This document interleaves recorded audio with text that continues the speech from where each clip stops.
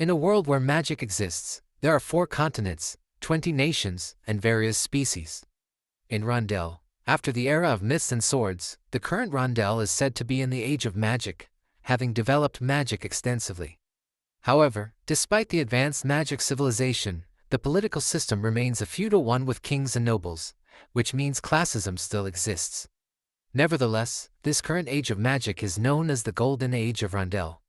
Also, on December 29, 1999, in the Magic Century, the day before the new century arrived, the will of an archmage named Manuel Lucas was revealed, turning the world upside down.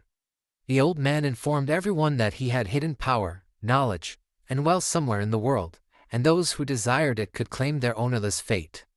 Manuel Lucas, the archmage who led Randelle into the golden age of the Magic Century and an archduke of the Bring-Up Empire, held the title of the Ninth Circle Lord Wizard. Upon hearing Archmage Lucas's message, citizens from various backgrounds set out on a quest to possess his legacy. Just like that, those who desired to find Lucas's fate embarked on their journeys, and numerous rumors spread. Some said Lucas's dungeon lay in the barren land of the dragons, while others believed his assets were hidden in the allied nations of Elysia, known for being a tax haven. There were even rumors of Lucas's sky fortress in the Sea of Storms, the center of the world. Regardless of their nationality, species, or social rank, everyone sought Archduke Manuel Lucas's fate. However, rumors remained mere rumors, and despite countless investigations, no one found a single clue. 20 years passed, and the mystery persisted. One day, a man found himself sweating as the system in front of him confirmed that he had acquired Manuel Lucas's fate. He felt a surge of excitement at this revelation.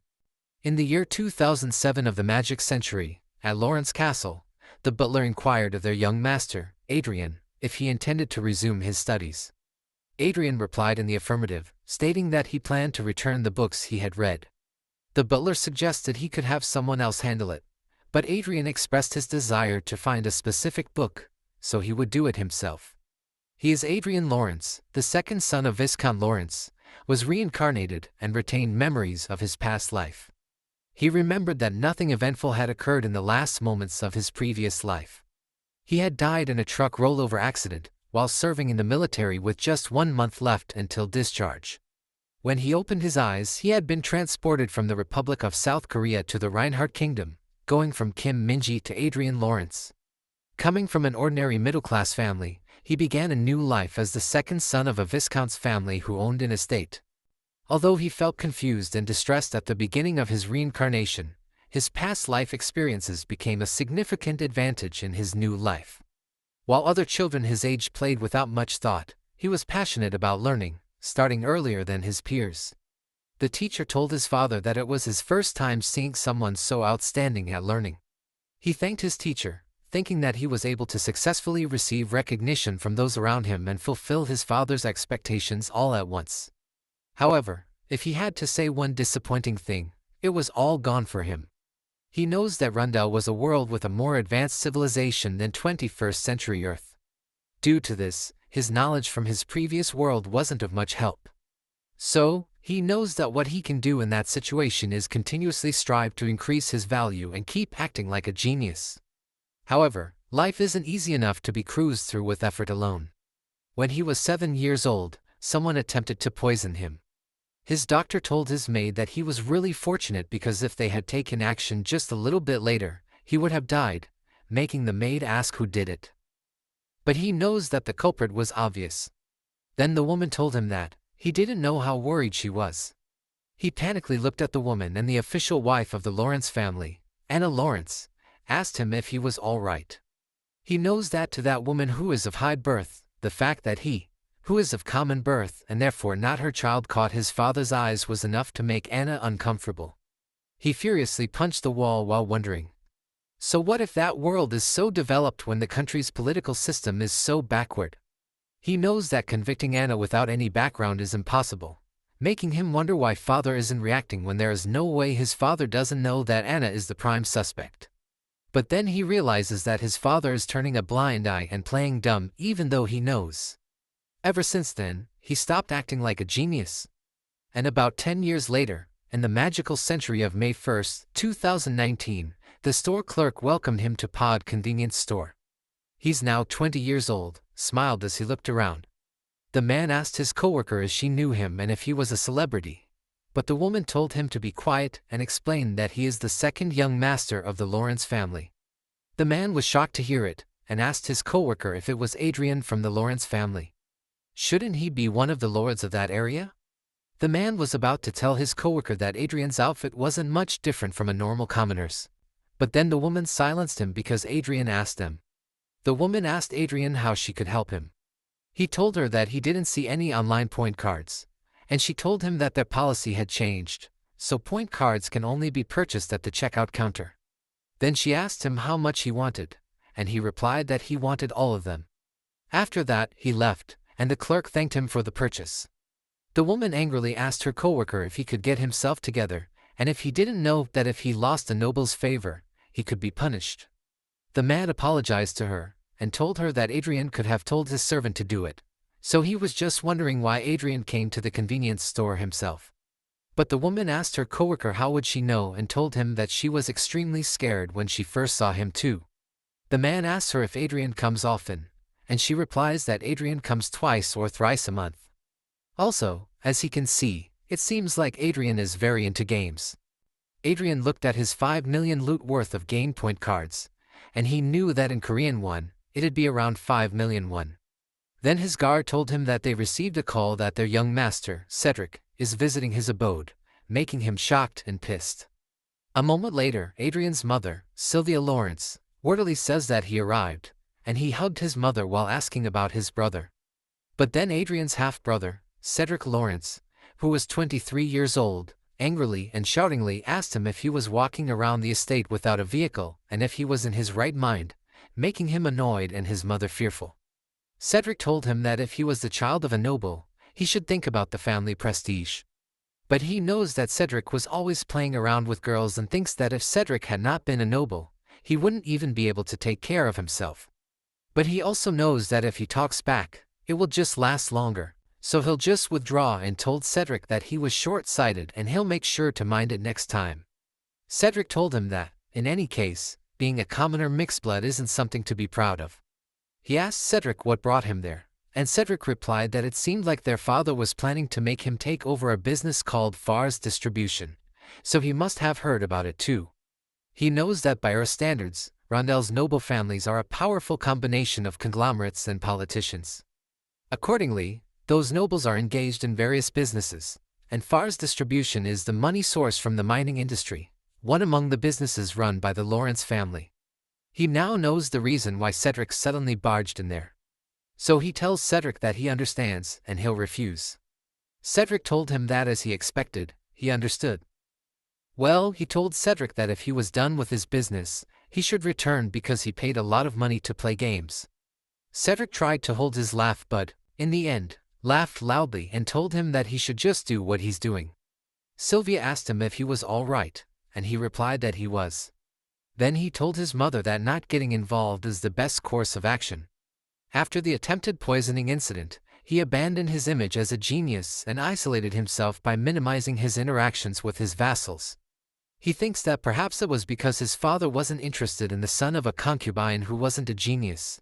His father became indifferent to him. Thanks to his father's attitude, he never encountered life-threatening situations again. Just like that, he lived for 10 years while trying to erase his presence.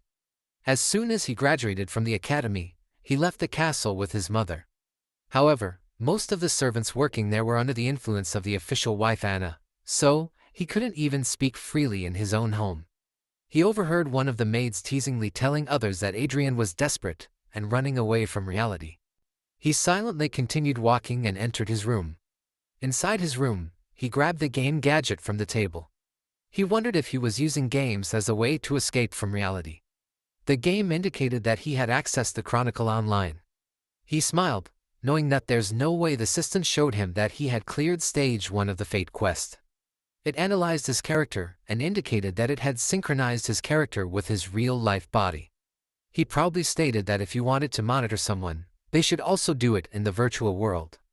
Then the system warned him that abilities in Chronicle Online would have an impact in reality. 10 years ago, when he was enrolled at the Royal Academy, he researched Manuel Lucas for his assignment. He discovered something unexpected when he saw Lucas's family crest.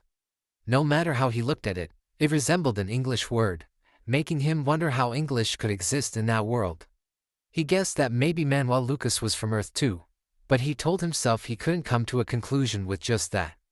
It might simply be a coincidence. However, it wasn't long before he could confirm that Archduke Lucas was indeed from Earth.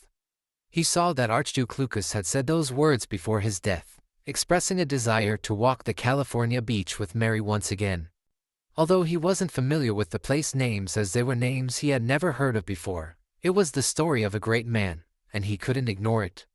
He recorded the Archduke's last message and noticed that those names were also written in the records of the butler who was by Lucas's side until the end of his life.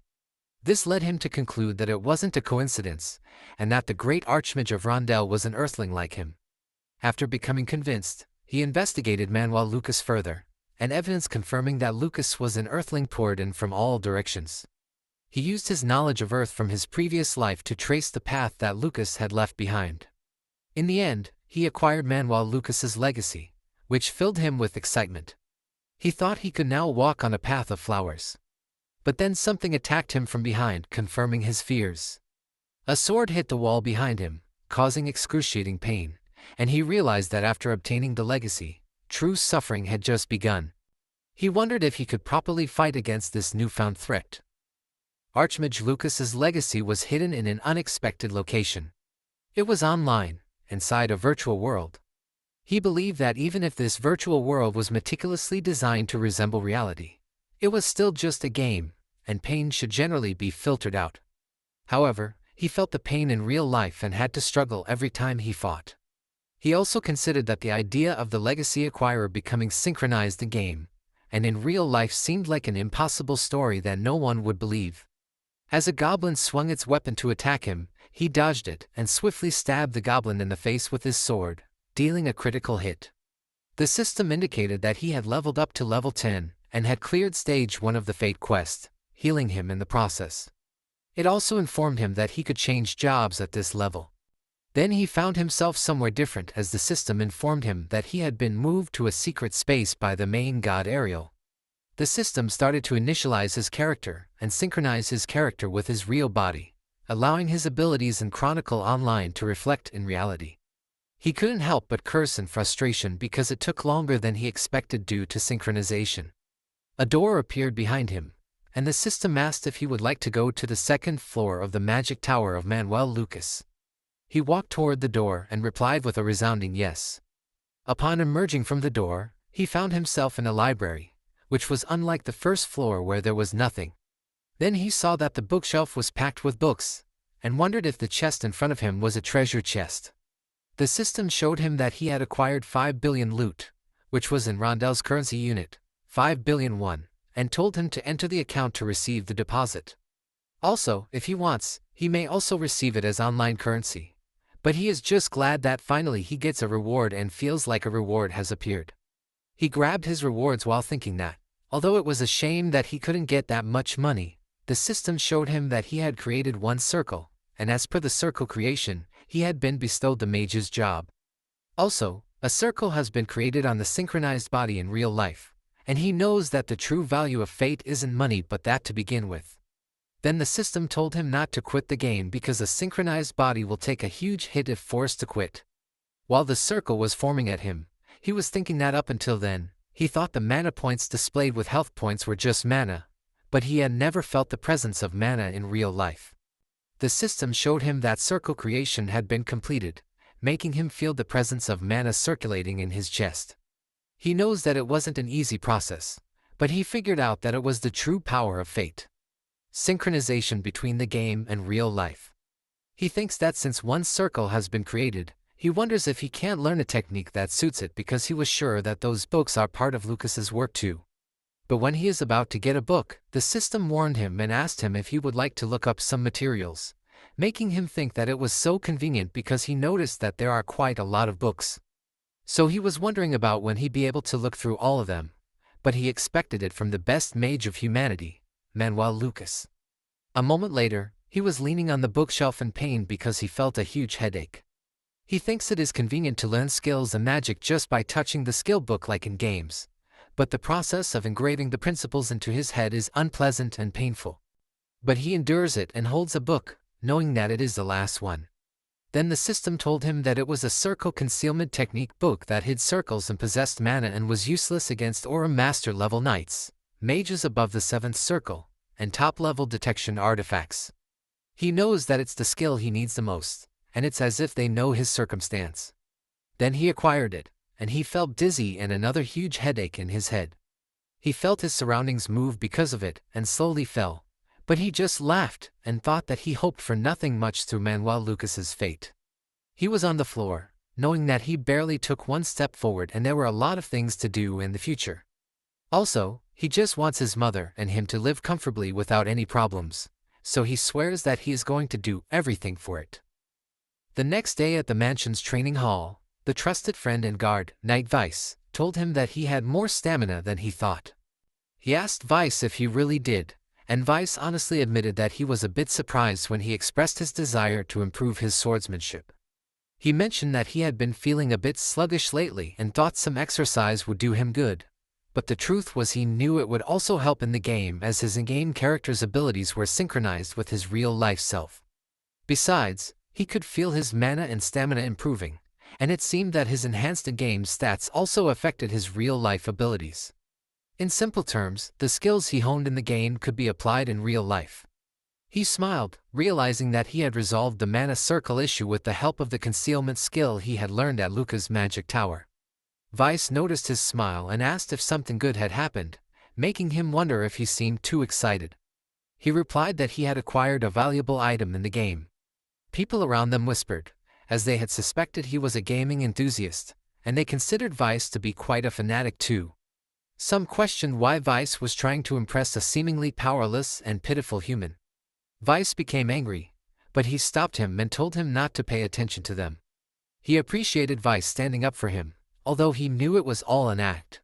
He needed to appear insignificant to avoid drawing the attention of Anna and Cedric, and being ignored as a worthless individual was currently the best situation for him. A minute later, he logged into the game, and Chronicle Online warmly greeted him.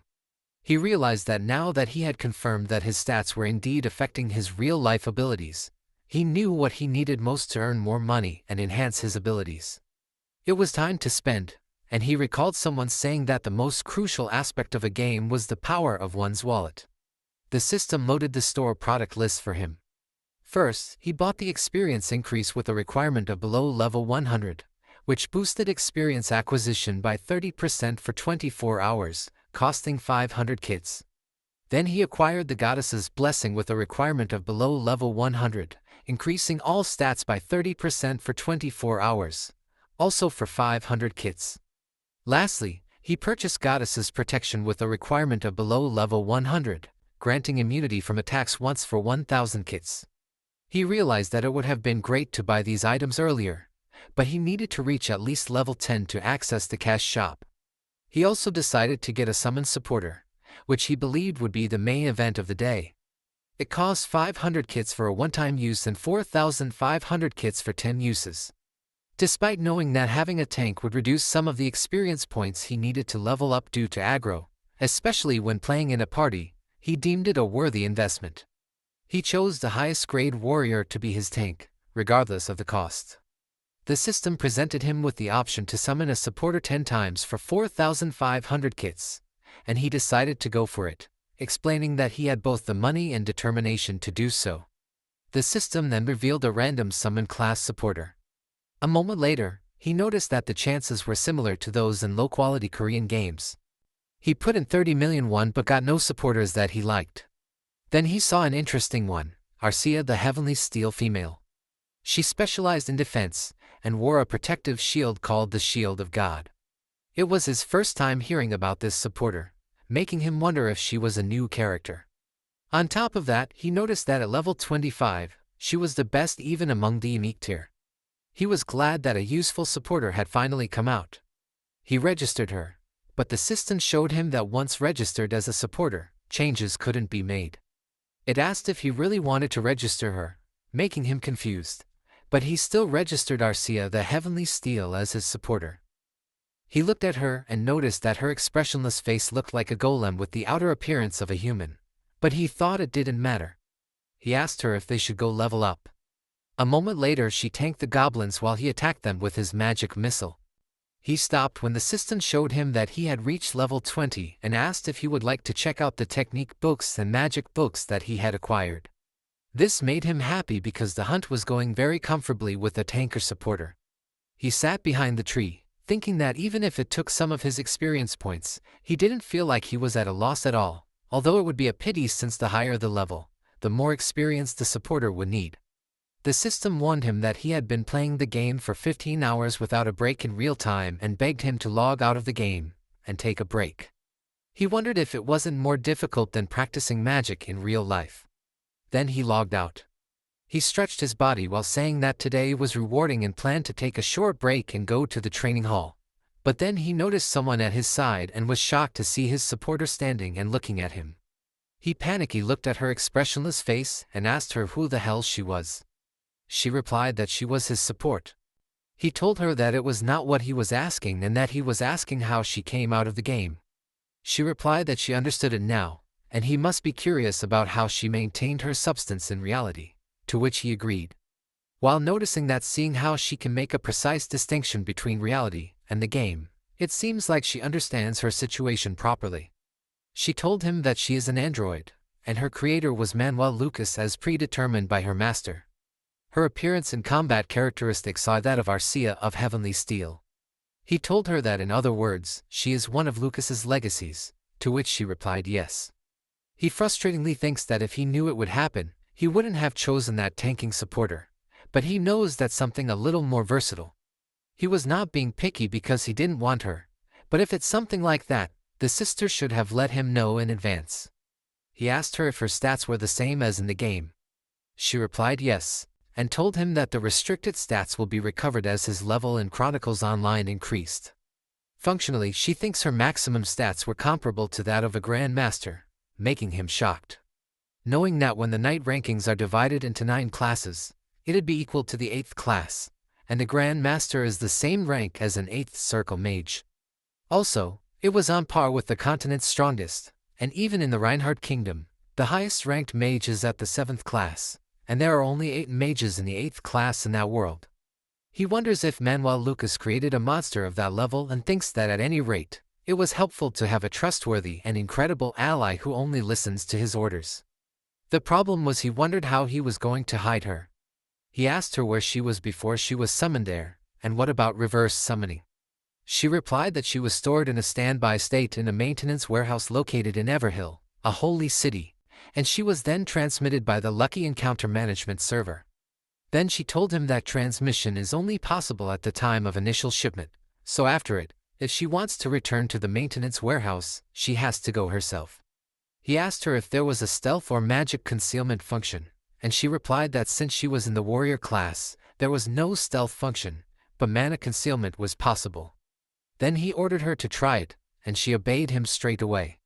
Then he noticed that the protective shield covering her armor disappeared along with the mana, and fortunately, like him, she has the mana concealment skill, so she won't be discovered by the knights. He said that there was no helping it, making her confused, and told her that his impression was already the worst. Anyway, a moment later, the people outside the mansion whisperingly asked if they heard the rumors that Adrien is now openly inviting a woman into the mansion, and the others replied that he heard it too. They say the maids caught him in the room with a woman. Also, they heard that they go everywhere together, and think that Adrien must be the most shameless person in the world. His mother asks him when he is going to get married and tells him that she doesn't mind if his girlfriend is a commoner, while Vice is shocked that he has already become an adult. He's shocked to see that he reached level 30 and his Lucky Encounter quest stage 2 with the condition of defeating the orc warrior Kantz and a reward to unlock Manuel Lucas's magic tower 3rd floor. He thinks if he plays the role of an immature young master who brings a strange woman into his mansion, no one will suspect Arcia. Although his mother's reaction is quite embarrassing, then he asks Arcia what happens to her real-life body when she is connected to the game. She replied that it'll be switched to eco mode, so it's like her taking a break. However, her monitoring function is in operation for his protection. He asks her if it means if there is a problem outside, She can let him know or respond right away, and she replies yes while looking at their side. Suddenly, a loud growling sound can be heard, and Arcia shields him while he asks her if it has begun, to which she replies yes. While a huge monster is walking closer to them, the orc warrior Kantz with health points of 5,500 glared at them, and the Fate Quest Stage 2, defeated orc warrior Kantz, started. Kantz called him human, and told him that he could become special if he got rid of him. Then the system warned him using consumable attack items such as bombs and scrolls is impossible, making him notice that the use of items that make hunting easier is prohibited. He asks Manuel Lucas if he wants to raise his disciple to be strong. He called Arcia, knowing that it won't be easy to beat the guy. Kantz swung his sword forward while telling him to die. But the sword hit Arcia's shield and made it bounce back a little because of the force, making him shocked and confused. Then he aimed at Kantzon, attacked Kanzasai using his magic missile. The system showed him that his attack crit, and Kanzas' health points decreased to 4,300. While slowly falling, he was thankful that he covered his entire body with high-quality equipment because the power of his magic missile had surpassed that of a first circle. He thought that if it was a monster of the same level, he could easily one-shot one kill. But then he heard a sound to his side, and Kantz attacked him. Fortunately, Arcia blocked it in time with her shield. He says that it was crazy and notices that despite Kantz's absurd health points, Kantz was clearly critically wounded. He asks if Kantz is abnormally tough. While Kantz continuously hits our shield, he knows that he will die if Kantz hits him even once, and he is glad that Arcia is there with him. Also, it would be a lie if he said he wasn't nervous with an enemy charging at him with that kind of force. He knows that he already died once. Then he activated his magic dig, which means earth-digging magic, and made Kantz trip and fall hard on the ground. While he thought that at that level, there was no way he was letting his fear cloud his judgment, then he ordered Arcia not to let Kantz get up while he was attacking him, to which she replied yes. He continuously attacked Kantz, who had 3,900 health points, with his magic missile until Kantz stood up with 50 health points. He teasingly told Kantz that he was persistently making Kantz angrier and launched his sword once again. But he just aimed his finger toward Kantz, and told him that it would have been better to put the sword down and act out some ground techniques. Then he activated his power and used his magic missile once again, which defeated the orc warrior Kantz. The system showed him that he had cleared Fate Quest Stage 2, and the conditions for opening the next area of the Magic Tower had been met. So, Manuel Lucas' Magic Tower's third floor has been opened. At the same time, in Viscount Lawrence's office, he was silently looking out of the window. Anna asked him what he was thinking about. Viscount Lawrence looked at Anna silently. She told him that it was late at night, and he was all by himself. Then she asked him if it was because of the news that Adrien brought a commoner woman into the mansion. Rayford called her name, and simply gave her an envelope. In it, she read a convocation order of local forces that says the possibility of war against the Croixan Empire increases. The troops from each territory are gathered to form local forces, and Viscount Lawrence will join the Western Command with 5 vanguards, 50 knights, and 1,000 soldiers. She asked him if he was planning on sending Cedric to battle, but he just kept silent. Then Anna begged him to send Adrien because Adrien just plays the game every day at the mansion. She told him that as a member of the Lawrence family, Adrien should act his part sometimes. But he just asked her if she is going to summon and use Adrien when it's necessary after leaving Adrien alone all that time. She told him that it was what Adrien wanted himself and that up until now, Adrien enjoyed the rights of nobility to the fullest. But he just asked her if it was really what she thought, and she asked him back what he wanted to say. But he just silently glared at her for a moment, and told her that Cedric is the successor of the territory, and he will make sure that she and his father-in-law will not be bothered by anything from now on. So she should just follow his decision this time, making her angry and silent. Then Rayford told her that as she said, he would send Adrien to the battlefield this time. However, when Adrien returns, he will make Adrien completely independent, and he hopes that Adrien and Sylvia will not be put in danger in the future, which includes any surveillance and secret investigations. He asks her if it should be enough and tells her to stop now and let Adrien be free. The next day, Vice happily told Adrien that his physical strength had improved dramatically thanks to his consistent training over the past few days. He couldn't believe he was improving that quickly. Then he told him that if he had worked that hard since he was a teenager, he would have become a great man. But he just smiled, knowing that, of course, his skills have improved since he's already level 30 and has reached stage 2 of the Fate quest. Then he remembers that the reward of that Fate quest was quite satisfactory as well, because on top of receiving a lot of money and forming his second circle, he even gained a subspace. It was like the inventory in the game. He now had his own treasure chest to hide necessary items. So if he takes good advantage of it, besides simple storage, he can use it for other things too. He thinks the fact that the stats in the game are reflected in reality. Depending on his effort, he can become a mage while possessing physical abilities comparable to that of a knight. And if he can completely absorb the stats received from Fate, he may even become a more fearsome monster than Archmage Lucas. Then he told Vice that now he had finished resting, they should continue. But then the other knight called him to tell him that their lordship had summoned him to the castle. A few days later, at Lawrence's castle, he was thinking about why his father called him. Cedric, in an angry tone, asked their father why Adrien was representing their family on the battlefield. Rayford explained to Cedric that he is the sole heir of their family, so he couldn't allow him to be on that dangerous battlefield. Sylvia inquired if Rayford was implying that Adrien wasn't as important as Cedric. Rayford replied that there's a difference in Adrien's value compared to the family heir. Adrien couldn't believe that Rayford had really called him in to say this, and it was making him quite upset. However, he also thought that it wasn't all bad for him. Anyone could enter the game with the headgear, and since he was a substitute for the heir, no one would interfere with him. More importantly, once he got out of there, he could escape Anna's watchful eyes. So he told Rayford that he understood and would participate as a representative of their family. Rayford thanked him, but Cedric issued a threat, saying he wouldn't say more since it was their father's decision. However, he warned that he wouldn't sit back if Adrien defamed their family, finding it somewhat amusing that Cedric was saying this to his younger brother who was going to war for him.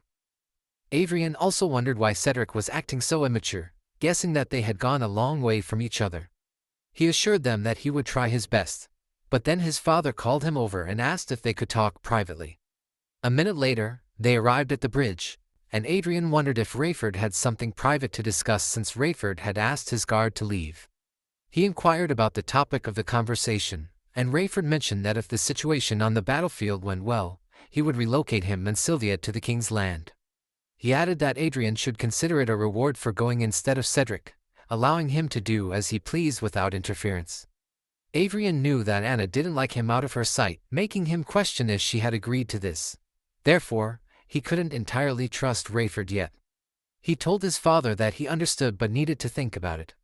Rayford acknowledged Adrien's lack of trust, and he tells Rayford that he needed to come back alive from the battle to really think about it. Rayford sighed and got something from under his coat, leaving Adrien to wonder what it could be. Rayford gave it to him and explained that it was artifacts with a 5th class auto shield and a 7th class great shield, which would be helpful since the battlefield doesn't allow teleportation. He was surprised to see it, knowing that those are extremely valuable, and thanked Rayford. Then his father told him that he would have to stay conscious to survive, but then he felt someone glaring at him from inside and saw an angry Cedric and teasingly smiling Anna. He smiled back, knowing that of course they were watching him, and called them obnoxious in his head. Rayford looked at them too while telling him not to worry about Sylvia and to take it easy. He remembered that when someone had tried to poison him at the age of 7, his father's response was disappointing, and his father disappointed him multiple times afterward. But surrounded by enemies, the only one he could trust right now was his father. He told Rayford that of course he would trust him, making Rayford surprised, and he agreed. A moment later, Rayford was in his room alone and felt a huge headache. Then he used his pain mitigation magic and felt a little relieved thanks to it. After regaining his composure, he stood up and thought that he knew Adrien had been acting differently ever since the poisoning incident. Meanwhile, in Adrien's mansion, his mother was crying. He told his mother not to worry too much because she knew that he could take care of himself. But Sylvia still worriedly asked him what if they hurt him after bringing him to the battle. However, she was shocked to hear him tell her that it was good for him, and that it's better to have more primes on their name to get rid of them. Sylvia asked him what he meant and what if someone heard them, but he assured her not to worry because Arcia was on guard at the door. He told his mother that he was not just taking hits anymore because it's almost over and asked her to wait a little longer. 2 days later, on Lawrence Army's dispatch day, the staff, including Harmon, nervously asked him who that lady was. He asked Harmon back if he didn't know Arcia. Harmon told him that he had heard about their relationship but was unsure about bringing his lover to a possible battlefield. Inside the levitation train's conference room, he told everyone that he wouldn't discuss Arcia further, so they should think of her as his secretary. Harmon replied that if he insisted, he understood. He knows that he can't leave Arcia behind, and she will save him with her life if things turn out badly, especially because Arcia leveled up so much recently, and her stats are close to an official knight. One thing to prepare before the battle is enchanting himself for survival. He spent 200 million in 2 days in the game, and cleared the 3rd level of a lucky encounter with money. Now, he was right before the 4th level, and the rewards for the 3rd level were costing 100 billion each. The Almighty Cure, 3 bottles of elixirs.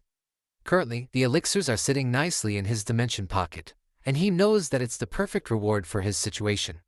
Then he figured out that he couldn't waste any more time because the 4th level was waiting. So he told everyone that he would be resting in his room, so they should message him if there was anything. Harmon asked him what he meant by message, and he replied that he was going to play more games. Harmon was shocked to hear it, but he just asked him if there was a problem. Then someone angrily said that the rumors were true, making Harmon warily call the man Sir Dalton. He notices that Dalton is a vanguard, and a vanguard is a special force armed with force armor and a force sword.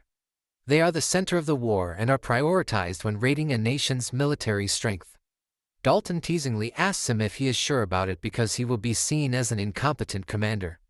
He tells him that his reputation isn't really good already, and he brought a girl to battle, but he was going to play a game. Dalton also told him that he understood the girl part since Arcia was pretty. Then a man called Dalton glaringly told him to watch his mouth, making Dalton shocked in fear. A vanguard and vice leader of the Knights, Will.i.am, apologizes to him because his underling overstepped his boundary. He tells him that long travel like it requires a sideshow. He noticed that Will.i.am had a cold look different from his speech.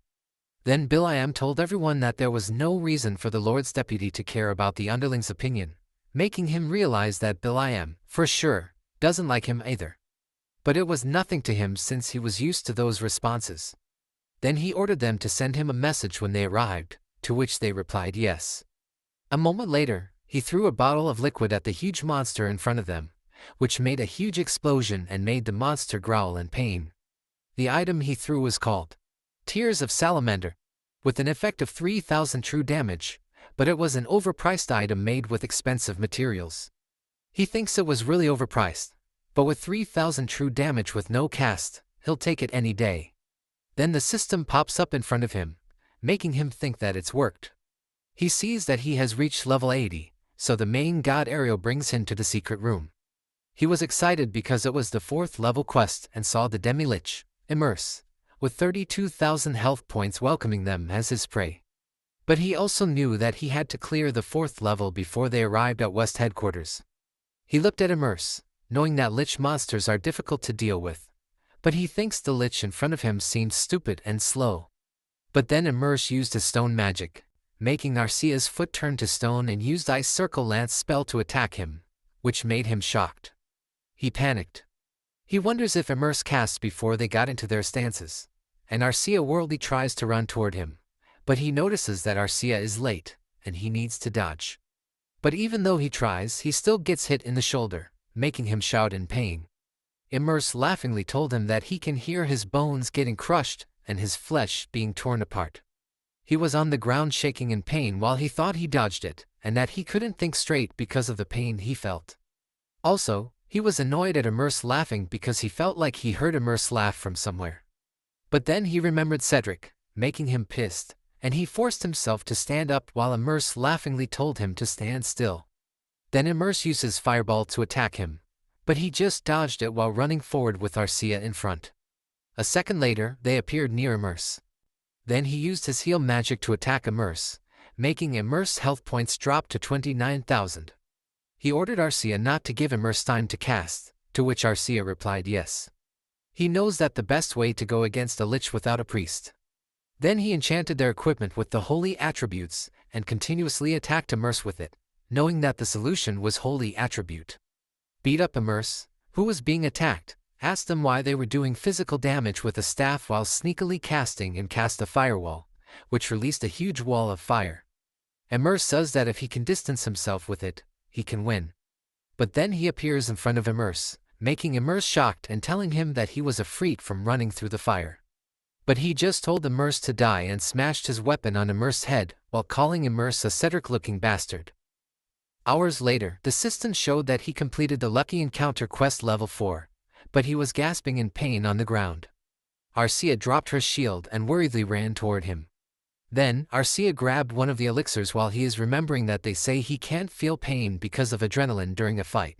But as soon as the fight is over, he can feel it all. Arcia put the elixir in his mouth, and he slowly healed while he thinks that the servant opened the master's inventory by her own will, which means Arcia is really special. Then he thanked Arcia and told her that he felt much better.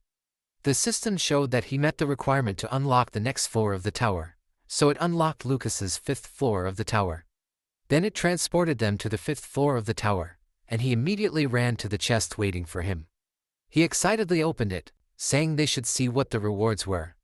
This time, the system showed that he acquired 500 billion loots and acquired all-around glasses. He wondered what it was and knew it couldn't be random since it's a gift from Archmage Lucas. He opened the glasses' detailed description and saw that it was glasses with analysis, observation, clairvoyance, and enhanced vision. It analyzes a living thing, where objects use purpose and stats. It verifies the emotions of a living being and the truthfulness of a conversation. It can see through an obstacle, and it can see something at a distance of hundreds of meters to several kilometers away. He thinks he can see who are allies or enemies, which means it was a useful item for a doubtful person like him. Also, because he completed the quest, the 4th circle is generating for him. The next day at West Headquarters, the man asked if it was the second son of the Lawrence family because he thought the bigger one would come from the Lawrence family. The other man replied that his name was Cedric or something, and he heard Cedric got everyone's attention at an early age because of his talent. But then the man replied that it was probably the younger one, not Cedric, because he heard Adrien became a fool after eating poison. Without them knowing that he can hear them, he happily told them that indeed he was the younger one who ate the poison. One of the men told him that he doesn't really see a fool and can't trust rumors after all. Then one of the men introduced himself as Viscount Evans, the local headquarters chief of staff, and the other man introduced himself as Viscount Miller, the headquarters support chief of staff. He bowed respectfully and told them that it was his honor to meet both of them. Evans looked at the monitor and asked him to confirm if their Viscount's troops were 5 vanguards and 50 knights. He replied that it was correct and told them that it was 5 vanguards, 50 knights, and 1,000 soldiers. Evans told him that he didn't have to report about the soldiers because that war will end with just vanguards. He just smiled. But the truth is he can't believe they're treating elites armed with artifacts like this. He knows that vanguards are monsters that only great wizards of the 7th circle or above can handle. So sadly, what Evans was saying is all true, and he remembers that Archduke Lucas was the one who made the vanguard system. Evans told him that Lawrence's army had been organized as the 2nd Independent Brigade under the command of the 3rd Division, so he should make sure to look after Division Commander Earl Otis as the Brigadier. He politely replied yes, knowing that Earl Otis was the Great Lord of the East. After that, he told everyone that Lawrence's army had been organized as the 2nd Independent Brigade, and that they should move while hoping that this one had some elasticity. A week later, inside the game, he was excitedly thinking that Commander Otis was the best, while Arcia was busy hunting monsters behind. He thinks the best superior is an absent superior and remembers a man reporting to him that Commander Otis would be commuting back and forth with teleports until the war begins, making him wonder if Otis was commuting while leaving his army there when war could happen at any time. He knows that Otis's actions were absurd but good for him because it allowed him to play the game without any concerns. While he was busy looking at his stats, Arcia called him to report to him that someone came into the room, making him shocked and immediately logged out of the game. When he pulled out the game gadget, he saw Arcia stopping Dalton, who was wondering where that strength was coming from. Arcia wore his glasses while wondering why Dalton walked in there. Then he looked at Dalton while wearing his glasses and saw that Dalton's status was horny. He walked closer to Dalton and told him that he better explain what was going on there.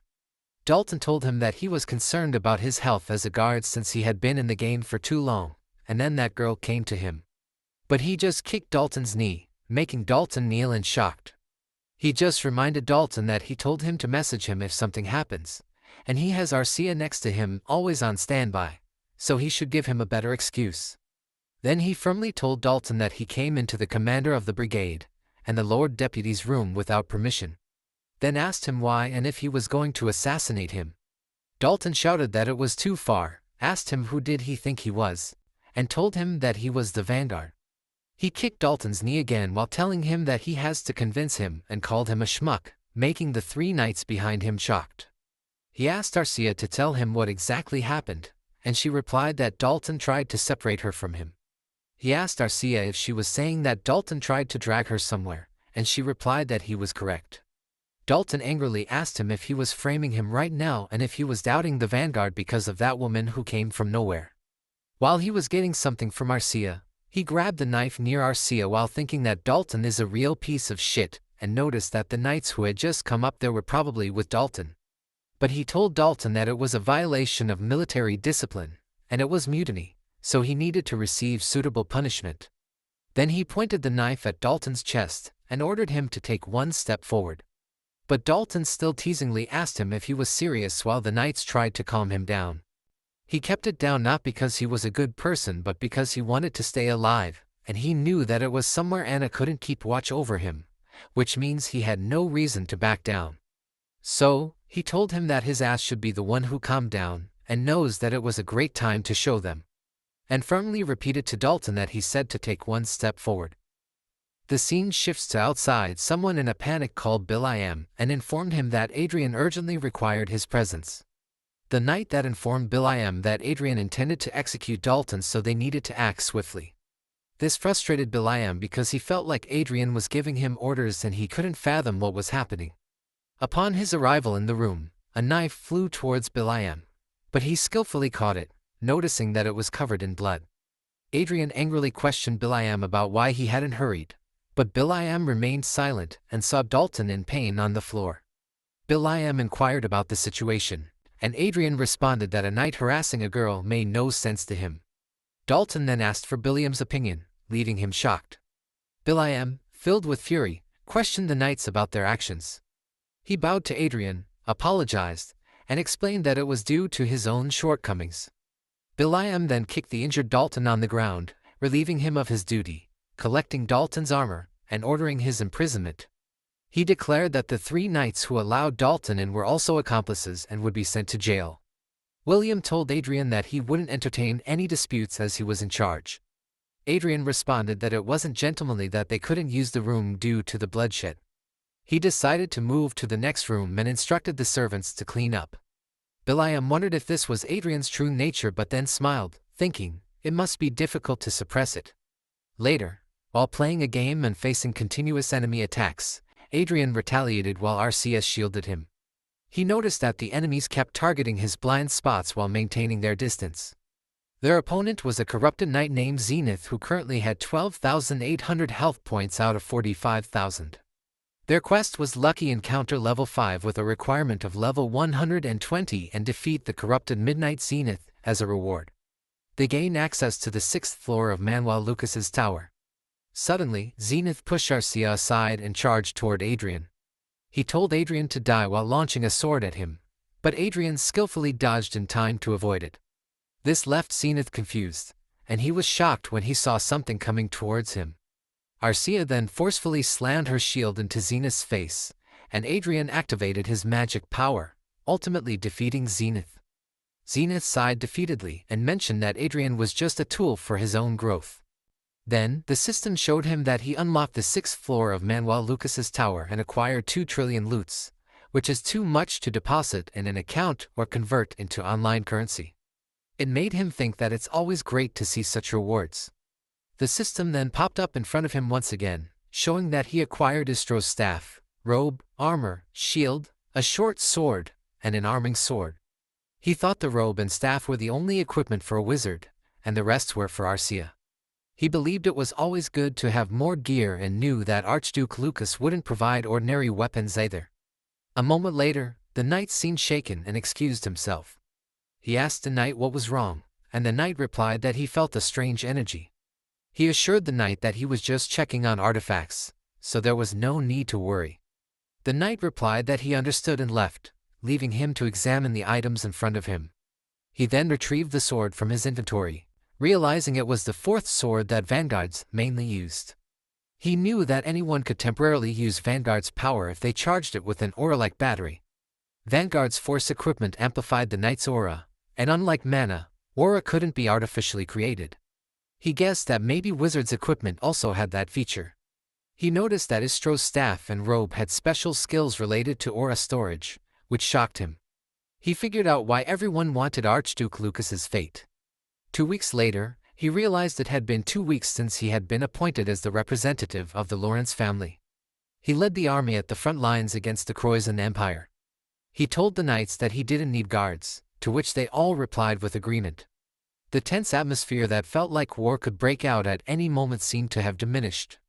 They had been just sitting, but everyone was still apprehensive of him after the Dalton incident. He thought it was a good thing he had shown them who he was. However, one odd thing was Billiam's attitude towards him, which had turned friendly. He always noticed that Billiam was curious and cautious around him. He guessed it didn't really matter since he could focus on the game without any interference. Then, he looked at Arcia, who now had the status of happy. He was confused because he had never seen that before. He wondered if she was happy because they had gone out for a walk, making him think of her like a puppy. Seeing her, he realized that even a homunculus had emotions, and he still didn't know much about her. Her individuality was weak, so he believed she definitely had likes and dislikes. He covered his face as leaves flew around them and saw a beautiful view in front of him. Then, he looked at Arcia and saw that she was very happy, which made him silently laugh, leaving Arcia confused. A moment later, they reached their base, and he told Arcia that they should go for walks more often, to which she agreed. But then, a man confronted him, and he asked the man if there was a problem. Suddenly, the man shyly asked him if he would like a drink, if he didn't mind. He noticed that the man's name was Lopez, with a status of embarrassed and awkward. Then he noticed 2 other knights laughing behind them, making him understand what was going on. He asked Lopez if they told him to do that while pointing to the 2 knights behind him. However, he thought there was no reason for him to go along with it, so he walked away, telling Lopez that he had no interest in it. But then he stopped walking and asked Lopez why he became a knight. Lopez apologized for disrespecting him and said he didn't think it was necessary. However, he didn't mean it that way because it was the first time he had seen someone with more than 2 exceptional talents other than a homunculus. He knew that Lopez had a very high aptitude for mana and rare traits, making him wonder why Lopez was serving under other knights. But he thought it wasn't his problem. He then apologized and told Lopez that he could have been more successful if he became a wizard. This left Lopez shocked and confused as Adrien told the other knights to stop bothering him. When he arrived in his room, he thought it was a waste not to get involved with Lopez because he didn't want any problems. However, Lopez's talent was going to waste. He also believed that if Lopez could use magic along with the Vanguard's force equipment, Lopez could become a magic swordsman. But he knew that having talent didn't guarantee success. Nevertheless, Lopez had become a knight at an early age, so there was a chance. If he could recruit Lopez, it would be great. The problem was Earl Otis because Alan Lopez was a knight in a different earldom. He needed Otis's permission to recruit Lopez, which made him wonder if he should bribe Otis. He thought it wasn't a bad choice considering Otis's personality. He didn't know how useful high and very high talents were, but he knew he needed to start building his influence, and now was the best time as he was away from the earldom. Also, he knew what to do next and told Arcia that they would be busy. On the other hand, Lopez was walking in the corridor when he remembered Adrien telling him that he could be successful if he became a wizard. Instead, he thought that at first, he just believed Adrien was an arrogant aristocrat. But for Adrien to think he should have become a wizard instead of a knight, he was also considering it. Then he informed his commander, Otis, that he came as per his orders. He walked inside the room and asked Otis if he was looking for him. He was thinking that he knows rumors are not always right, but if it's to that degree, it is a bit scary. Otis warmly welcomed him, and he saw Adrien sitting in front of his commander, making him wonder why Otis had called him. Otis told him that he probably already knew, but the man in front of him was the representative of the Viscount of the Lawrence family, Brigadier Adrien Lawrence. Then Otis told him that from then on, he would serve Adrien as his lord, which left him confused.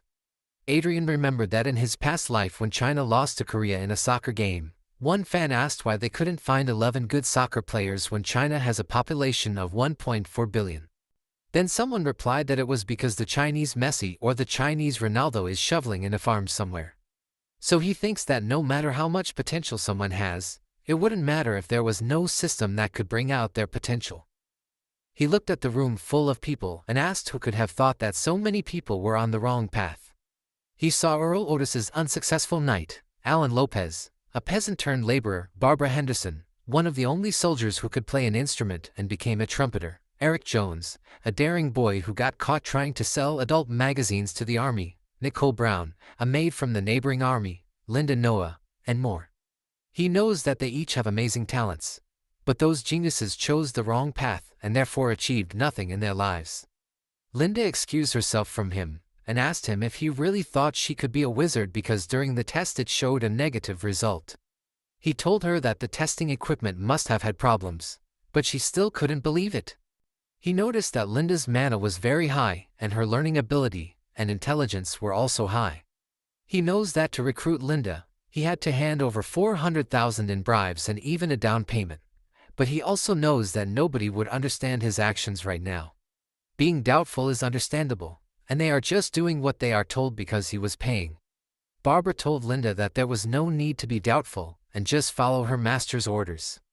He saw that Barbara's physical ability was very high, and her aura was strong. Then he remembered that Barbara came with Nicole Brown to train in sword aura and had a special talent. He believed Barbara almost wasted his life by doing only labor, and he doesn't know why. However, Barbara listens to him well. Then he asked them if they chose their outfits, and told them they were not in the barracks but in the royal palace, which is 100 kilometers away from the barracks. He noticed that everyone was somewhat frenzied. He thinks it was probably their first time in a luxury clothing store. Then someone told him that he'd pick it, and he told him that it fit him well. Eric Jones holds significant political power, his administrative power is high, and his trade is being a smooth talker. Eric tells him that he shall follow his lord's orders. He thinks Eric's abilities could be more useful and rarer than magic or swordsmanship. Then he told everyone not to look at the price tag and choose what fits them best. He knows that even if they have talent, if they are nurtured they are useless. So they will start training outside their military bases and receive tailored education.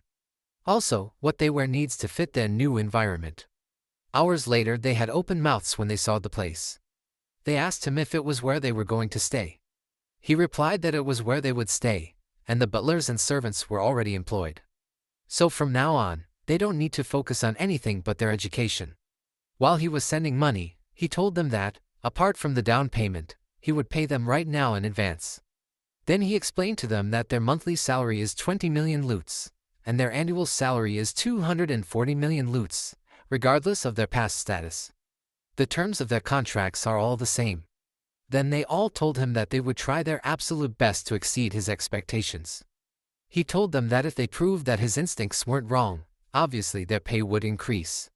He understood if their development was slow, even if they gave it their all. So they should work hard to avoid disappointing him.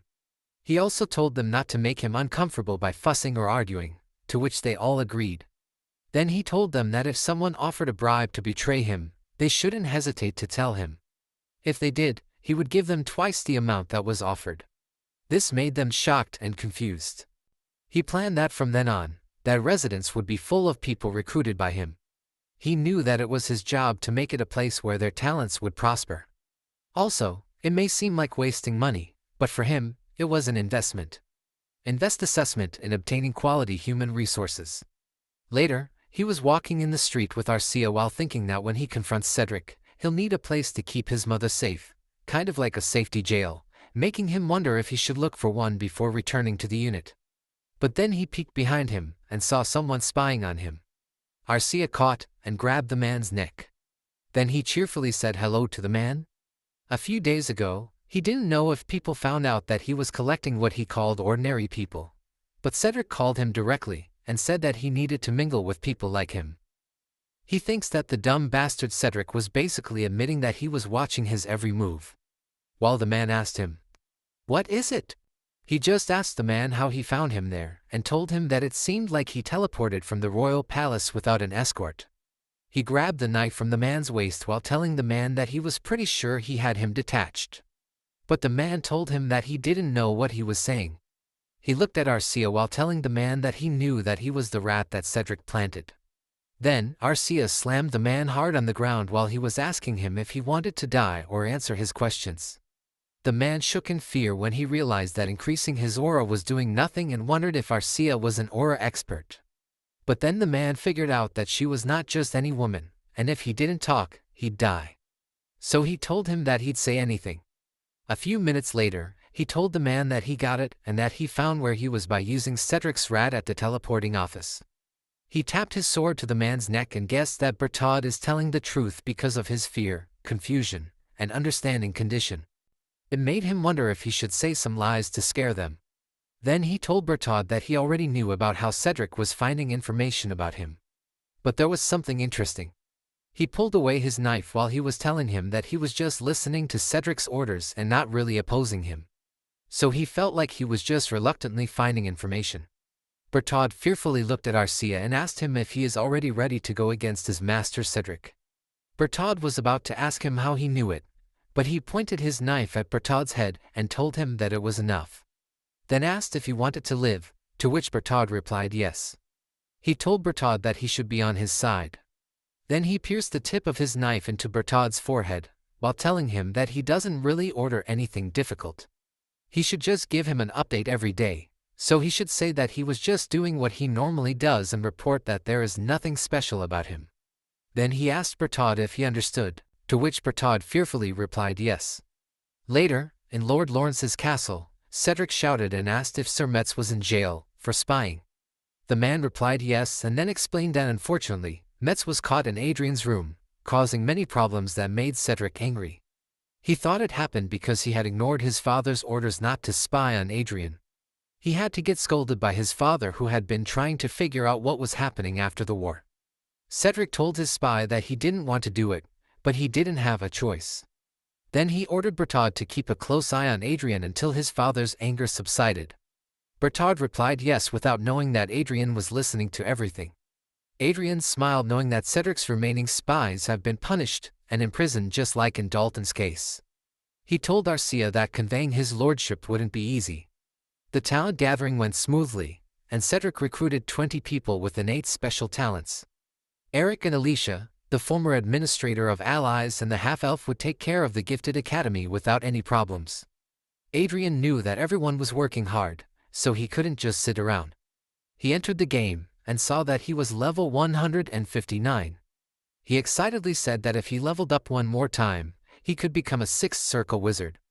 However, he was shocked when a system warning popped up, telling him that an emergency had occurred, and their division commander had issued an emergency order. He logged out, knowing that his current location was on the front lines, and he realized that if something had happened there, it would be a huge problem. He came out of his room and asked Miller panically what had happened. Miller told him that the Croizon Empire's Sky Fortress had crossed the border, and they were currently trying to gather details, making him wonder if everything had been calm before the storm. They all gathered in the meeting room, and Otis told them that once the local forces had been ordered to stand by, they should put the troops on the Leviathan train so they could be dispatched at any time. For some time, all the resting and eating would be done inside the train. He was worried that Otis clocked out earlier but was relieved that he was there. Then Commander Otis told them that from that moment on, spatial coordinate interference had begun across the entire front line bordering the Croizon Empire. They should not even think about teleporting because it was just suicide. While he was thinking that if Otis wasn't there, they would have had to plan all that without a commander, but it was a good thing that the Croizon attacked during the day. Then Otis looked at him while saying that from now on, he'll cut off all personal communication between troops except for colonel and above ranks, so they should only use a radio to communicate.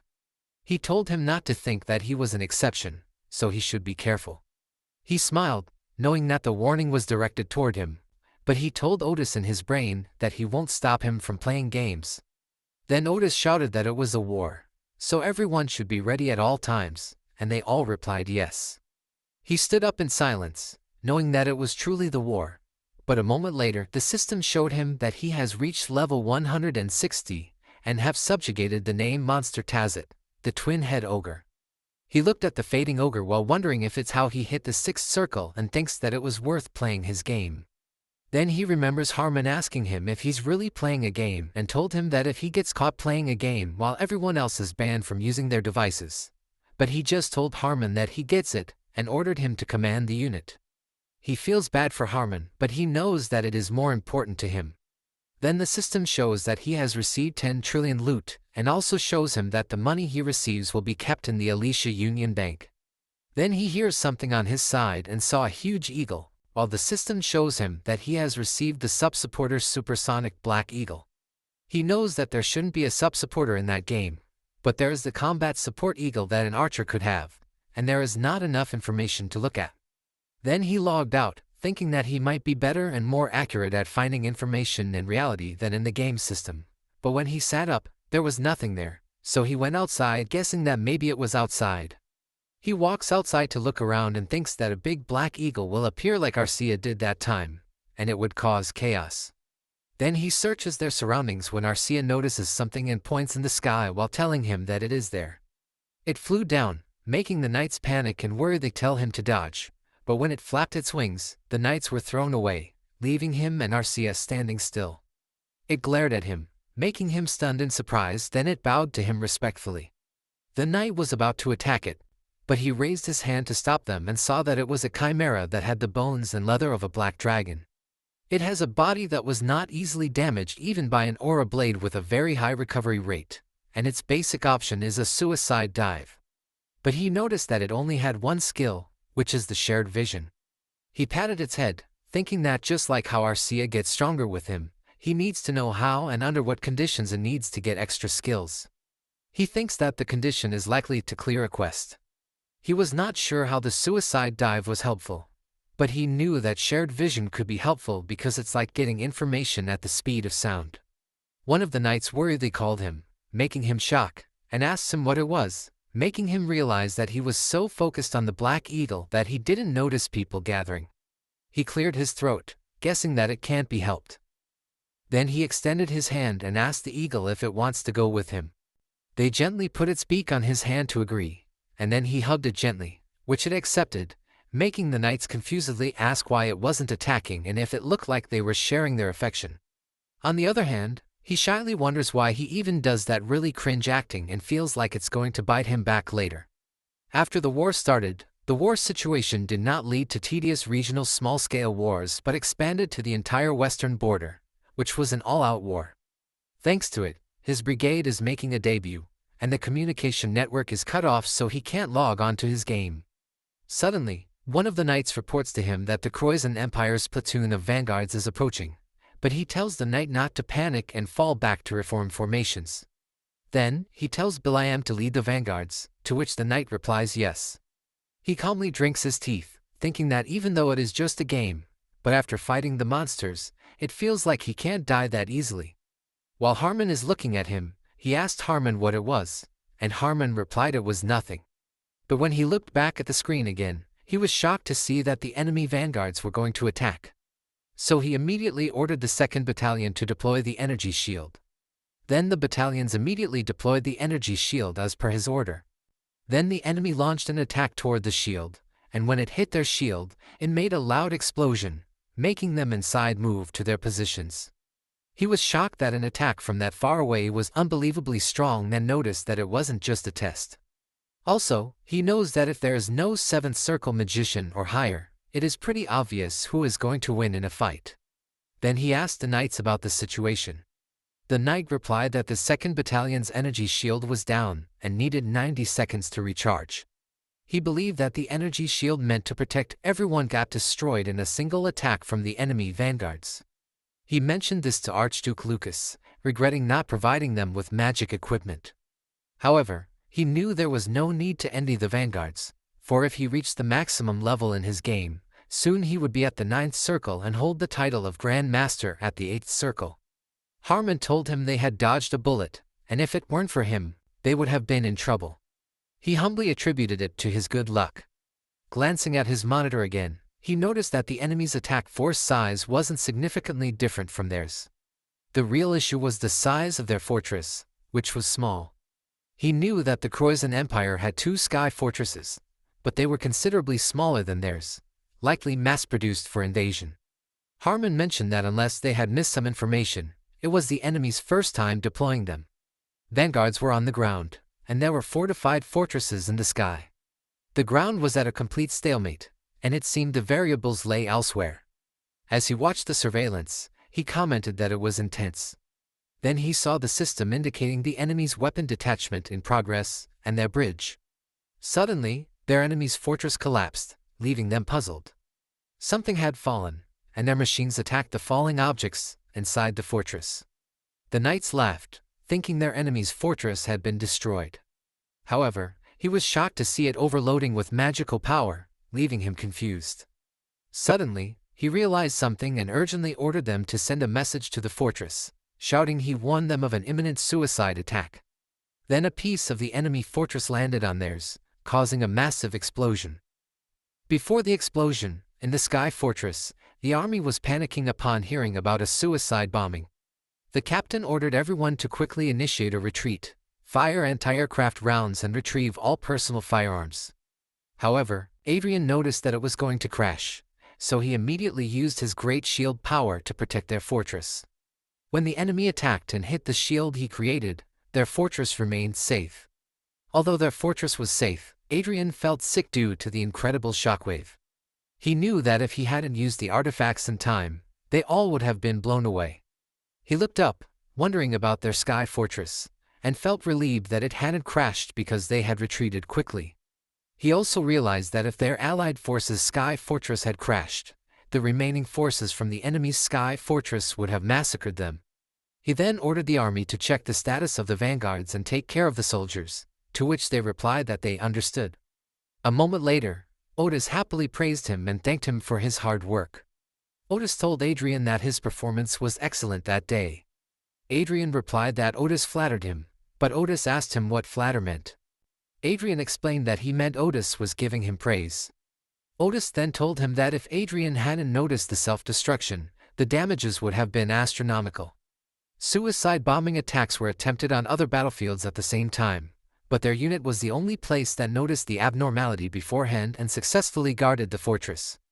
Otis also informed Adrien that he had told the local commander that today's victory was thanks to him, so he would receive a decent reward. Adrien thanked Otis, and Otis humbly told him that it was the superior's duty to ensure that their subordinates receive appropriate recognition when they make a contribution. Adrien smiled, wondering why Earl Otis was surprisingly reasonable. Then Otis mentioned that there were some strange rumors going around about Adrien. Adrien asked what rumors Otis was referring to. Otis replied that he heard Adrien had tamed a mysterious giant eagle. Adrien confirmed this and said that the way he communicated with the black eagle was truly mysterious. He added that he didn't know about the communicating part but found the eagle fascinating. Otis happily patted his shoulder and said that communicating was all right, as animals understanding them would be quite a wonder. Another man chimed in, saying that if it's a large black eagle, it's probably a species called Altair from the holy city Everhill. They are rare birds born with a high level of mana and are said to be able to fly for 5 kilometers at a time. Adrien replied that he didn't know about it but secretly knew it to be true.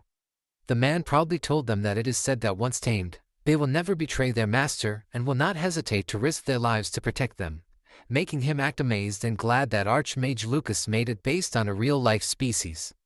Because if he had given him a flashy sub-supporter for no reason, people would have annoyed him, asking what it was, so it wouldn't have been easy to manage. Otis happily shouted that if that is so, the black eagle is no different from a dog and called it a dog eagle, making everyone in the room laugh. He asked Otis if he could use the personal communication now that their enemy had retreated, and Otis agreed, telling him that he should consider it his reward. This made him brighten up, And he thanked Otis so much because he can finally access Chronicles online, and there's no way he'd miss a chance to level up. 2 weeks after the start of the war, someone called Bilam, who was in the suit, told him that he doubted they would show themselves while climbing down the mountains with lots of surveillance. It could be a trap, so they shouldn't stay too close and should start fighting at a distance. To this, he replied that they would do as he said. Bilam thinks no one would have listened to Adrien in the past. Then he asked his comrade if they heard it, and told them not to blindly trust visible signals from the radar and follow Adrien's instructions. Then move while keeping their distance, to which the army together replied yes, making Bilam notice that everyone has changed a lot in just 2 weeks. Later, the enemy surrounded them, and Bilam told everyone that it was a trap. Then he ordered them to retreat while keeping their enemy in check. He didn't expect that they would come from underground, which is the radar's only blind spot. But he was glad they listened to their brigadier, which is Adrien's warning, and stayed on their guard because if they had approached without a plan, they would have been wiped out in an instant. Then he looked around and saw his comrades struggling because they were outnumbered. He thinks it was fortunate that they avoided total annihilation, but their situation isn't looking good, and they have to wait for support while blocking attacks from the vanguards, which are twice as many as their allies. Also, he knows that it will take at least 5 minutes for reinforcements to arrive, but it was impossible to hold out without taking any damage. Suddenly, Adrien told him to push forward, making him shocked. But then they heard a loud explosion from behind. Then someone asked them if they were all right and reported to him that 10 vanguards directly under the command of Division Commander Earl Otis have arrived, making him wonder how they were already there, and if Adrien knew that would happen and requested support in advance. But then Adrien asked him if he came out for a walk and why he wasn't attacking. Then told him that the enemies are having their backs toward the mountain range, making him unable to believe that computer's voice again, and really doesn't know who it is that came out for a walk. But Adrien just told him that it was not easy to get reinforcements, so they should defeat at least 5 units while they are at it. Meanwhile, in the meeting room, one of the men asked if they heard that under Adrien's command, they killed 5 enemy vanguards. Another man replied that Adrien is incredible. Not only he predicted the surprise attack but also turned a crisis into an opportunity. What's more, while other units are suffering, Brigadier Adrien's unit is steadily making contributions. Otis thought it was a coincidence at first, but with the way things unfolded, it was no longer the case. Remember, they say Adrien, the prodigy of Viscount Lawrence, became an idiot after overcoming a near-death crisis from poison. But the truth is, Adrien was a sleeping dragon who had been hiding his power all this time. Then he asked the people in the room if Brigadier Adrien is a similar age to Michelle. He told them that if Adrien's family has given up on him, he'd like to bring Adrien in, which shocked the people in the room. One of them told him that he heard Brigadier Adrien already has a lover and brought her to the battlefield. Otis asked if that was a problem when all that matters is if Michelle can become Adrien's mistress. One of the men reminded him that Adrien is a game addict. Still, he told them that it's still better than being addicted to drugs, alcohol, and women. This made the people in the room notice that Otis had already chosen Adrien as his son-in-law, and Otis won't change his mind no matter what they say now. One of the men asked Otis if it isn't better to keep an eye on Adrien for a little while longer, and the other man agreed, telling him that considering Michelle's fiery personality, if she hears about it, they would all disappear. Otis said that Michelle does have a bit of a temper, which the room agreed with, so he told them to stop talking about Michelle and ordered them to send a performance report to the Corps Command. Also, be sure to include how great Brigadier Adrien's contribution was. Later, Bilam asked him if he had a moment. He tapped Arcia's shoulder and replied that he does, but unless it's something important, he should keep it short. He noticed that Bilam's demeanor changed from curiosity and vigilance to favorable anticipation, and he wondered if it was because he saved Bilam in battle. Bilam asked him why he's hiding his strength, making him unable to believe that Bilam is straightforward. Then Bilam told him that many of their vassals are worried about the future of the territory. If Cedric becomes a lord like him, there will surely be a crisis. So he believes that Cedric does not have the qualification to be a lord. If he has any intention of competing with his brother, he would like to support him with all his might. He noticed that his magic glasses didn't show any change in Bilam's condition, which means Bilam isn't lying. He knows that Bill.I.M is one of his father's closest aides, making him wonder if Bill.I.M perhaps received some kind of instruction in advance. Or is he acting like this simply because he was his benefactor? He told Bill.I.M that he was thankful for his kind words, but he'll pretend he didn't hear it, leaving Ban shocked and stunned. He tapped Bill.I.M, whose condition changed to disappointment, noticing that Bill.I.M is surprisingly naive, and he was too rash with his remarks. Because he knows that no matter how much they try to restrict the information going to Cedric, he can't act hastily when there may be more surveillance systems that he doesn't know about. He also knows that it's entirely his job to get rid of Anna and Cedric, so he has no intention of sharing that joy with others. Then he peeked back at Bill.I.M, thinking that for now, he will keep in mind that there are people who are purely concerned about the well-being of the territory. Then he remembered that he heard before that he'd be awarded with a medal after what happened and wonders if it shouldn't be that big of a deal. The next day, someone told him that having made many contributions, the second son of the Lawrence family, Adrien, shall be bestowed with a second-class Golden Lion medal. Then the man called Kalitz van Reinhardt, the 23rd king of the kingdom of Reinhardt, while a swarm of people were cheering for him, making him know that every piece of Vanguard's equipment is worth as much as a fighter jet. But he didn't expect what he did would be so highly regarded. He thinks Otis must have chosen him to be the figurehead to accelerate the progress of the war, and told the man that it was his greatest honor, and he will cherish it for the rest of his life. Then he tried to smile confidently while the reporter and people captured them, making him sure that Cedric will probably go crazy if Cedric sees it. Meanwhile, in the mansion of the Lawrence family, Cedric slammed his fist on the table in anger and shouted that everyone is talking about that bastard Adrien, and if he had participated in the war, all those merits would have been his. Then he asked Anna what about his father? And Anna replied that his father is staying with that lowly woman.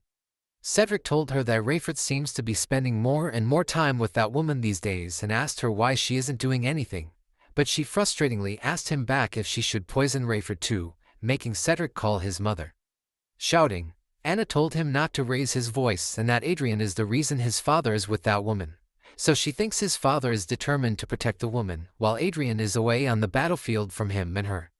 He asked her if it was true that Adrien will completely cut off his ties with their family after returning from the war, and she agreed, telling him that it was the reason why Adrien must be desperate too, since Adrien needs to find a way to make a living by himself.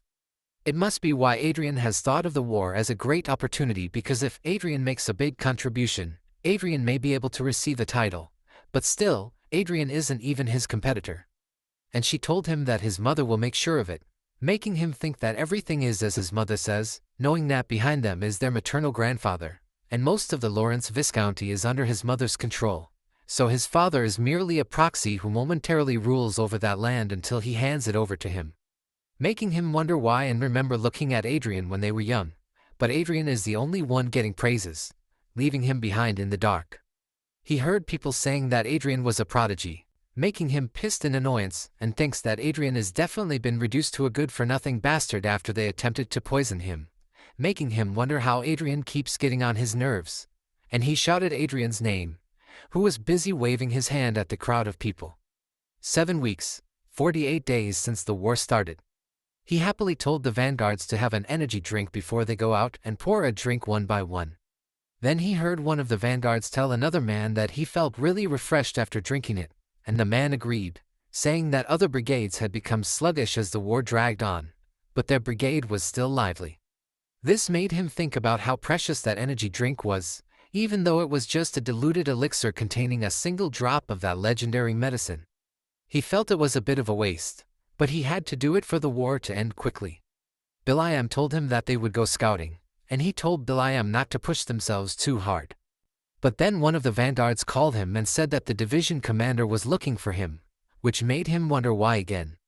Before leaving, he gave something to the Black Eagle, and it immediately flew away. He tiredly told Harmon that Otis had been summoning him more frequently these days. Harmon laughingly told him that it must mean Otis trusts him a lot and asked if that wasn't good. He remained silent, knowing that even though it was bothersome to be summoned by a great aristocrat, there was nothing he could do. A moment later, he was looking in front of him in confusion because he saw that the other unit commanders were also there. He wondered if Otis had summoned all the high-ranking commanders in the division. He thought that if it was related to the battle, Otis could have sent him a message instead, making him wonder if Otis had something important to announce that couldn't be made public. Then Otis appeared and warmly welcomed all his guests. Otis told them to rejoice because they wouldn't have to hear that sickening gunfire anymore since the end of the war would be declared soon, which surprised him. Otis told them that the end of the war would be declared soon, and the foreign ministers of both countries were currently holding a meeting. It seemed that those Croatian guys had no intention of going to an all-out war in the first place. It was a large-scale conflict, but in the end, it was a local war that was no different from an annual event, making everyone in the room sigh with relief. One man wondered why they would do such a thing, and the other man replied that it was obviously to strengthen their imperial power. He remembered that it was the same in his past life, and he guessed his nation just didn't have any luck when it came to its relationships with neighboring countries. Then he asked Otis about the vanguards who have been dispatched. Otis replied that until the declaration of the end of the war is given, they must continue that war game, making him upset to hear it because he knows that it was always the subordinates who died due to their superiors' decisions. But then Otis told him to relax and asked him if he didn't receive a golden lion medal as the spoils of war. Then he told him that his reward certainly won't be small if the war ends like this, so he should just savor that moment now. It made him smile, thinking that Otis was right, and he wonders since when has he been so virtuous. Then he cheered his drinks to Otis, thinking that instead of worrying about others, he should focus on his future since he has to go back to his family after the war ends. He needs to level up even more. The next day, Bill.I.M. told him that he still thinks it was a good thing, making him silent. While Era is eating on the side, Bill.I.M. asked him what would happen if their country and the Croatian Empire engaged in an all-out war. He told him that 100 sky fortresses and tens of thousands of vanguards would have annihilated everything, and an unimaginable catastrophe would have taken place. He told Bill.I.M. that he should have taken some more rest and asked him why he came there. Then he opened his arms to Arcia and gave a cookie to Bill.I.M., telling him to have some of it. Bill.I.M. asked him what it was, and he replied that considering it was given by Count Otis, it should be quite precious.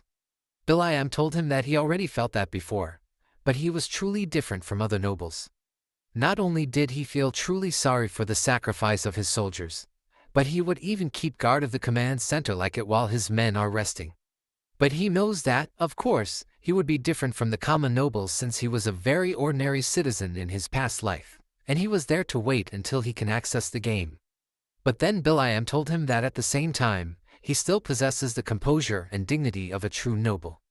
He told Bill.I.M. that he thinks he got that part wrong, but Bill.I.M. just asked him if he wasn't drinking black tea even when he saw enemy troops rushing in, and he thinks that is impossible without absolute trust in himself. The subordinates were able to shake off the tension as they saw his composure. Also, everyone in the 232nd Independence Brigade completely trusts him. He knows what Bill.I.M. is trying to say now, and Bill.I.M. is trying to bring up again that he'll support him to be the successor. And there he was wondering why Bill.I.M. complimented him all of a sudden when he was about to remind Bill.I.M. of what he said last time. Bill.I.M. suddenly kneeled down, making him surprised, but Bill.I.M. just told him that he has got trustworthy men around them, so no one can come close, and they have also checked for surveillance devices, so he doesn't have to worry. He looked up hearing Bill.I.M.'s words and noticed that outside were vanguards guarding him, making him realize that Bill.I.M. is serious because all of them are from his father's side. He told Bill.I.M. that he knows that he has taken precautions, but that kind of behavior may be more noticeable. Bill.I.M. told him that it was exactly why they came there when everyone is resting. He, who is a lowly subject, Gilbert Bill.I.M., would like to serve him, Adrien Lawrence, the second young master of the Lawrence family, as his lord from today on. He asked Bill.I.M. if it could be that the other knights outside are thinking of doing the same thing, to which Bill.I.M. replied yes, making him silent. Then he replied, "All right," making Bill.I.M. look up at him in excitement. However, he told Bill.I.M. that he has a condition, and Bill.I.M. asked him what it was. He told him that he is to act normally until he tells him otherwise. Bill.I.M. asked him if it wouldn't be better to gather power as quickly as possible and suggested that even if he built up his power there right now, the size of their forces would be nothing to scoff at. He replied that it would be nothing to scoff at, but not enough for them to win, and he had a plan, so they should follow his orders. Bill.I.M. bowed and replied that he will. He asked Will.i.am how many knights are willing to follow him like he did, and Will.i.am replied that first of all, there are 5 vanguards there, and the remaining knights number around 30, so if they gather the people from the territory, their size will at least be doubled, making him think that it was not bad, and there were more people for him to work with. Then he slowly stood up while praising Will.i.am.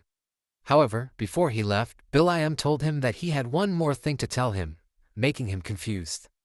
Will.i.am told him that his father is planning to assign Sir Perseus to him, and he thinks it would be a good idea to recruit him in advance. This surprised him, knowing that Perseus was originally the vice commander of the Knight Order of Lawrence, and with his superior skills, he had virtually no rivals among all the Aura experts, with the only exception being the Knight Commander. However, he thought Perseus had already left the order due to family political fights centered around Anna, making him wonder if that kind of person is really coming back. Will.i.am told him that maybe when Perseus returns, many knights who have been remaining neutral will change their minds. He knows that Perseus was a typical warrior and a very popular knight. In other words, there is room for power expansion through him, perhaps enough to be on par with Anna and Cedric's forces. So he thinks recruiting Perseus is not a bad idea at all, especially when it comes to a valuable talent that he can use outside of the family. Then he told Will.i.am that he thinks he needs to meet Perseus as soon as possible and asked Will.i.am if he could arrange it secretly. This made Will.i.am shocked, and he promised to look into it. He came out of the room thinking that power is good. However, his top priority is not to build his own power but rather to clear the next lucky encounter quest, and swore that he was going to form his 7th circle today. But he was swimming in his blood with Arcia and Black Eagle when the system showed him that he had died, and he should try again after recovering his experience points. This part starts with before that situation happened where both Arcia and Adrien died in the game. He was loudly asking what was happening. Then he called Arcia to help him, which Arcia immediately obeyed. All that time, while clearing lucky encounters and reaching level 200, he never experienced death. He knows that it's normal to die and overcome struggles in a game, but if he dies there while sharing senses with his real-world self, the pain will be unimaginable. He noticed that Arcia always stood still against any enemies, but she's being pushed back right now. He always put his safety first in every fight, but when Arcia and Black Eagle were slashed by his enemy, which is a Death Knight, everything collapsed. Then he noticed that it was not just an Aura Master because the enemy also had a named boss with quest buff and an abnormally strong body, which means that one is on a different level. The last thing he saw was the system showing him that he died, and he should try again when he recovers his experience points. Then the system showed him that he was being resurrected in a nearby village. He was sitting and enduring his pain. He thinks that the senses sharing system is problematic because he can't even twist in pain since people are everywhere. He realized that it was too easy until now. Then he used his resurrection scroll, and the system showed him that his support, Arcia, had been revived. Arcia apologized to him, but he just asked her if she was okay and if it didn't hurt her. She replied that it did, but her senses in the game are far lower than his, so she can hold it in. He sighed in relief and thanked goodness that she was not badly hurt. Then he remembered that he recruited her without thinking because of her tanking stats. But as he got closer to her, he was embarrassed, hiding behind her small body. So he swore that he would try to change his combat style and thinks that if she was enduring his pain. But then he told himself that he would have to change it, in the end. He realized that fighting the Death Knight showed him a clear limit to their combat style. Arcia blocks the enemy's movement, and Crowy, which is his Black Eagle, blocks their sight or sneak attack to support Arcia, and he does massive damage from the back with magic.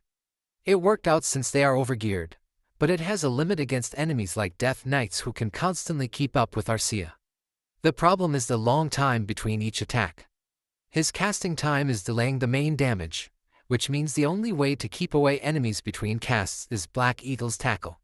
He looked at Arcia knowing that her defense worked against the Death Knight, and she ended up overpowered by him. But she can surely block one attack, and if there was one more DPS that could support her while he cast, their current combat style would work. But he knows that he can't drag someone else into the lucky encounter quest, so the only solutions he can think of now are 3. One is to use low-level magic circles to reduce casting time and increase your firing rate. 2 is to use Crowy as a fighter instead of just his hit and run support. 3 is for Arcia to stop using only a shield and start using a sword to deal damage. Then he realized that the first option was weakening himself, so it was best to change things with Arcia and Crowy. He planned to look closely into it while recovering his experience points. He told her that it wouldn't be easy, but they should give it a try. Arcia agreed.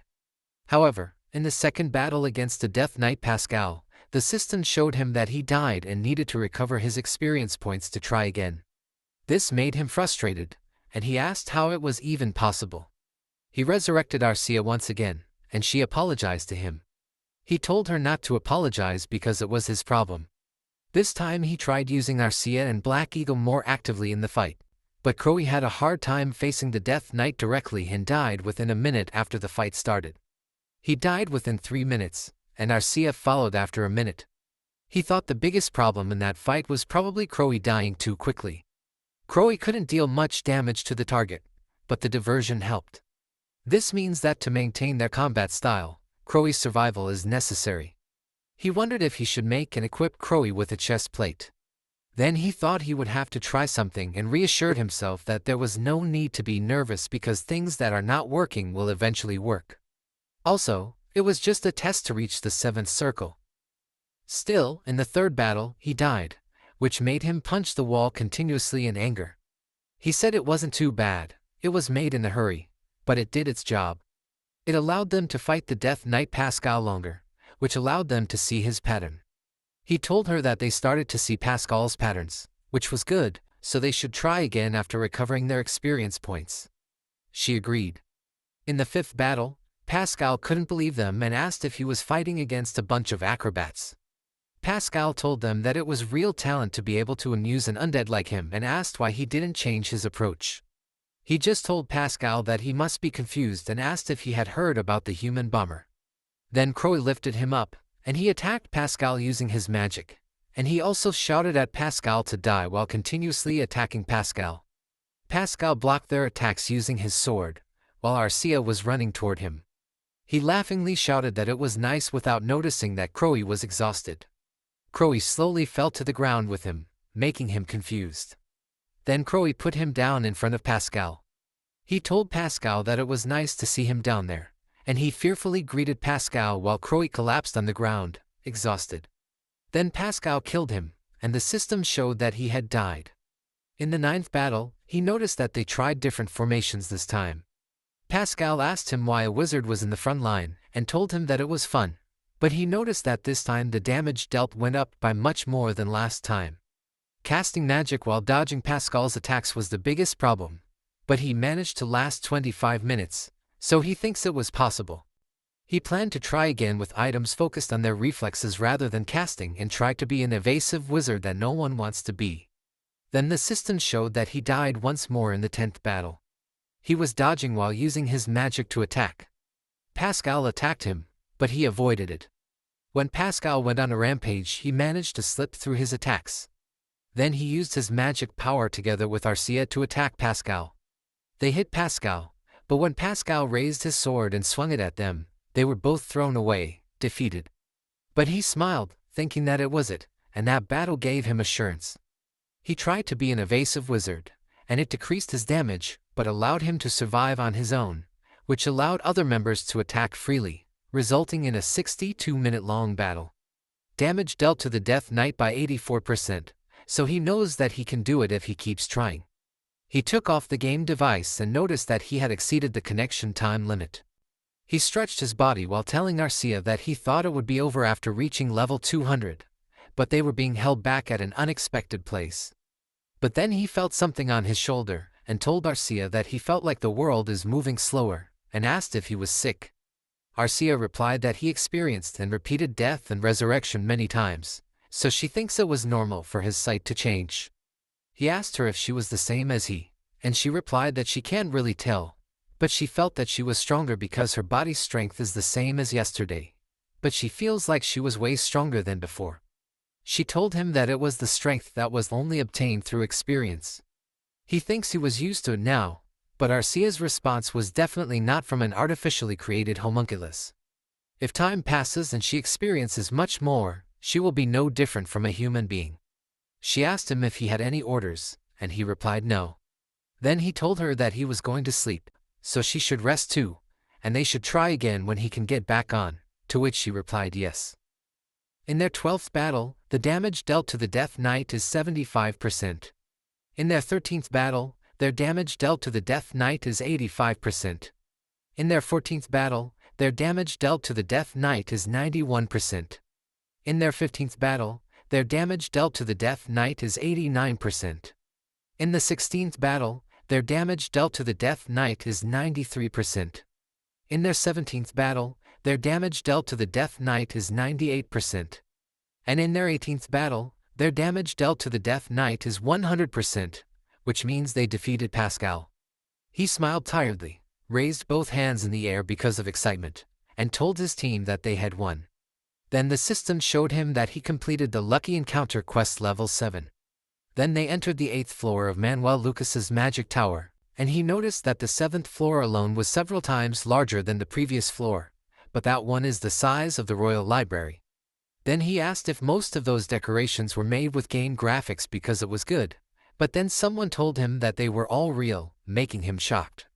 He immediately swung his staff toward that someone, wondering if the test to achieve the 7th circle is not over yet, but Arcia smilingly told him that it was fine. So he put down his staff, unable to believe that Arcia would smile like that.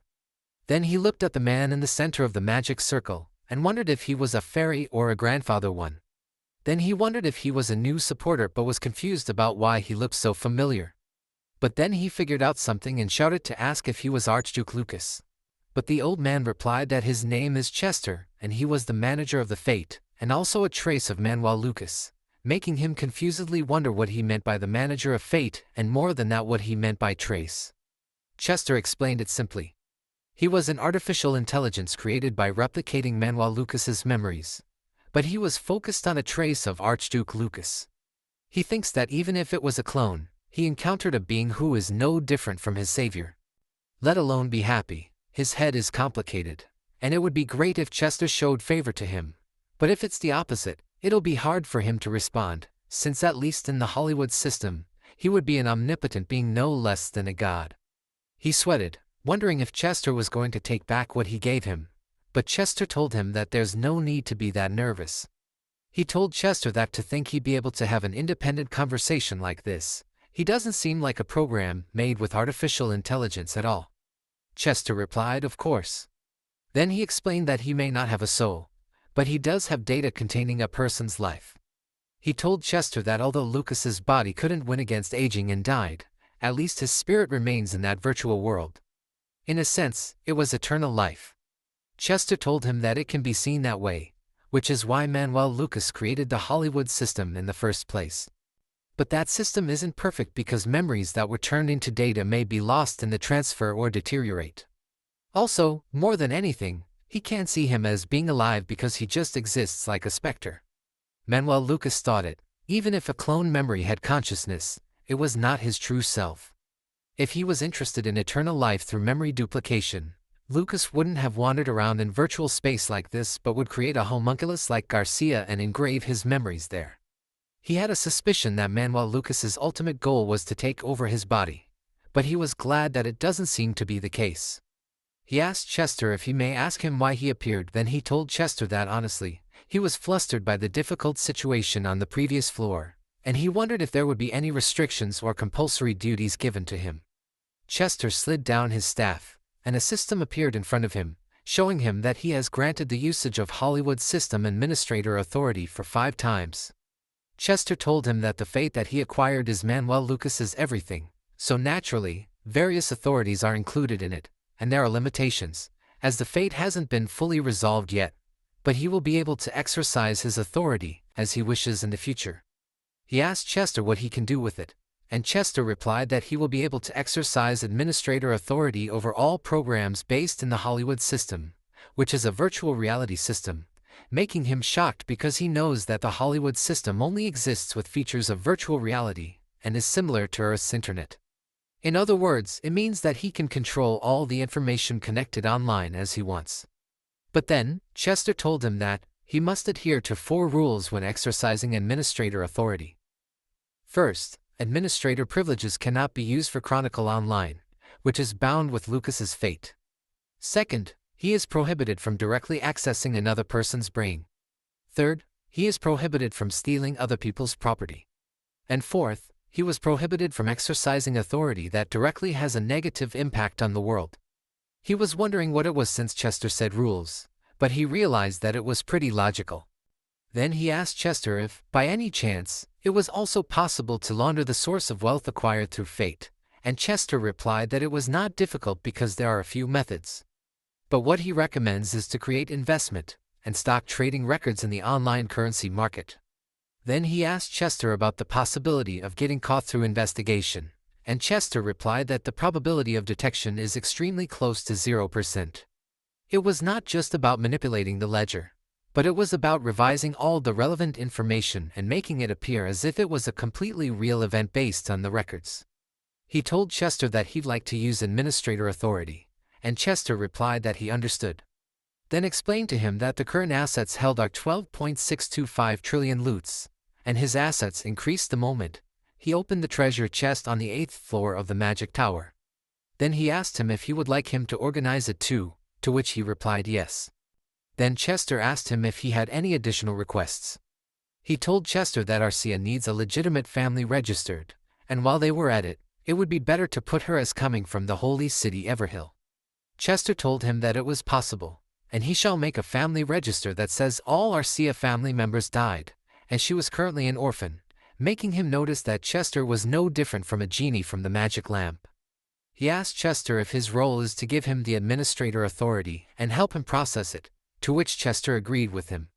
Then he asked Chester why Archduke Lucas is going to that extent, and Chester replied that it was his way of expressing missing his hometown and consideration so that he doesn't live a bad life as he did.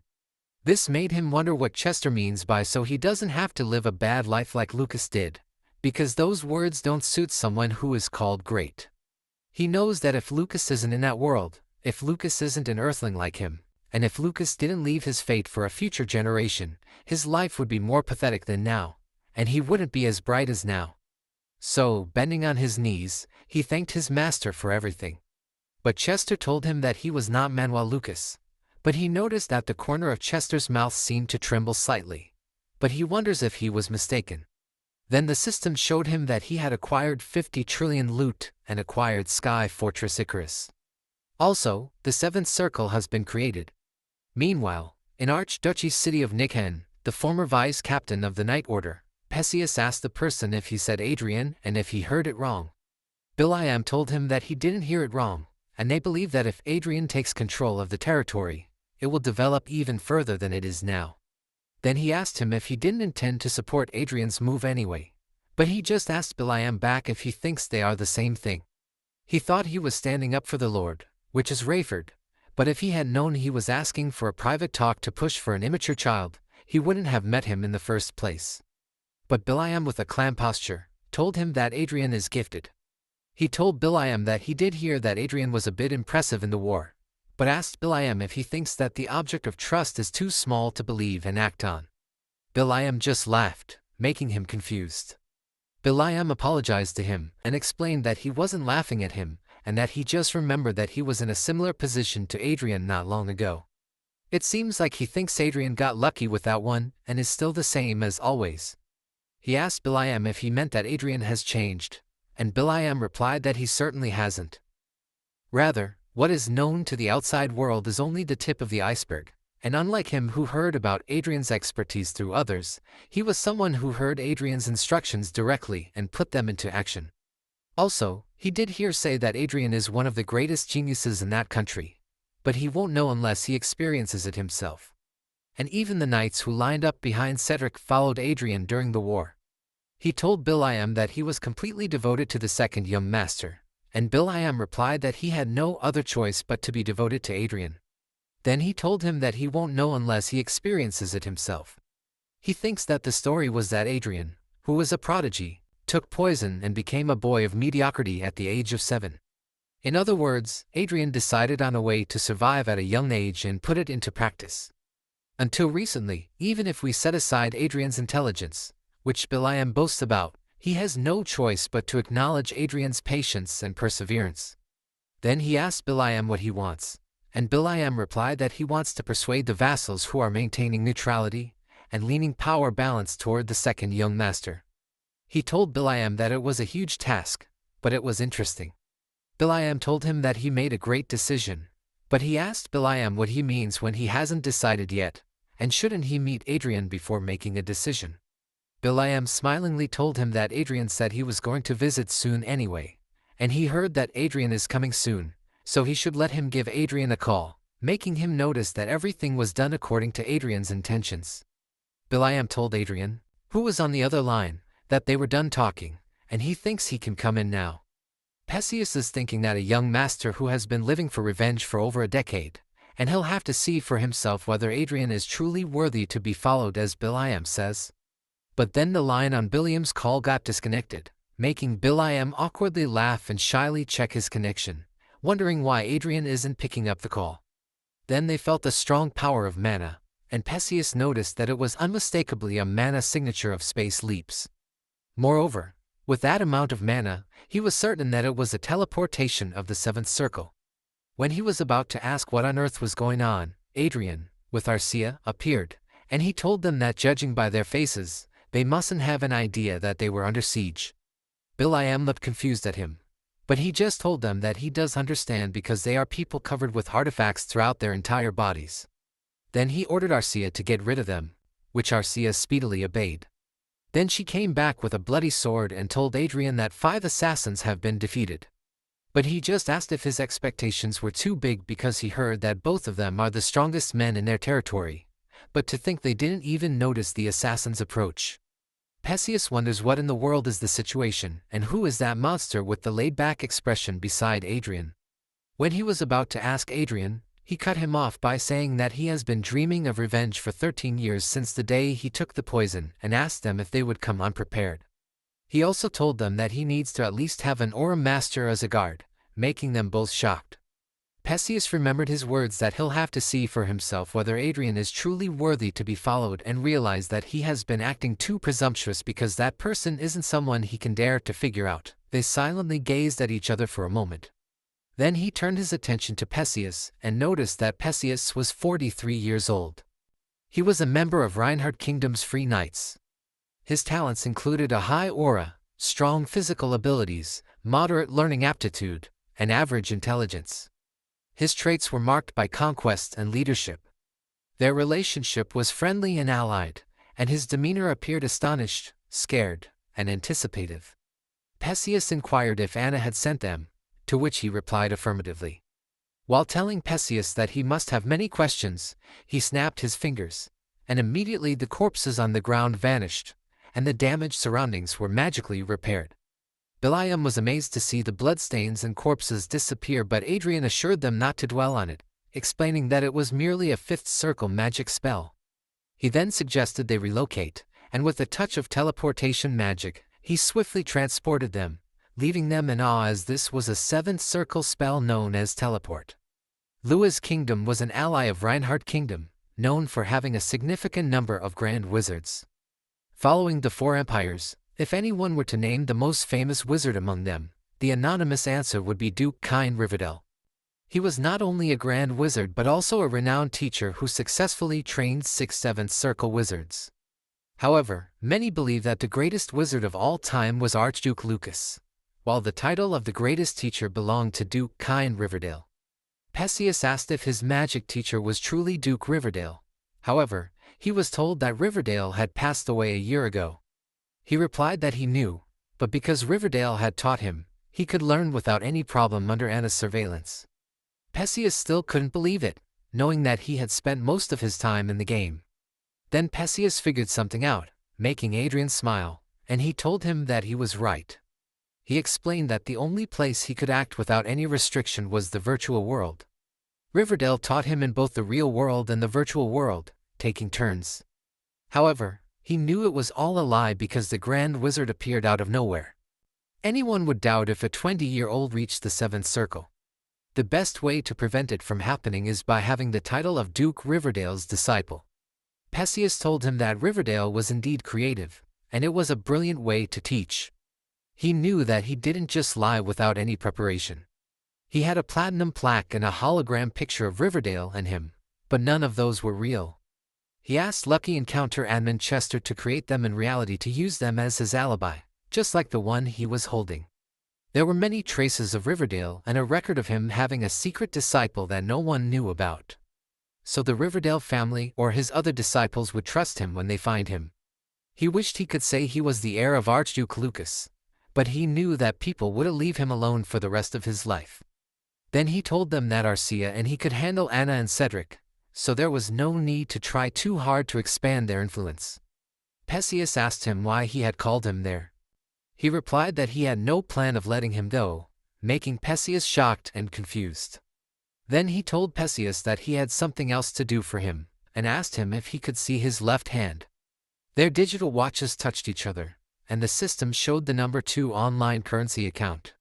The system asked him if he would like to share his 20 billion loots in the number 2 online currency account, to which he replied yes. Perseus was shocked by his action, but he just told him that he wanted him to create a group that would obey his orders and gather the intel.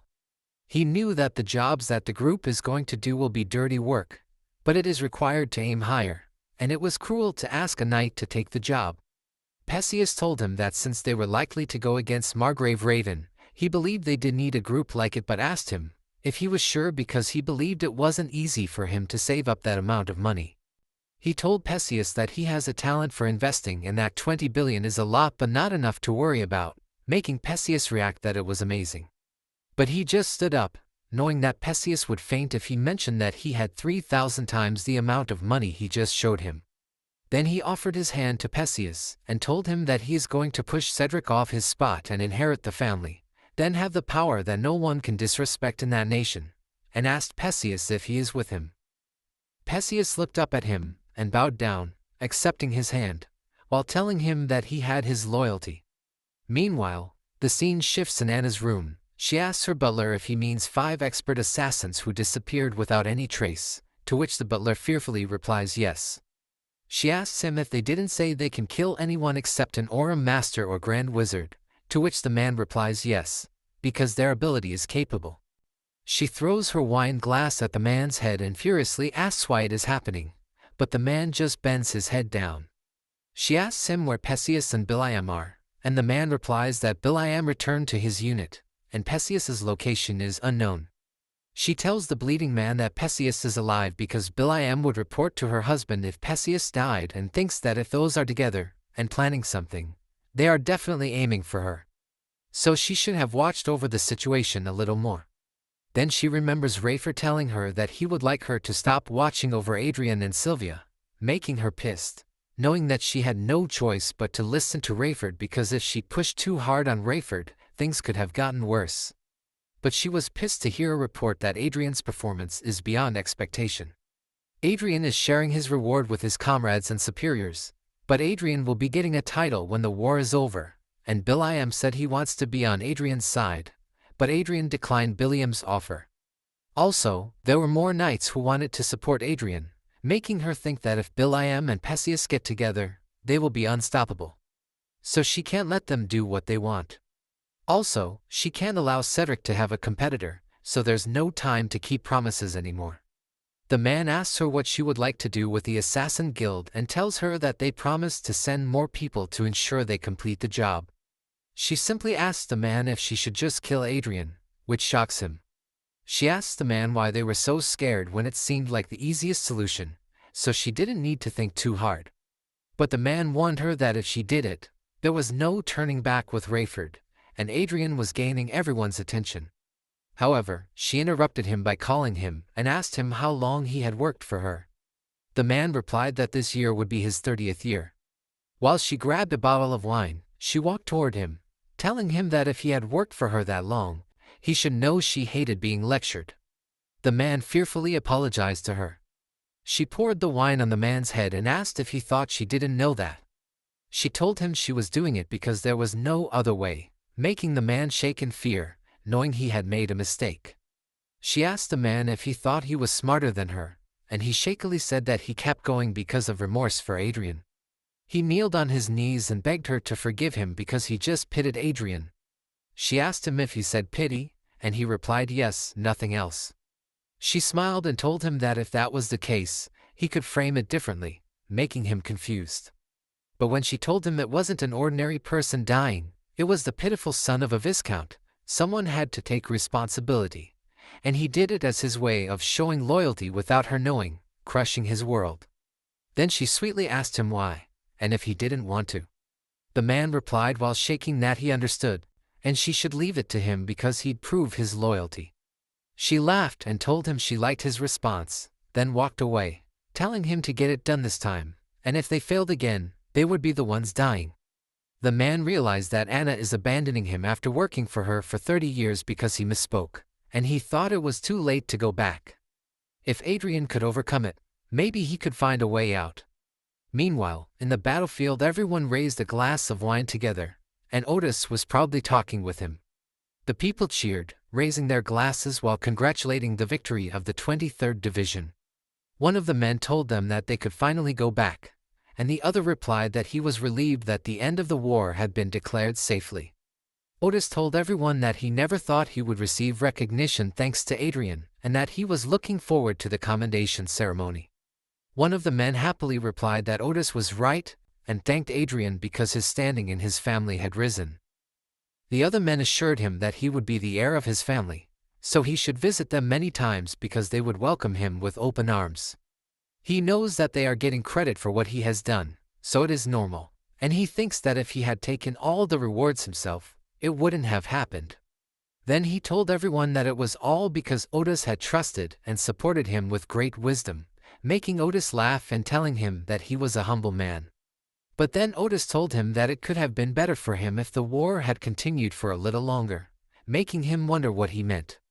Then Otis told him that if the war had continued and he had earned more recognition, he could have become a lord, but with what he has right now, the reward will be limited to only him. Hearing this, he understood what Otis meant because he knows that there is a big difference between inheriting a title and earning one on his own. No matter how high of a rank he achieves, he doesn't have earldom. He can't pass on his title. He told Otis that it was okay and that he didn't fight expecting something. Still, Otis told him that it was a shame because he has so much potential, but he doesn't have the environment to fully express himself. He just keeps silent, knowing that he'll be the rightful heir of his family once he pushes Cedric away. Otis told him that it makes him feel sorry, and he told Otis that he shouldn't worry about it because it was really okay for him. Then Otis cleared his throat and told him that maybe he could get engaged to his daughter, making him shocked. Otis shyly told him that he had one daughter, and if he would like, he could make it happen. This made him wonder why all of a sudden, and he thought it was a little too much. So he thanked Otis for the offer and told him that he'll think about it. Otis excitedly told him to think about it, and that he'll always welcome him. He wondered if Otis's daughter was the one known for being a maniac, but he thought it was not his problem anyway, and wondered if it mattered when he could finally go back. Then he told Anna and Cedric in his mind that when he gets back, things they would have never expected would happen. The day after Reinhardt's and Croisen's war ended, the provincial army was disbanded right away. Evans shook his hand and invited him to visit his place anytime since he was always welcome. After a brief farewell, the ship closed and began flying in midair. Later, he logged into the game and felt exhausted.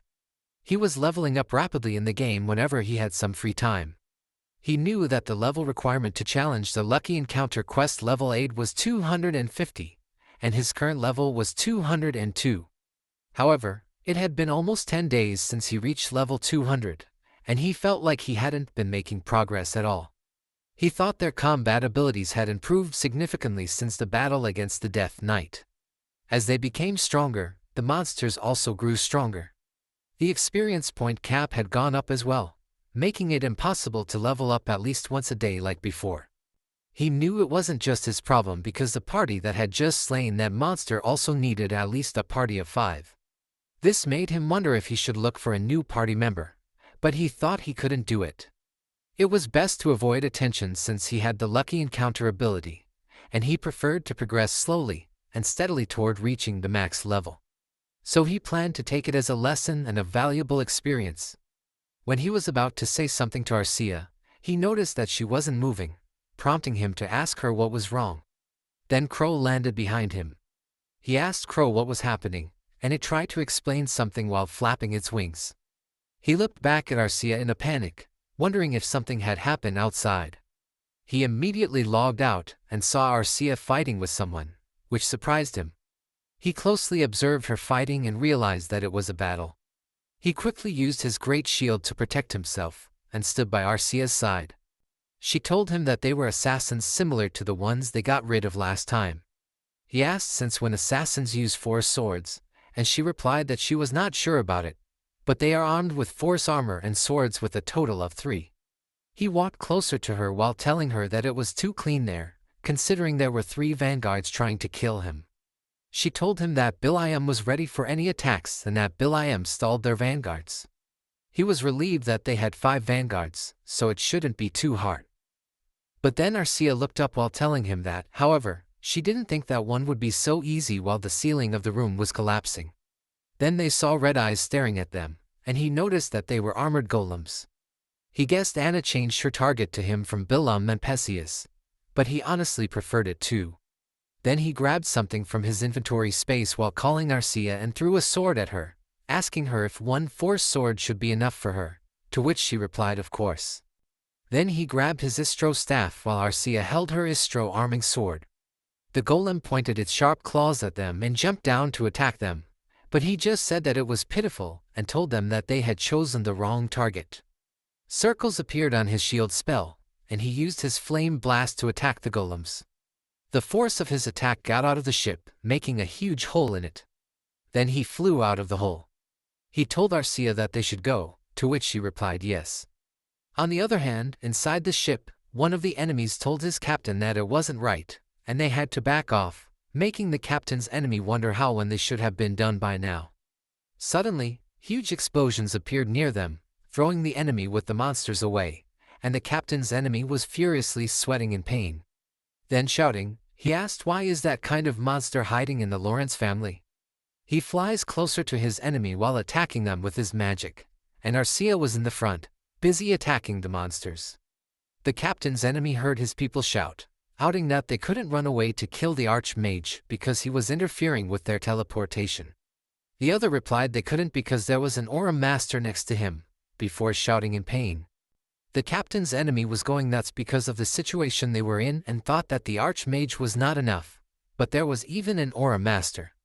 Then the captain's enemy ran away while shouting to his people that they were all on their own now, getting Adrien and Arcia's attention.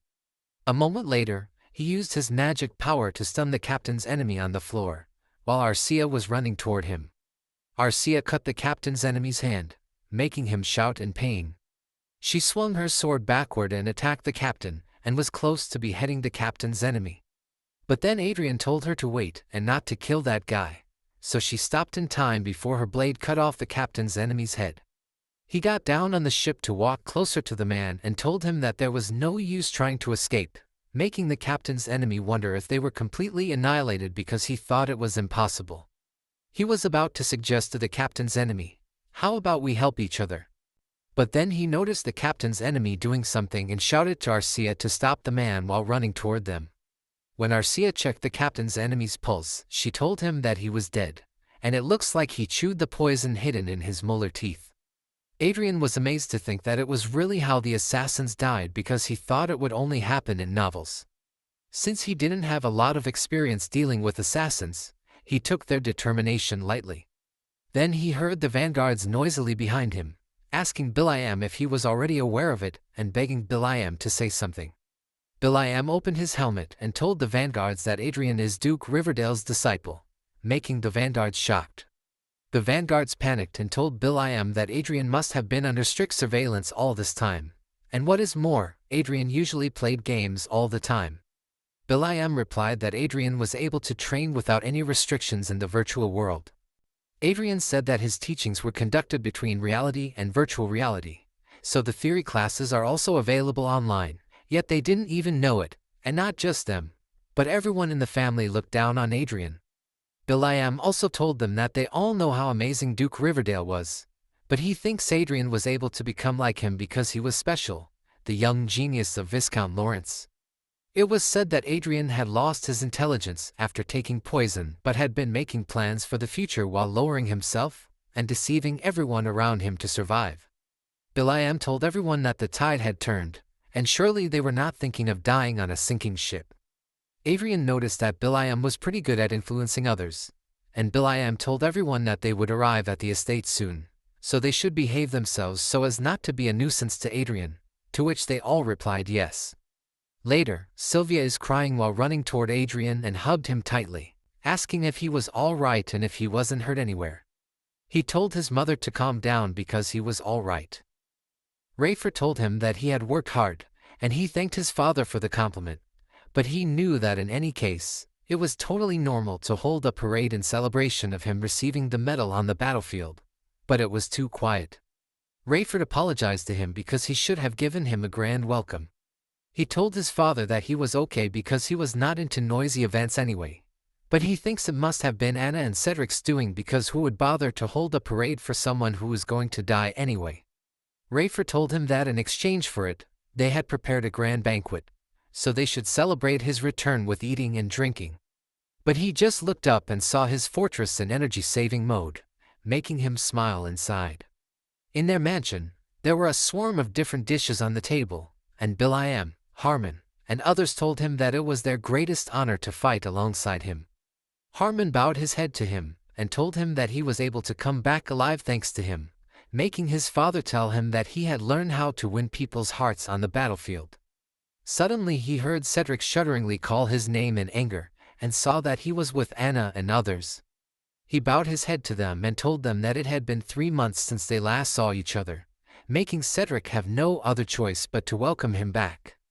But he noticed that Anna looked like she'd seen a ghost. More importantly, he noticed the guy behind Anna and wondered what was up with him because he saw that the man's name is Morris Gus Hire, and his condition was relief and joy. He heard that Morris had been working as Anna's right hand for over 30 years, yet he had a favorable impression of him. He thought that if he could convince Morris, he should prove to be quite useful. But then he saw someone walking toward him. He noticed that the man was Commander Krondike, who was an aura expert too, with doubt and distrust conditions as he expected from a knight commander. His specs are excellent, still he couldn't believe that his characteristic is authority-based management, not combat ability. He knows that Anna and Cedric aren't even worth looking at, and it angers him that he was fooled by those individuals. But Cedric told him that as someone who carried the last name of their family, he has done quite a good job, even though it was not that big of a deal. He should still compliment him. He just smiled, thinking that they were full of bullshit. He'd love to send their heads flying right now, but he was going to find some justification first. Those bastards have made him suffer so much that he wouldn't simply grant them a clean death. He was going to push them into a swamp so deep that they can't ever escape from and strangle them when they are in despair. Cedric asks him if it feels good to be complimented, and calls him a crude person. He asks Cedric if he really thinks he'd be happy hearing his praises, knowing that it doesn't mean he's going to tolerate all of Cedric's actions because it would make him too much of a pushover. Then he told Cedric what he meant.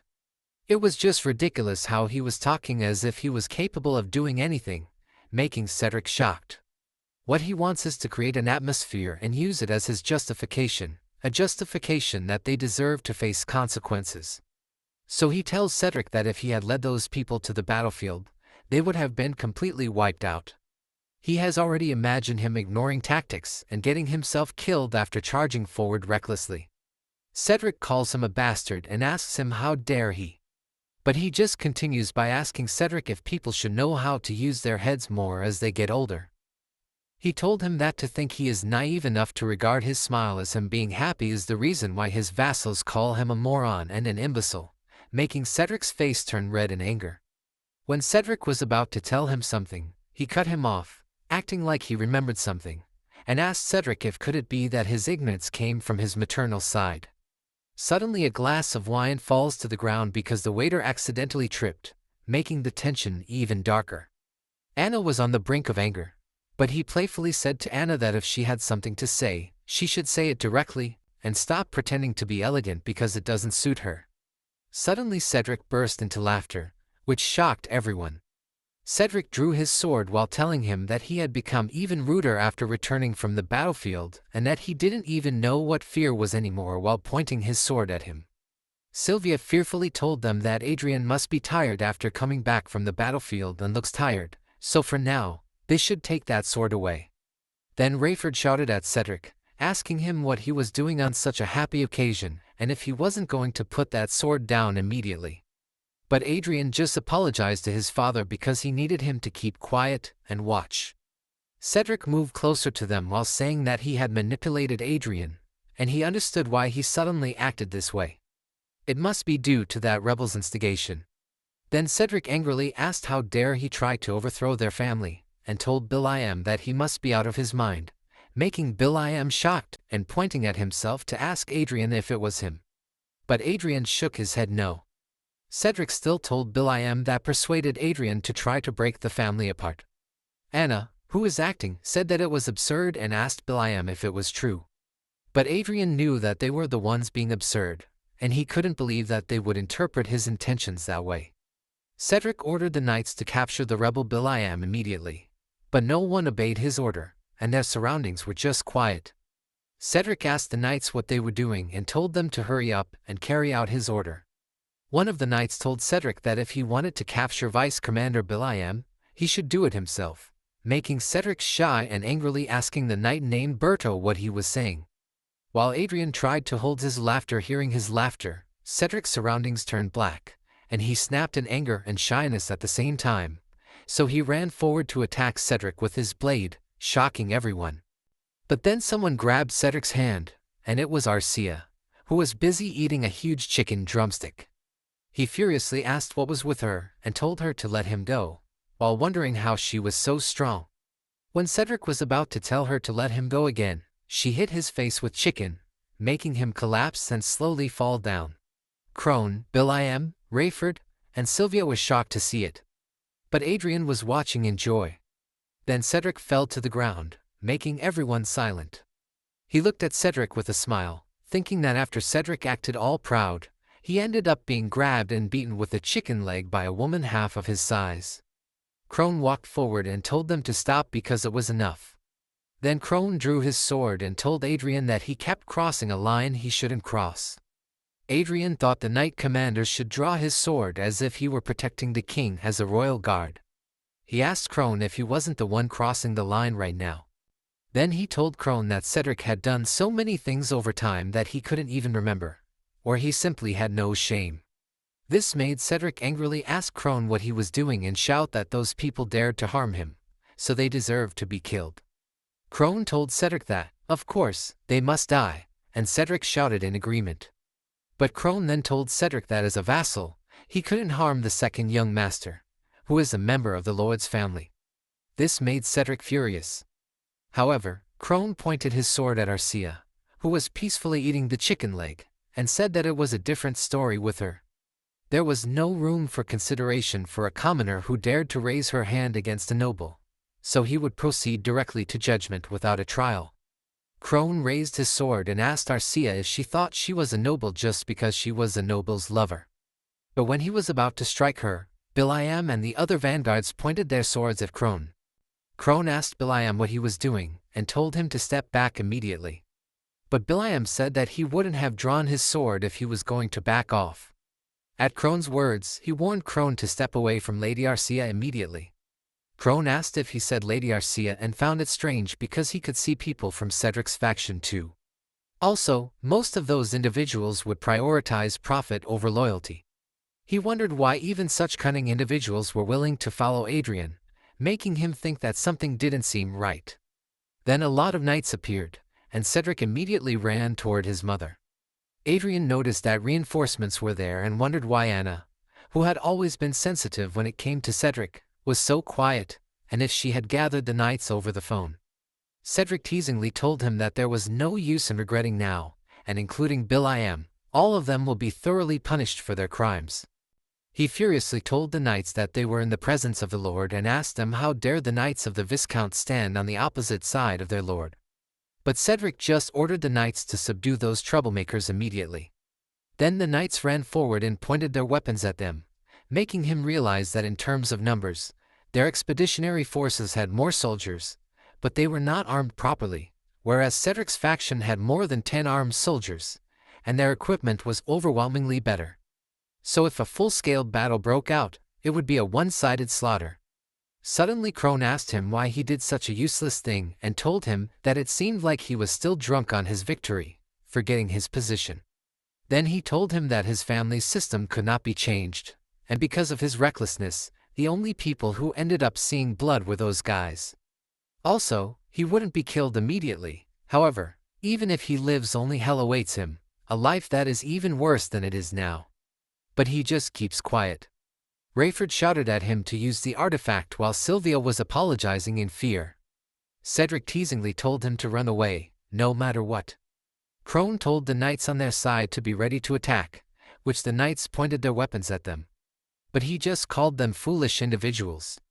He told the knights on their side that they were rebelling, and those troublemakers were trying to harm the Lord, so they should protect the Lord, and the knights on Adrien's side replied yes immediately.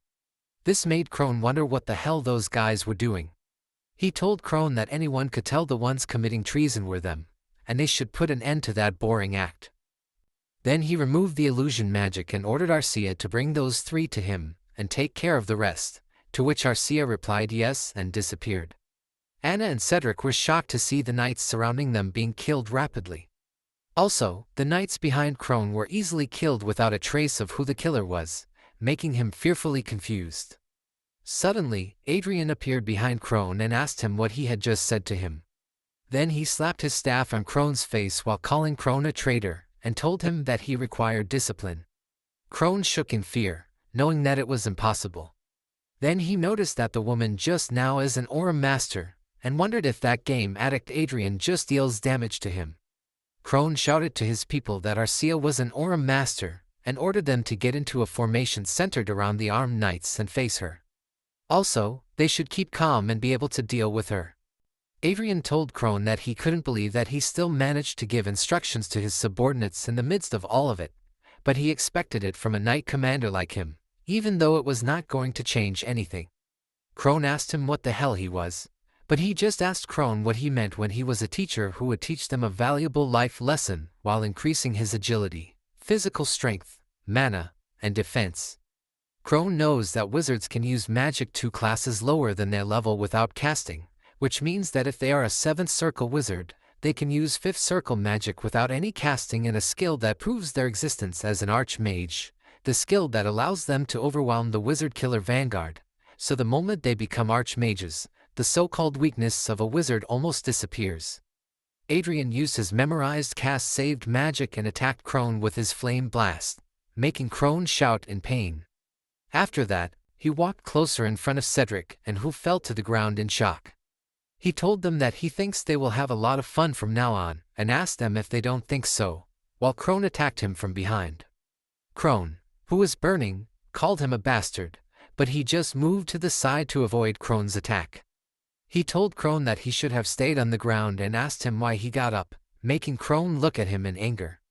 Anna and Cedric shook in fear when they saw him attack Crone. Then Crone fell to the ground.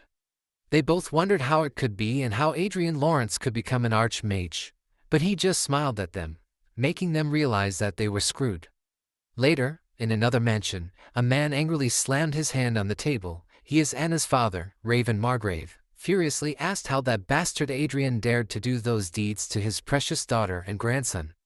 The men showed Raven what happened at Adrien's mansion using a device, which made Raven furiously ask, "What the heck is this?" One of the men explained that the video is constantly spreading on various portals and platforms. By tomorrow, most people will become aware of the situation, and some even speculate that Cedric Lawrence and Anna Lawrence's acts of treason were done with his support. Raven told them that the things those commoners say in the virtual world don't mean much, but the man informed him that even among the nobles, some support those speculations. Raven arrogantly asked the man, "So what?" He told them that the best those people could do was file a few complaints. Raven thought that no matter how valuable an archmage and an aura master are, winning a war can't be done with just 1 or 2 superhumans.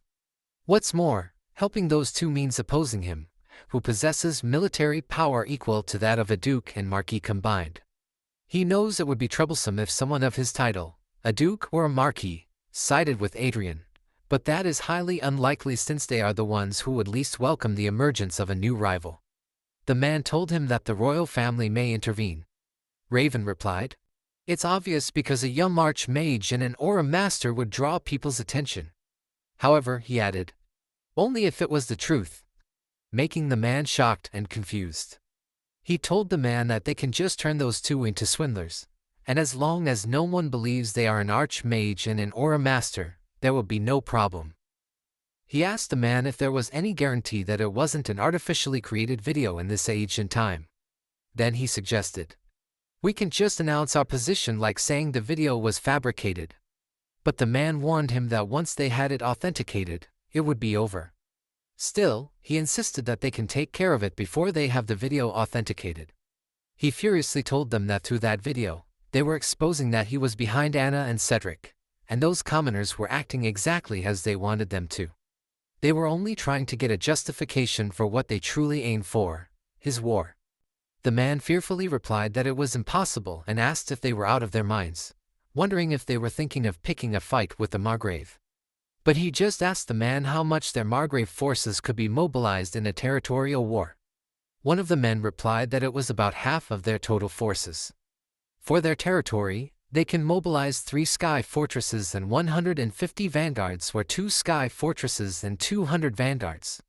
He asked what forces could be mobilized right now, and one of the men replied 200 vanguards and 1 sky fortress.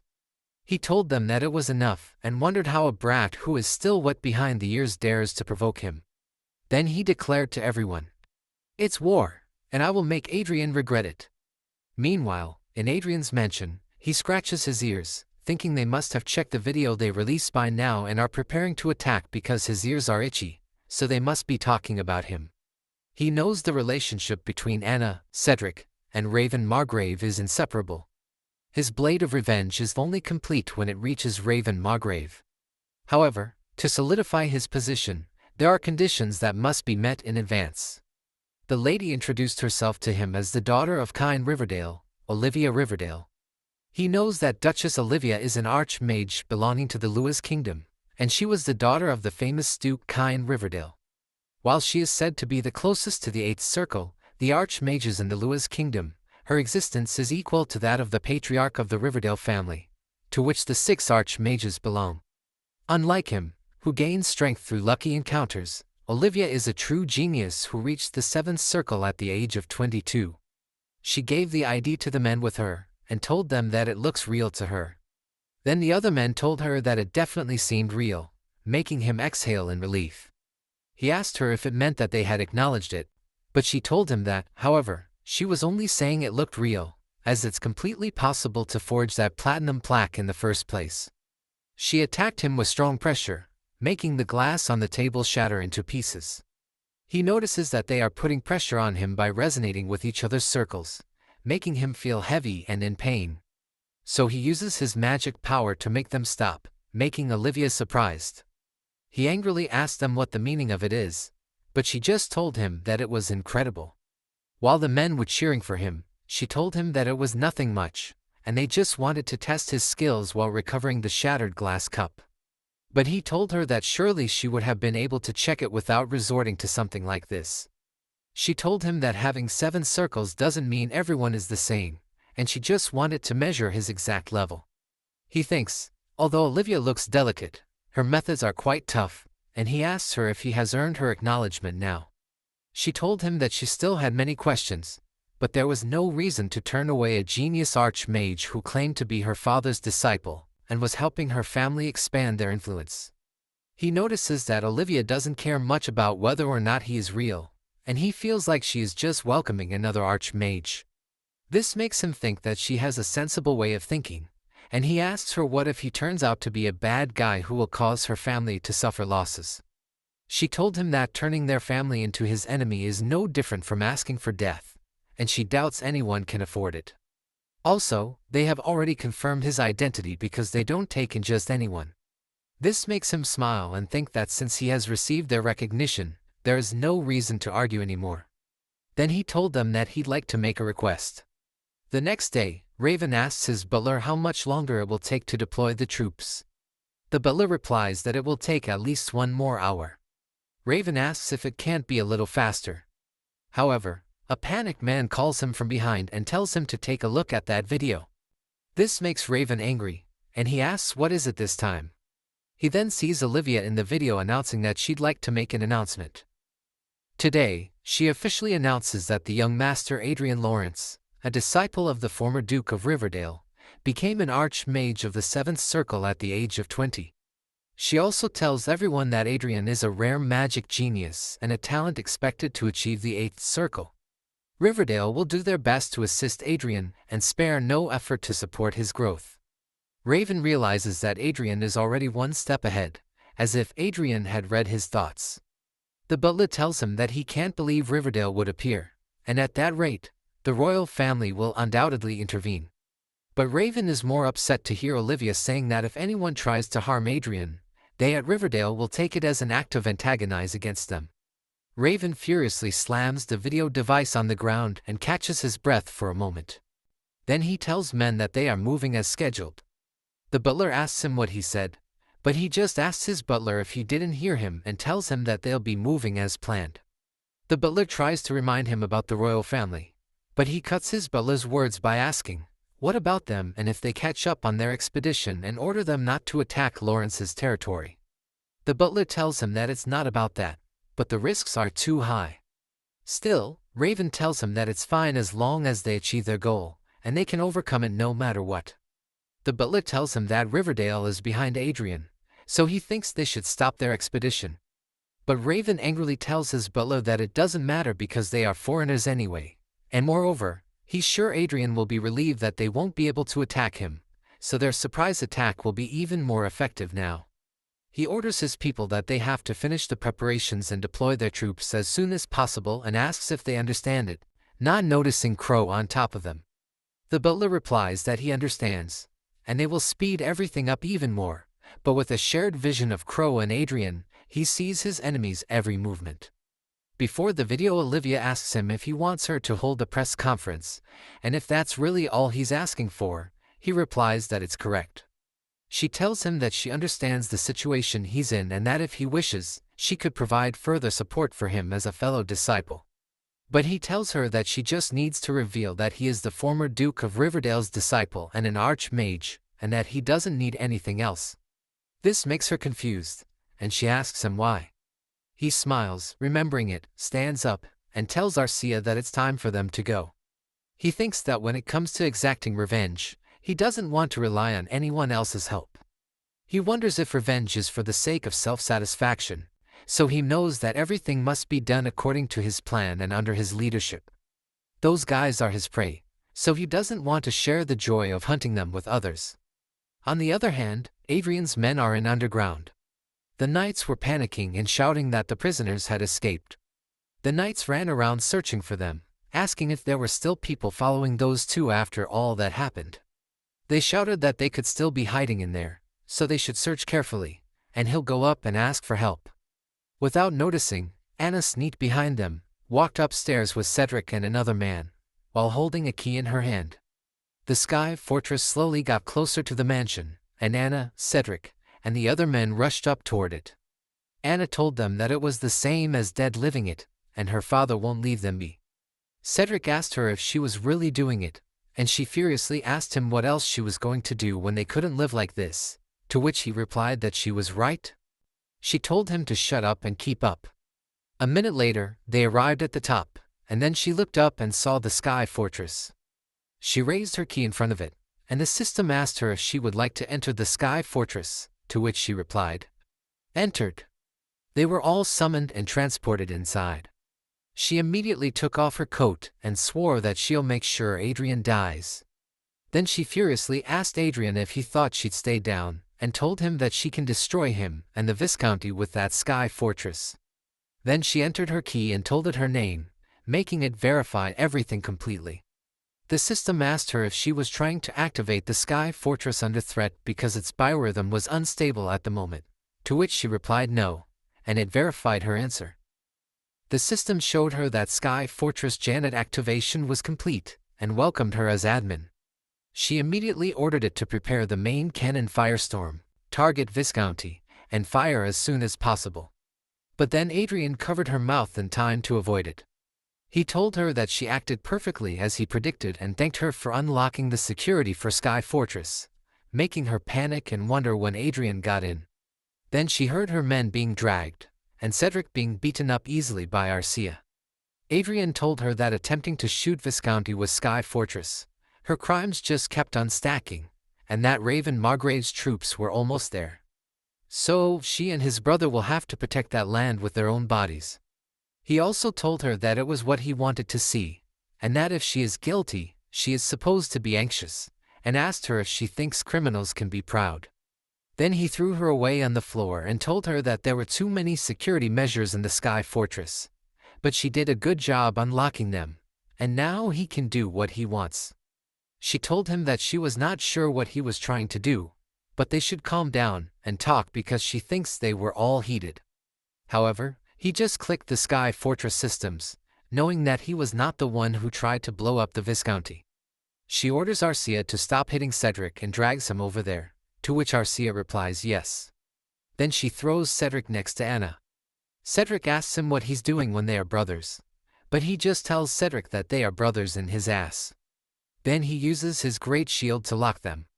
Arcia asks him what they should do about the knights, and the knights tell him that they have committed a crime deserving of death but beg him to have mercy on them.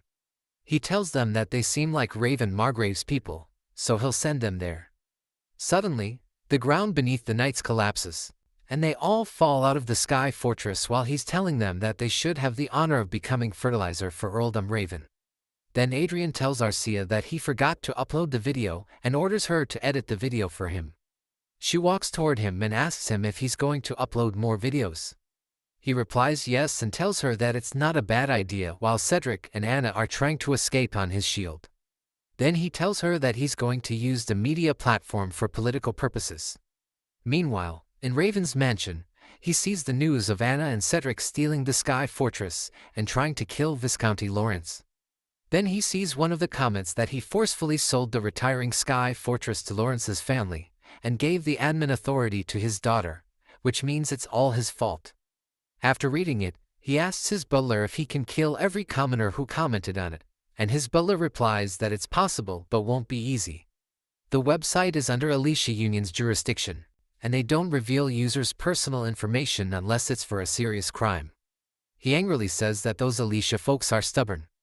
Then his butler calls him to report that 1 Sky Fortress and 200 vanguards are all ready to be deployed. He tells the captain that he better not fail, and the captain replies that he'll keep it in mind.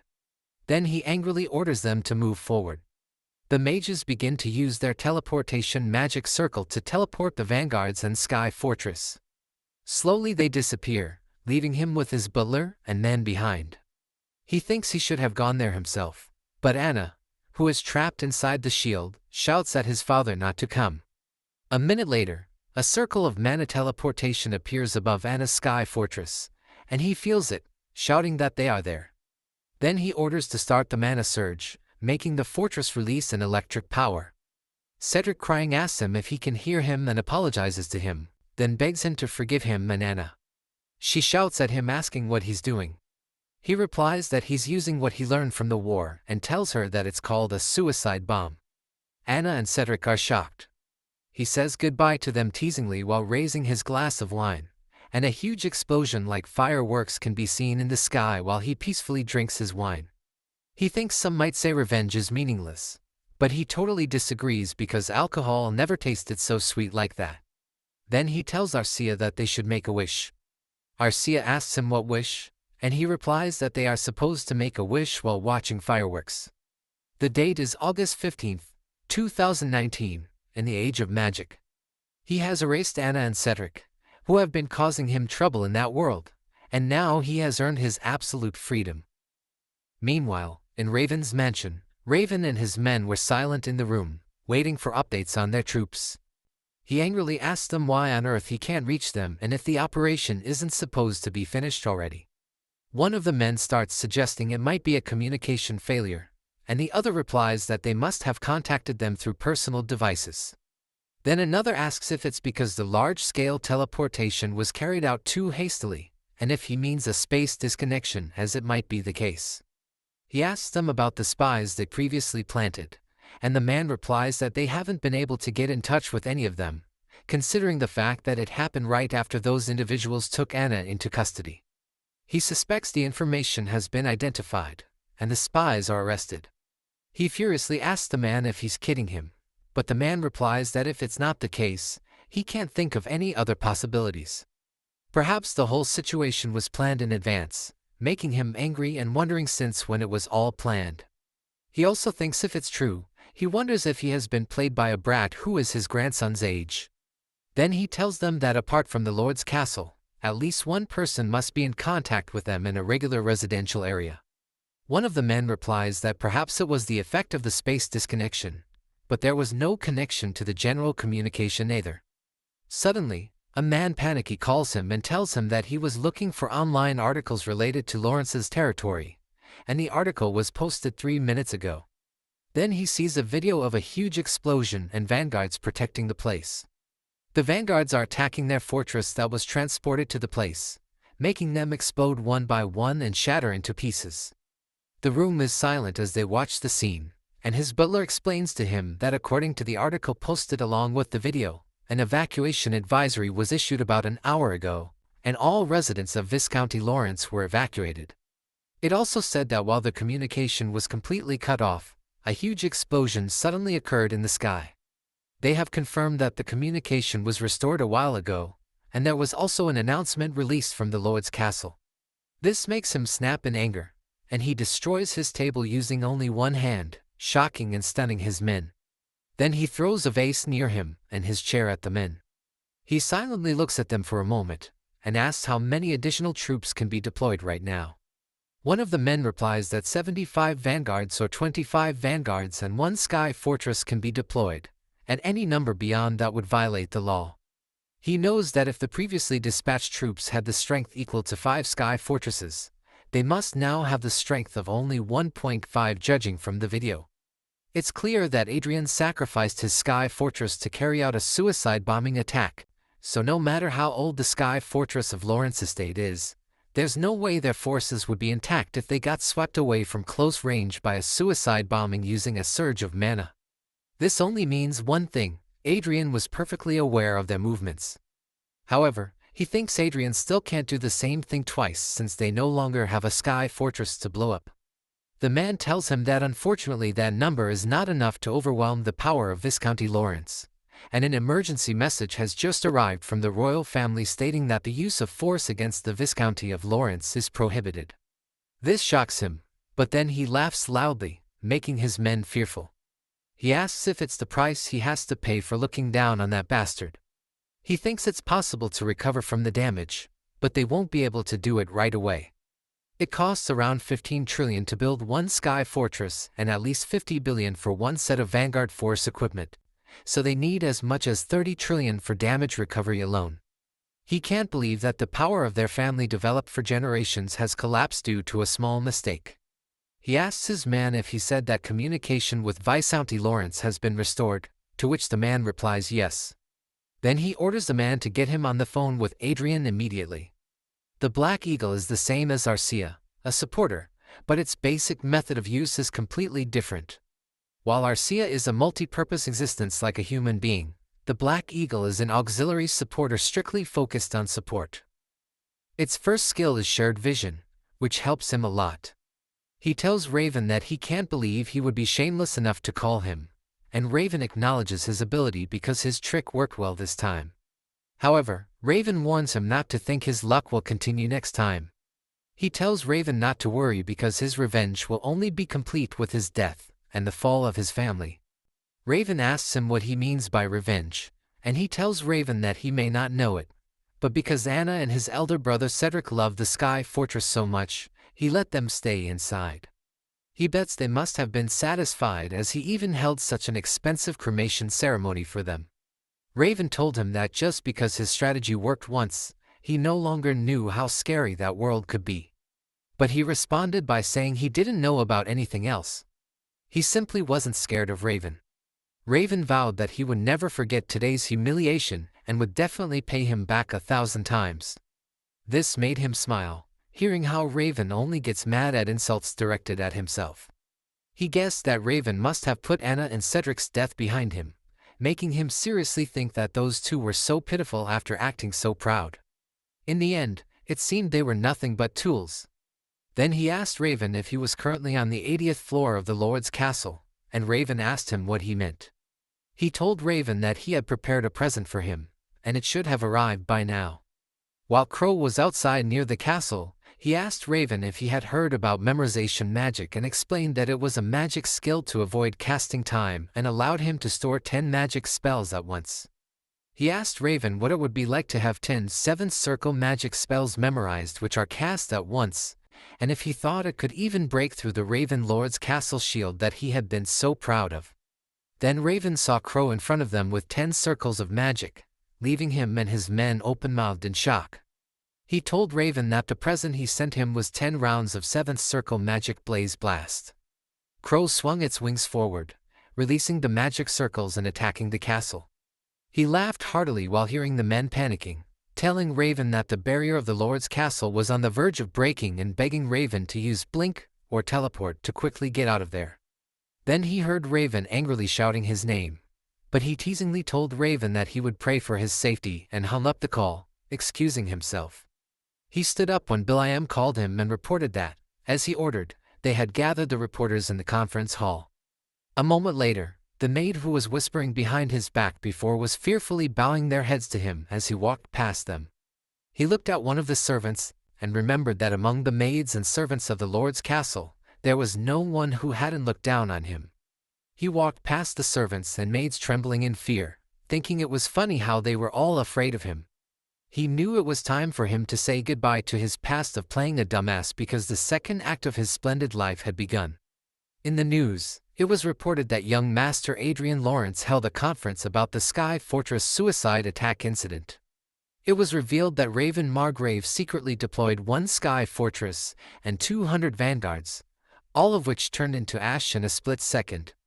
Some blamed Adrien for copying the tactic used in the war with the Croatian Empire, while others acknowledged that this was the result of great predictions in information warfare. Adrien emphasized that none of this would have happened if Raven Margrave had not planned his malicious attack, stating that he did what he had to do to protect his land.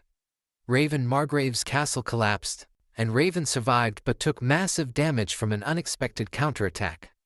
The most prominent headline was young prodigy Adrien Lawrence shuts down Raven Margrave.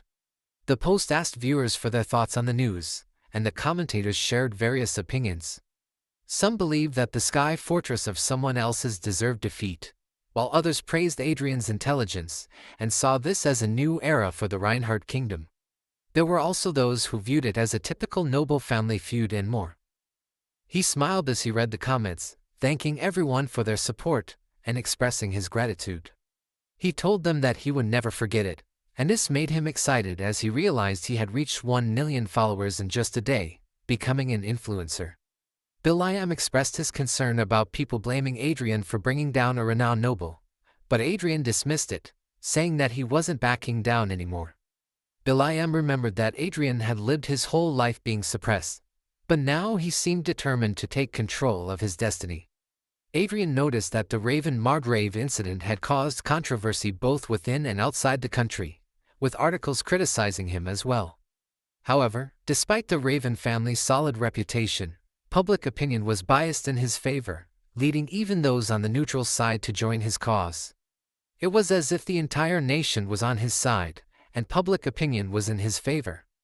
Adrien knew that commoners were essentially slaves to nobles, but he felt different because he could benefit from the people's support. He has to prove himself that he is different from those people, and he'll do it by constantly communicating with them. He thinks discrimination toward commoners from nobles is a structural problem in Randelle, not because commoners are worse than them, and most of the talented people he found were commoners too.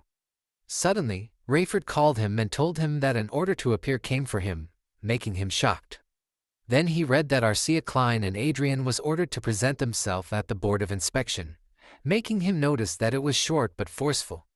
He can think of 3 things from it. First, Raven Margrave's play. Second, high nobles plan to tame them.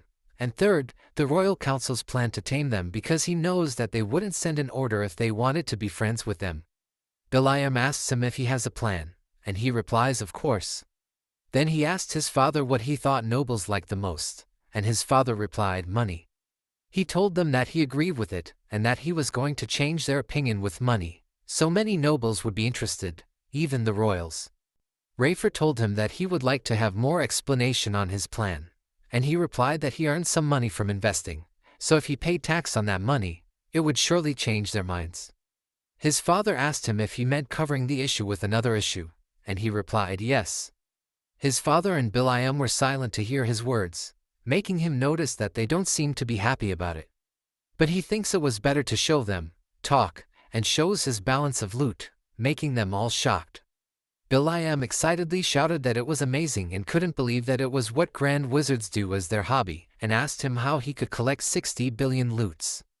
But he told Biliam to look carefully because there were 4 commas, not 3, making Biliam confused and unable to believe that he had 60 trillion loots.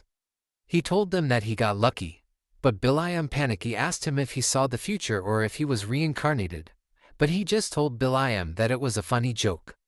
His father told him that they would go crazy. He asked Rayford how much he thinks the tax would be, and Rayford replied that at least 1/5 of it would be tax. He thinks if it was 1/5, then it was 12 trillion, and told them that he heard if a noble pays a hefty amount as tax, the royal guild will grant tax exemption. Rayford replied it was right and that if he used merchants that the royal family operated, he would get tax-free on half of the tax he was paying, making him think it was good because he already planned on using some money, and he'll give to use 1/5 after all. Rayford asks him if he has something else he wants to buy, and he replies yes. Then he told his father that he was getting more sky fortresses and vanguards. The next day, the reporter told the news that Adrien Lawrence had finished reporting taxes for the money he earned from investing, and that the amount of money he earned is said to be 60 trillion, which shook the noble society. Meanwhile, Otis was happily laughing and told his family that Adrien, the crazy man, sure knows how to surprise people. His wife asks him if Adrien is the staff member he told her about, and Otis replies yes, but he can't call him his staff anymore since Adrien will be getting the title of a grand wizard for reaching the 7th circle. Otis told his wife that he wanted Michelle to get to know Adrien, but he became too big of a person within a few days. His wife asks him if he can't still make something happen because she would love Adrien as her son-in-law, and Michelle told her parents that Adrien's face was her type, but she didn't want to be a person who benefits from a partner because she was going to earn her authority on her own. Her mother asks her how, and she replies that it'll be easy once she finds Archduke Manuel Lucas's fate. Her mother pulled her ears while angrily asking her if she's still not over it, and when she's going to grow up, but she told her mother that it was possible. Then Otis made it sound like he realized something, making his wife and daughter stop and ask him why. He replied that it all makes sense if Adrien is the one who found Archduke Lucas's fate, and Adrien's boldness all makes sense too. Michelle told her father that the Riverdale family accepted Adrien as one of them, but he told them that it was perfect for Adrien since he doesn't have a strong presence, and he can hide under the Riverdale family because Adrien is the type of person capable of perfectly hiding himself until he reaches the Lord Wizard status. Michelle told her father that the Royal Guild also confirmed that all of Adrien's money came from investing, and he replied that maybe there was a deal between the Riverdale family and Reinhard royals. She asks her father if he likes conspiracy theory novels, but then the reporter says that there's breaking news, and the public priest just announced that they found Manuel Lucas's lucky encounter, making Michelle angrily shocked. Meanwhile, in Manuel Lucas's tower, Adrien says that it would be so much easier if he could just absorb research books like the skill books because he knows that tomorrow he needs to attend an inspection with Arcia, and then the day after that he should attend a party held by the royals. Another day after that, he needs to go look for sky fortresses and vanguard gears, so he can't stop leaving because he's busy, so he logs in every second he gets. Then he throws the books next to the other books he has done reading and goes to the shelves to get more books, knowing that there is less than 1% of military research in those thousands of books of research. The weapon Archduke Lucas invented changed the way of war, but still, Lucas is against war. Also, the research Lucas spent most of his time on is dimension teleportation. He knows that Lucas never married, never had a disciple, and spent his entire life researching his way back home. So everyone says that Lucas is the one who changed the world, but the truth is that Lucas missed home. The reason why Lucas left traces showing he is from Earth is probably to meet someone from his home, but sadly, it happened after he passed away, and Lucas's legacy became his hope. He wanted to go back too, but he was not dying to go back because he didn't have the ability, and his mother was there, so he guessed it'd be cool if he could wander around two worlds. He wonders if maybe Lucas wanted someone else to finish his research, and maybe Lucas wants him to go back because Lucas couldn't. He told Lucas that if it was what he wanted, he would, and he would try his best. Chester tells him that he knows how to respect, and he replies that he is just a normal person, so he thinks his reaction is normal, making Chester say that he is a humble man. He told Chester that he was going to look for him since he had a question, and Chester told him to go ahead. He asks Chester if they won't catch them laundering money, and Chester replies that there is a slight chance. Then he explains to him that if they look for every single investor in that entire world and combine them all, they will see there is more money than actual trades, making him relieved, knowing that no one would do it. He thinks it is a good idea to cover the Raven Margrave incident with money, but there is too much attention on him because he was the 7th Circle Grand Wizard and has Arcia, who was an aura master, so if anyone finds out he was the one who found Manuel Lucas's fate, there is a higher chance of him losing what he has. So he plans to make sure to keep it a secret. He told Chester that it was just his confirmation, and he'll ask his actual question, knowing that he thought of a plan, and it was a fake lucky encounter. Then he asks Chester how the fake lucky encounter operation is going. Meanwhile, outside people were cheering for Louis Fairmont and calling him the Prius Republic's national hero. A swarm of people filled the streets, cheering for him, while in the top of the car, and had a lot of bodyguards on the side. He waves his hand to all of his supporters. Louis Fairmont, the fake lucky encounter possessor, smiled while telling everyone on his mind to keep cheering for him because he was their savior. Louis was 29 years old that year. He was an intelligence agent for the Prius Republic and the son of President Cartro. He is the second-generation tycoon who shamelessly takes advantage of his father's name. The fake lucky encounter possessor operation is to make someone act like the possessor of Archmage Manuel Lucas's lucky encounter and divert the world's attention away from Adrien. Through that operation, Adrien can shake off any doubts people may have about him and gain some time until he reaches the 9th circle. He tells Chester that although he doesn't feel sorry at all for putting a bomb in Louis's hands, it bothers him to leave Archmage Manuel Lucas's name to someone like Louis. Chester told him that there was no helping it, and he wasn't strong enough to protect the lucky encounter on his own yet, so he thinks it was a smart response. He knows that the Prius Republic is considered one of Randelle's 4 major empires, and it is almost the only country that advocates democracy and elects its president. But in reality, corruption and collusion between politics and businesses are fundamental, and prosecutors and the media are the government's tools, so it is no different from a dictatorship in which the president has been in power for as long as 14 years. He asks Chester if it will increase President Cart's approval rating even further, and Chester replies that it is possible. But the situation in the county would not have changed whether or not the news about the lucky encounter existed. He told Chester that other than Louis and Cartro, he hoped that no one else would become a victim of that incident. But Chester told him that sadly, a diplomatic war involving many countries would begin, so it would be difficult to avoid damage. Still, when the bomb named the fake lucky encounter possessor explodes, it'll be difficult for Louis and the president to be safe in the long run. His action will likely bring about change in the corrupt Fairmont regime. When they take the future of that country's citizens into consideration, it was a very good operation. He told Chester that in the event innocent victims arose because of that operation and asked Chester if he could identify them. Chester told him that originally, he would have said no, but he would accept his request this time since the reason he had to go that far was because of their lack of consideration. He can't believe that Chester readily accepted it, even though he asked him just in case, and asked Chester what he meant by a lack of consideration when it was not the case at all. But Chester told him that still that is truly unexpected. To think that he cares this much about other people's lives. Then Chester asks him if he didn't burn down Anna, Cedric, and Raven Margrave's force without hesitation, and he replies that it was because they were his enemies, which is a different story. Chester told him that it was a good mindset to have, and they must prevent innocent casualties while showing no mercy to their enemies, making him think that in times like this, Chester seems just like a human, not an artificial being. He wonders if he will be able to create beings like Arcia or Chester, just like Mage Lucas when he achieves the 9th circle. Chester told him that he still had one last administrator privilege left and asked him if he didn't want to use it yet. He replied not yet, and that he would save the last one in case of an emergency. He told Arcia and Croy that they should go hunting while thinking that he was currently level 205, and it looked like it would take a while until he reached level 250, the first condition of the 8th Lucky Encounter quest. The next day in Lawrence's mansion, the servant asks his friend if they heard that Adrien said he is planning to purchase 5 sky fortresses this time.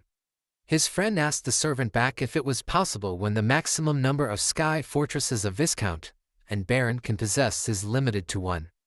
But the servant called his friend an idiot and told him that Adrien must have made that plan while keeping in mind the fact that he and Arcia would be bestowed the Earl's title. The knight told the other knight that Adrien even planned to meet the military limits of Vanguard force equipment. Then the maid asks the head maid if it is okay for one family to have so many lords, and the head maid replies, of course, since the titles were given based on their merit, and asks what they are going to do if those kinds of talents move to a neighboring country because they were treated poorly. The head maid also told the maid that Adrien is not just a new great noble in name, but someone who will be equipped with corresponding military capability. In other words, there is a new power in the Reinhardt kingdom. The conversation of the maid was interrupted when they heard a jingle sound. One of the maids told the others to wait, and that they should pause their conversation. One of the maids asked her why, and she replied that Arcia had just called, so she had to go quickly. The other maids asked her what she was talking about when it was her turn this time, and the other maid wanted to go too. But the maid who was walking first told the others that there was no chance, and she was in charge of Arcia today. She walked with the trolley of food, feeling angry about how the other maids had crossed their senior because most of the servants working at the Lord's castle were from Anna's side. Now that Anna has passed away, they feel like they are walking on thin ice every day. Although the people of the Lawrence family don't want to see their young master's face because they committed many sins against him, they don't want to quit their jobs that have a good working environment and a guaranteed future. As a result, they argue with each other to see who could come and serve Arcia, which was relatively less burdensome. The maid put the pancake on the table and shyly looked at Arcia, knowing that contrary to Arcia's fearsome Aura Master title, she has a gentle personality and often shows a soft smile. The maid looked at Arcia, thinking that Arcia came from the same commoner background as she did. But it's truly incredible how she rose all the way to the rank of an enro with her power. Arcia asked the maid if she wished to say something to her, and the maid, shuddering, asked if she may ask her a question if she doesn't mind. To which she replied that as long as she can answer it. The maid asked her if Adrien fires the castle's managers, and she replied that Adrien is a good person, and he absolutely hates it when others have to suffer because of him. However, Adrien is cold to those whom he deems his enemies, and asked the maid if she is Adrien's enemy. The maid fearfully looked down because of her gaze and replied, "Of course not." So Arcia smiled and told her that if that was so, it was fine. Then the maid barged out of Arcia's room, making Adrien, who was outside, confused. She fearfully looked at him and ran away while apologizing to him and Arcia, telling him that he had arrived.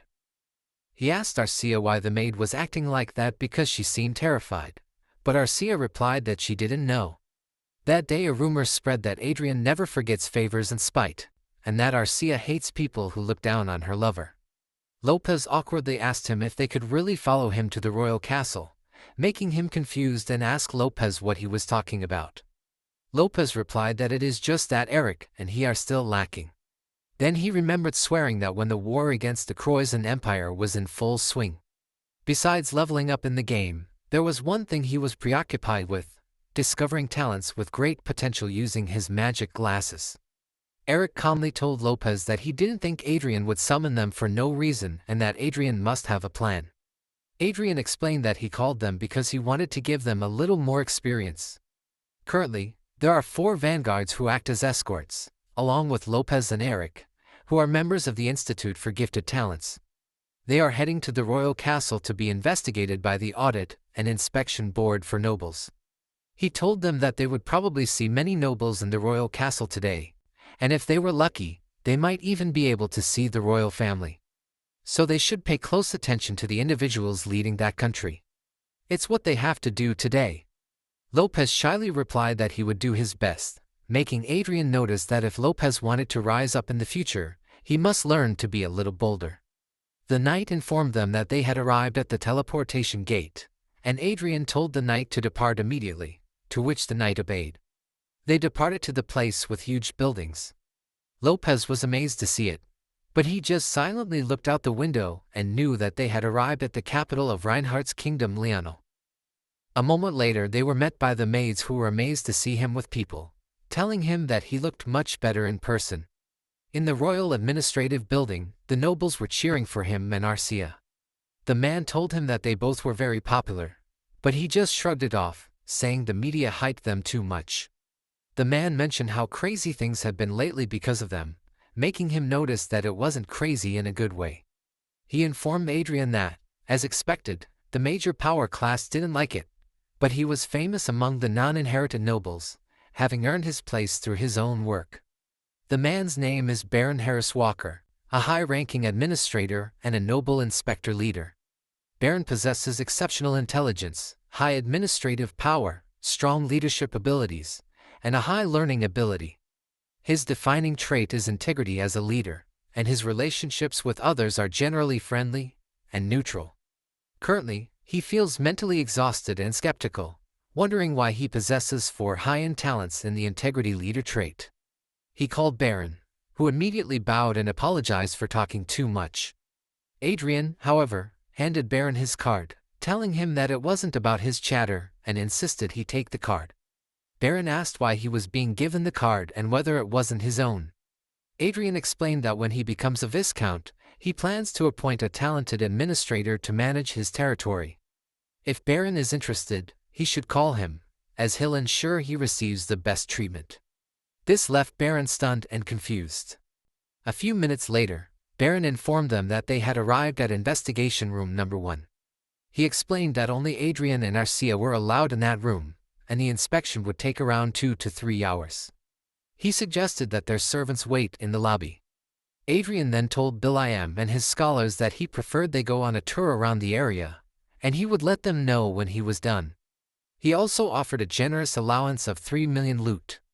Lopez asked if he was sure, and he reassured them, stating that it was just a perfunctory inspection, so he'd be fine. Bilam, his scholars, and the vanguard saluted him and wished him to stay safe. He agreed and told them to ensure that everyone had a good time as well. Baron whispered to him, cautioning him to be careful as he wasn't certain about what might transpire inside. The chief inspector was not pleased with him, and this had raised Baron's concerns. He thanked Baron for the information and opened the door, pondering that he could always leave the county if problems arose. Inside, they were greeted by 4 men, and he was taken aback when he recognized one of them. This was the reason Baron had been worried. The group included Noble Chief Inspector Douglas Hamilton and the Second Prince, who was also the Royal Guard's No. 2 commander, and an Orem master named Luke Wynn Reinhardt. He could understand why the Chief Inspector was present, but he wondered why the second in line for the throne was sitting in front of him. He bowed to Luke Wynn and expressed his honor in meeting the commander of the Royal Guards. Luke Wynn enthusiastically responded, noting that he noticed Adrien right away and acknowledged his status as an arch-wizard. However, Adrien pointed out that he'd be quite the spy if he didn't recognize Second Prince while living in the same country. Luke Wynn allowed him to raise his head, and the system displayed Luke Wynn's affiliations: Reinhardt Royalty, Second Prince, and No. 2 Commander of the Royal Guard. His talents included a very high level of Orem mastery, high physical strength, and medium levels of learning ability, intelligence, leadership, and administrative skills. His traits were enhanced muscles and an arrogant leader. His relationships were marked as interested and hostile, and his current status was observing and curious. Adrien noticed that Luke Win's stats were high, as expected from an aura master, but not as high as his fame. He speculated that Second Prince probably had an aura master as his teacher and had consumed expensive elixir and medicines regularly. Second Prince informed him that he would be leading the investigation and asked if that was acceptable to Adrien. Adrien responded that he would follow whatever the noble inspection decided. Douglas agreed to proceed, announcing that the investigation would be conducted by Prince Luke Win, to which Adrien replied with a yes. He observed Luke Win, who appeared uncomfortable, prompting Adrien to wonder if Prince Luke was uneasy due to his requests. Adrien apologized for his impoliteness and explained that he had questioned Luke Win's decision. However, Luke Win assured him not to worry about it, for which Adrien expressed his gratitude. After they both took their seats, the investigation began. Adrien recognized that there was nothing particularly unusual about the investigation. Even if they held something against him, he had a solid alibi. Prince Luke acknowledged that there seemed to be no other solution for Adrien's situation. Still, Douglas pointed out that it had caused one-sided damage to the Raven Margrave's side. Luke Win countered that it was described as an ambush, but it was clearly a territorial dispute. He added that if a war had started, there could be unexpected collateral damage. Luke Win then asked Douglas if he believed that Adrien had completely demolished the Raven Margrave. Douglas apologized and explained that he had misspoken. Adrien was worried because his relationship with Luke Win was hostile. However, he thought that Luke Win appeared to be a fair person. Luke Win announced that there was no reason to continue the investigation because there was nothing to uncover. However, Douglas whispered to Prince Luke that the Raven Margrave was a significant force on their side. Adrien could hear Douglas clearly. He noticed that the majority of the noble inspectors stood behind Luke Win, with some people representing Raven Margrave's side. This led him to speculate that Prince Luke's strained relationship with him might be due to the influence of people around him rather than his own choice. His initial impression of Luke Win was unfavorable, but he suspected that Prince Luke was actually a good person. Luke Win asked Douglas if he was expecting him to be unreasonable and told him to stop because the matter was settled. Then Prince Luke called Adrien, who responded, and Prince Luke expressed his preference for straightforward discussions without loopholes. Adrien encouraged him to proceed. Luke Win then explained that he was in competition with his brother for the crown, and they were evenly matched. However, things changed, especially after Adrien's involvement with Raven Margrave, one of his primary supporters. He, however, had refused the support. Adrien apologized to Luke for this, but Luke Win assured him that he wasn't blaming him and that it was all Raven's fault.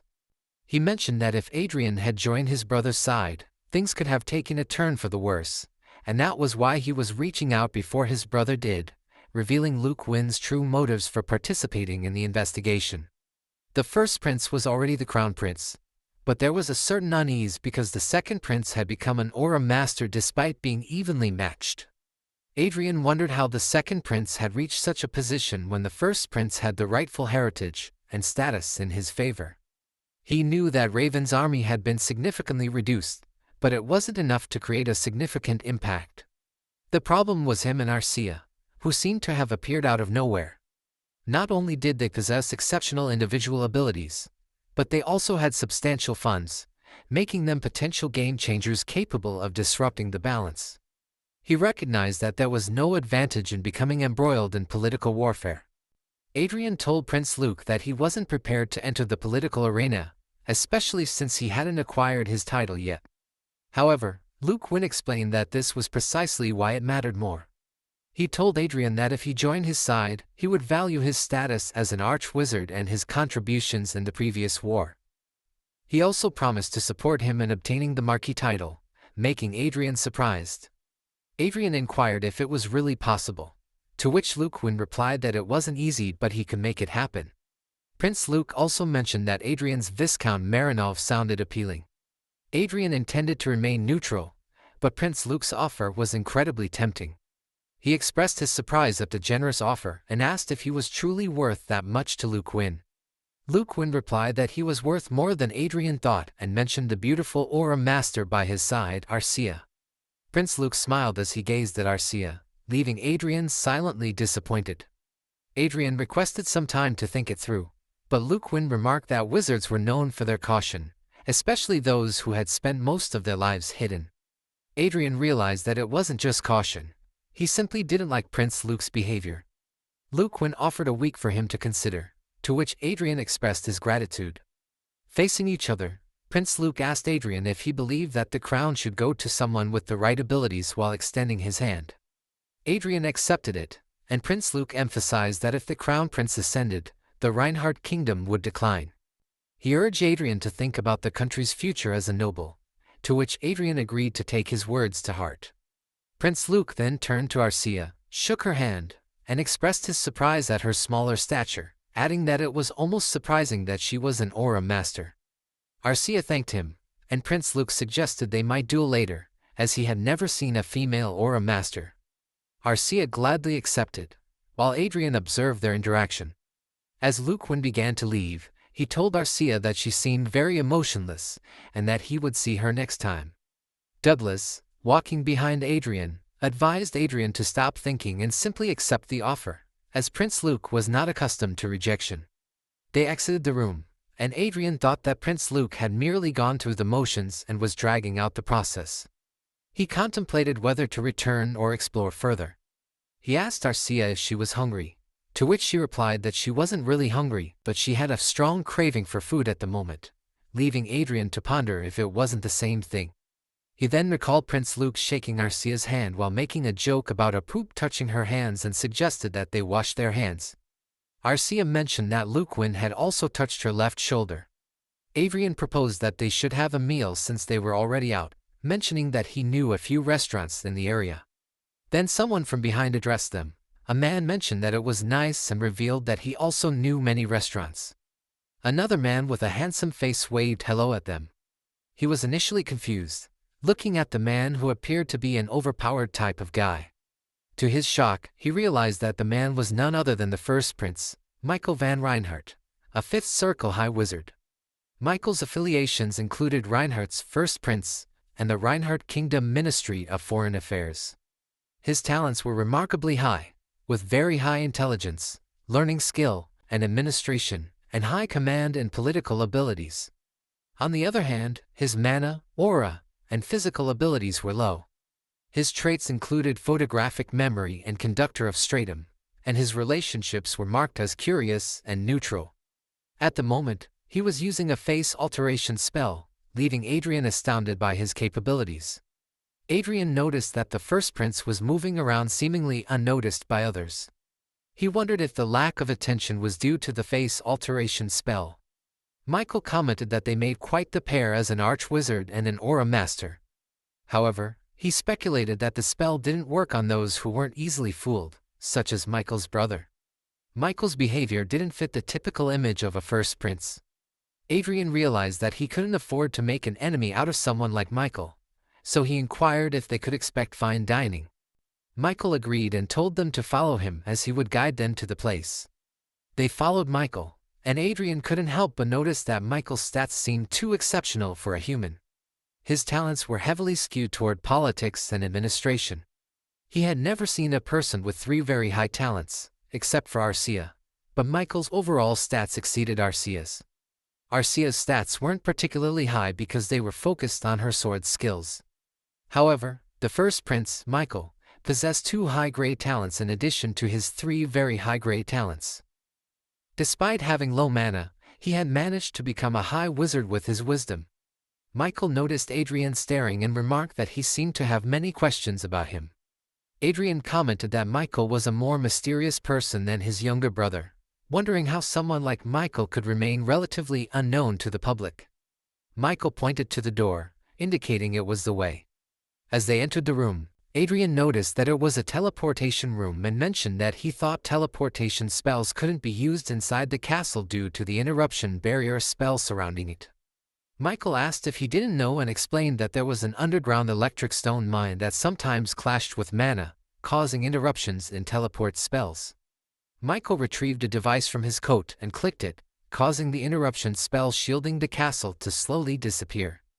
Adrien was shocked to see it vanish, and Michael informed them that it was time to go. They teleported, and Adrien couldn't shake the feeling that Michael was far from an ordinary person. Later, they arrived at their destination, and Michael invited them to enter. The room was filled with golden shining objects, and Michael informed them that they could speak freely now. Michael suddenly realized something and clicked the device he was holding once more. The interruption barrier once again shielded the entire castle, and Michael chuckled, mentioning that the interruption spell was working again. Adrien, in his mind, he acknowledged that it was Michael who had control over it, and doubted that the second prince had any knowledge of the first prince's playful manipulation of security, as second prince Luke probably had no way of knowing cause he is busy singing his own song all the time. They shook hands, and Adrien expressed his honor at meeting the crown prince. Michael replied that it was an honor to meet Adrien and Arcia. The butler approached Michael inquiring if he was back, and Michael confirmed it. He asked the butler to prepare a meal as he was going to have lunch with his guests. The butler assured him that he'd prepare it right away. Adrien was amazed observing the butler, thinking that people with high-end talents seemed to move around as if it were nothing. Adrien asked Michael if it was his palace, and Michael, while offering them juices, confirmed that it was. He mentioned that the palace's chef was hired personally, ensuring that he was one of the finest chefs in the country. Adrien acknowledged the importance of good food. Michael then asked Adrien if he knew that he followed him on social media, leaving Adrien surprised. Michael showed him his own social media account, which featured the overpowered closed eyes profile picture. Adrien was shocked by this revelation and admitted that he hadn't expected the crown prince to have a social media presence. Michael explained that many nobles look down on the virtual world, but he was an exception as he enjoyed it. Adrien knew that Michael van Reinhardt held the title of crown prince, but he treated him like a best friend. It felt genuine, unlike the second prince's behavior towards him. Adrien commented that Michael had a sense of humor, to which Michael responded that he did and that he enjoyed reading Adrien's posts mocking the Raven Margrave. Adrien was surprised and asked if Michael had seen his posts because they had significantly helped him gain followers. Michael suggested that it was probably Adrien's looks that played a significant role in gaining followers. Adrien proudly acknowledged that indeed his appearance was a contributing factor. Michael laughed and agreed, saying that he knew Adrien was a handsome person. Arcia paid no attention to their banter and was focused on the food in front of her. Adrien asked Michael how he couldn't be aware of his own handsomeness when he saw his fan club greeting him upon entering the castle. Michael laughed again and admitted that Adrien was right. As they began eating, Adrien inquired about the reason for their invitation. Michael replied with a question, asking if Adrien didn't already know. Adrien responded that he had assumed they were being recruited, to which Michael agreed. Adrien asked Michael about his expectations and what he could offer to them. Michael regretfully replied that he didn't have anything to offer at the moment. Adrien inquired if Michael planned to provide benefits once he ascended to the throne, to which Michael confirmed that he would. However, he also mentioned that he would obstruct Adrien from obtaining the Viscount title. Michael explained that the Viscount title wasn't something easily granted, and it was particularly challenging at that time due to the division of power. He also noted that it seemed like Luquin had promised him the title, thinking he had enough authority to do so. However, if the people on Luquin's side disagreed, they could prevent Adrien from acquiring the title, which made perfect sense. Adrien understood that Michael couldn't offer him the title as Prince Luke had done because Michael recognized it was an empty promise, and no one would simply allow the other party to grow stronger without opposition. Michael's statement about not stopping him from obtaining the Viscount title essentially implied that he would support Adrien in securing the title while aligning with the second prince's side. Michael suggested that Adrien would obtain the title by joining Luquin's side, and his side wouldn't oppose it, making it an easy process. Adrien responded by saying he would take whatever he could get, and Michael invited him to join his side. Adrien considered the offer and realized that the real wild card was the choice he made to gain an advantage. If he accepted Michael's offer, he could obtain the title and align with the first prince. If he declined, his title would be at risk, and he would have to align with the second prince. He informed Michael that he had more choices, but there was only one answer. Michael asked him what he meant, and Adrien replied that he would do as the crown prince instructed. Michael asked Adrien if he was certain that he didn't need more time to think, and Adrien replied that he was sure. He believed that he deserved the throne more than the second prince. Michael reminded him that he couldn't simply make those claims to obtain the title and then remain on the second prince's side. Adrien stated that he couldn't betray his followers, and he had no intention of doing so, as he believed the first prince would likely win against the second prince even without his support. Michael responded with a cheerful nice, while Arcia continued to enjoy her meal. Michael turned to Arcia and inquired about her choice. Adrien noticed that the first prince's interest was different from the second prince's more malicious demeanor, which made him feel better. He asked Arcia for her thoughts, and she replied that as long as Adrien was okay with it, she would follow. Adrien asked if she truly meant it, even though he expected her response, and he still felt somewhat awkward. Michael cheered for them, commenting that they looked good together. This made Adrien turn as red as a tomato and plead with Michael to stop. A little later, when it was time for dessert, Adrien told Michael that he had a question. He mentioned that he was fine with joining Luquin's side and obtaining the title, but he asked Michael if he thought Luquin might become suspicious if he didn't show any resistance. Michael responded affirmatively, explaining that he planned to pretend to resist initially, and then back down later. Adrien realized it was a clever way to avoid arousing suspicion. However, he also suggested that instead of ending it like that, he should receive something in return for allowing him to win the title. Michael was taken aback and asked for examples. Adrien smiled, thinking that he had the chance to not only back down but also gain some leverage over Luquin. Then he told Michael that Raven Margrave had suffered a great loss for messing with him, and Raven lost 40% of his power due to his personal feelings while taking a major role in national defense. Consequently, he believed that Raven didn't deserve the Margrave title. Michael asked if he meant taking away the title from Raven for giving up the Viscount title, to which he replied that he considered it a fair deal. Demoting Raven Margrave to Earl would inflict significant damage on Luquin's side. Michael suggested that it seemed like a personal matter, and he admitted that he wouldn't deny it. He derived satisfaction from damaging his feud and having an opportunity to control Raven, making it clear that he couldn't miss that chance.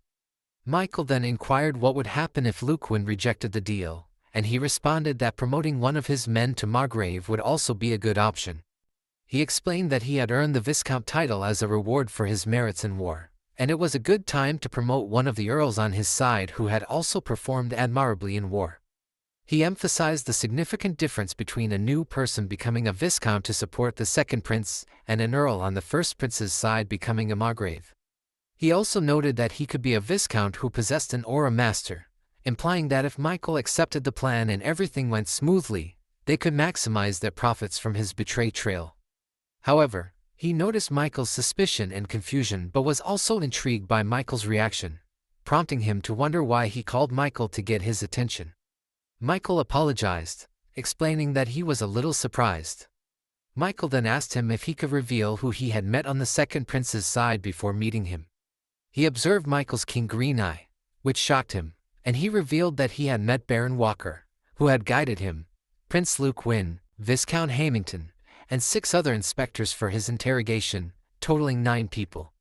He glanced at Michael and pondered if he had made a mistake. He then noticed that Michael's suspicious demeanor had transformed into curiosity, which led him to understand what was happening.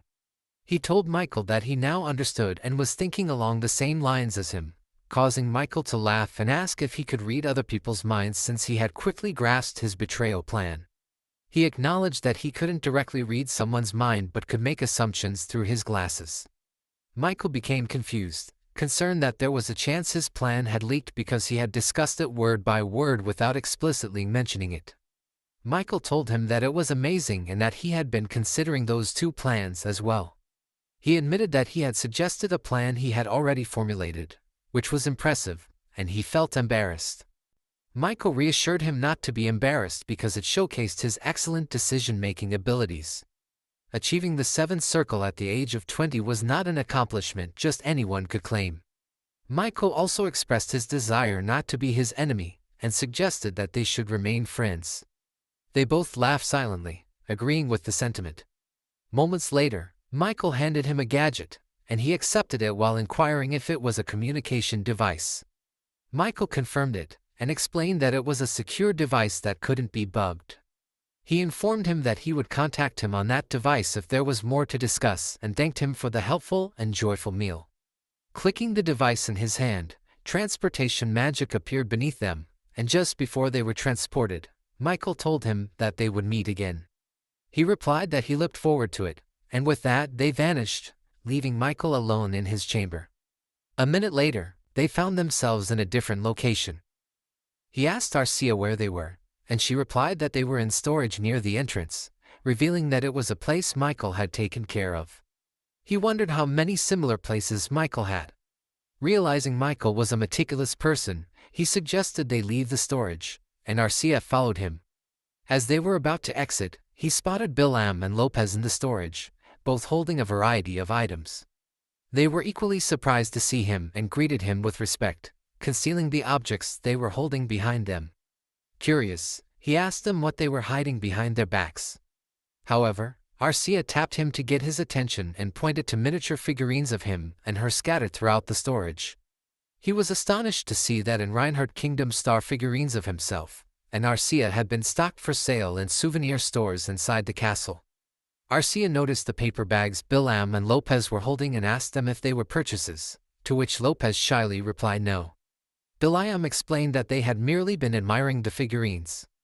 Meanwhile, on the internet, the trending news reported that Frias Empire's debt-to-GDP ratio had increased by 12% within the year, and there was severe corruption that had made Recess Island hesitant to consider introducing a republic. The economy showing signs of inflation had taken a backseat as the Fest Republic focused solely on its military strength. The hope of the Fest Republic rested in the hands of a lucky encounter which the president's son Louis Fairmont had obtained. A question arose about whether the lucky encounter of Archduke Lucas acquired by the president's son was even real. Someone clenched their teeth furiously, shouting as they questioned whether Archduke Lucas's supposed lucky encounter had fallen into the hands of these clueless individuals. In the Brigham Empire's Palace Gold Dragon Castle, Emperor Edward Noah Brigham passionately declared that they deserved the lucky encounter, asserting that Manuel Lucas's home country was the nation that had led Randelle into its golden age. Edward urged the people around him to speak up, questioning whether they were not investing enough effort and funds into the search for the lucky encounter. Despite their apologies, he expressed frustration and summoned the Director of Information Earl Alfred, a member of the Seventh Circle, to confirm Edward's inquiry, prompting him to ask for her thoughts on the claims made by the Frias Empire.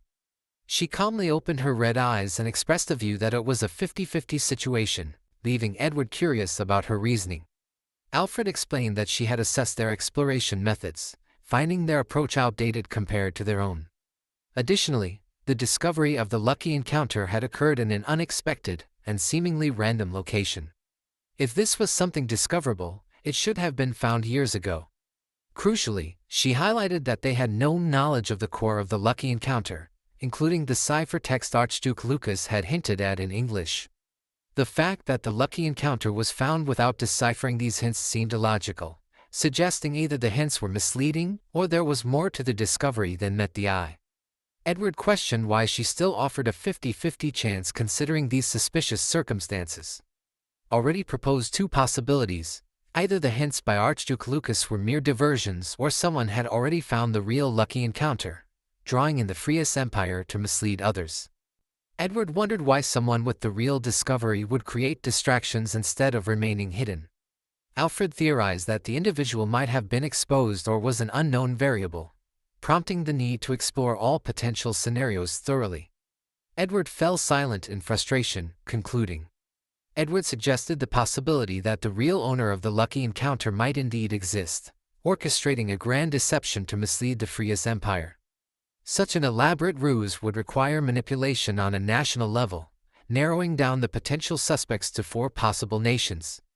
Edward listed the potential culprits: the Croizon Empire, the Elysia Allies, Lucia's Kingdom, and Reinhardt Kingdom, expressing a higher suspicion toward the Elysia allies due to the capabilities of the elves in manipulating situations. He had also heard news from the Reinhardt Kingdom. Earl informed Edward about a young man who had achieved the 7th circle at the age of 20, causing a stir in the country. This prodigious individual had amassed assets of 60 trillion through investments.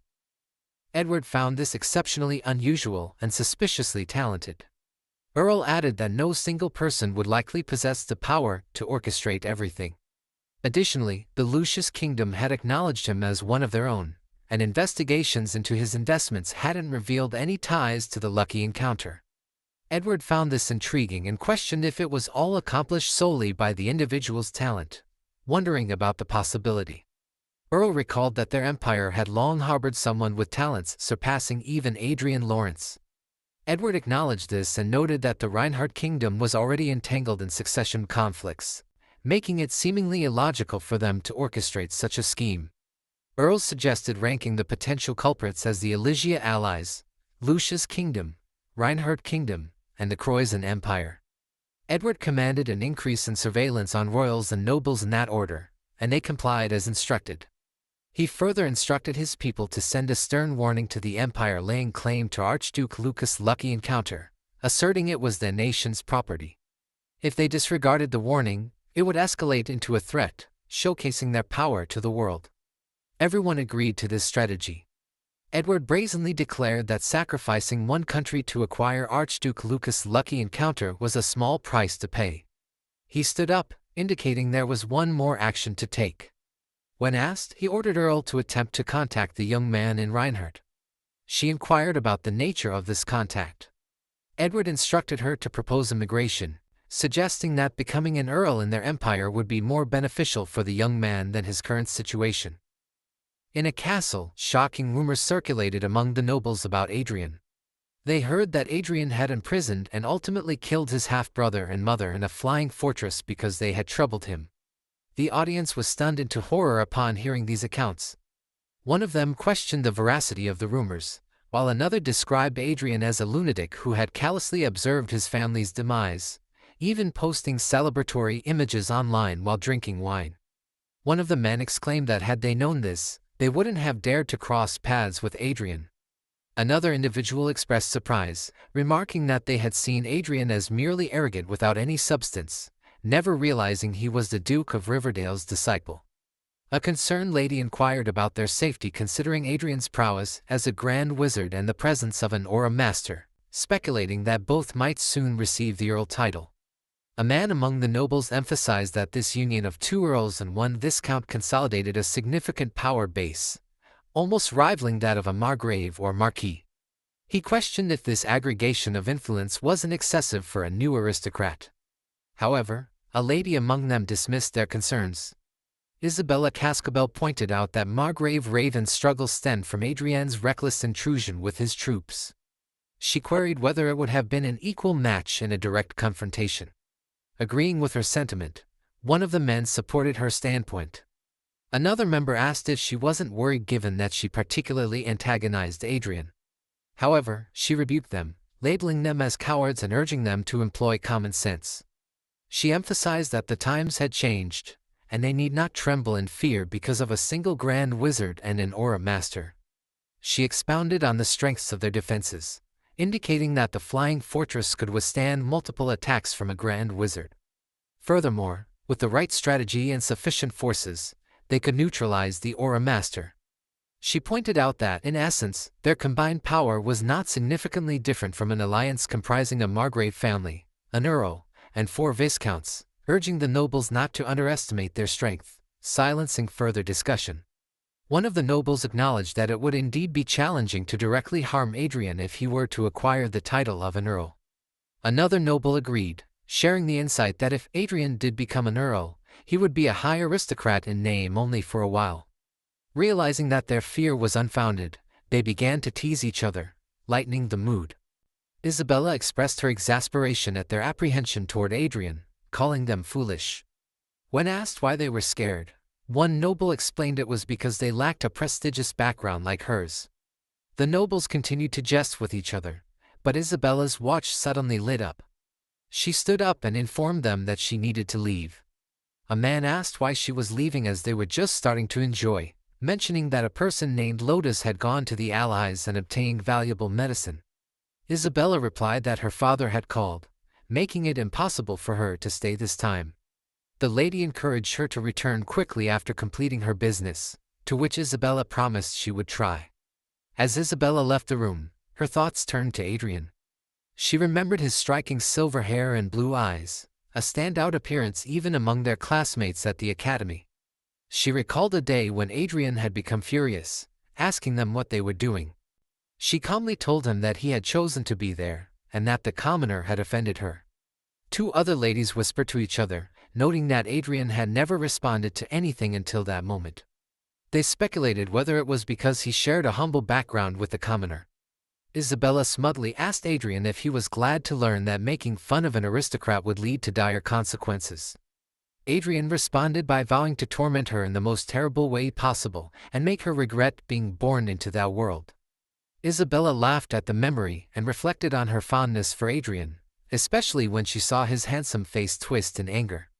She arrogantly wondered what a mere earl without a political base could do to her, as she dominated the social circle within the 6th Margrave family. However, her thoughts took a sharp turn when she asked her father, Margrave Cascabel, what he had just said. Her father, an ally of the second Prince Luc Win, revealed that Luc had promised Adrien the title of a marquis. Cascabel explained that second Prince Luc Win believed Adrien was well worth it, given that he had become a 7th Circle wizard at the age of 20, making it possible for him to reach the status of an 8th Circle Great Wizard in the future. Additionally, Adrien possessed the talent of a Grand Master, equivalent to a 9th Circle wizard. His presence was crucial for shifting the balance in their favor, and it was advantageous to have someone of such influence on their side. Cascabel conveyed his desire for Isabella to use her position in society to establish a friendship with Adrien. The best-case scenario would be for her to marry him, leaving Isabella in a state of silent realization that this would be a challenging task. Shortly after, she rushed down the corridor, her mind racing with the realization that Adrien had become the 6th Marquis of Reinhardt. She understood that, while an earl and a marquis were only one rank apart, the difference in their political influence was immeasurable. She worried about the implications this had for her future. Frantically, she opened the door and called out loudly for her friends, but she was stunned to find them inebriated and reveling in a party. It became clear to her that these friends would be of no assistance in her current predicament. Meanwhile, within the game, Arcia's hair underwent a transformation, turning into a shining white hue. She asked Adrien if this change was acceptable, and he complimented her, saying that it looked good on her. After returning from the royal palace to express his gratitude, Adrien had logged back into Chronicle. To avoid the presence of a character bearing a striking resemblance to the celebrity Arcia, he decided to give her this simple disguise by altering her hair color to white. Moments later, someone inquired if he was contemplating entering the military industry. When Perseus turned to look at the person, he was taken aback by the individual's presence. Perseus questioned the man's behavior in front of Adrien, but the man retorted by asking about Perseus's own behavior. This man was a Grand Nocturne or first-time accountant, 22 years old, affiliated with the Green Accounting Office and the Kingdom of Reinhardt's. He possessed high skills in intellectual ability, administrative power, and academic ability, with low political power. His attributed quality was quick analysis, and his relationships were marked by interest and alliance. His current status was deemed surprising. Adrien was astonished to see that Perseus's son shared 3 high-ranking abilities identical to those of his father. He inquired about the reasons behind this similarity. The man explained that the industries they had taken over, such as cult steel manufacturing, Zenith artifacts, Konya magic towers, and Panic mana, were akin to hippos that didn't yield immediate profits but instead consumed capital. Adrien had acquired all 5 of these companies, and the man believed that it was a strategic move for future investment. Adrien grinned, acknowledging the man's astute observation. He told the man that while the mining and distribution industries, the primary sectors of their Lawrence estate, were viable, they had clear growth limitations. Hence, he saw the military industry as a promising venture in that regard. The man expressed his surprise, remarking that the plan seemed fitting for a grand wizard. He asked Adrien if he might know what specific items he had in mind, but Adrien countered with a question, wondering if the man's inquiries stemmed from mere curiosity. The man clarified that he sought to understand the priorities for future instructions. Perseus, in response, sighed lightly. Adrien smiled and indicated they would begin with vanguard equipment, leaving both Perseus and the man astonished. Perseus inquired if it was feasible, to which Adrien confirmed that they had a grasp of the force system's principles and a rough manufacturing method for the vanguard equipment. As long as their assistants followed these guidelines diligently, the production was indeed possible. Adrien knew that the manufacturing of vanguard force equipment was currently in the hands of three powerful families in the kingdom of Reinhardt. They are the second prince's mother's family, the Duke of Enerheim, the current king's mother's family, and the distinguished magic master, the Duke of Haines, and lastly the House of Reinhardts. Essentially, this indicated that the creation of vanguard force equipment was orchestrated by the most influential figures in the kingdom. Interpreting it differently, he believed that if they could produce such equipment, they could stand on equal ground with these formidable entities. The man expressed concern about the existing power's potential reactions. Adrien reassured him, stating that he had contemplated the response after visiting the royal palace. He explained that if they initially produced force equipment similar to or slightly less potent than the existing ones, the threats wouldn't be severe. Adrien noted that creating vanguard force equipment wasn't a feat achievable by just any grand wizard. In the kingdom of Reinhardts there were 4 grand wizards apart from him, but only 2 had the capability to craft force equipment. Thus, a sudden appearance of a 20-year-old grand wizard manufacturing vanguard force equipment was certain to attract public attention and would lead to a partial diversion of strength, inevitably resulting in some failures. Adrien informed them that he wouldn't settle for the current level of vanguard equipment, expressing his intent to be informed as soon as a good magic tower became available for purchase. Perseus and his son were initially confused about Adrien's dissatisfaction with the vanguard's equipment, but they soon realized it pertained to the flying fortresses. Their relationship with Adrien shifted from mere respect and admiration to a status of goodwill and loyalty. Both of them enthusiastically assured Adrien of their commitment, to which he replied that he looked forward to their efforts. Rayford, taken aback, let the tea drool from his mouth in shock and queried Adrien about his reference to the title of Marquis. He reminded his father that he had agreed to accept the second prince's offer, thinking to himself that he shouldn't disclose first Prince Michael's proposal to his father, as maintaining strict secrecy was crucial to avoid potential betrayal. Rayford expressed his dismay, stating that nothing had unfolded as expected since his return from the battlefield. His mother also expressed concerns, fearing that her son might ascend to nobility, and inquired if it was all right. Adrien explained that an earl held the same noble status as a marquis, but his mother worriedly pointed out the differences in their hierarchical level. Sighing, Adrien pondered that despite his mother's experience as the hostess of a viscount, she still struggled to adapt. He humorously questioned the significance of becoming a marquis, stating that he'd need to ascend to the position of a king in a country and establish a harem to be content. However, to his surprise, his father reacted angrily, and his mother appeared pale, leaving Adrien confused about their responses. His father passionately questioned the absurdity of his remarks, particularly with his lover sitting beside him.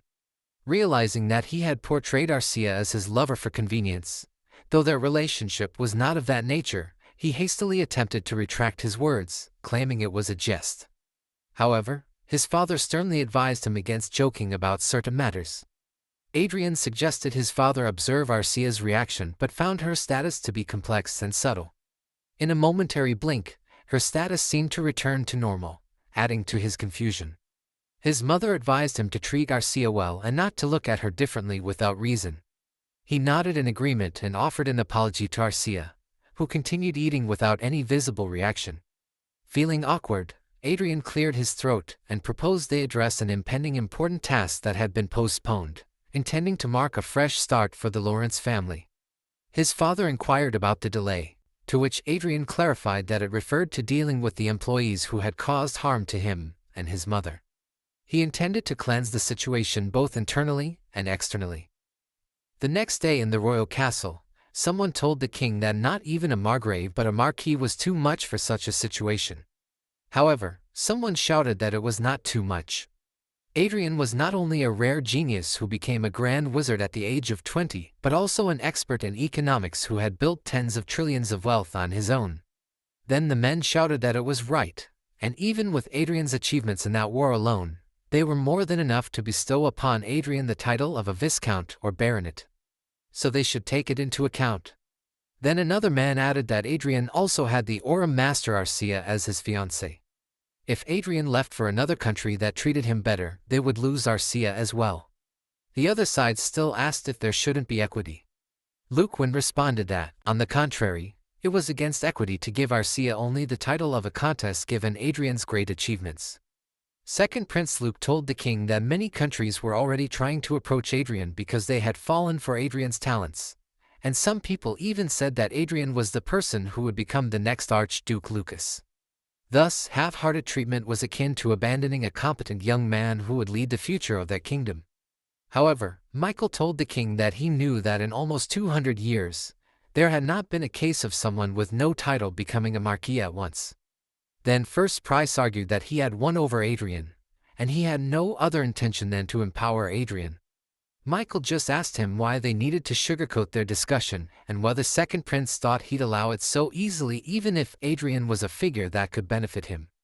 This made Luke win angry, and he asked Michael what he meant and told him that he wanted him to understand how inappropriate his comment was considering his position as the Crown Prince.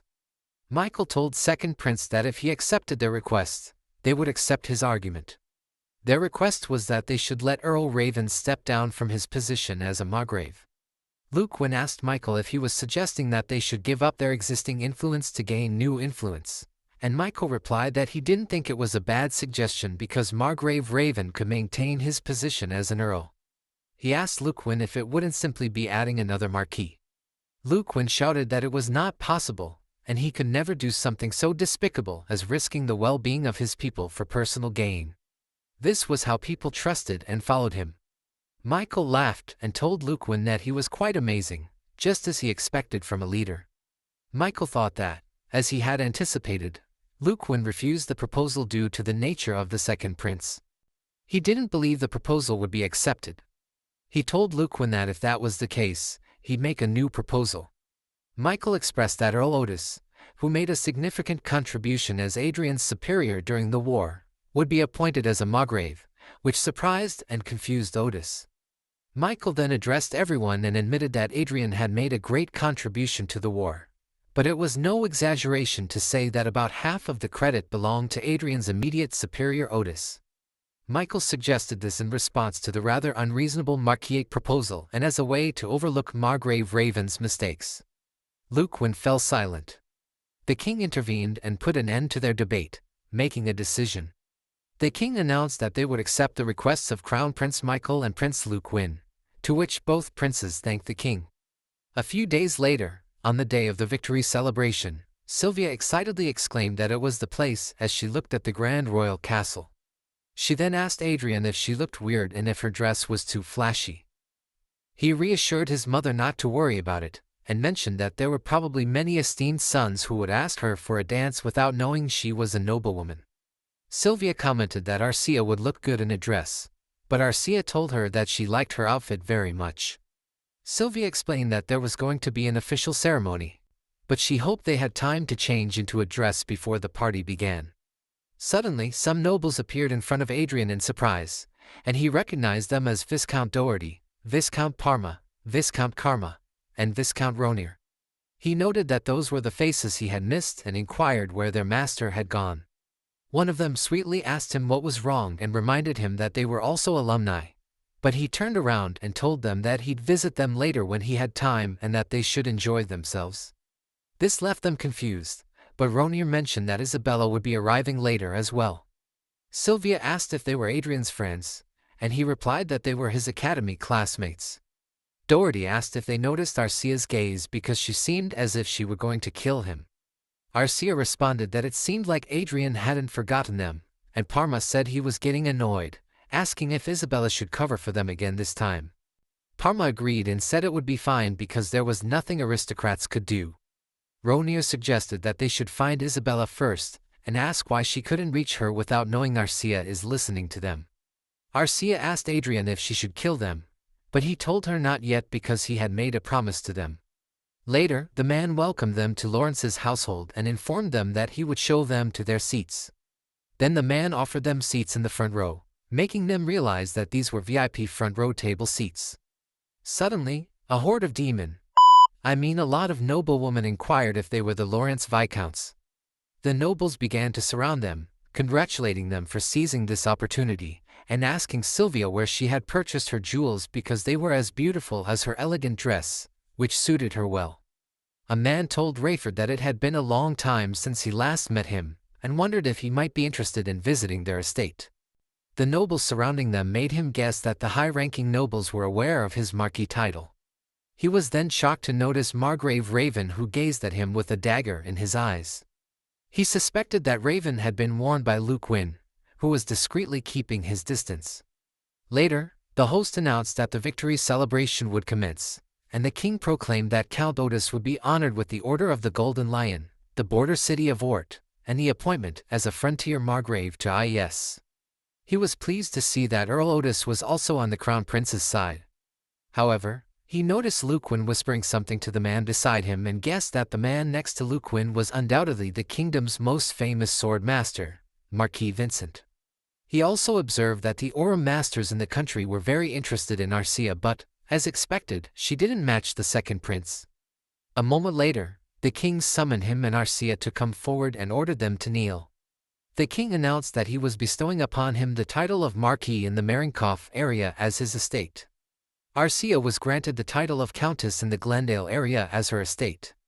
Additionally, they were each given a fortified fortress. The king hoped they would do their best to protect their country. They both expressed their gratitude to the king, while the nobles whispered about Adrien's title's sudden elevation to Marquis and asked if there had ever been a case of someone becoming a Marquis so suddenly. The king inquired if he had anything to say. He then addressed the nobles, expressing his gratitude to the king, the heart and fair administration of the country, as well as the crown and second princes. He revealed that as a new aristocrat within a state, he had a wish to fulfill. He called Doherty, Parma, Karma, and Ronir and declared a cooperative effort to wage war on estates involving these four families. The king, the princes, and his parents were shocked and asked him to explain, but he simply smiled calmly. Calitz van Reinhardt, the king of the Reinhardt kingdom, had been growing increasingly concerned in recent days. His worry centered around the issue of selecting a successor, a decision divided between his two sons, Crown Prince Michael and Second Prince Luke Wynn. To compound his worries, a new eccentric individual had emerged in the country. A moment later, Luke Wynn angrily confronted him, stating that he must have misunderstood Marquis Lawrence's character. He had initially believed Lawrence to be a typical scholarly type, but was taken aback by his aggressiveness. In the back hall, Second Prince Luke inquired if he was aware that a new lord couldn't expand his territory for 1 year. In response, Adrien mentioned that if that were the case, he would simply dismantle those four families and revert the territory to the royal decree. Luke, when asked if he had no intention of backing down, to which he firmly replied in the affirmative. Luke patted his shoulder, realizing that trying to dissuade him would be futile, and expressed his disappointment with his behavior. He suggested that they wait and see what unfolds. Adrien had expected such a reaction from Luke, but still wondered whether Luke would be successful in driving him out. They then left the room, and Adrien wondered if the real party had started. Arcia appeared and informed him that she had been waiting for him. However, he noticed that people were avoiding him, and he realized that even before the event had begun, everyone had exchanged greetings and expressed a desire to be friends. But now, no one was approaching them. He thought it seemed like he had been labeled as a troublemaker, and commented that it felt as though he had become the black sheep of the family. His father, Rayford, shouted at him, confirming his feelings. Adrien explained to his father that he had not initially planned to go to such extremes, but had been provoked, and he apologized to his father. Rayford asked him why he had done it, and he replied that it was for revenge, causing Rayford to fall in frustration. Rayford then advised him that taking on four families simultaneously would undoubtedly be dangerous, and inquired if he had considered the risks when declaring a territory war. Adrien responded that he had been fully aware of the risks, and reassured his father not to worry. Rayford sighed and expressed his trust in him, while his mother anxiously observed them. His father added that it had been a long time since he had attended a party hosted by the royal family, and he intended to enjoy it. Rayford addressed Sylvia, his wife, telling her not to worry and to have faith in their capable son. Sylvia nodded, and Sylvia accepted his hand, all while smiling, knowing that Rayford had been treading carefully around Anna all this time. But he was aware that he would now look after his mother just as diligently. He turned back to the nobles and asked if they should continue with what they were doing. Meanwhile, on the side, someone shouted that even territory wars should have valid reasons and asked if it made sense. Karma questioned if their actions were the reason, and Ronia replied that those were merely their childish actions from their youth. Suddenly, Parma inquired if they would lose, leaving everyone confused. However, Parma asked once again if they couldn't unite as the four families when Adrien declared war. Ronia acknowledged that it was true, but their opponent was a marquis. Parma suggested they calm down first, emphasizing that although they were smaller in comparison to Isabella, they were a noble family with a viscount. Combining the strength of these four families should be sufficient to deal with the newly appointed marquis. Doherty panicked and asked if that was the case. Ronia explained to Parma that it was true.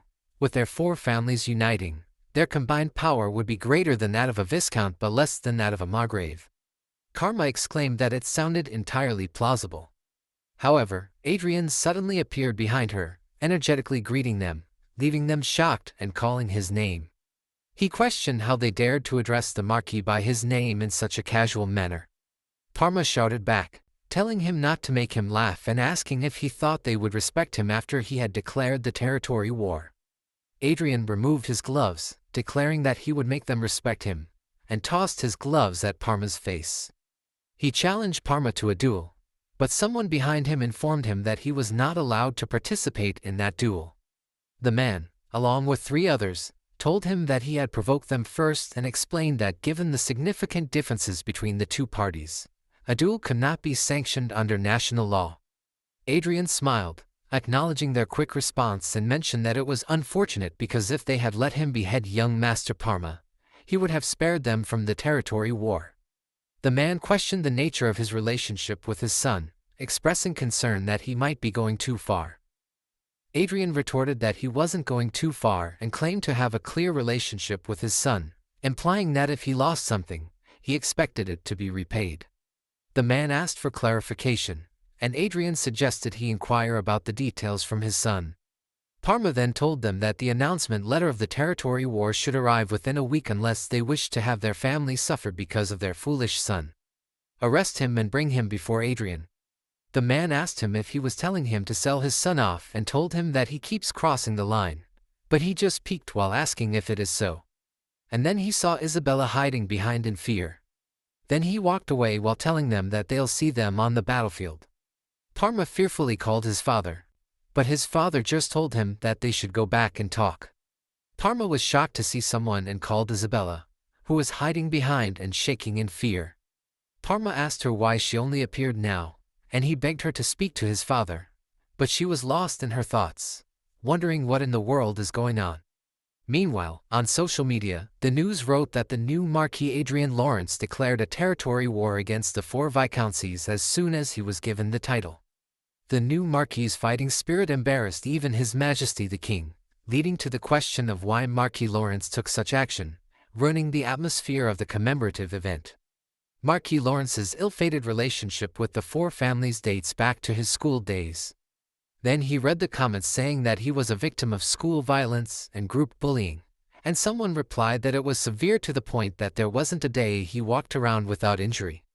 The commenter replied that he heard he was from a noble family, so he wondered why he was so pitiful, and someone replied that he was only a noble on paper but he has lived a life worse than a commoner. Also, he suffered an assassination attempt at home and was bullied and violently assaulted at school, so he respected him for becoming an archmage under those circumstances, making him realize that there was no secret in that current world and it revealed itself without him having to leak it to the media himself. Also, with it, there wouldn't be any problem with the justifications of the territory war. But that situation aside, he couldn't believe that so many people were rooting for him even when he induced that situation, which is so touching for him. But then a man called him, making him snap, and asked the man what he was saying. The man replied that they were informing him of the specifications of the Sky Fortress that could be shipped immediately. Then the man gave him a book and explained to him that it was the catalog of the Sky Fortress. He looked at it, thinking that as he expected, the Sky Fortress was really expensive, and that was why someone said that Noble will be dreaming of having one sky castle in the territory. He knows that people look at him and say that he's reckless. They also say it was illogical for him to engage in a territory war when they didn't yet have proper military power, but it was obvious that they were mistaken about something. If they ran out of military power, shouldn't they just buy some more to make up for it? Then he told the man that he'd buy everything. He knows that as of now, he has 48 trillion in cash. If he adds together the property confiscated from the vassals belonging to the Margrave Raven faction, including Anna and Cedric and their family's assets, the amount easily adds up to 70 trillion. Additionally, if he adds installments based on his credit rating, the man told him that the transaction amount is so large that half of the selling price must be paid in advance. He tells the man that he paid a lot of taxes recently, and asks if he can get some tax exemption, while Arcia next to him is just thinking about cake. The man shook his hand and thanked him for his purchase. He smiled, knowing that even if he had just bought 8 sky fortresses, he still had 20 trillion in change. He thought it was too big of a deal that it didn't feel real. Even if he excludes the prepayment, he'll be paying a whopping 50 trillion in installments. But then Otis saw them, and he was surprised to see Otis too. He excitedly calls Otis a Margrave, and Otis excitedly calls him Marquis. He tells Otis to speak comfortably and asks him if they weren't going to the battlefield together. But Otis tells him that he is the Marquis and asks if he may do it. He tells Otis that he can if he was Earl Otis, but he can if he was Margrave Otis, making Otis laugh hard. But then Otis remembers something and asks him what the meaning is he is coming there. Then he replied that he just purchased all the sky fortresses, making Otis shout that as he expected. Otis tells him that he has no other choice but to make a reservation, but he expects it too because now that Otis has become a Margrave, the military power restrictions have been lifted to the level of a Marquis, and Otis must be there to try to buy additional sky fortresses. Then he asked him if it was his first time seeing her and introduced his daughter that he was talking about, making him remember that she was the famous one for being a lunatic. Michelle gracefully introduced herself to Adrien and smiled at them like a shining blue rose. He greeted her back and introduced his fiancée Arcia to Michelle, to which Arcia bowed gracefully while he was confused because according to the rumors, Michelle is a psycho with a bad reputation, but she doesn't look like one at all. Then he sees her status that her talents are exploration, which is very high, learning power and intellectual ability, which are high. Her traits are English and interpretation and reasoning ability. Her relationships are interested and neutral, and her current status is favor and fascinated. But then he was shocked to see one of her talents, and read it over and over again in shock, wondering what it was and if it was the English that he knows of. Margrave Otis revealed that Michelle had been tirelessly searching for Archduke Lucas's fate until it was found in the Post Republic. He playfully teased Michelle for falling into despair after hearing it was found. Michelle, however, contradicted him and stepped on his father's foot, insisting that the founded fate is fake and real fate existed but was hidden in an undisclosed location. Adrien considered the possibility that Michelle, with her English interpretation trait, might have found the fate if he didn't possess the advantage of being born on Earth. Adrien found Michelle's claim intriguing and asked about the secret location. Michelle, maintaining secrecy, hinted that it was a difficult place for nobles to find. Adrien speculated that it might be Hollywood, a virtual reality system viewed by nobles as an escape for commoners, making it inherently challenging for nobles to locate. While Adrien thought Michelle's prediction was somewhat faint, she was surprisingly close to discovering the actual location. Michelle expressed admiration for Adrien's achievements and self-made status, preferring individuals like him and Arcia, who earn their titles based on skills rather than bloodline. Margrave Otis couldn't hold back tears as he massaged the area that Michelle stepped in. Michelle proposed the idea of playing online diaries together, and asked Adrien for permission, to which he gladly agreed. She expressed her preference for watching over self-made individuals, causing emotional distress to her father. As Adrien and Arcia walked away, Michelle and Margrave Otis bowed in respect.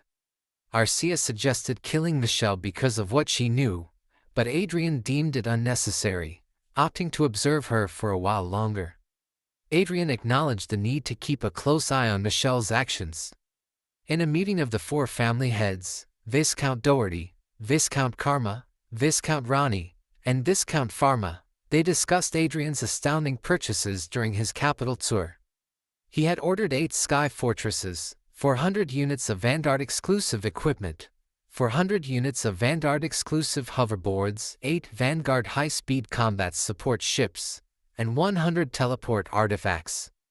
Additionally, there were 4,000 effect armors and swords for knights, as well as 20 medium-sized transport ships with seating for 500. The family heads couldn't believe the extensive list of military supplies Adrien had acquired in a single day. Viscount Pharma angrily asserted that Adrien was indeed preparing for a territorial war. At the same time, Viscount Karma labeled him as a crazy person for spending 70 trillion on weapons in one day. Viscount Doherty clarified that Adrien paid an exact sum of 140 trillion, with 70 trillion paid upfront and the rest in installments. The family heads presented in the meeting were astonished, comparing this amount to the entire kingdom's defense budget of the previous year. Viscount Pharma, realizing the gravity of the situation, expressed his agony. On the other hand, Viscount Doherty emphasized that even with Adrien's weapon purchases, they were useless without proper knightage, especially since Adrien, as a new lord, wouldn't have the necessary military strength. Viscountess Rani questioned if anything had gone according to their expectations since Adrien's arrival, suggesting that he couldn't be judged based on common sense. She warned against underestimating someone on the brink of becoming an archmage. Viscount Pharma asked if she meant to consider the worst-case scenario. Viscountess Rani agreed, emphasizing the importance of preparing for the worst to avoid confusion. A butler interjected, revealing that before Adrien was granted the title of Marquis, he had posted a night job opening on online diaries, receiving around 4,000 responses. The family heads were taken aback by this revelation. The butler added that Adrien had acquired a magic tower and an artifact production company, potentially utilizing the magicians and technicians there. Viscount Karma criticized Adrien's arrogance for acting like a lord even before receiving his title. Viscount Pharma, acknowledging Viscountess Rani's prediction, feared a one-sided massacre in the upcoming territorial war, considering Adrien's leadership and his aura master fiancé. Viscount Doherty proposed the strategy to turn the territorial war into a civil war by involving surrounding territories and gathering allies. Viscountess Rani dismissed this, stating that Adrien wouldn't be wary of the royal family, and there was no way to prepare for countermeasures. Viscount Pharma, infuriated, ordered the butler to bring the person responsible for their humiliation. Meanwhile, at Marquis Lawrence's estate in Marienkauf metropolitan city, where Cowie joyfully flies in the sky, Adrien gazed at the city from the terrace of his building, feeling the weight of his new status. Pessis asked Adrien what he thought about the newly formed knight troop. Adrien greeted Pessis as soon as they met, and told Pessis that the newly formed knight troop was pretty good, even though they were a bit late. Pessis stated that it was a miracle that in a short amount of time, they created such a nice knighthood as he expected from the Riverdale family. Adrien expressed relief that many people saw him positively. Baroness Helena, the head of security and leader of the dispatched knight troop in Marienkauf City, complimented Adrien's surprising achievements and strategic planning. Adrien, feeling flustered, credited much of it to luck. Pessis and Baroness Helena disagreed, affirming that everything Adrien did was calculated and meaningful. Adrien considered that he had only outlined a basic plan, not divulging the impressive details that had come together seamlessly, leaving everyone in awe due to a stroke of luck. Turning to Pessis and Baroness Helena, he inquired about their opinion on dispatching the knights to the territorial war immediately. Pessis expressed confidence, stating that Adrien had made well-informed choices, and there seemed to be no issues. Baroness Helena concurred with Pessis. Adrien then shifted his gaze to the sky, taking a moment to glance at the newly acquired sky fortresses ranging from 1st to 3rd generation. Adrien reflected on how things came together remarkably well, creating an impressive outcome that amazed everyone. He pondered why the kingdom had provided him with discounted sky fortresses instead of the latest generation.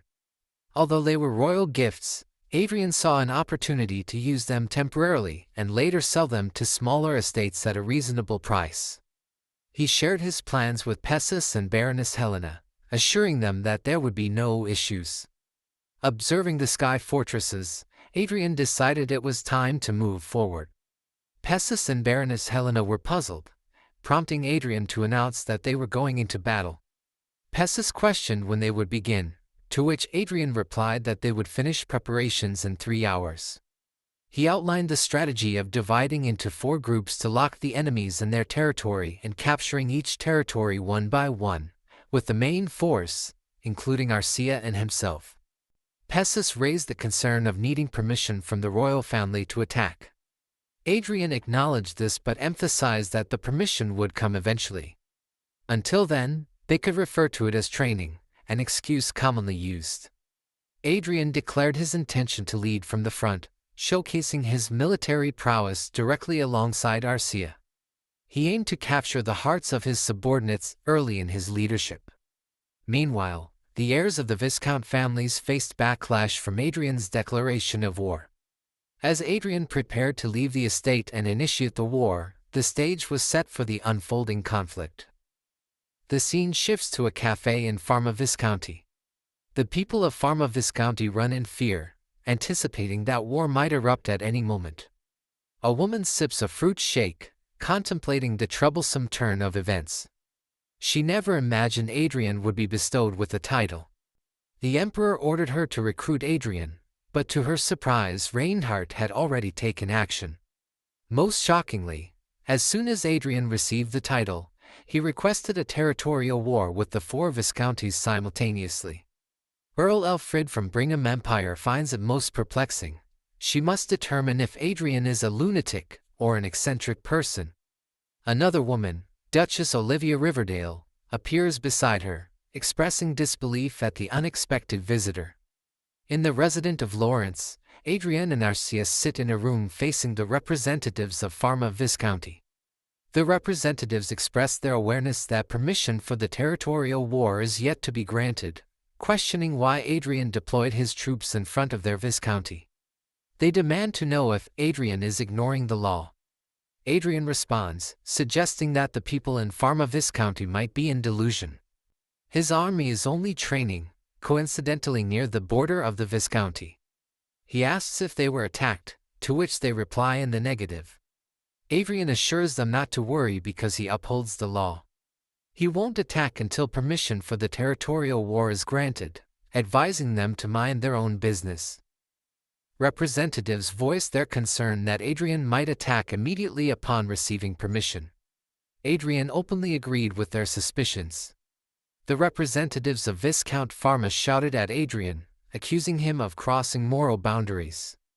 In his mind, Adrien conceded that he might be pushing the limits, but he retorted by questioning the morality of their young master bullying him during their school days. When the man argued that permission for the territory war wouldn't be granted in the first place, Adrien received a notification on his smartwatch. With a subtle hand gesture, he muted the people in front of him and answered the call. On the other end, a person informed Adrien that, as of that moment, permission had been granted for the territory war he had requested. The muted representatives were left shocked and sweating. Wearing an evil smile, Adrien thought that the timing was perfect for what he had in mind. With a flick of his finger, he unmuted them and stated that it seemed the royal family had a different opinion from theirs. The decision was likely based on who was more valuable to them. The representatives began to panic and pleaded with Adrien to make a rational decision. Ignoring their pleas, Adrien instructed them to leave and advised them to convince their master, not him. Adrien, with a resolute tone, declared that the only way Pharma territory could survive was by surrendering, otherwise, war was inevitable. Pessis then ordered his troops to activate a teleportation interfering magic spell, met with a chorus of replies confirming its activation. He further commanded the Sky Fortress and Vanguard troop to march, with the collective goal of bringing down Pharma Viscounty. The unexpected turn of events left all three representatives in shock. Adrien questioned their lack of urgency, urging them to leave immediately. Helpless, they could do nothing but grit their teeth and depart. Following this, Adrien gestured towards Arcia, inviting her to join him in the war. He informed Perseus that he and Arcia would directly join the front lines, temporarily leaving command to Sir Perseus. Despite Perseus's shock and attempts to dissuade Adrien, he and Arcia exited the room promptly.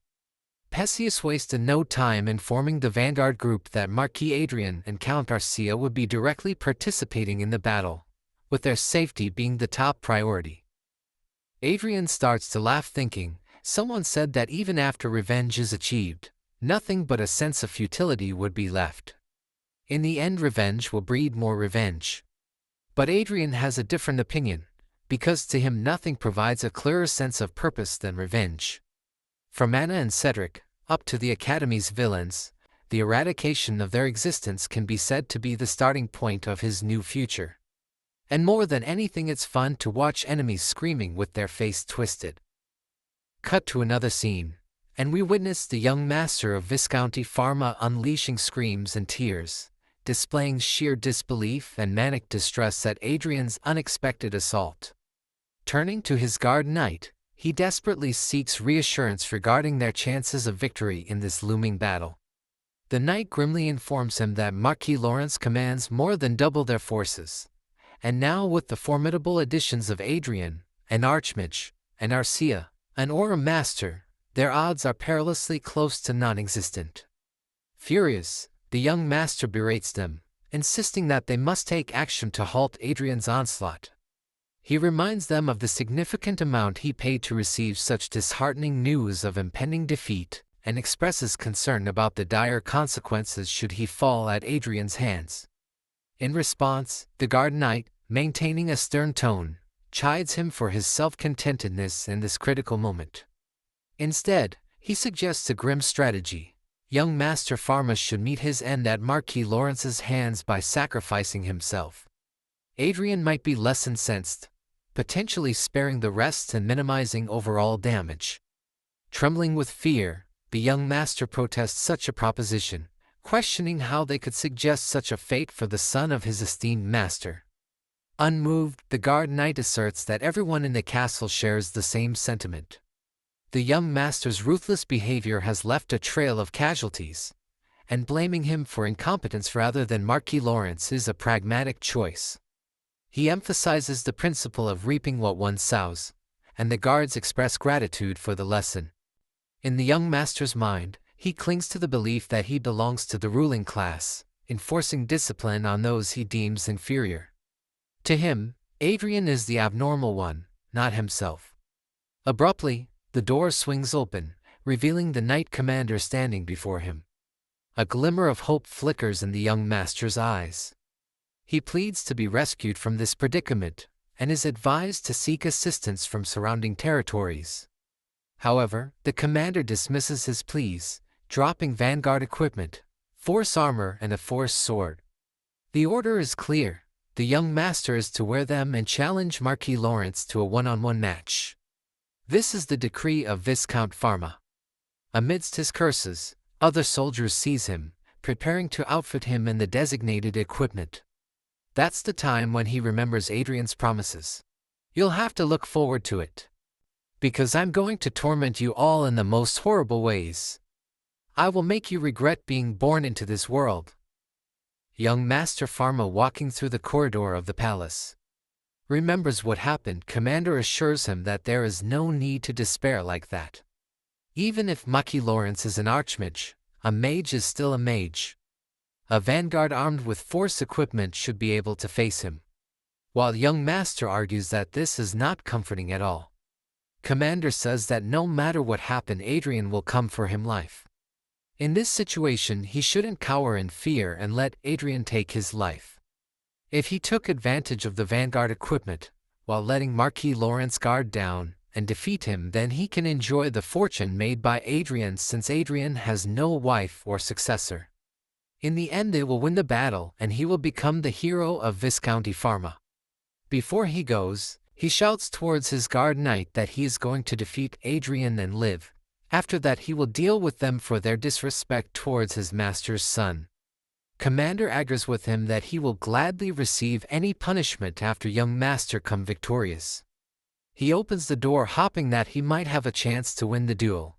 Defeating a mage with vanguard equipment will be easy. But he was stunned to see the battle ongoing outside.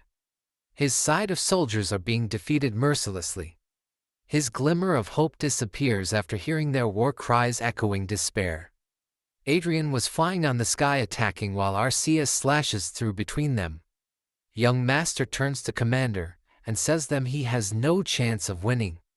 Adrien confronted 4 vanguards simultaneously, but with a swift teleportation spell, he unleashed a barrage of electro, leaving no room for counteraction. Even the appearance of 3 sky fortresses proved futile in their attempts to vanquish Adrien and Arcia, meeting a doomed end in the unfolding chaos. After that, Adrien directly lands before him, stating that at last he came out. With a smile on his face, he says that he thought young Master Pharma would be hiding in somewhere. It's so unexpected to him. Guards behind him surrenders while Pharma starts to shrink in fear. He looks at Commander, who pushes him to fight in a duel. Then he challenged Adrien Lawrence one-on-one duel. Adrien was shocked to see his courage. With a smug look in his face, young master continues that if Adrien is a noble who values honor then surely he won't ignore. Adrien calls him crazy incompetent, and what he is scheming. He flicks an array of blue light passes through him. Before he could fathom the situation, his arm falls off. He screams in pain saying that at this rate he going to die. Adrien just laughs and says that he spent 70 trillion loots in installments to purchase weapons this time. Seeing his pitiful situation he can easily pay it in no time. Young master was crying, his eye turned red. Crowy is carrying young master's hand. Adrien continues that there are several vanguard equipment, and sky fortress falling from sky like rain. The scenery was as if Pharma Viscounty was displaying their family treasures. Adrien says he killed 2 birds in one shot. He got revenge and earned money at the same time. Adrien also said that broken ribs twice, once humerus, once carpal bone, once tarsal bone, those are the bone young master has broken when they were in academy. Although Adrien would have endured it if he only caused Adrien fractures, because Adrien has a strong patience. But Adrien was mentally tortured to the pinpoint that it even upsets him. Arcia unsheathed her sword and approached to take Pharma's life. But Adrien stops her and tells Pharma he won't let him die in peace. Then he heals Pharma and stops his bleeding saying it won't be fun if he dies from excessive blood loss, and told his minions to take a good care of him. Then he turns and told Pharma Viscounty commander to guide him to the Lord's office. 30 minutes. The battle between the Marquis Lawrence and the Pharma Viscounty ended in just 30 minutes. Meanwhile, nearby at Pharma's Viscounty, Earl Alfred asks Olivia if she is right that Adrien is from the social circle of the Riverdale family. She tells Alfred that she wouldn't have come here to help Adrien either, and wonders if she came there to check for herself because she suspected that Adrien wasn't from the social circle of the Riverdale family. Olivia tells her not to frame her strangely and says that Adrien is indeed from their social circle. However, she can say that she was there to cheer on Adrien as an excuse. She then asks her what brings the head of the intelligence department of the Brigham Empire there, and tells her that if she was thinking of taking Adrien out of the Empire, it'd be a good idea to stop. The 2 ladies smile at each other with killing intent, but Olivia breaks the tension by telling Earl that they should just keep it at that. Earl agrees with Olivia and tells her that even if they fight each other, it'll only tire both of them out. Suddenly, they feel a teleportation interfering magic spell, making them realize that the war had begun. They use their eyesight skill to see how good Adrien is, but then they are surprised to see that a mage is engaged in a short-range battle.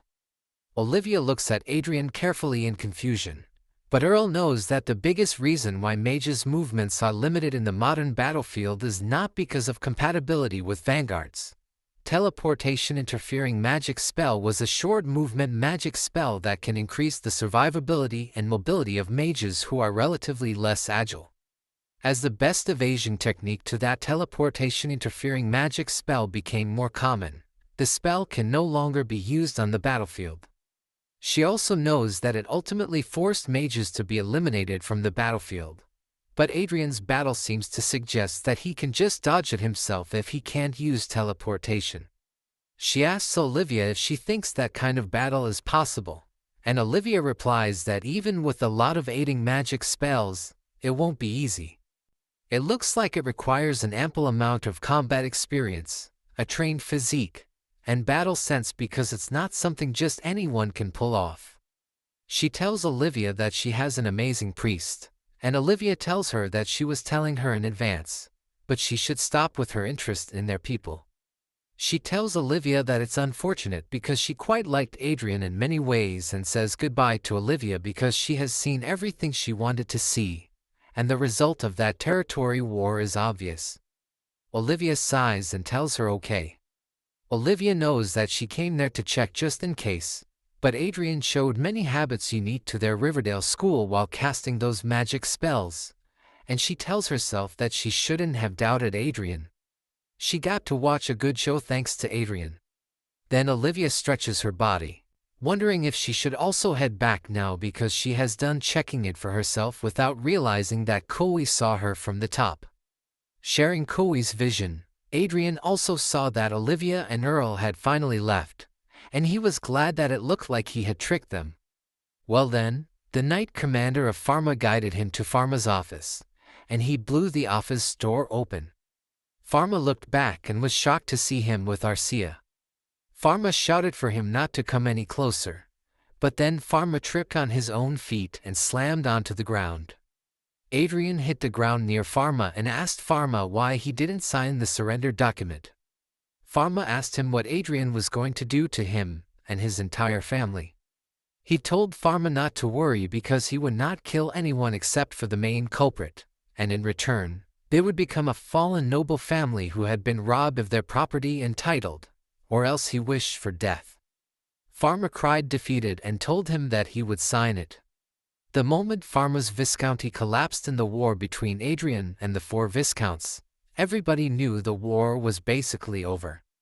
Later, in Doherty Viscounty, Adrien's sky fortresses attacked Doherty's sky fortresses while Doherty reported to the other families that Adrien, who had occupied Pharma Viscounty, was said to be heading to their territory. But to be clear, Adrien and Arcia may have already arrived there. Then he shouted to them that they must not forget that if he loses there, it'll just be their turn next, to which Karma replied that he knew. Then a loud explosion could be heard outside, making Doherty jump a little in shock. Karma asked them how about they just hand over their children, but Ronnie told them that there was no use for it because they said that as soon as Adrien subdues the young master of Pharma, Adrien enters their castle on foot. Karma asked her what she meant by it, and she angrily told them that to Adrien, revenge was just a justification for war in the first place, and it was obvious that it was to fill Adrien's treasury while building an army. Also, so Adrien is planning to pass along his military supply shopping receipts to them. Doherty worriedly asked them if it wouldn't be an even bigger problem, and Karma asked Ronnie if she had any way to stop it. She replied that not that it was obvious they couldn't ordinarily win that war, so they must change their method. Later, Ronnie's Vanguard army reported that they had arrived at the teleportation area, and a few seconds later, Karma's Vanguard army reported that they had arrived too. Then a man named Dennis called his lord to report that Doherty's Vanguard army had just arrived at the teleportation area as well. Doherty told Dennis that teleportation would be carried out at 12:10 based on Vandal Standard Time, to which Dennis replied that he understood. Then the Vanguard commander of Karma told his comrade that it was a battle of time, and the march would be empty right now. The Vanguard commander of Ronnie told his people that they should take advantage of this time to take the march's facilities and citizens hostage. Then Dennis, the Knight commander of Doherty, told his people that if that operation succeeded, the tide of the war would be upturned in an instant, and they must succeed at all costs. Then one of Dennis's people reported to him that it was 15 seconds until the operation time, to which he replied okay. Dennis began to count down and open the seal, to which the Knight Commander of Karma and Ronnie also did while counting down. When the countdown reached 0, they all together ripped the seal, and the transportation light appeared beneath them. Then, in midair, the vanguards of the 3 Viscounts were transported. Ronnie's Vanguard Knight Troop reported that they were online, same as Karma and Doherty's Vanguard Knight Troop. When they were about to begin their operation, someone told them that he had prepared a welcome ceremony for all of them. They were all surprised when they saw a huge blue flying ship in front of them with Adrien Pisius and Arcia aboard.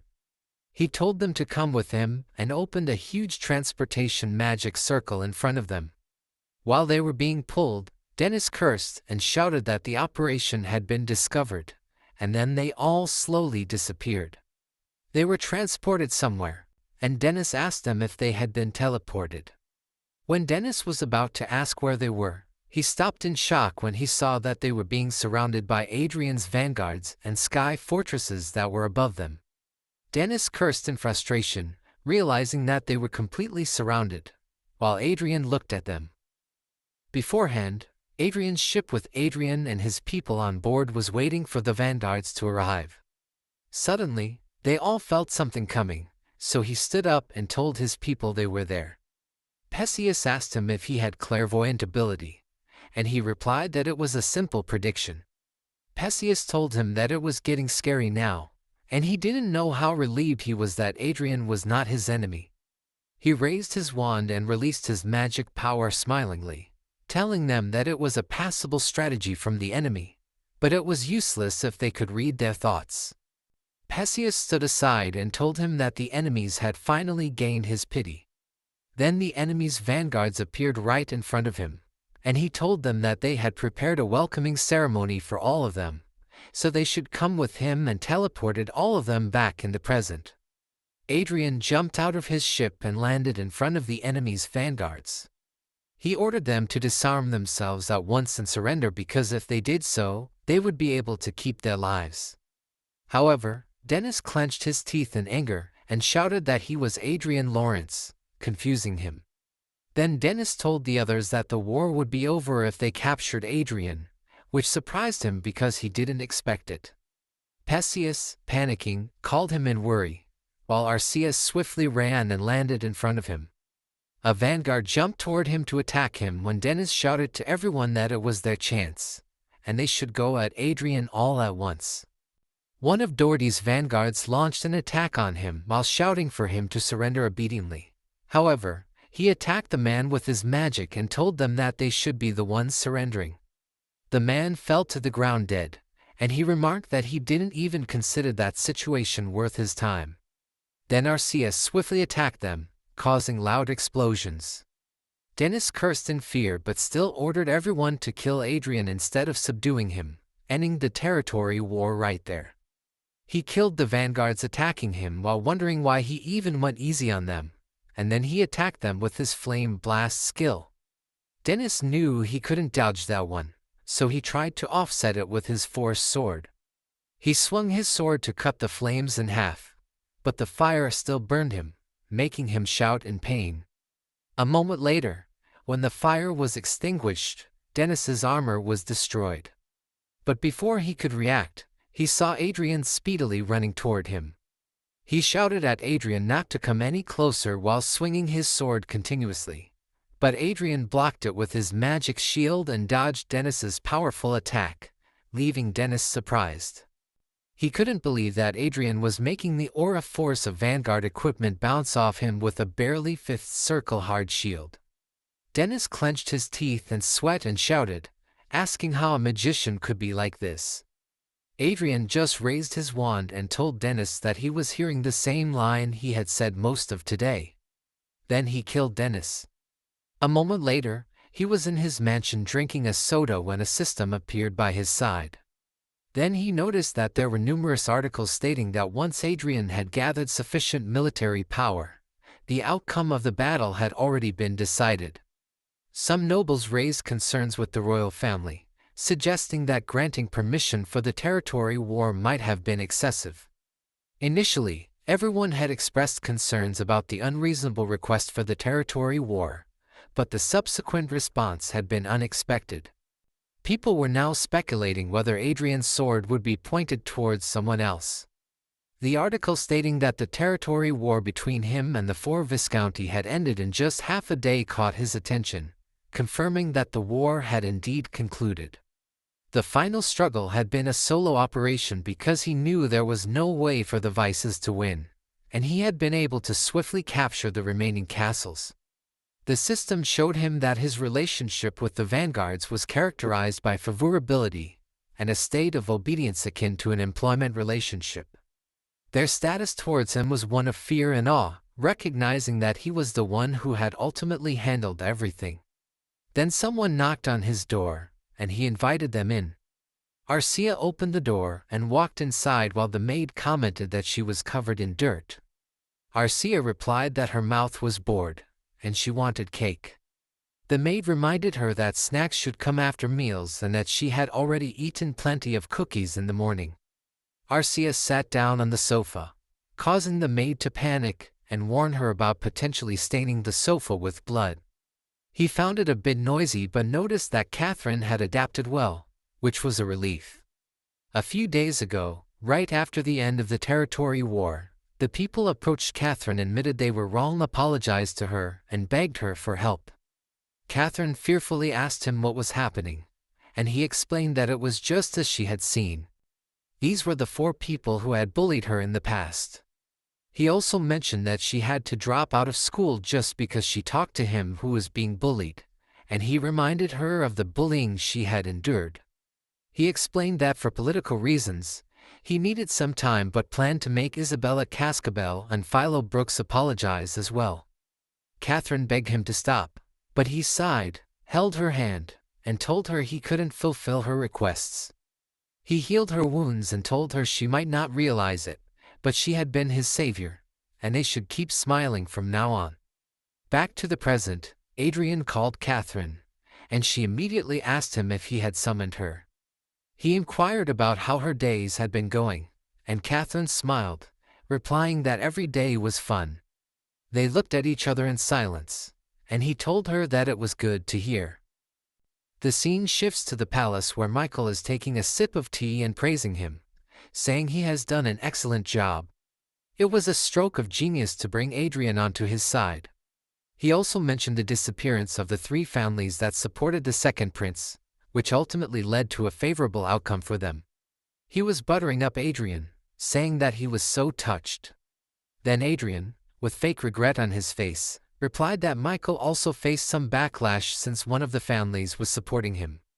The prince just laughed and said that couldn't be helped since they sinned and bothered Adrien, so they should pay the fair price for their karma. Then he asked Adrien if Prince Luke didn't say anything to him, to which he replied that he was bitter about that. He also added that Prince Luke asked if he had to go to such lengths for nobles of the same side, even if it was for revenge. Michael inquired more about his interaction with Luke.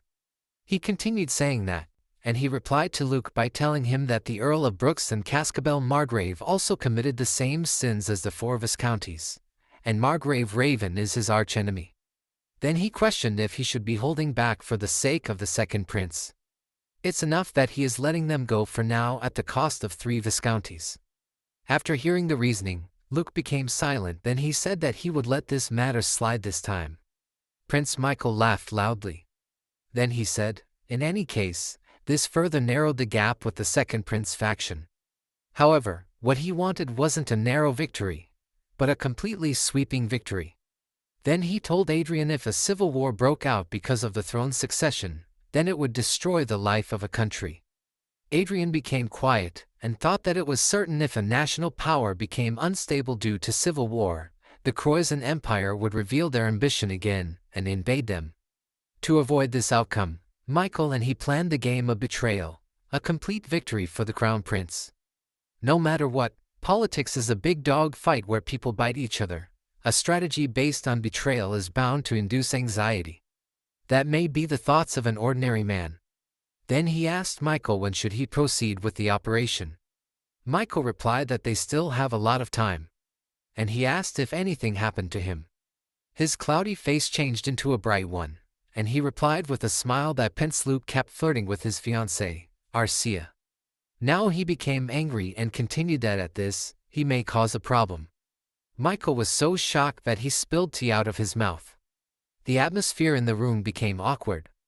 Michael put the cup on the table and said that he would like to apologize to Arcia and him as a family member of Luke. He continued by saying that Luke's confidence has been a bit excessive ever since he became an aura master. Luke tends to think that any woman would fall head over heels for him if he seduced them. Adrien wonders in his mind if Luke is a kid to behave like that. Arcia cuts people often as if drinking tea, but she's just an innocent child who still doesn't know about a lot of things. And if this continues, it looks like he would be the first to blow off that greasy head of his before the actual showdown. Michael was thinking about something, then he called Adrien and gave his opinion. He said Adrien to hold the ceremony and make their relationship official. After all, he is just giving his opinion. Adrien was clearly shocked to hear what he said.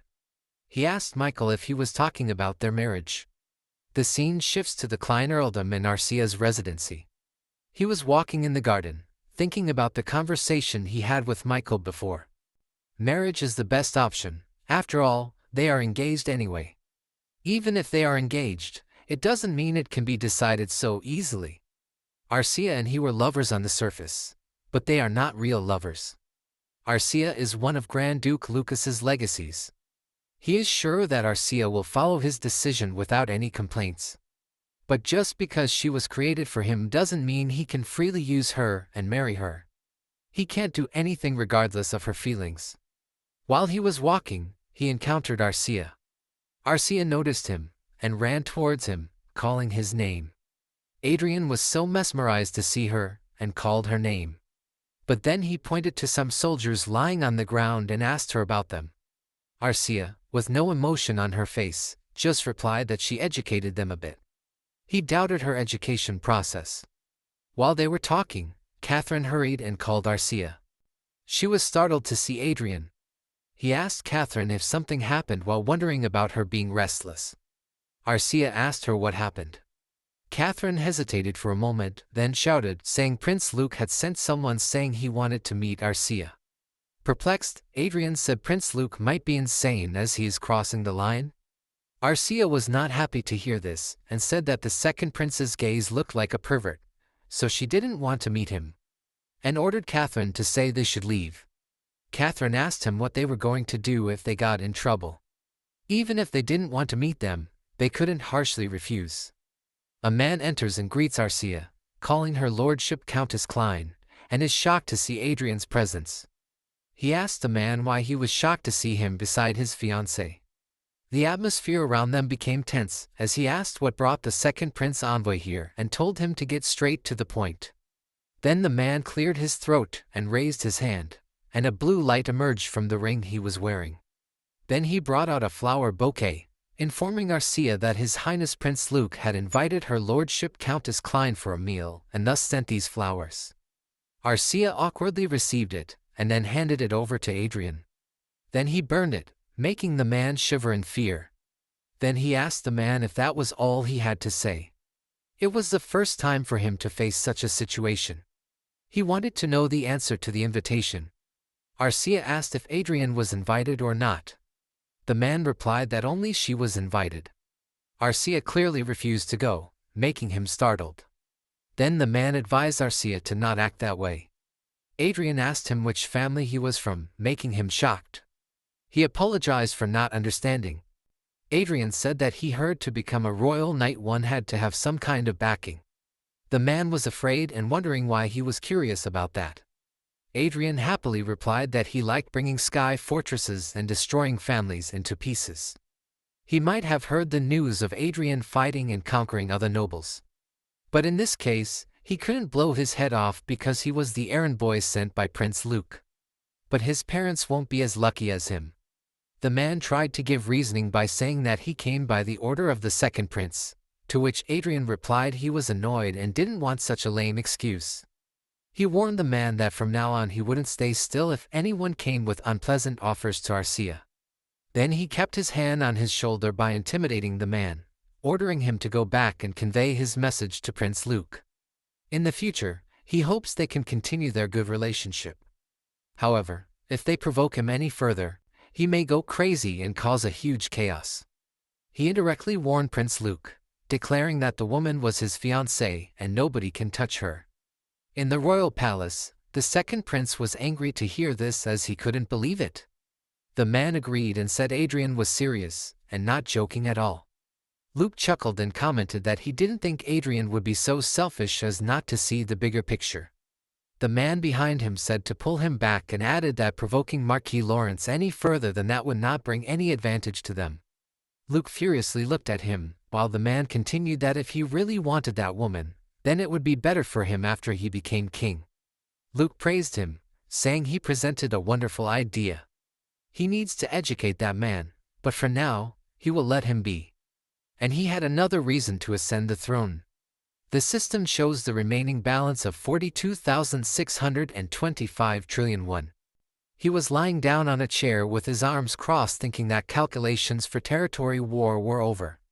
He has nothing to do. Not just the cash from the 4 viscounties who lost in the territory war, mithril, mana stones, in addition, jewelry, precious metals, artworks, etc. Anything worth a penny was swept away as loot. For him, stealing the assets of his enemies and enjoying their wealth feels good. But according to him, the greatest gain of this territory war is something else. He brought something from storage. The system shows that it is celestial sword handle, which is a relic. Descriptions are: it is believed to be the hilt of a sword used by the celestials of the mythical era. It is expected to condense, strengthen, and release energy when imbued with mana or divine power, and will have a shape similar to an aura blade strengthened with force. Currently, a part of the internal divine magic circuit is destroyed and does not work. If you are a high-ranking engineer in the Holy Land of Everhill, there is a possibility to repair this relic. The material used to make this is orichalcum, 3506, a sacred bloodstone, 326. He was looking at this while praising that anyone could tell that wasn't an ordinary item. It was made of orichalcum, which is a rare mineral that is only produced in minimal amounts, about 500 grams per year, in the Holy Land of Everhill. One of these is worth as much as a sky fortress. While putting it on the table, he was thinking of visiting the Holy Land, then he would have to look into that. But for now, the urgent thing is to level up. In the game, Arcia called a vampire monster, and he turned back. Then she landed a swift knee kick on his face, which broke his teeth. Adrien raised his hand and cast a penta-fireball magic circle, saying he resembled the second prince a lot. Then he launched his attack, making the monster shout in pain. Arcia clenched his fist while he swung his magic wand, making the monster fly in the air, defeated. They both cheered up, and to him, it was so refreshing. He said he was so busy with work lately that he could only play games for less than 3 hours a day. A lot of work piled up due to territory war, new business, recruiting talents, and getting rid of the second prince. Because of this, he barely reached level 205. Therefore, he decided to focus on leveling up. To make his work less, at first he left matters that didn't really require his presence to his aid. For recruiting talents, he put a pair of glasses on Arcia on reality, and made her proceed with it while he played games. With this momentum, he will level up as quickly as possible and achieve the 8th circle. While he was thinking that, Arcia called him Sir Adrien and informed him that they had discovered a very high-grade talent. He didn't show much interest and told her to recruit them quickly. Arcia agreed to him and added she would leave negotiations to the accompanying attendants. Adrien asked her about her talent, which is very high, to which she replied with no expression on her face, divine power. She informs that the person also has a unique trait of the nature of a saintess. He said that was unique, but the next moment he screamed. The scene shifts to the front of a shop where Arcia and her 2 attendants are staring at a girl. The girl called her and asked her if she needed anything. Another girl beside her was shaking in fear. Her name is Evern Barnett, a commoner. Her age is 15. Her talent is divine power with a grade of very high, and her trait is the nature of saintess. Only one God and one religion exists in Randelle. They worship the creator of this world, and a being known as the only God, Sepia. The doctrine of that one God is called Sepiaism. The headquarters of Sepiaism and the place where its leadership is located is called the Holy Land of Everhill. It is famous as a golden country that even the Brigham Empire would not dare to invade. The three rulers of the Holy Land are the Holy King, the Saint, and the Saintess. The Holy King looks over the overall administration of the church, the Saint looks over the army including the Holy Knights, and the Saintess looks over all priests performing divine miracles in the world. He inquired Arcia about the whereabouts of Saintess. Arcia said Sir Eric escorted her to the Gifted Talents Hall. They meet each other. Adrien and Eric greet him. She was so nervous to see such a domineering person. He welcomed Adrien and checked her status. He remembered that Arcia found her working part-time at a convenience store due to her family's financial circumstances. Then he praised Arcia and Arcia thanked him. Then they entered the meeting room and sat while facing each other. He asked Adrien if her dream was to become an administrative official. Adrien worriedly but still smiling said yes. Then he reveals that unfortunately, her talent wasn't suited for the administrative branch, which makes her downhearted. She was cheered up thinking she could become something, but Adrien made her demotivated for a moment. Then he reveals that she has a talent for divine power, and her nature is amazing to the point that she might even aim for the position of saintess. His statement fell like a bomb in the room, making Adrien confused. Eric, who was sitting beside him, was also shocked and couldn't believe what Adrien said. Then he put down the cup and said that was right what he said, but also added that she can't become a saintess just because she has the potential. He explained to everyone present in the meeting hall that the Holy King, who received the blessings of the Holy God Sepia, was elected from the Holy Royal Family by blood. But that's not the case for rest two positions. Saints and saintess are chosen by God's choice every 50 years, regardless of their status, which means saintess can be commoner, noble, or even beggar. Because of this, in the contest to select the saintess, one must perform well and stand out to the god. Adrien asked Adrien what he suggested for her to do in this situation. Adrien cheerfully replied, since God had sent this kind of talent to him, he couldn't just stay still. He looked into it, and discovered that a contest to elect a new saint and saintess would be held soon. In that case, he plans to give his full support to Miss Adrien to make her saintess. Adrien was shocked to hear that, as she couldn't believe that someone like her could be a saintess. Adrien eased her mind saying that 7 out of 10 saintess used to be commoners. So nothing is impossible. But she still hesitates. Then Adrien, crossing his hands, said that doesn't happen overnight, because to become a saintess, one needs effort and will on their part. Before the contest, she will have to learn a lot of things, including etiquette, theology, and divine magic. Then he said for that moment he was thinking of giving her a down payment of 200 million and a monthly salary of 500 million, which shocked her. Adrien thought that it wouldn't be a waste even if he gave her 10 or 100-fold the amount. Because if he could create a saintess with his own hand, that alone would give him immense power. He assured her not to think much about trivial things like money and told her to focus on becoming saintess. To make matters easy for her, he said if it is not transition from an administrator official to a priestess. Both of them are professions to manage people. Then Eric told her that His Excellency wasn't someone to joke about these things, so Adrien could trust and follow him. Adrien seems to be convinced by him.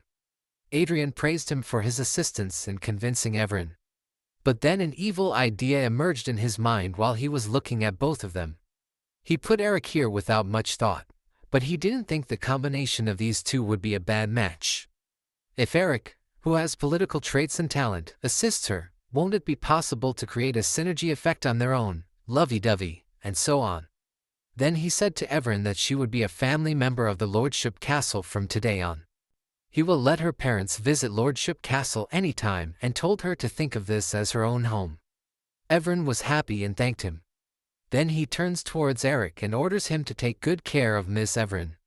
He also praised Eric for being too close to her in such a short time. Eric nodded his head and said he understood his command. Adrien smiles, looking at them thinking it will be fun to watch the Saintess battle. Look, even Eric got a girlfriend, and here you are still single. As Evril was adjusting to her new environment, he was playing game, leveling up. He called Arcia to cover her 10 o'clock direction, to which she replied yes. Then he called Crowy flies toward the orange monster scratching his right eye. Both of them charged toward him. The monster throws his axe but he easily dodges it. Then he cast a magic spell defeating the monster. After some time, Arcia was making sure that the monster was killed while Crowy was bothering him pinching his head. Adrien was so annoyed because he just leveled up by only 3 levels. Then he petted Crowy by scratching his neck gently, making him happy. He thought that although it was bothering him, he couldn't level up fast. At a time when hunting with a 5 to 10 member party is essential, they are armed with a lot of items and skills, but the combination of 3 people plus 1 supporter is helping too. The real problem was encountering with other players is increasing. They are in a safe village, 4 players not far from them are chatting with each other. While he was just about to leave, a girl from another party noticed something and ran to him. She told him that she had never seen a supporter like that ego beside Adrien. She asked how she can get that. Adrien, while preparing to leave, said that Crowy was a wild animal that had been temporarily tamed using taming magic. And that's not a supporter. The girl felt awkward, turned around, and left while thinking about where she could capture that kind of supporter. He doesn't want to interact with others, it's not his first time having to explain it that way. He refused to attract more attention than necessary. A moment later, he was on a quest mission. He was thinking of the market capitalization of the Chronicle online production company. Arcia was killing the monster mercilessly. Suddenly a string crossed his mind, thinking of himself as a genius. He doesn't lack money. So he can just buy the whole company, which doesn't sound bad. If the main user base is commoners, there is a high probability that it is undervalued, so he thinks it might be possible for him to buy this. Then the system showed him the market capitalization of the world games is approximately 102 trillion gold. He was dumbfounded to see this. He started to clear his throat. It looks like the company was not undervalued. Although 102 trillion gold is not a big amount to him, it's different for the outside world.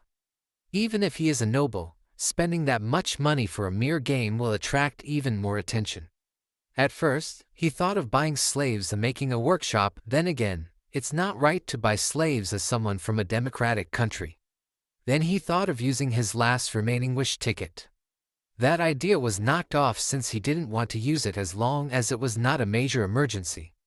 In the background, Arcia was petting Crowy, making him cheerful. She was carefully noticing Adrien being frustrated over something. Adrien starts to think again if there is any way to effectively level up, while not encountering other users. Suddenly an idea came to his mind, as there was a way without having to buy the entire game. And that is to monopolize the hunting grounds. Adrien shouts while both of them look at him, not knowing what he is talking about. The scene shifts to the Black Dragon Guild building. Inside an executive building, top members of the guild were discussing something. One of the men said that he heard that their country would double the game's access time limit. The man sitting in front of him commented that they would be in a bad position. Another woman said that not long ago, cash transactions for items were blocked, so she will have to work hard from now on. The woman next to her said that if it would be possible to sell items indirectly to a country where cash transactions are legal. Someone shouted saying if she had gone crazy, then reminded her that she would have to pay 10 times the fine if she got caught. The guild leader heard their commotion and then commented that playing game was getting more difficult day by day. Then a lady entered and told her that someone was looking for her. She inquired about the person, to which the lady said a magician above level 200. He was asking for a meeting with the guild leader, saying he has a deal to offer. Both of the men sitting there were smiling.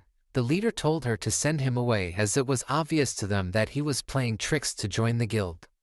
The lady keeps her concerns, saying they should meet him. The leader wants to know why.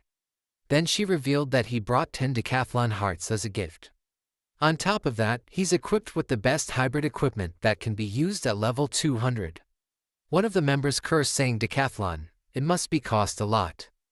He should be rich as hell to buy that as a gift. Considering the abilities of the equipment itself, they assume he is better than any top-level user. In the meeting room, they are facing each other. Adrien greets them and says his name is Minji. Guild leader commented that his name was peculiar. She also greeted him and said her name was Penny. Penny continues to look shiny version of him, thinking everything he is wearing is very high-priced. Penny assumed that he might be a noble. Then she inquired about the deal and the reason he came here. He replied that he would like to rent the hunting ground that the Black Dragon Guild was monopolizing. Perplexed, Penny asked if what she was listening true or not. He confirmed her doubts, saying he would like to block other users from accessing the hunting ground, as they are doing now in the Black Dragon Guild, and lease it on the condition that only he can use it. Hearing this, a shadow emerges on her face, thinking of rent hunting ground and monopolization. She had never heard of this term in her life. On top of that, he wants the guild to manage it, when they couldn't actually use the hunting ground. He might be joking. Adrien easily read their mind and told them that he would pay rent for this. He shows his palms, saying he should give 5 times the total profit they can earn from that hunting ground. He will be paying all of this in cash. Penny still can't believe him and asks which hunting ground he wants. He replied Caltern's Chimera Dungeon. This made Penny alert and told him to wait a moment. Chimera Dungeon is a dungeon where more than 200 people visit in a day, and it is profitable for people at max level to go to that hunting ground. If each person earns at least 50,000 loot from the hunting ground, the total profit per day is well over 10 million loot. He laughs hearing this and says this doesn't concern him. In return, they must make sure to block everyone from entering. Matter got serious. Penny asked if there was any treasure or special item in the dungeon, or if it was related to some kind of hidden quest. He cheerfully replied that he just wanted to level up. Other people in the room are thinking if he is going to burn 50 million loot a day just to level up without any particular purpose. He replied that he was solo leveling, but he'd like to enjoy the game without anyone getting in his way. Then he said if they want, he can pay the money in advance. It's fine even if they want to carry out online currency trading. A glimmer of greediness showed on her face, and she asked for how long he was going to rent. He replied that he would like to rent it for a month. And he will continue like this if he manages to level up as he wishes. But if he thinks his growth rate is slow, then he will rent another one of their hunting grounds. He is going to keep this until he reaches the max level. Hearing this, her face glowed in joy. She immediately ordered other guild members to bring tea for their special guests. Although I don't know how they will enjoy tea in the game.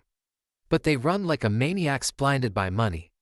The man sitting next to him gives a chair to Arcia to sit.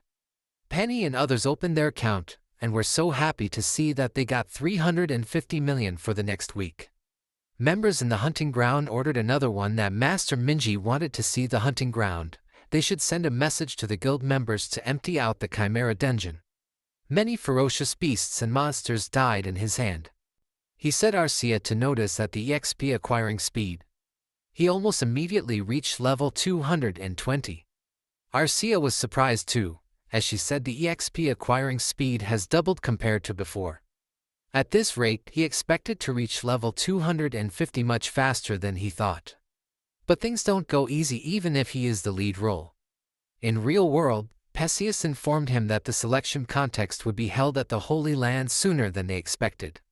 Hearing this, the atmosphere around them becomes heavy. Just when he thought he would be able to level up without any interruptions for some time, things became even harder for him. Perseus reported to him that the Saint and Saintess selection contest had been moved forward more than what they planned. He heard that if everything goes as planned, it will be held in the second half of next year. But they're currently looking for a candidate, and plan to finalize it within this month. Adrien was annoyed to hear this news, as he was just thinking that he could level up without any interruptions for the next few days. Then he reassured Perseus, saying, to be honest, this is a bit sudden, but this situation wasn't bad. As the contest progresses more quickly, the number of rival candidates may decrease just as much. What they have to do there is create a winning strategy for Miss Everell to stand out among the rest, which is not a worry. Then Perseus asked if he had any specific plan for that. With a smile on his face, he says, at first, they must turn Everil into a saintess candidate that represents the Reinhardt kingdom.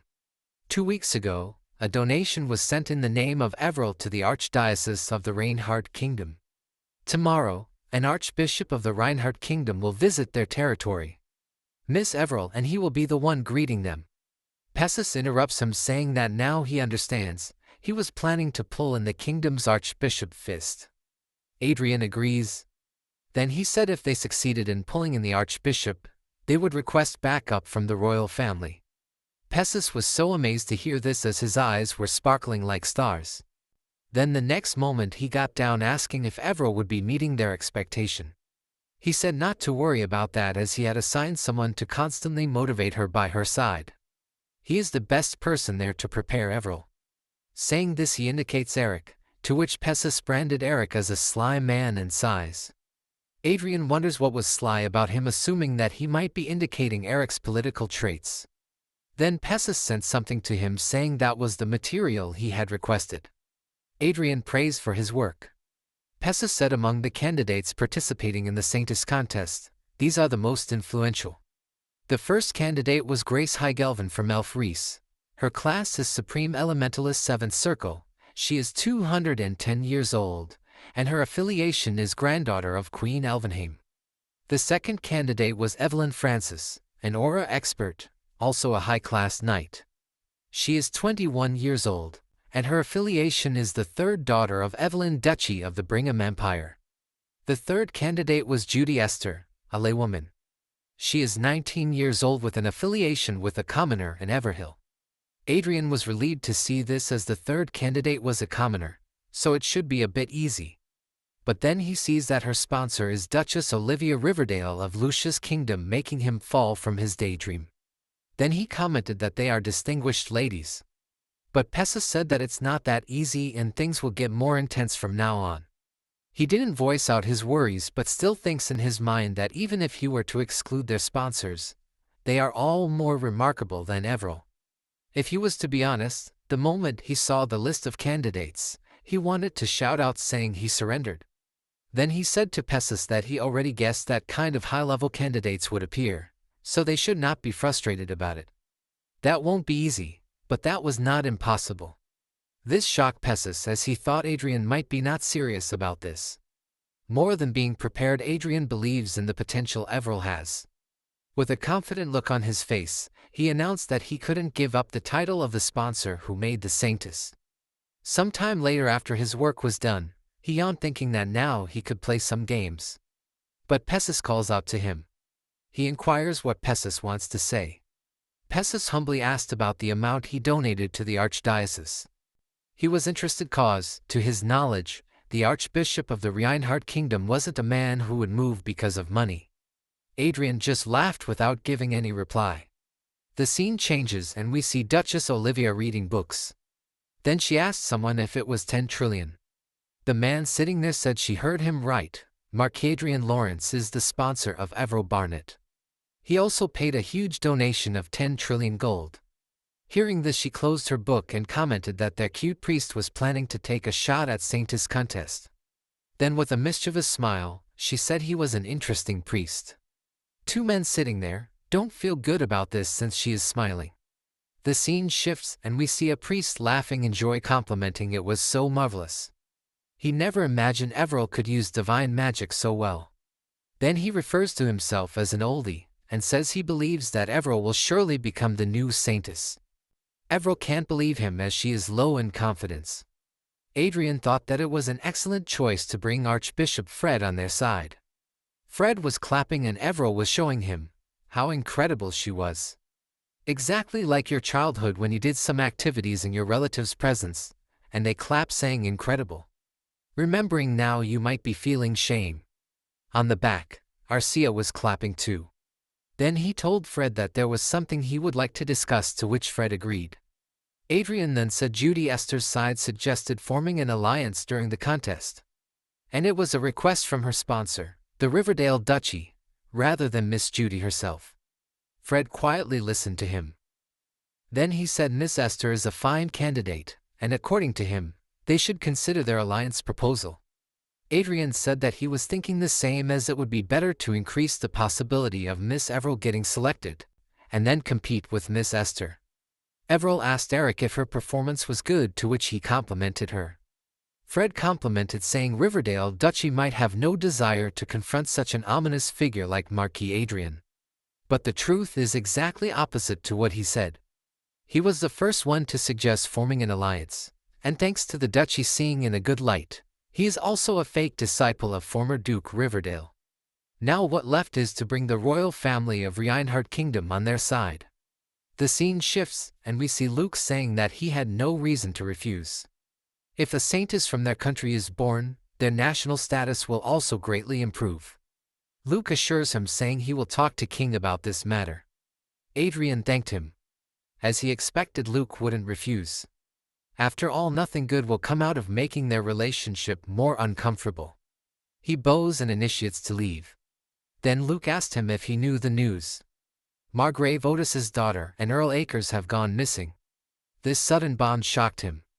Luke was smiling, saying, because of that, First Prince's side was turned upside down. Adrien was shocked, as he still couldn't fathom what Luke said. He guessed that by Margrave Otis's daughter, Luke might be talking about Michelle, and by Earl Akers if he was referring to second ranking or a master after Marquis Vincent. Luke, seeing him shocked, assumed that the news had yet to reach him. Then again, Luke also found out about it only 1 hour ago. Adrien was worried, as he couldn't believe how both of them could go missing. But then he congratulated Luke and said it was good news for their side. Hearing this, Luke laughed loudly. But Adrien couldn't calm himself, as he thought that everything was messed up. Following the unexpected situation with the Saintess contest moving forward, what more was going to happen? Then he enters Michael's room, making him startled. Michael said that he might have heard the news too, assuming Luke had told him about the situation roughly. He was panting as he ran towards Michael. After some time, Michael said, Margrave Otis and Earl Akers are cousins from the same maternal family. So both of them are brothers and pretty close to each other. As a bonus, they have the same political tendencies. Earl Akers adores Lady Michelle Otis like his own daughter, and he volunteered as her guard himself when he heard that she was leaving on a vacation alone. Adrien asked if an Aura Master was a guard, then the problem might have appeared at the travel destination. Michael agrees with him. But their travel destination was a place where tensions were high with the Brigham Empire. And it was a place where war could happen anytime. The place was Prius Republic. This revelation shocked him, asking about the groundbreaking act of suicide. Nobody in their right mind would go to that place.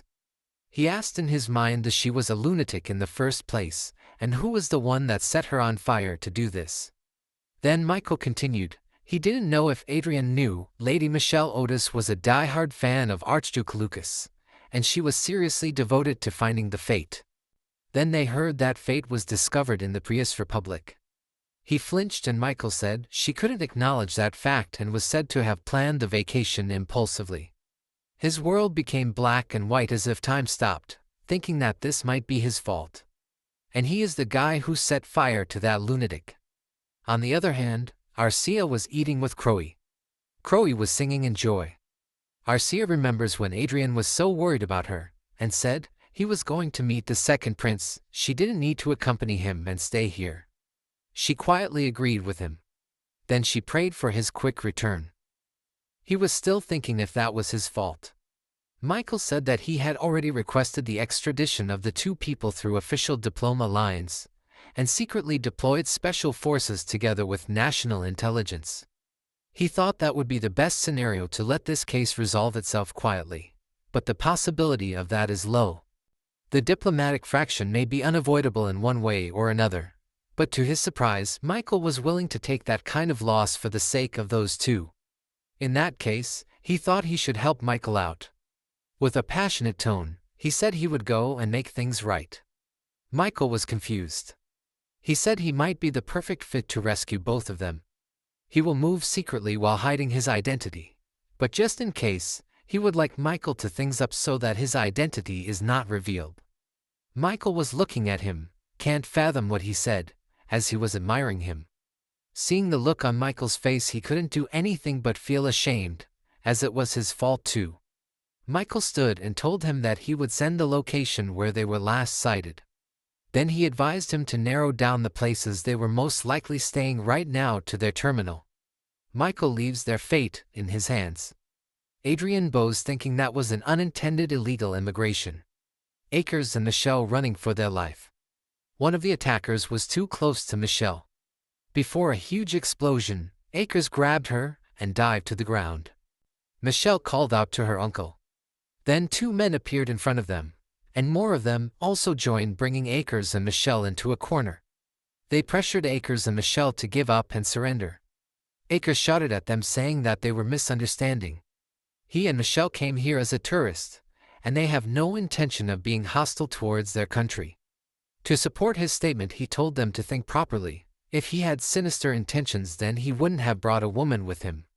As he was saying this, Michelle, while grabbing his shoulder, was shaking in fear because, until now, she was Daddy's angel, not knowing that this world can be as cruel, as beautiful it is.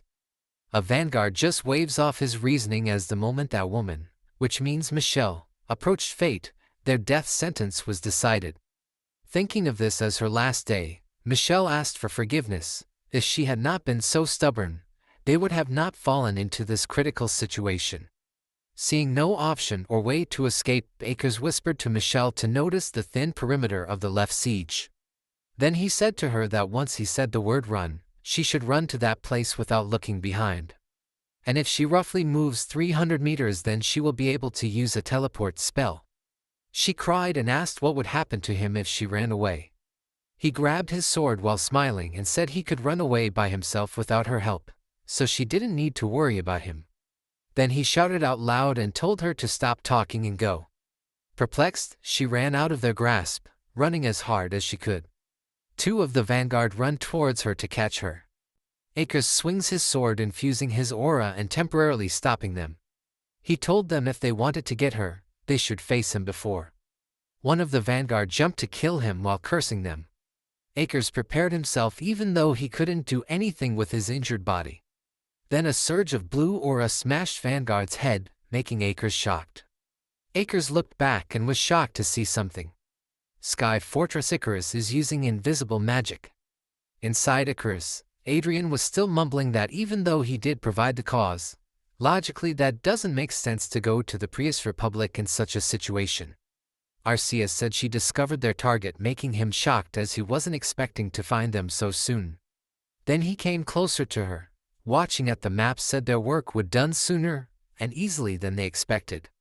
Then they used teleport magic and appeared outside Icarus, flying in the sky. Perplexed, he saw two groups of Vanguard fighting against each other. One force is from the Republican Vanguard unit, and the other unknown force who were helping Michelle and Akers escape.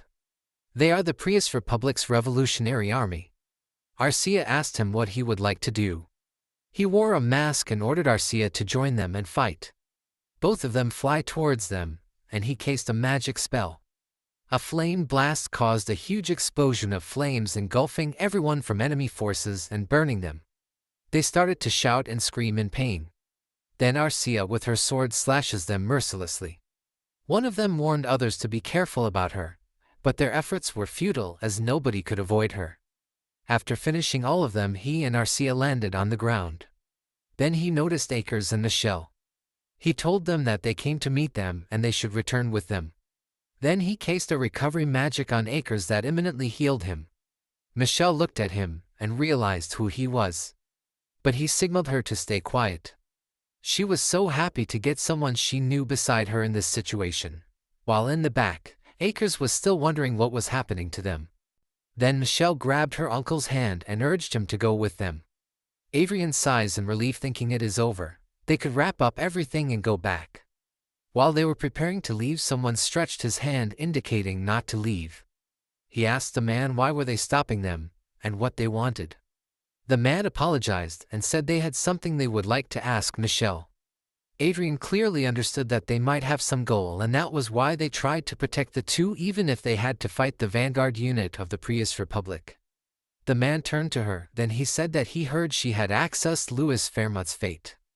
The name of Louis Fairmont's fate shocked Adrien. Then the man continued and asked her if the fate was real or not. Adrien was in a state of shock thinking that Michelle accessed the fake fate. Michelle said that judging by the shape, that was plausible. But after Michelle took a quick look around, that's contents were more inadequate than she expected.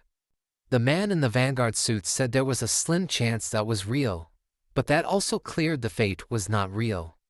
The man said that as their commander expected, the fate was fake and created by a real discoverer. This made Adrien worried. He sneakily cast a magic spell intending to kill them.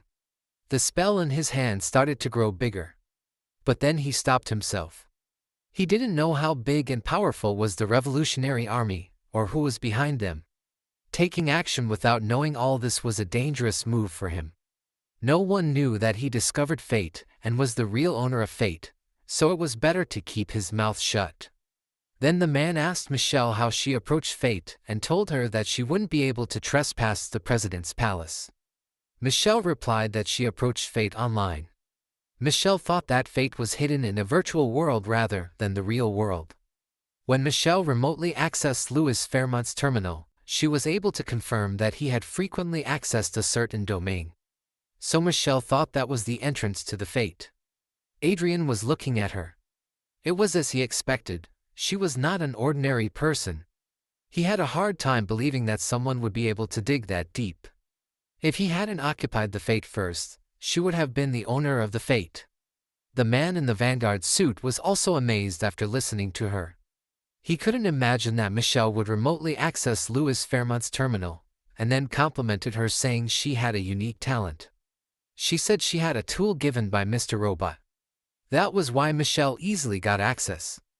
Adrien intervened in their conversation and said that the pursuit team was going to arrive soon, so they would have to take leave. The man stopped him and said he had more business to do. Then he informed them that their commander had invited Michelle and Akers. The scene shifted to the Prius Republic Northern Glacier. All of them were teleported there. 3 men appeared in front of them. 2 were wearing Vanguard suits. The man in the middle was Ian Jeremy, an Aura Master. His age was 49. His affiliation was Prius Republic Revolutionary Army Commander, and Attack Squad 1 Commander. The man in the front was Grace Declan. He was also an Aura Master. He was 38 years old.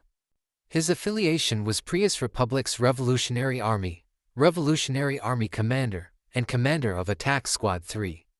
Those 2 Aura Master guides made Adrien wonder how powerful and magnificent that leader might be. The man in the back greeted all of them and introduced himself as a citizen of the Prius Republic. But it was his first time coming to the Northern Glacier because, unfortunately, there was no aurora in that place. Adrien used his glasses power and saw his name Israel Oscar Prius. He was a 7-circle archmage. Species human. His age was 27 and his affiliation was with the Prius Republic Revolutionary Army Commander, and former prince of the Prius royal family. His talent was mana at the highest level, intellectual capacity at the highest level, learning power at the highest level, political power in high level, administrative power in high level, and commanding power in high level. His attribute was a schemer of justice and artifact craftsman. His relationship was interesting and neutral, and his status was observing and amused. Unlike Adrien, he was a true genius, enough to launch his manhwa comic, where he can be the main character. After Israel saw them, he made a casual joke saying that he was curious since they said that the aurora seen in the northern glacier of Prius Republic was a rainbow one. What a pity. Though I didn't understand the joke, if you do let me know in the comment. Then he bowed a little and said it was a pleasure to meet Earl Akers and young Countess Otis. Both of them also bowed and greeted him. Michelle thanked Israel for saving them and told Israel they would never forget his kindness. Akers also thanked him. Israel mischievously smiled and told them that, as a human being, it was right to help another human. Seeing their behavior, Adrien sighed and thought it was his ass. Israel did it because he might have some hidden intentions. Then Israel told him that he never thought he would meet the person who was behind all the buzz at that time. This startled Adrien. Israel called both Adrien and Arcia's names. This surprised Adrien. Not only him, Akers was most surprised among them. Israel apologized for surprising them, and added that he and Marquis Lawrence followed each other on social media. Acres shouted asking if it was real that they were Marquis Lawrence and Countess Arcia. Michelle told her uncle to shut up. Seeing there was no reason to hide his face, he removed his mask. They both revealed their handsome and beautiful faces. Acres was shocked and asked why someone from the second prince's side would be there. Michelle was embarrassed and tried to stop her uncle. But Acres was stubborn and didn't want to listen to her. Adrien asked Israel how he found out his identity, to which he replied that was a trade secret. He was not a person to back off, so he relaxed and said that to him, His Highness, Israel Oscaprius was a mischievous man. Israel wasn't able to digest the words, as he said he was surprised and asked how he knew Israel's identity. He crossed his hands, with a smile on his face, told that was also a trade secret. The atmosphere around them becomes tense. Israel's guard raised their force sword to be prepared to attack. Israel raised his hand indicating his guards to calm down. Then he revealed that was purely a gut feeling that Israel recognized both of them. A male archmage and a female aura master pair. That was nothing more than a guess based on their young voices. Adrien didn't change his facial expression, but he was pissed at himself because he was a fool to fall for his tricks. Israel wanted to know how Adrien found his identity. He said he had been interested in the Prius Republic for a long time. But that was a lie, as he used his glasses. Israel was a little bothered and said he really couldn't discern the depth of his wits. And he was certainly someone Israel wouldn't wish to make him an enemy. Then Israel turned to Michelle and called her. He asked if Michelle copied Archmage Lucas's research materials that she accessed. Adrien thought that would be certainly plausible to copy research material. After all, she accessed fate, but just looking around at what was inside would be too naive of her. According to Israel, even if that was a fake fate, they couldn't ignore the value of that. Then Israel asked if Michelle would share a part of the research material. Of course, they would pay an appropriate compensation. Michelle was silent for a bit. Then she gave a side-eye look and said that fate was in a form that could be acquired step by step. She couldn't acquire the fate that Louis Fairmont couldn't either. Most of the data he could access was already commercialized technology. Israel said that wouldn't be a problem. That would have been better if he could obtain equipment blueprints for the current generation or higher, but they had no choice since they didn't get the real fate. Then Israel said what he wanted was materials and blueprints for making Vanguard Force equipment. Israel thought that data was basic even within the industry. Adrien looked at Michelle and saw her hesitating because that was natural, as her action could start a war between the two nations. The former prince said as Marquis Lawrence had already revealed his identity, a descendant of a former royal family.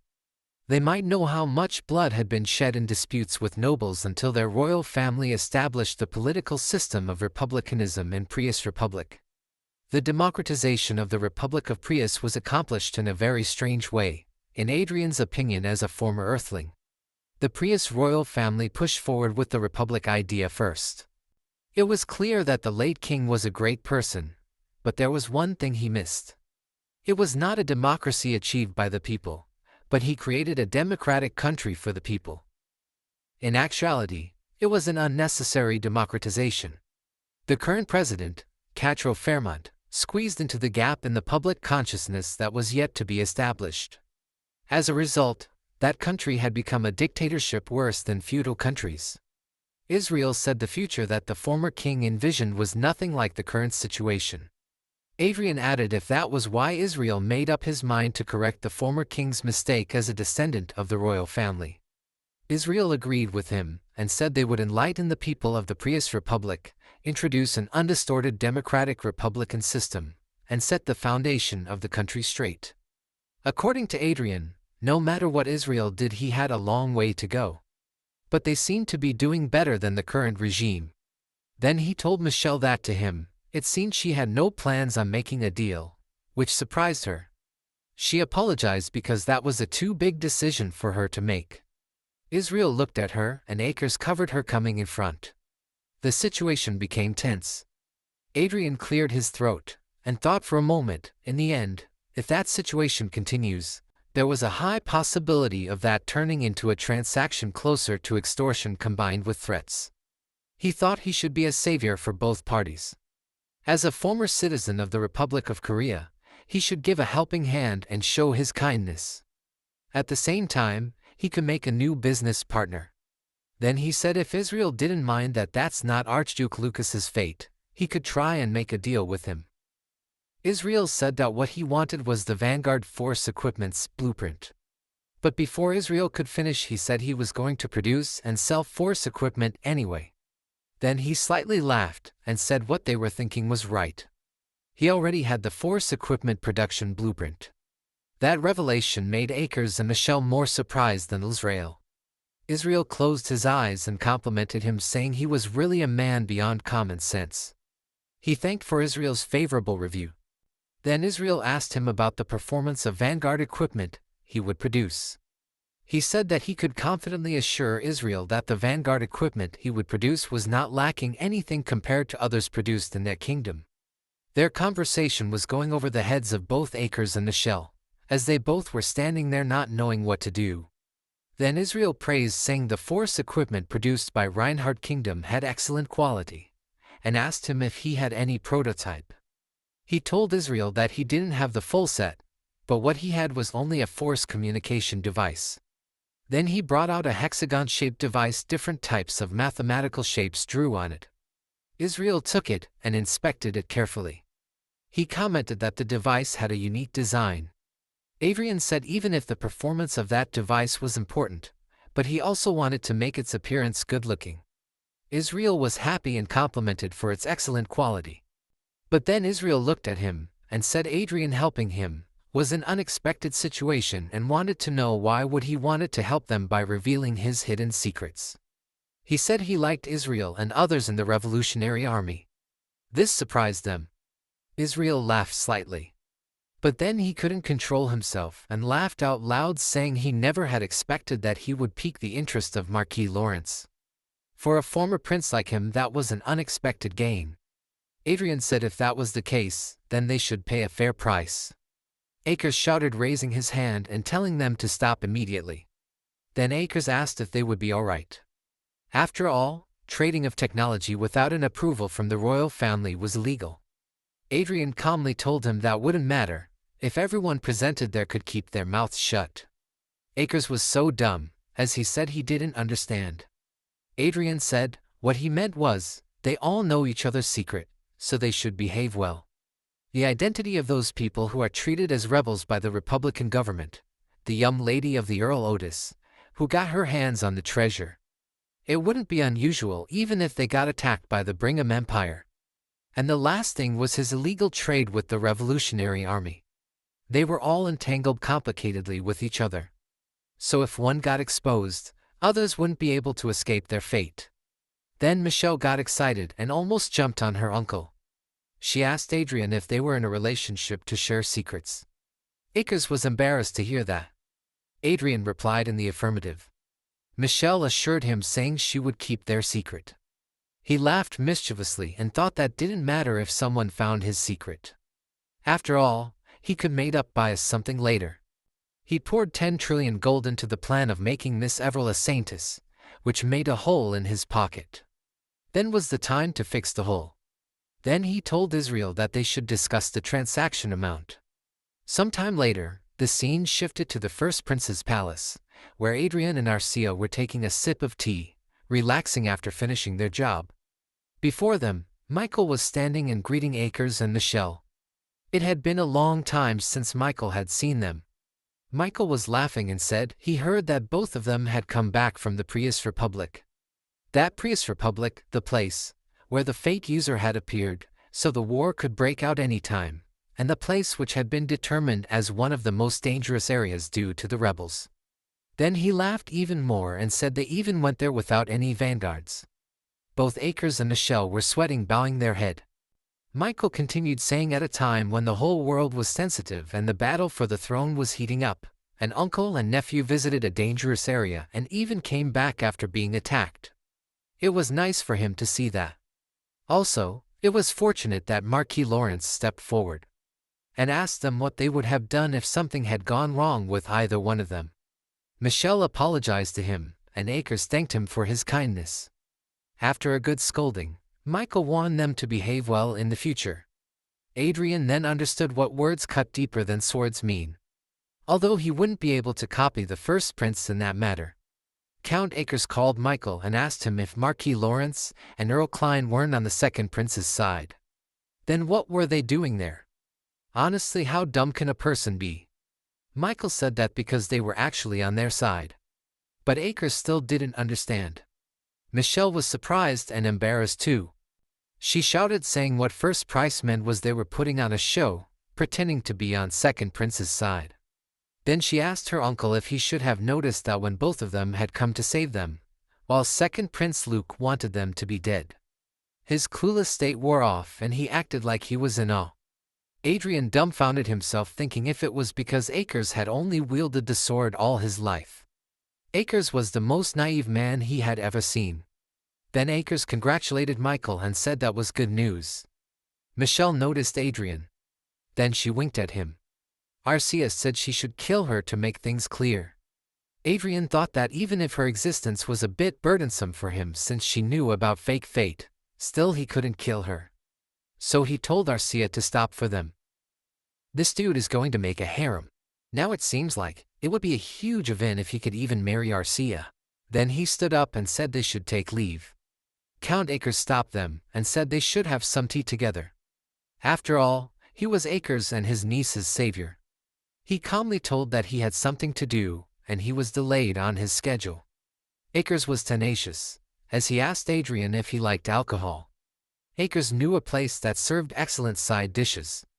Then a man of Michael entered and called Michael. He told Michael to watch the news. Adrien and Akers both looked at them. On the news, Age of Magic, November 10, 2019. The Brigham Empire declared war on the Prius Republic. Meanwhile, the Prius Republic strongly criticized the Brigham Empire, which started the war, and was appealing to the public and neighboring countries for the legitimacy of the fake user, Louis Fairmont. That was what they all had been watching. Conflicts were growing over Archduke Lucas's fate, but they did end up in a war. Michael asked him what his thought was about that war. He thought for a moment, and replied that the odds of winning were around 6-4. Michael said 6 should naturally be for the Brigham Empire, and he didn't seem to like the Prius Republic, but he evaluated them generously. Adrien justified his answer by saying that the Brigham Empire had to cross the Sea of Storms to invade the Prius Republic. Not only that, they have to enter a closed terrain. According to Michael, Prius' defensive position was bound to have some advantages. Adrien agreed and said that as long as the opponent was Brigham's empire, that would be a difficult fight for the Prius Republic.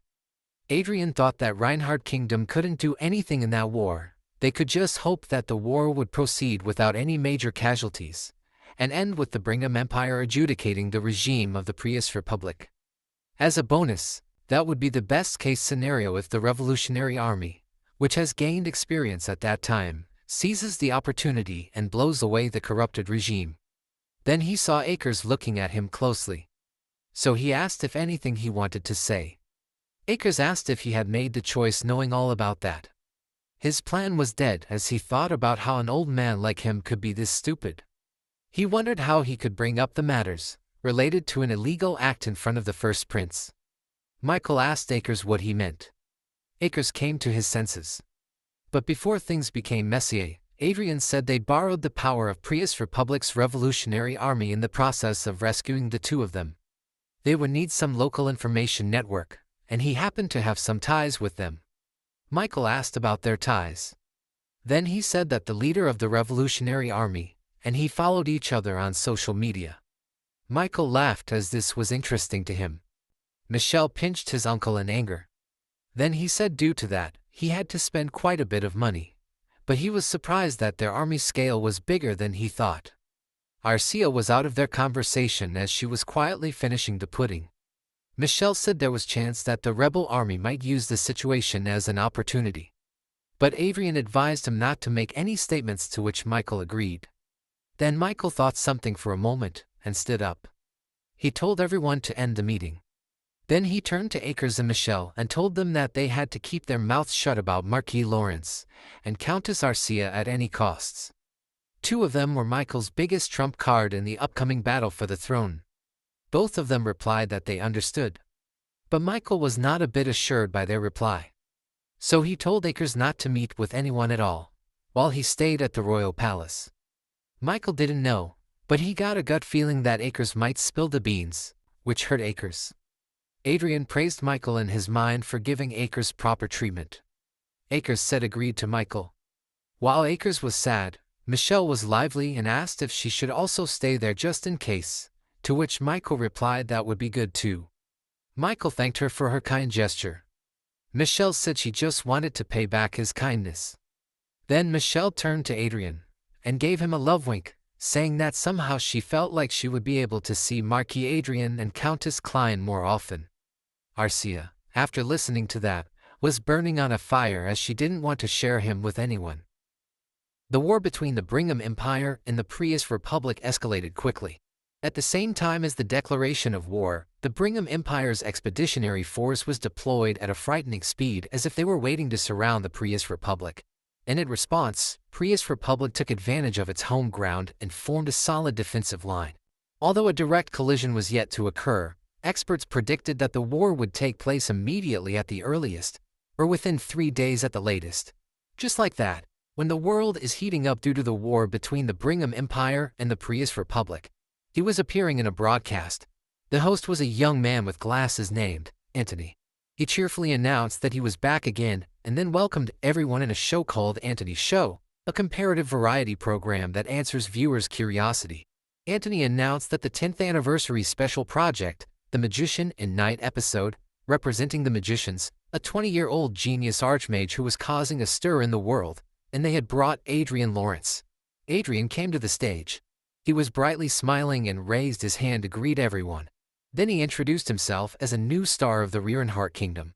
A few days ago, Eric told him that what Everell was lacking compared to the other candidates in the Saintis contest was awareness. And Eric suggested both of them to put some effort in order to solve that. Then Eric shared some documents with them via smartwatch. He was nervous as he knew how Eric was good at doing his job. That was an appearance proposal for both of them to appear in the famous TV show. After he saw that, he thought Eric was a promising talent, but he never imagined Eric would demand him to do something crazy for the goal. Then he praised Eric in his mind. After all, Eric's plan was perfect. Back in the show, Anthony asked him if he was good-looking. He laughed and agreed with Anthony. Then he said it was all thanks to his mother, and he is grateful for that. Perplexed, Anthony asked if he wasn't grateful to his father. He sighed and replied that his father was not that handsome. Then with a smug look on his face, he smiled, saying if his father was not a noble then he wouldn't be able to marry a beautiful woman like his mother. Anthony forcefully laughed at his statement. While back in the mansion his parents were watching the broadcast. Viscount Lawrence was embarrassed to hear that. Then Anthony announced that as he mentioned before, the topic they would discuss was treated as a taboo in society. It was a comparative experiment between magicians and knights that would be held. Then he asked Adrien if he knew about this. Adrien was interested and replied excitedly.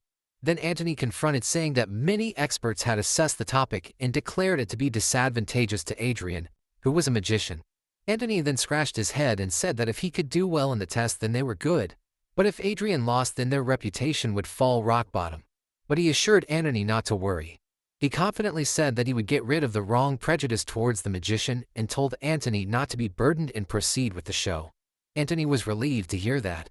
Then Anthony announced that he had brought someone as a knight representative. His name is Earl Felix, a proud and new aura master of Lucia's kingdom. Adrien was in a bit of doubt as he looked at Felix.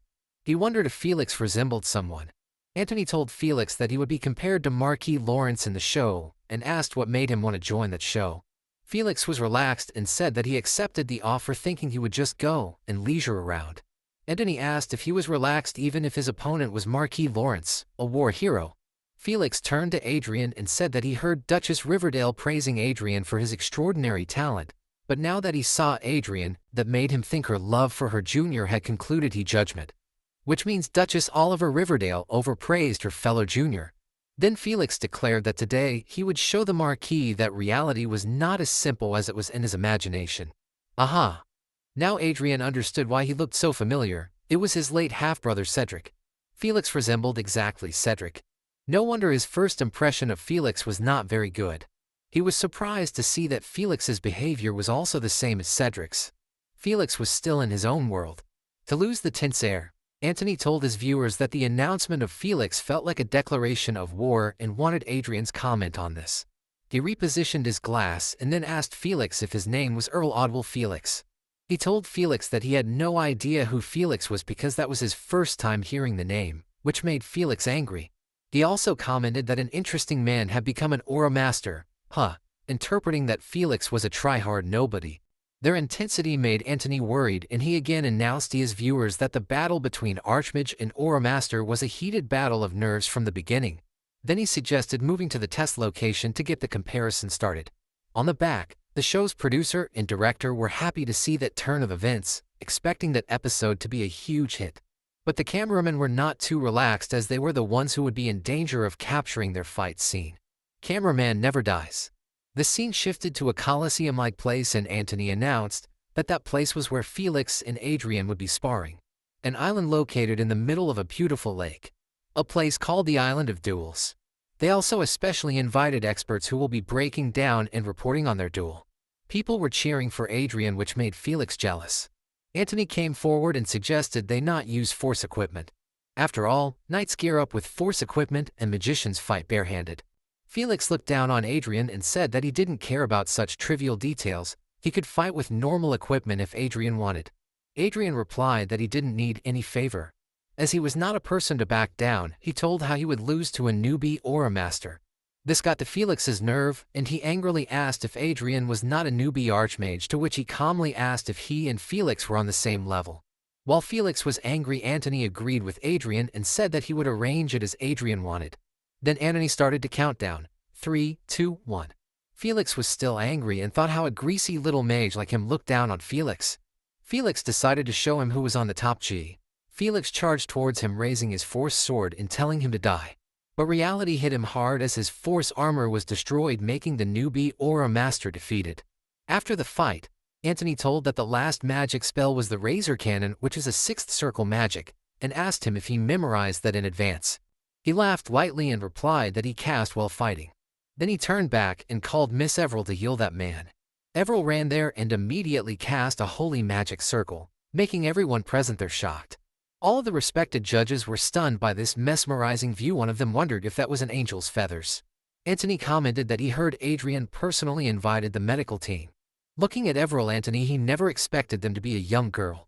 Adrien replied that he trusts Everil, so he brought her. Antony asked if she was a bishop-level priest at such a young age, which is a shocking matter. He replied negatively and said that she had only been baptized and hadn't joined the church yet. Her name was only listed as a vassal of their march. This revelation surprised Antony and everyone presented there. Antony said that he heard divine magic and the effect of angel's feather could only be seen from a bishop-level or higher priest healing of the church. Adrien replied that she learned divine magic personally from Archbishop Fred, who resides in Reinhardt Kingdom, and her angel's feather effects were due to her outstanding nature. Antony asked about her nature, to which he replied that Miss Everil was planning to participate in the Saintess contest. This revelation was amazing to Antony. Everyone clapped for her. Adrien thought that Eric's plan was finally worked. Everil's unique good impression and soft voice fit perfectly with the image of a saint that everyone imagined. Even if she was shown for a short period, the impact might not have been small. The cameraman and Mike Boy both focused their attention on her. Everil greeted everyone and told her name Everil Barnett, who was in charge of the medical support, and she promised to do her best. Then she took a pose of a Korean idol and requested everyone not to get hurt. Everyone was dying for her cuteness as their soul left them. Adrien once again praised Eric for doing a fantastic job. The show had ended and we saw Everil walking on the road. A stranger man saw her and asked if she was the one who appeared beside Lord Adrien. The woman beside him confirmed and told him to be careful with his word, as she may become saintess in the future. Everil was hearing all of them, and that was too burdensome for her. She was following Adrien's words and working hard to become a saintess. But she doubted if she really could achieve such a great thing. Not long ago, she was just a part-time worker at a convenience store. While thinking about those, she reached her residence. She entered and her mom welcomed her. Then someone said that they had such great luck since Everil was there. That unfamiliar voice caught her attention. A middle-aged man called her Eve and told her that they had seen her after such a long time. After she saw them, instead of being happy she became annoyed. The man basks and laughs out loud. Then he asked her if she remembered he was her uncle. Her aunt said that Everill's shoes looked expensive. That was a royal elven brand. According to what she remembers, they were made by elves and cost 5 million gold per pair. Everill's cousin was mesmerized by her clothes and other expensive stuff. They commented that Everil was getting those not because she was a saintess candidate. Lord Adrien might really adore her a lot. Their behavior didn't make Everil feel easy. Then Everil asked her parents why their relatives were suddenly visiting them when they acted like strangers. Her uncle stood up holding a stack of paper, then told her that their lives had become very difficult all that time. So his uncle was there to gather the family together and proposed a business deal. Then he brought out the papers he was holding and shouted that they could make a huge profit according to the plan he mentioned. If they appealed the point that was a business from the family of Everil, the saintess candidate, there was no way the business would fail. While Everil was reading the paper, the guard behind him thought that was absolutely not an ethical business. Everil's mother assured her not to worry as they wouldn't agree with such an absurd plan, and his parents, both of them, would support Everil. Everil's father also supported her and asked her uncle if their plan was that good, then why not they do it themselves. Her mother supported that statement and told them not to think of selling their precious daughter's name. They would complain to the Lord if they did that. Hearing all this, Uncle said that as a family, if they could not do a little favor, then there was no need to have a family. Her cousin supported his dad and told her that they were doing this for their prosperous future, and by refusing, Everil was being too cold-hearted to them. Everil's dad shouted, saying that 4 years ago they cheated them, took their money, and ran away. How he can say that they were being cold-hearted? With a smug look on his face, her uncle apologized and said that was the reason they were trying to make up for their mistake. Their arguments continued, and in reply, her uncle brought out excuse after excuse like there was no ending. Like they were trying to pay their debt. As a family they couldn't blame him, the deposit incident was done by in-laws, and they should also carry other family members' burden when they can. Blah, blah, blah. Everil's dad asked if it was his fault for believing him. Her uncle made another excuse and told as a family, they should not quarrel over money. Everil had enough of their crap and she shouted and told them to leave immediately. She made it clear that she didn't want to be involved with them and advised them to go back to treating each other like before, like a stranger. Seeing her temper, all of them were stunned. They started to explain to her that she should not talk to the elders like that. After all, they were the siblings of their parents who gave birth to her. They were just asking for her help, nothing much. She should remember how much her aunt adored her when she was young and lots of emotional crap. Her guards couldn't stand any more of their rudeness and were going to bring out their weapons. At that time, a familiar voice asked who those were parasites full of beggar tenacity. Making everyone surprised, Adrien appeared behind Everil. Everil was also quite shocked to see him. Everil immediately greeted him, and so did the guards. The female guard was the 3rd company commander of the 1st Battalion of Lawrence's Strategic Mobile Night Troop, Jasmine Trenton. The male guard was a 1st-class knight of the Holy Knight Troop of the Reinhardt Kingdom's Grand Church headquarters, Rick Castro. Everil's mischievous uncle also greeted him, but he shut their mouth and stopped their movement with just a flick of his finger. Then he smiled and asked Uncle if he knew what was so great about being noble. Uncle apologized and mumbled, saying how they, a bunch of lowly beings, could know what a great nobleman like him was thinking. Adrien answered his own question, saying that he could do whatever he wanted with a trash like him. Adrien could make him disappear in thin air like nothing. Then he used his magic, lifted him, slams him down like a rice bag. He turned to Everil's cousin and called him near. He also met the same fate as his father. But before he could punish both of them, mother and daughter pair knelt down and kowtowed him. He asked them if they knew what they did wrong. She was afraid and replied that they were blinded by money and made Everil's family suffer. Adrien denied it and told them that was not the mistake. Their mistake was to harm one of his people. He added that their behavior was a declaration of war against him. They apologized. Then Adrien commanded the guards to arrest them while they were begging for his forgiveness. This turn of events made Everil surprised. Adrien then gave his hand to Everil's parents and apologized for unintentionally hearing their family matter. He promised that he would make those pay the debt they owed to Miss Everil's family through forced labor, compensation for psychological damage, and even interest. Her mother was surprised and thanked him. Then he invited both of them to move into the lordship castle so that they could live and enjoy the luxury of having an outstanding daughter. Her father didn't understand and asked for further explanation. Adrien explained that they would be doing this for Miss Everill's sake. They hesitated for a bit but agreed with him. Then he turned to Everil and showed an okay sign. He told them to let him escort them to the lordship castle. Everil was shy and blushing in the back. Then she looked at Adrien, and to her, he looked like a strong, dependable man. She wanted to be someone who could be a help to Sir Adrien. With a determined look, she made up her mind to chase after Adrien. She wondered if he would mind even if he had a fiancé. Then again she shook off her thought because her action might trouble Adrien. Then she again made up her mind to assist him as an aide. The scene shifted to the Brigham Empire's Francis Duchy. And we see someone tapping on a table while looking at Everil on Antony's show. She was telling them not to get hard. Duke Francis, one of the 4 greatest dukes of the Brigham Empire, was annoyed by her. Because if that kept going on, then his grand plan of making Evelyn a saint would be interrupted. He was pissed and called for Gregory. Gregory appeared out of thin air. Then he knelt and waited for the Duke's order. Gregory is an assassin of the Francis ducal family. Duke Francis ordered him to get rid of Adrien and Everil. Adrien was in his study room doing his work. Suddenly a message popped up making him startled. That was a message from Duchess Riverdale. He opened it, and the message was some kind of unexpected to him. Duchess Riverdale told him to be careful, because Duke Francis was making a move to harm Adrien. The scene shifted to Lawrence March's Lord Castle emergency waiting room, and we see some soldiers gossiping about their comfort in the workplace. One said that was because their master was too strong. Another said that only Aura Master or higher level can harm them, so no one even comes to attack them. The third one leaned on the sofa and said about his experience that he worked at a barony before and they had a private loan business. There were so many enemies that even the reserve team was extremely busy. Compared to that, this place was paradise to him. The Lord strictly manages their working hours and pays attention to their welfare. Their caption Sir Damien was eating and crying because he was so touched to see their management. Damien was sitting on the sofa and lowered his head. One soldier kept his hand on Damien and apologized for making a joke about him. He asked if they hurt his feelings. Damien raised his head and gave a facial expression like a maniac. Damien asked if they were referring him, because he forgot his name as it had been a while. Another knight called Sir Farman grabbed the man's hand. Then Farman told Damien to stop joking, as his action could ruin their plan and mission. Damien made an excuse saying people can make mistakes. But to Farman, his frequent mistakes looked like intentional. The remaining soldiers were shocked as their arguments continued because they realized that Damien and Farman were not real but some imposters. Damien said that he could erase what he did.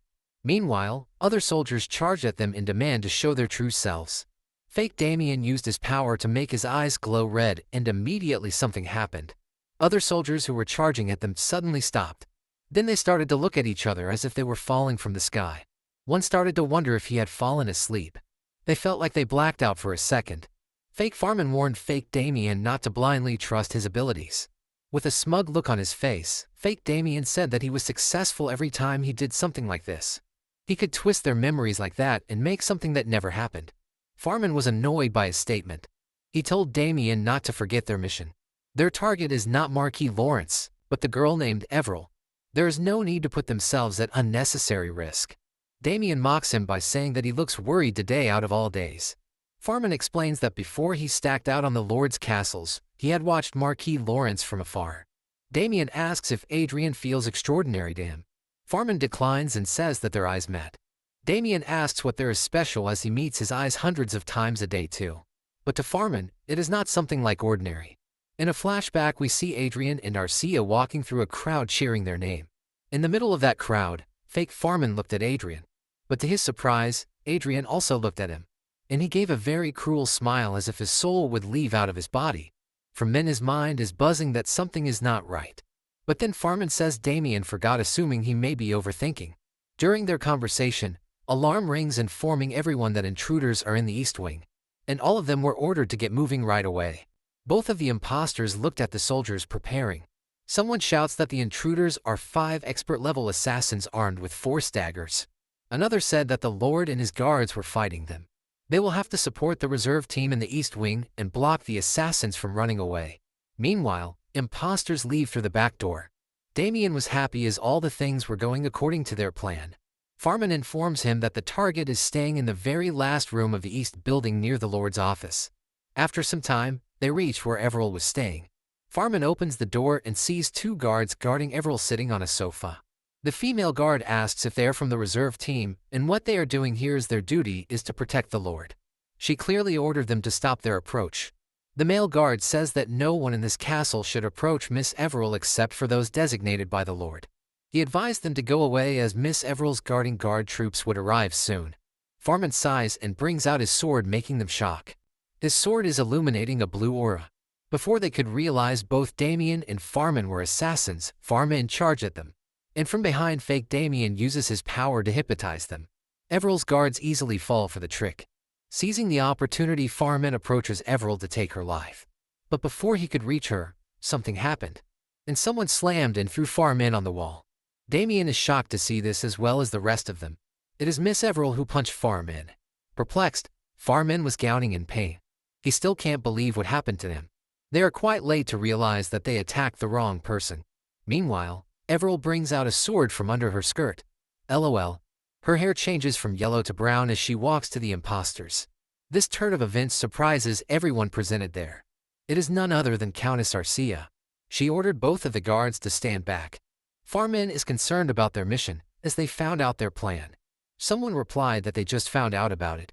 Perplexed, the imposters look at Adrien, who is entering the room. Adrien asks Farman if he remembers that their eyes met. He welcomes them into the Lord's castle. Then he called one of the imposters by his name, Gregory Hayden, and August Knox, making them surprised. He's an aura master. His race is human, age 39. He temporarily belongs to the Brigham Empire Francis Duchy. He is also Blue Moon's special member. August Knox is a top-level spirit user with a mental class Geist. His race is human, age 33. He also temporarily belongs to the Francis Duchy, and he's a special member of Blue Moon. Adrien didn't know that an organization that only appeared in fairy tales really existed.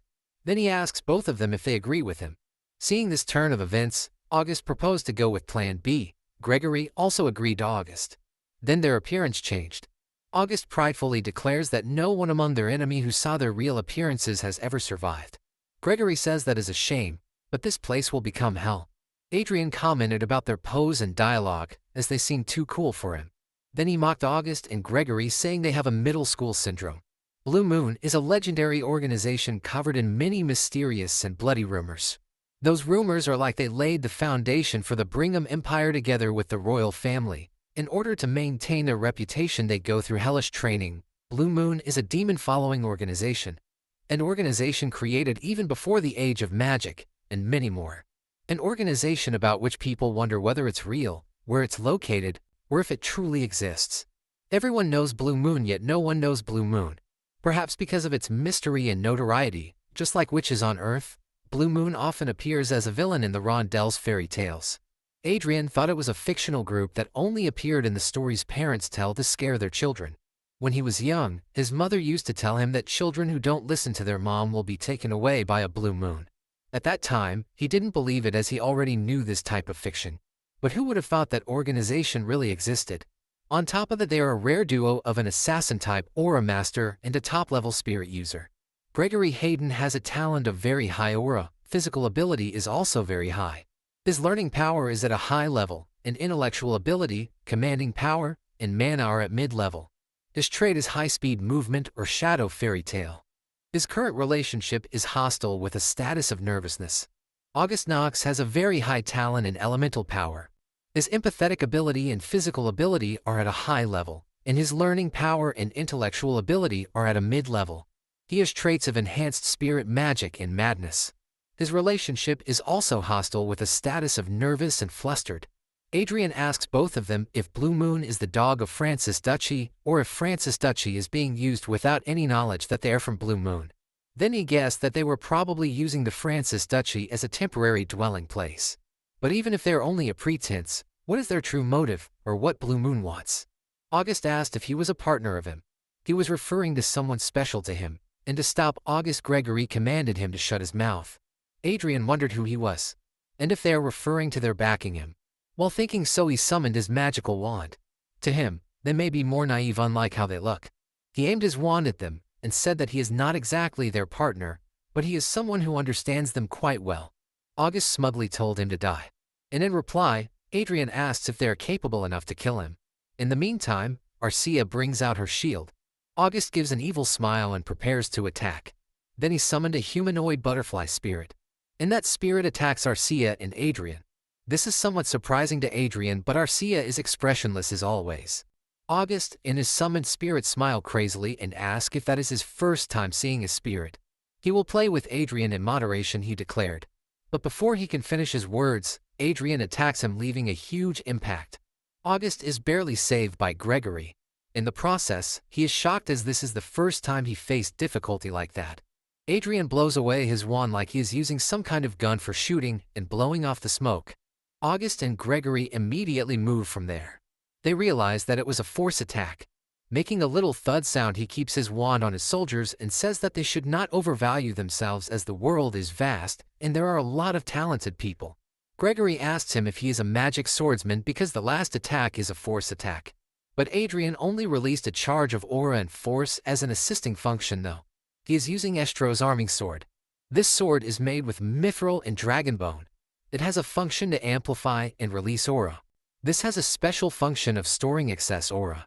The staff he is holding is version 3.0. It is a force sword with high strength and amplification rate. Gregory misunderstood that Adrien was confident because he could engage in close combat against an aura master. Adrien is happy and does not choose to break their confusion. Then he raises his left hand and asks if that is what they think. Then he snaps his finger and the next moment ceiling above them falls down and something happens. August looks in that direction. And before he could fathom anything, he is on the floor grabbing his left leg, crying in pain. Adrien smiles and says that he is also a beast tamer. August screams at Adrien and curses him. His summoned spirit is guarding him from behind. A lot of red butterflies are flying around Adrien and Arcia. Adrien wondered if that was mind control magic. August used his full force to control Adrien's mind. This is his spirit skill named mind control. Mental power consumption is fixed at 1%. The maximum duration is 1 hour, and automatically cancels when the distance between the caster and the enemy is more than 1 kilometer. The clearer the spirit's appearance gets, the stronger the control becomes. Adrien is under his mind's control, but the next moment he asks them what they are doing, while Arcia in the back is yawning. Perplexed, both August and Gregory look at them chit-chatting.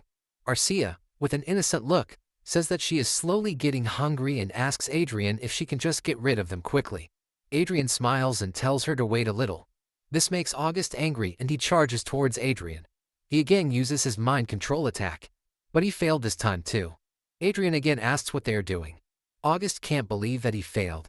Even Duke Francis, who is a powerful grandmaster, could not escape his mind control.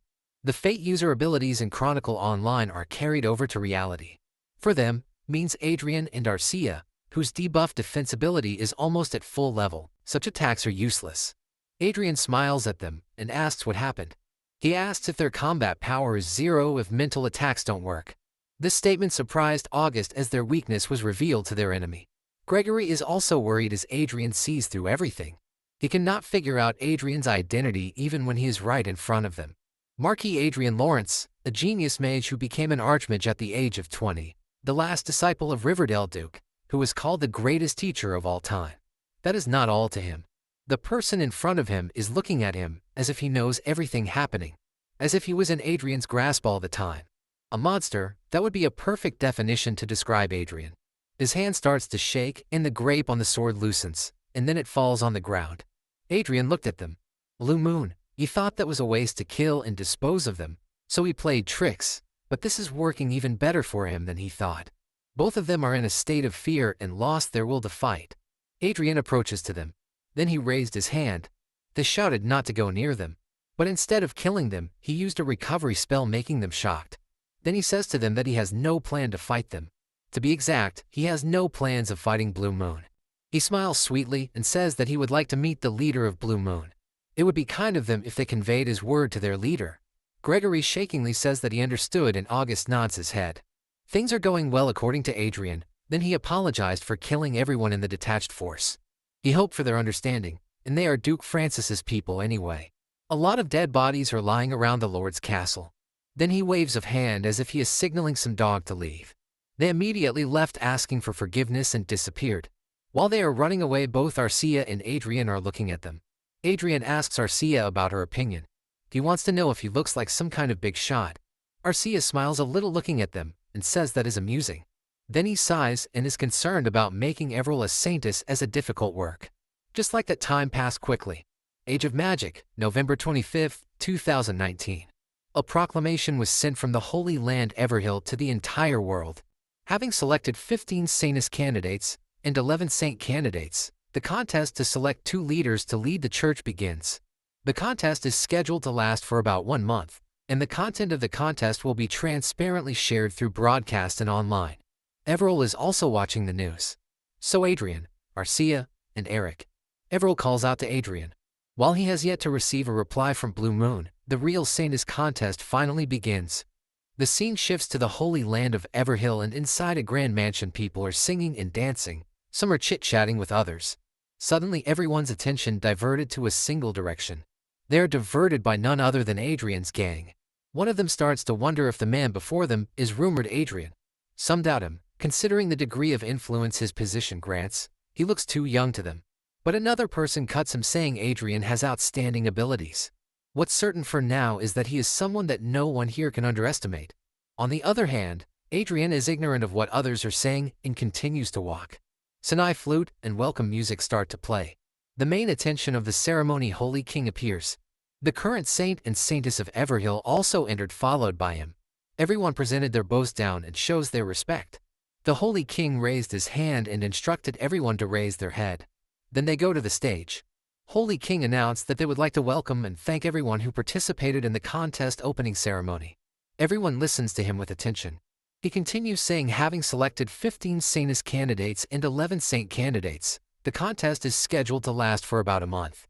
And every single thing that happens in this contest will be transparently shared through broadcasts and uploaded online. The theme of the first round of the contest is based on the tactics centered on subjugating monsters. Then he starts to explain the rules. The number of party members must be 5, including the candidate, and their companions must include 2 aura user swordsmen and 2 magicians of the 3rd circle or lower. Additionally, he would like to inform them that all the Saintess candidates' abilities other than divine power will be sealed. Then he lightly smiles and hopes for them to enjoy the event commemorating the first day of the competition. The current saint and saintess are both smiling lightly and keep their eyes closed. After the announcement, Adrien and his gang meet the Holy King. He keeps his hand on his chest and respectfully greets them. Holy King also welcomes them. While bowing, Adrien was thinking in his mind that these 3 leaders of the Holy Land Everhill are the pinnacle of all religious people in the world. But the person Everil must pay attention to among them is the current saintess, Sharon Sylvester. Her race is human, age 67, affiliation is Saintess of Sepia Church and Holy Land of Everhill. She has a very high talent in divine power, high intellectual ability, high-level commanding power, mid-level administrative power, and mid-level communicative power. Her traits are just leader, goddess's blessing, and demon slayer. Her current relationship is neutral and interested in the people before him. And she has a status of observing and curious. Saintess Sharon called him and asked for his confirmation if he was called Marquis Adrien. Adrien respectfully agreed to her. She places her hand on her cheek and with a mischievous smile says that he is very young, and if she was just a little younger she would be seducing Adrien. For reference, the Saintess and the Saint of Everhill maintain their youthful appearance thanks to the goddess's blessing. In other words, although she may look Adrien's age, she's a real grandmother who may have gotten married about 40 years ago and even has a great-grandson. Adrien cannot reply and give an excuse to handle this awkward situation by telling her that, for him, it was difficult to comment as his fiancée is right beside her. Arcia is so annoyed by their comment that she gives them a death stare at her. In defense, Saintess just laughs and replies that it was senseless of her. Then Adrien changes the topic and presents Everil to her. He revealed that he is sponsoring one of the Saintess candidates, Miss Everil, and requested her to take care of Miss Everil. Upon seeing her, Sharon was stunned. Her eyes glowed as if she was looking deep into something. She was shocked because Marquis Lawrence had selected a proper candidate. She can't hide her emotions and says everything in loud. Adrien smiles because everything is going according to his plan. As he expected, she recognized Everil's value at a glance.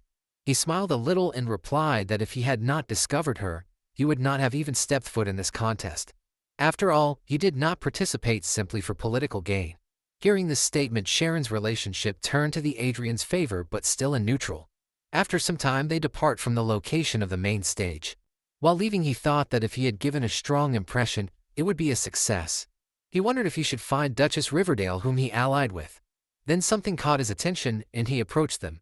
They are none other than Duke Isaac Francis, his daughter, and his followers. He mockingly greets them. Duke Francis is not so happy to see them. But Adrien did not lose his composure and says that he is pleased to meet Duke. Then he introduced himself as a Marquis of the Reinhardt Kingdom. His face suddenly turned from appealing to hostile and he says that he saw the present sent by Duke Francis. He complimented Duke for sending him a really big gift. Then he said that he heard there had been a big incident in Duke's territory. This statement made the Duke speechless, and then he remembered what happened to his territory. The two bastards announced their sudden retirement and ran away while evading pursuit. Two members of the Blue Moon made a pile of corpses and stood on them. They warned Duke and gave advice saying to never make Marquis Lawrence an enemy because that man is a monster. As he expected, Adrien is the reason why both of them left. Adrien also says that Duke's Sky Fortress crashed out of nowhere and the industrial district was blown away. As if his luck is devoured by a demon. How unfortunate, he asked if the pilot of the Sky Fortress suddenly lost his mind or something. Duke Francis called him a bastard, but paying no attention Adrien turned to the lady beside him and asked if her name was Lady Evelyn Francis. He requested her to go easy on Avril. In reply, she said that she would consider it. Her attitude pissed Adrien off as she is the same as her father. As a gentleman, he cannot do anything to her. So he decided to rub salt on her father's wound a little more. He revealed that he had decided to meet Sir Gregory and Sir August again. Duke Francis completely lost his mind. He smiles seeing Duke's reaction and tells him that he must have lost contact with them since he did not know about their meeting. This made Duke even more angry. He left the place and promised to meet again. While departing, Avril asked if he meant Brigham Empire's Duke by Duke Francis. Adrien confirms. But Avril is not released as this was her first time on an outing with Adrien. She realized that Adrien had to be a big figure in order to talk to a powerful Empire's Duke like that. Adrien closed his eyes and replied that that was nothing, and she was also a sanest candidate out of those many applicants. So she could have more confidence and hold her head up high. And more than anything she is the one Adrien chose. The last statement makes her blush, and she just keeps looking at him. Olivia appeared in front of them catching their attention. While Avril was wondering what to do, Adrien looked at Duchess Olivia. Perplexed Adrien says that he was just about to look for her. Olivia smiles and tells him to call her senior sister Olivia instead of Duchess Riverdale and she will call him junior brother Adrien. Then she turned and introduced Judy whom she is sponsoring. Judy bows and greets Adrien. She introduced her as a follower of the main god Sepia, Judy Esther. Perplexed he looked at her stats. Her talent is very high divine power and her trait is great holy lady. He was worried about the great holy lady and wondered if she was superior to the saintess. After a while, we see Arcia eating dessert like a giant. Avril and Eric are used to this scene, so they are clapping and cheering for Arcia. But to Judy, this was the first time she saw something like this. So she was shocked to the bone. On the back, Olivia and Adrien were discussing the saintess contest. Olivia informed Adrien that strict conditions were applied to the first round of the contest, and then she asked if Adrien had any problem with that. Adrien waved off her worries and said that he would be fine. He reveals that he has appropriate personnel for this kind of situation. The first round was about tactics centered on subjugating monsters. To him, this doesn't look bad for Miss Judy Esther, who is already at the level of a first-class priestess. Olivia agrees with him and says, at worst, she will be able to use divine magic one level better than the other candidates. With this statement, she wanted to say that Judy Esther, whom she is sponsoring, is better than others even in her worst state.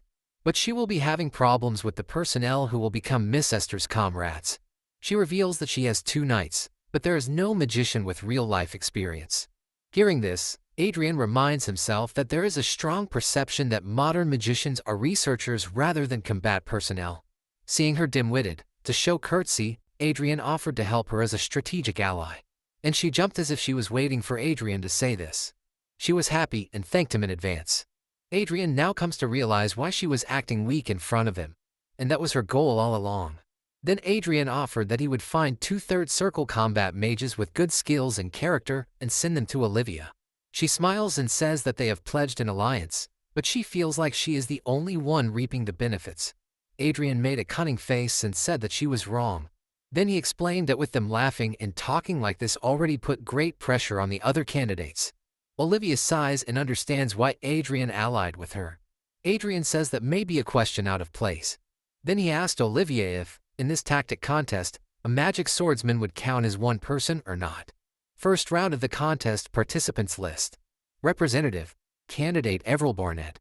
Swordsman 1, Barbara Anderson, Aura user. Swordsman 2, Andrew Dillon, Aura user / first circle.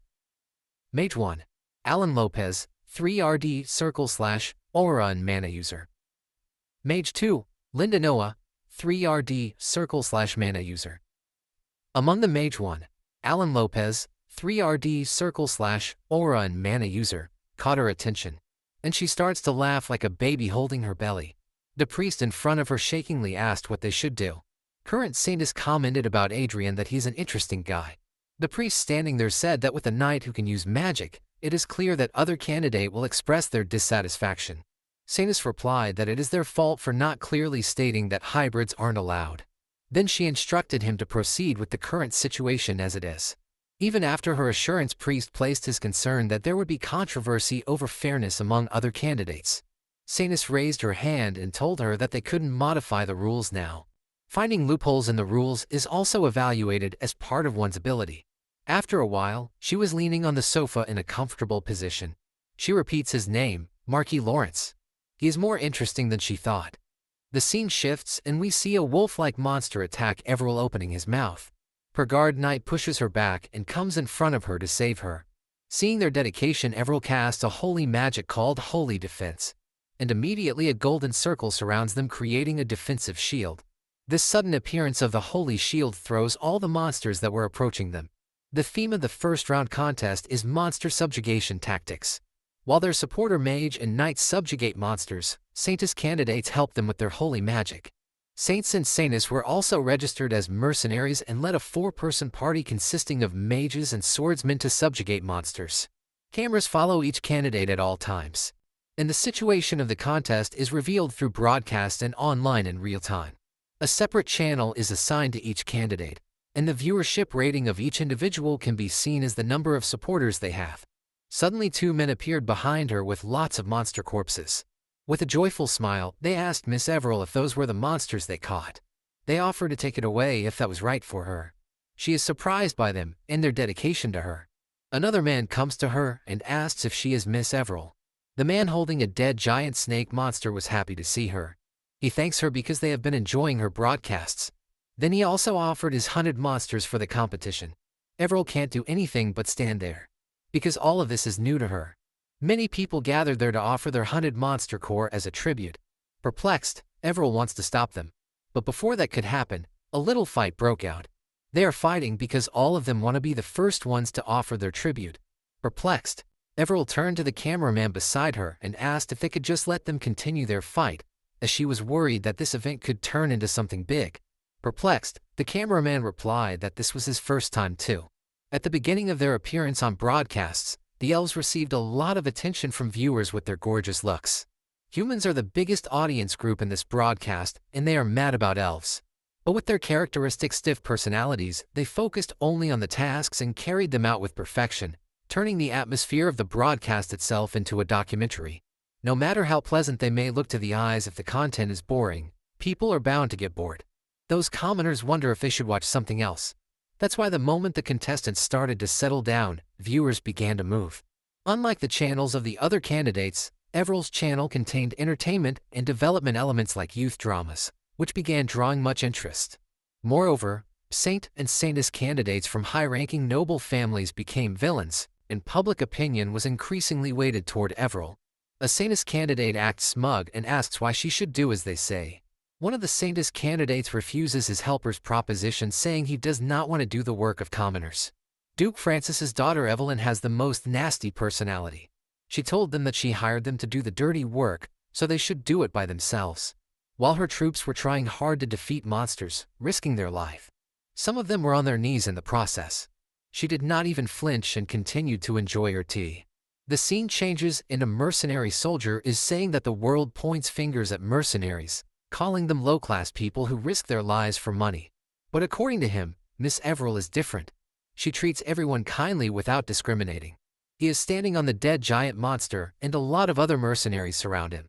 He raised his hand and told others that the other channels were ridiculous. He thinks that even without their help, someone like Miss Everil would have easily become the Saintess. All of them present their cheers for Everil. Ever tried to stop their overexcitement as she was a little embarrassed by their behavior. Suddenly a white-haired old man appears beside her and says to her that everyone sincerely wants Miss Everil to become the Saintess. They did this out of their own volition. He assured her by saying she should not feel burdened by that. He continues saying that he may look like this, but he can guarantee that he looks the most rogue among all the mercenaries if she approaches him first and casts healing magic on him. In his mind, she is like an angel to him. He almost cried while saying this. A young man appeared behind him and asked why he was praising Miss Everil when he was the first one among them who scolded Miss Everil in the beginning. The old man becomes shy and loudly asks if he is the only one. In the beginning, the young man also picked a fight with her, talking about how he hates newbies loitering around in his hunting ground. While Everil smiles lightly, the young one replies that he is just worried that Miss Everil will get hurt. While both of them continue their fight, their captain comes in front and offers all the monster corpses they had hunted. Everil was worried about them and said that they were people who fought for their livelihood, so if it was alright for them to give her. Captain smiles and sighs, saying they are doing this to set the stage. Everil did not understand and asked what he was talking about. He says that if Miss Everil whom they helped becomes Saintess, then their reputation will also increase. The old and young man is still fighting but agrees to their captain in the meantime. Everyone in that group cheers for her. Seeing this, she becomes shy and her face becomes red. Then she also raised her hand and promised that she would do her best in the contest. And this time, everyone cheers even more for her. Her guard knight commented that it is a very young drama and this will give them a hefty amount of viewers. Current viewership rating of contest channels: 1.52% Everil Barnett, 1.16% Lloyd Heigelvin, 0.95% Grace Heigelvin, 92% Judy Esther. The scene shifts and we see Reinhard Kingdom's Archbishop Fred wearing merchandise of Everil. He was happy to wear all those as money can make everyone do anything. Adrien awkwardly smiles and reply. Then he corrects his composure and reveals the reason why he wanted to be with Archbishop Fred in the Holy Land. While they are discussing all those, Arcia is looking at the banners of Everil. He asks the priests presented there if those are called merchandise goods. Then she revealed that she saw something similar in the capital Lionel too. Adrien brought out the orichalcum and placed it on the table, making Archbishop Fred. Archbishop Fred immediately recognized and asked if that is orichalcum. The next moment he is shocked to his bone, realizing that is not just a lump of orichalcum. There is divine power subtly flowing inside. Adrien nodded his head, indicating that Archbishop Fred had guessed right. The thing in front of him is a relic, and it is predicted to be 20,000 years old. Archbishop Fred proposed to advertise about it. Adrien in his mind, everything is happening as he expected. As soon as Archbishop Fred saw the relic, he thought about how he could use it to benefit Everil. But Adrien does not want to use the relic like that. He proposed that with an outstanding artificer, there is also a possibility to repair this relic. Archbishop Fred asked if he intended to revive an ancient relic. Archbishop Fred picks up the relic and takes a closer look. After a while, he says that it is possible. There is a sacred magic circuit that appears to be from the mythical era inside it, but only a part of it has been destroyed. The rest of it is clean. Then he asked Adrien if he wanted Archbishop Fred to recruit a skilled artificer. Adrien agrees.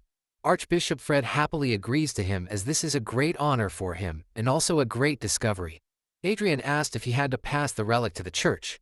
Archbishop Fred thinks a little and says that he does not need to do that because the royal family and the imperial family of each country also possess at least one sacred relic. If they consider this to advertise for Miss Everil, donating is the best choice. But if the item is properly functioning, a relic from the mythical era, donating for mere publicity is too much.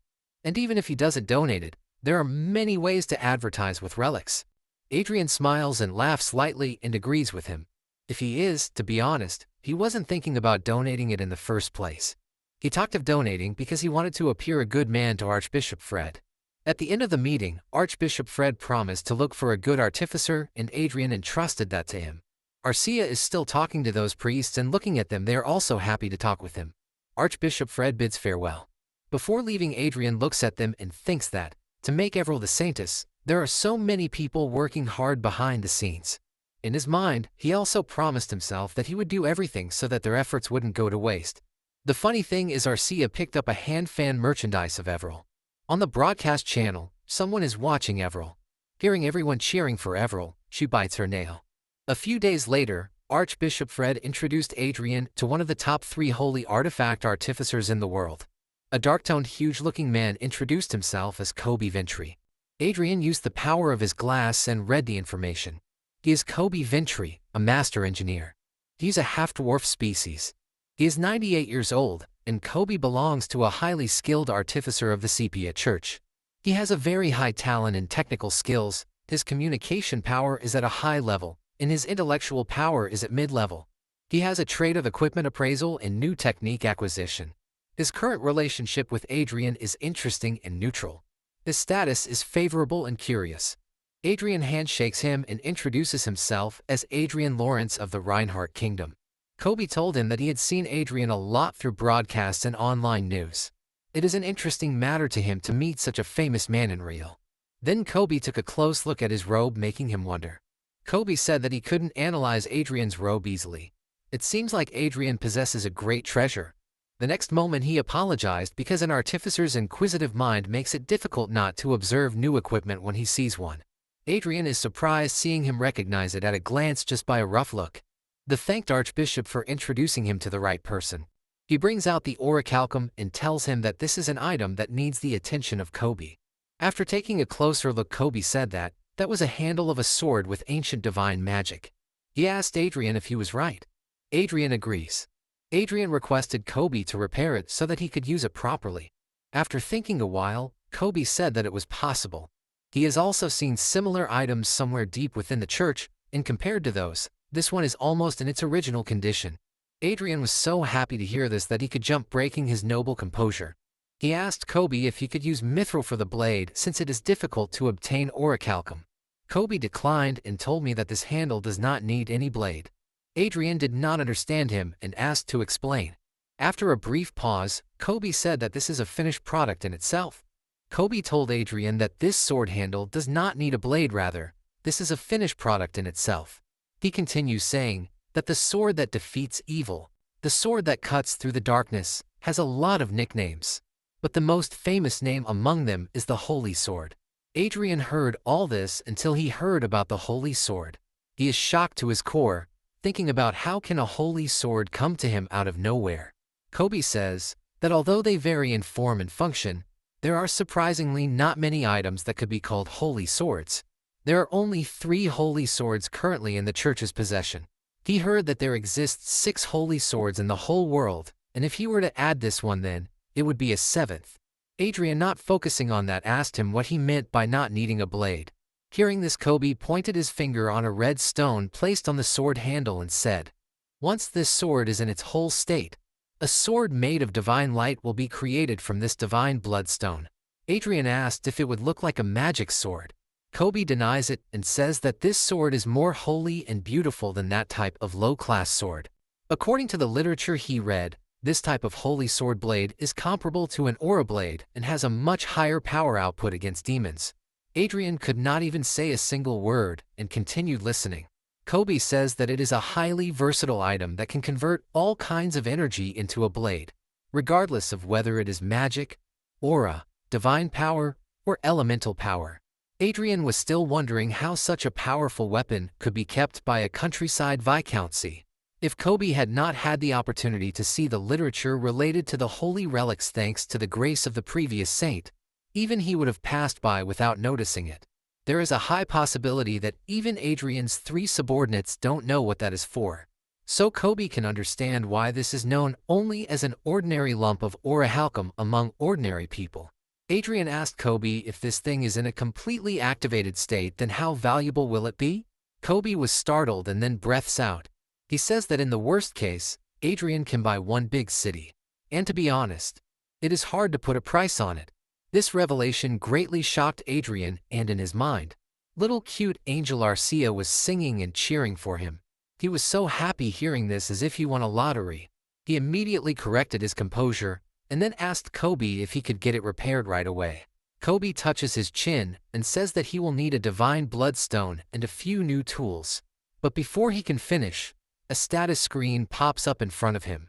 Kobe points to it and says to Adrien that he paid more than what Kobe wanted. Adrien smiles and says Kobe to think of that as a labor cost and material cost. And then he promised Kobe to give twice if he succeeded in repairing it.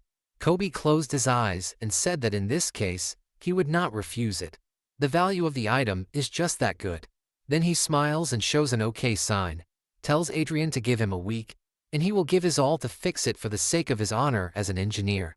After a while, Adrien is walking by while smiling. He is thinking if he can form an aura blade level blade with mana, then he can just step up and play the role of a magic swordsman. Or he can even connect it to a magic staff and use it like a spear. People around him wonder why he is in such a good mood. But such a good time did not last long as he got a call from one of his subordinates, Arcia. He is shocked as he leaves Arcia in charge of Everill's security. He asked Arcia about what happened. In the place where Arcia is, people are in a very bad situation. One is injured laying on the ground as if they were attacked by a gang of thugs. Arcia reported that Miss Everil had been kidnapped. Adrien shouts out saying what? The scene shifts to the Dragonland and the Croizon Empire borderline. There we see volcanoes and many volcanic rivers. Everil is there floating in the sky. Two men stood there, one with a magic wand and another one with a sword. The man with the sword is very pissed and cursed her. He asked why he was not able to attack her. Another one is a little calm and said that she may have linked to an 8th circle artifact. They were ordered to neatly get rid of a sloppy Sanctus candidate.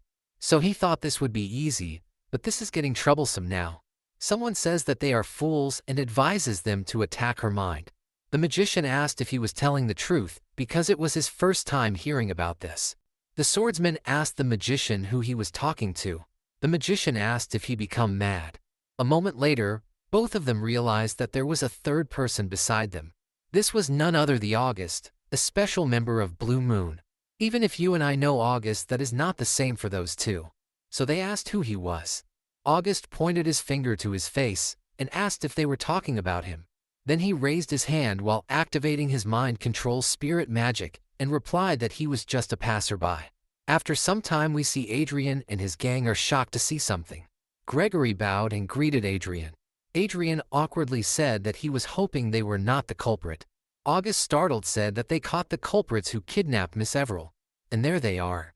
August was horrified to see Adrien as his last meeting was not so pleasant. Before him, there are two men tied down. Adrien asked for Miss Everil, to which Gregory replied that she was resting inside the cabin. And because Adrien was prepared from before, she is safe and sound. Gregory rashly replied that they had yet to confirm the culprit's backing. After a little investigation, he came to know that those attackers were hired by a middleman. Adrien was not surprised and thought that unless they were fools, there was no way they would do such a foolish thing and leave their tail behind. But Adrien was concerned about something else. He asked Gregory why they helped him. After all, he punished them greatly in their previous meeting. Gregory replied that this place was their playground and they were passing by. Adrien is not someone who will believe in coincidence. He replied that Miss Everil must be the luckiest person in the world to help them. By saying this, he is interpreting that if Gregory wants him to believe such trash talks. Gregory finally understood that he could not fool Adrien. So he revealed that this was an order from their leader. In that order, it was said that Miss Everil seemed to be in danger. So they were ordered to save her and make up for what happened back then. Adrien asks what about the makeup? It was Gregory's first time seeing the leader get that furious. Their leader said that Francis Duchy was of no value to them any longer, and ordered them to move their base. In other words, what happened with Adrien back then was because of their individual decisions, without any involvement of their leader's will. Gregory said that Adrien guessed correctly. At Blue Moon, they do not have much interference from the leader. Excluding truly necessary orders, acting autonomously is almost guaranteed. But ever since the assassination attempt on Miss Everil last time, instructions were given to the entire Blue Moon not to harm anyone involved with Marquis Lawrence and Earl Klein. He was shocked to hear this. The more he heard about their stories, the stranger this is becoming. He thought that their leader is being too wary of him.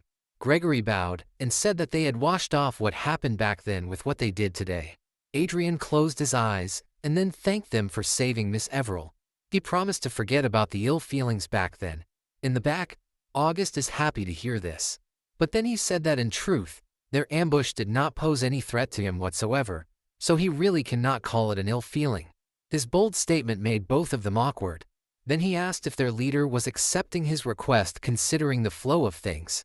Gregory replied affirmatively and said that their leader welcomed his visit, and they are here to convey that after this matter has been resolved. Adrien, in his mind, thought that they were inviting him to their base more obediently than he thought. He wonders if this is a trap. Well, judging by these faces, it does not seem to be one. And even if this is a trap, he is confident enough that he can get out of it. Then he gives Adrien a device and says that this is the password and terminal that Blue Moon uses. It is linked to Gregory and August's terminal, so Adrien should not hesitate to call them anytime. Adrien feels like his secret communication equipment is piling up. Then he said that he understood and told them to leave. But before he could finish, both of them disappeared like nothing. After that, Arcia asked if she should follow them and find their base, to which he replied that he had a way to contact them, so they should leave them be. Because securing Everil is the most important thing right now. Since the unprecedented incident of a Saintis candidate being kidnapped during a contest was broadcast live, the whole world was in an uproar, so it would be better to bring the church's investigation team there. While he was explaining this to Arcia, Everil woke up, and being in an unfamiliar place, she asked where she was. Adrien stretches his shirt and tries to take a deep breath, while Arcia notices him. Not only did they readily accept his request, but the leader of Blue Moon personally ordered everyone not to mess with him. Something is happening, but he cannot fathom if this is good or bad. The next day at the Holy Kingdom, we see Saintis sitting on a chair smiling, and in front of her, Adrien also sitting there and smiling. Saintis asked him if he knew what the upper echelons of their church call him, to which he guessed that they call him a young, handsome, incompetent man. Sharon slams her fist and tells Adrien that he is called a rule breaker. Perplexed, Adrien realized that things were going as he thought. Sharon asked if he knew they were not allowed to use anything except the designated equipment in the mercenary tactic contest. She asked about the necklace because she did not remember allowing something like that. Adrien replied that this was an inevitable choice for me, who had recently experienced an assassination attempt. If he had not taken any measures, Miss Everil would have lost her life. Sharon made an excuse saying this is a matter of hindsight, to which he replied that hindsight is everything. After all, she got a chance to take a hand in church, so he did not want to lose it. He blames the church, saying that if only the church had done a better job at managing the site in the first place, this kind of thing wouldn't have ever happened. He protested, saying that a Saintis candidate was kidnapped by people who broke in during the contest, and the church was unable to find her until he had to step in. He was frustrated because, with this, his good image in front of Saintis Sharon had ended. He closed his eyes and requested her to evaluate Miss Everil's potential. He continued, Miss Everil is a victim, and she is also not someone who should be failed because of something like this. Since he is responsible for breaking the rules, he thinks it is only right for him to be the only one being punished. Sharon had a mischievous smile on her face while listening to this. After he completes his speech, Sharon smiles lightly. Then he leaned on her palm and told him that he was an interesting man. She chuckles, saying she would have seduced if he had just been 10 years younger. Her status is in Adrien's favor and neutral. She admires and is interested in him. Adrien is like, what's wrong with you? You are a grandma who even has a great-grandson. Sharon says that if she has to be honest, there was a suspicion within the internal board that this incident was a play of his own making. Adrien asks if she's trying to test his reaction with this conversation. Sharon apologizes and says that he is correct. She inserts her hand into a very, very secret place, brings out something, and keeps it on the table. She reveals that there weren't any lies in his words. This is a mirror that reflects oneself and brings out lies. The scene shifts to a big, beautiful, and amazing hall in a mansion. All the Saintis contestants are present there along with current Saintis Sharon Silvestar. They start to wonder why the Saintis has summoned them. Others replied that they didn't know the context. Sharon thanks everyone there for answering her call. She explains the reason why she gathered all of the sponsors of Saintis candidates is to uncover the truth about the kidnapping incident from the other day. Someone covering her face and body presented a mirror on a tray. Sharon says that this is the mirror of truth, a holy object that reflects the truth. Contrary to what some people claimed about this incident, through this mirror, she has confirmed that this incident was not an act of Miss Everell Barnett and Marquis Adrien Lawrence's doing. Therefore, she would like everyone to come forward individually and prove their innocence in front of the mirror of truth. Duke Francis of the Brigham Empire is quite angry to hear this. He said that the people gathered here now are the highest-ranking nobles, including the royal families from each country. He asked if they were being a bit excessive or not. Sharon is not pleased a bit and asks him if he is the culprit. Duke shouts out saying what? Sainus says that, in that case, there should be no problem and asks if it is difficult for them to say a sentence in front of the mirror. Someone approaches Duke, startling him. He is none other than Adrien.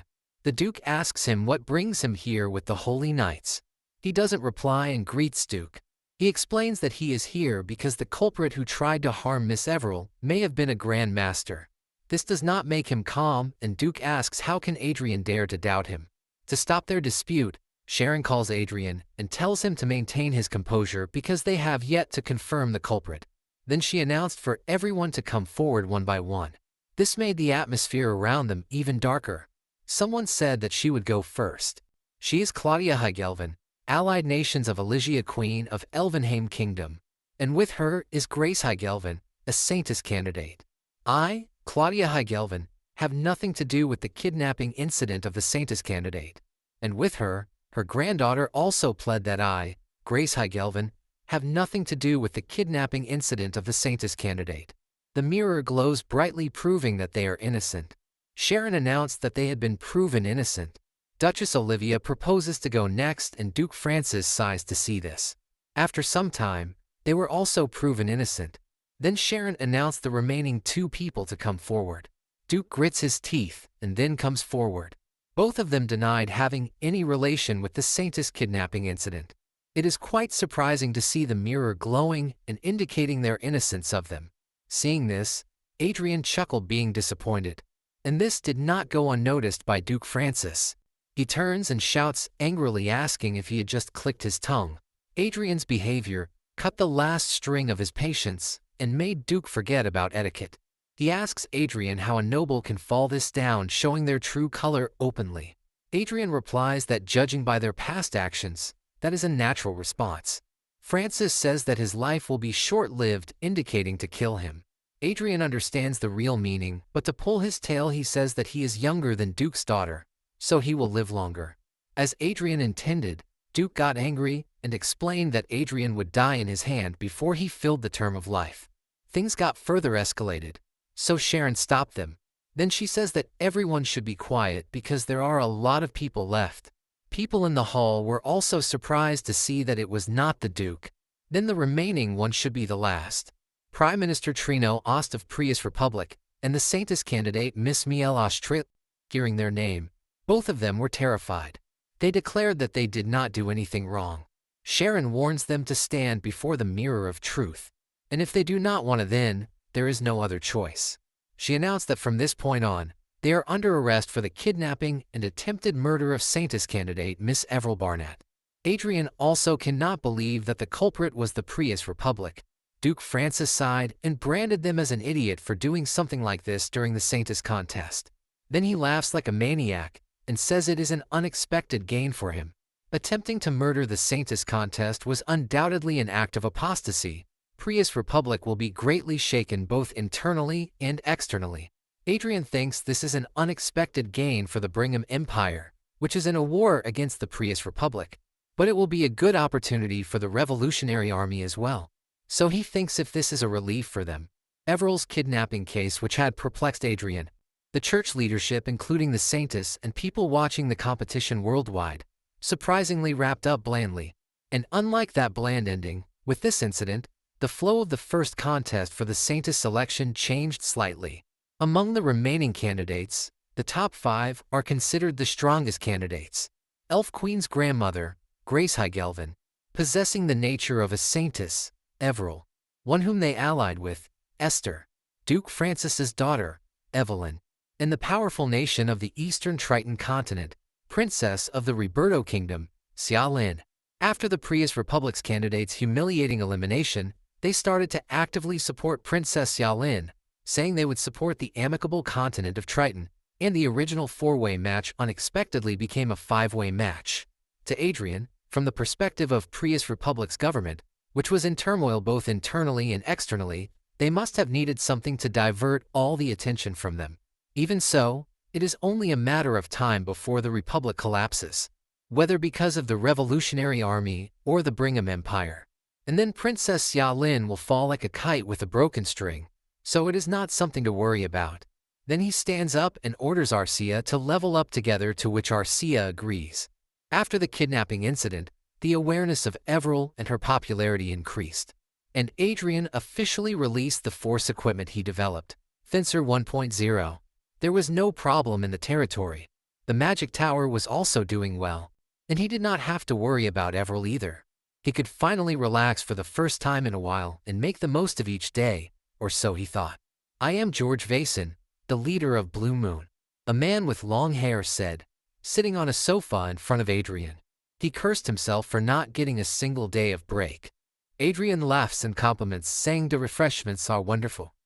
Blue Moon Chief was relieved to hear, since he paid extra attention to it because important people like him were coming. Arcia, with no expression on her face, was munching on the snacks. Suddenly the playful atmosphere becomes gloomy and strange to Adrien. On the status window, it shows that Baron George Vason is an aura expert, age 49. He belongs to the Croizon Empire. Lord of Vason Barony is his disguise, and in actual, he is the leader of Blue Moon. But the interesting thing is his relationship with Adrien is favor or ally, and status is interested or nervous. Watching all his talent at a high level and the trait of excellent actor in hiding, Adrien was somewhat impressed. He thought that George Vason was certainly an excellent man with 4 high-level talents, but he had doubts about George being a leader of a legendary Blue Moon. Moreover, it hasn't been long since they met, yet he is showing such a favorable reaction towards Adrien. The shocking thing is, how can their relationship be ally? He had a feeling that the information written on the screen was not all there was to him. After a brief pause, Gregory, the Blue Moon leader, ordered both of his minions to stay outside, which shocked them. He ordered both of them not to eavesdrop and stay back completely. They hesitated but could do nothing and left. Adrien told George that no one is listening to them, so they can openly talk. Adrien asked about his true identity. George did not reply and stood up, shocking both of them. Adrien wonders what's happening all of a sudden. His status changed to nervousness. Arcia immediately takes her position to defend Adrien, but suddenly something happens. Shocking both of them, George knelt down and says meeting Adrien is an honorable matter for him because he is the one who took after the great magician, Manuel Lucas's legacy. Adrien was like, what the heck, how did he know? After some time, the environment was kind of lightened. Breaking the silence, Adrien asked if he was related to Archduke Lucas. In reply, George said that he was correct. While being Neil, he revealed that Archduke Lucas was the previous master of Blue Moon. Adrien was quite nervous and said that he knew well that this meeting was not created simply to establish a partnership between them. Then he asked the Blue Moon leader to explain what was going on. George agrees and brings out something that looks like a box. According to Adrien, it was a high-performance terminal. Then George opened it, and a voice said that it was their first time meeting like this. This shocked Adrien to his core. It was Chester, the AI version of Archduke Lucas. He greeted Adrien. Adrien now understood a little, and then he asked if all this was a part of fate too, to which Chester replied affirmatively. With a sour face, judging by Chester's face, Adrien can roughly understand the current situation. Chester said that Blue Moon was supposed to be a part of the fate quest. It was the clear reward for the 8th level. Adrien ended by saying that they made a contact advance unexpectedly. Chester admits and says that this was his fault. 5 years ago, as Adrien embarked on the final route to acquiring fate, various assignments resumed their activities. And Blue Moon was one of them. Adrien was somewhat surprised because 5 years ago it was when he first found the traces of Archduke Lucas in Chronicles Online. Chester continued, the sleeping Blue Moon awakened and they began external activities to expand their influence. Thanks to that, the organization is stable now. But as a result, they ended up getting in contact with them ahead of schedule, and an error of choosing this way for the sake of efficiency occurred. Then Adrien asked, who is this guy called George Vason? In response, Chester said he is an assistant and Blue Moon's manager. He started to think, since Blue Moon is a level 8 reward, doesn't that mean it's useless to approach them now? All of a sudden something triggered his mind. If that's the case, Chester should have told him inside the game. He wondered why Chester made him come all the way here. Chester responds saying that he can do nothing about the spilled milk. Although he still can't acknowledge Adrien as Blue Moon's master yet, he permits to establish a relationship with Blue Moon for now. Adrien was so happy to hear that, he almost jumped from his seat. Chester sighed and said that this all happened because of his negligence in management. He told Adrien to think of this as compensation for causing harm to the user as an administrator. Then he apologizes to Adrien for all of this. Adrien smiled in his mind and took back all the bad words he said, since he got a lot in return. Then he sits and says to George that he will be in his care. Sir Vason bows and expresses his happiness. But Chester modeled in them and said something that made Adrien's jaw hit the ground. Chester said Blue Moon has a total of 8 special members consisting of Aura Masters and Archmage levels, 1,200 high-ranking Knight-level assassins armed with 4 staggers, 450 vanguards, and 5 sky fortresses. Not only that, luxury hotels and resort chains all over the world, as well as clubs and casinos operated from the base, and a variety of businesses ranging from accommodation and entertainment facilities to shipping and trade. The Pacific Hotel that they are staying in right now also belongs to Blue Moon. Immediately Adrien smiled and started oiling Sir Vason, saying they should get along well. Financial power of owning a business worth nearly 100 trillion. Military power that surpasses most of the dukes. Right now they are only allies and they are not entirely his, but he feels reassured. The next day, Kobe was surprised to see Adrien shining. He asked if something happened to Adrien. He replied that he was happy to see Kobe again. When the first round of Sanctus competition was coming to an end, Kobe Ventry, the master engineer of the Holy Land, came to the hotel penthouse where he was staying. The reason he visited was because he had done his share of work perfectly. Kobe said that it ended up taking longer than he expected. He apologizes for the tardiness. Adrien was happy to see him succeed. It just looks like an extravagant hilt on the outside. He asked Kobe how to use this. Kobe replied that he could just pure any kind of energy like aura, mana or divine power, electors, but before he could finish, Adrien injected mana into it. And imminently it became a lightsaber. He wonders if this is influenced by Star Wars. Kobe confidently told Adrien to try swinging it.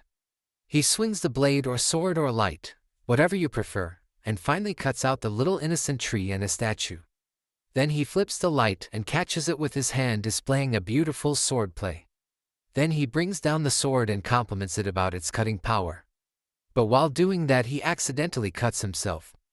His white suit was full of blood. Kobe was afraid that he might die and called for Adrien. But he had a sense of it since he was still laughing and said that he did not feel that he was cut. Arcia stands up and continues to walk toward Adrien with a worry-free face. Kobe now started to shout out loudly since Adrien fell on the floor. Arcia picks him up and then brings out a potion from her dimension storage space. Then she started to pour it on the wound, making Kobe shocked. Suddenly Adrien sits as if he is back from death's door. Arcia calmly told him that according to her analysis, it appeared that considerable training was required to use this item. Kobe asked Adrien if he was alright. He is shedding so much blood. Adrien told Kobe to rest assured because he wouldn't die with just this. Hearing this, Kobe was embraced and says that a relief to him. Although Adrien said that this was the biggest threat to his life since his reincarnation other than Randelle and Anna's attempted poisoning. Suddenly a system window popped up telling him to choose the holy sword's name. He picked it up and asked Kobe if this sword had any name. To which he replied negatively and told Adrien to give it a name. Adrien called it Excalibur, since he is an earthling, so he should name it befitting itself. Holy Sword Excalibur, which is a holy artifact. embodies all types of energy, including aura, magic, divine, and elemental power and the Holy Blade. The Holy Blade is structurally similar to the Aura Blade, but it is imbued with the energy to destroy demons, so it deals more powerful damage to enemies with the Dark Attribute, or Immortal Attribute. Holy Blades can be unleashed by injecting a large amount of energy like the Force. Now that he sees it, it's not just about making a sword, but it's not much different from a Force sword in terms of functionality. Moreover, it can unleash an Aura Blade level strike. He thanks Pharma Viscounty since he obtained looting them. The next moment he slept on the ground, making Kobe worried. But Arcia was unfazed. She coldly told Adrien that the floor was dirty so he should get up. But Adrien was smiling and thinking about his next course of action. He has to think about using this to take advantage of Everill's competition. The scene shifts and we see Miss Everill's supporters. They are crying and telling Miss Everil to work hard and become saintess. They promise to cheer for her through the broadcast. Some of them are rotting for her, since they cannot be with Miss Everil. Everyone prayed for her to stay healthy. Adrien was in the back watching all of this melodrama. He can never get used to this no matter how often he sees these tough-looking uncles acting so softly. The result of the competition is Grace Heigelvin is first in mercenary tactics, third in viewership ratings, and second overall. Judy Esther is fourth in mercenary tactics, second in viewership ratings, and second overall. Xiao Lin was fifth in mercenary tactics, fourth in viewership ratings, and fourth overall. Evelyn Francis is fourth in mercenary tactics, fifth in viewership ratings, and fifth overall. Everil managed to perform well and got placed at second for mercenary tactics, and first in viewership ratings, and an overall ranking of first place. She promised all her faithful followers that she would do her best. While all this happening, Adrien was thinking something else. Setting aside the other candidates, he honestly thought Princess Xiao Lin was just a candidate who was just lucky to get the Prius Republic on her back first. But in the end, she even beat Lady Francis and rose to fourth place. She is a dark horse that Adrien did not expect. While he was thinking all this, Everil calls out for him. Adrien complimented him, saying that she had worked hard, to which she thanked him. Everil was shy and said that she hoped she had met his expectations. Adrien told her not to worry as she was doing well enough. The purpose of the Saintess contest is to choose the candidates to be chosen by God. God, who is watching the contest, would always choose a person who suited his tastes from among the top ranks. And if the contest proceeds at this rate, she will become one of the 5 people to be elected as the Saintess. Just as they were about to head back to prepare for the second round, a priest came. He called for Adrien and then revealed that candidate Xiao Lin wished to meet him. He was somewhat surprised because there was no reason for them to meet in person. In her residency, Xiao Lin welcomes Adrien and Arcia with flattery. Adrien also complimented, saying that with the intelligence of Princess Xiao Lin, the future of the Roberto kingdom looks bright. Then she turned to Arcia and did not leave her out of flattery. And both of them greet each other. And their flattery continues. It's their first time personally meeting. But she looks smart, and Adrien likes her personality. Together with Everil and Esther, Princess Xiao Lin is one of the candidates who didn't hesitate to use sacred magic on other people. Even though she comes from the royal family, her candid behavior was unexpected.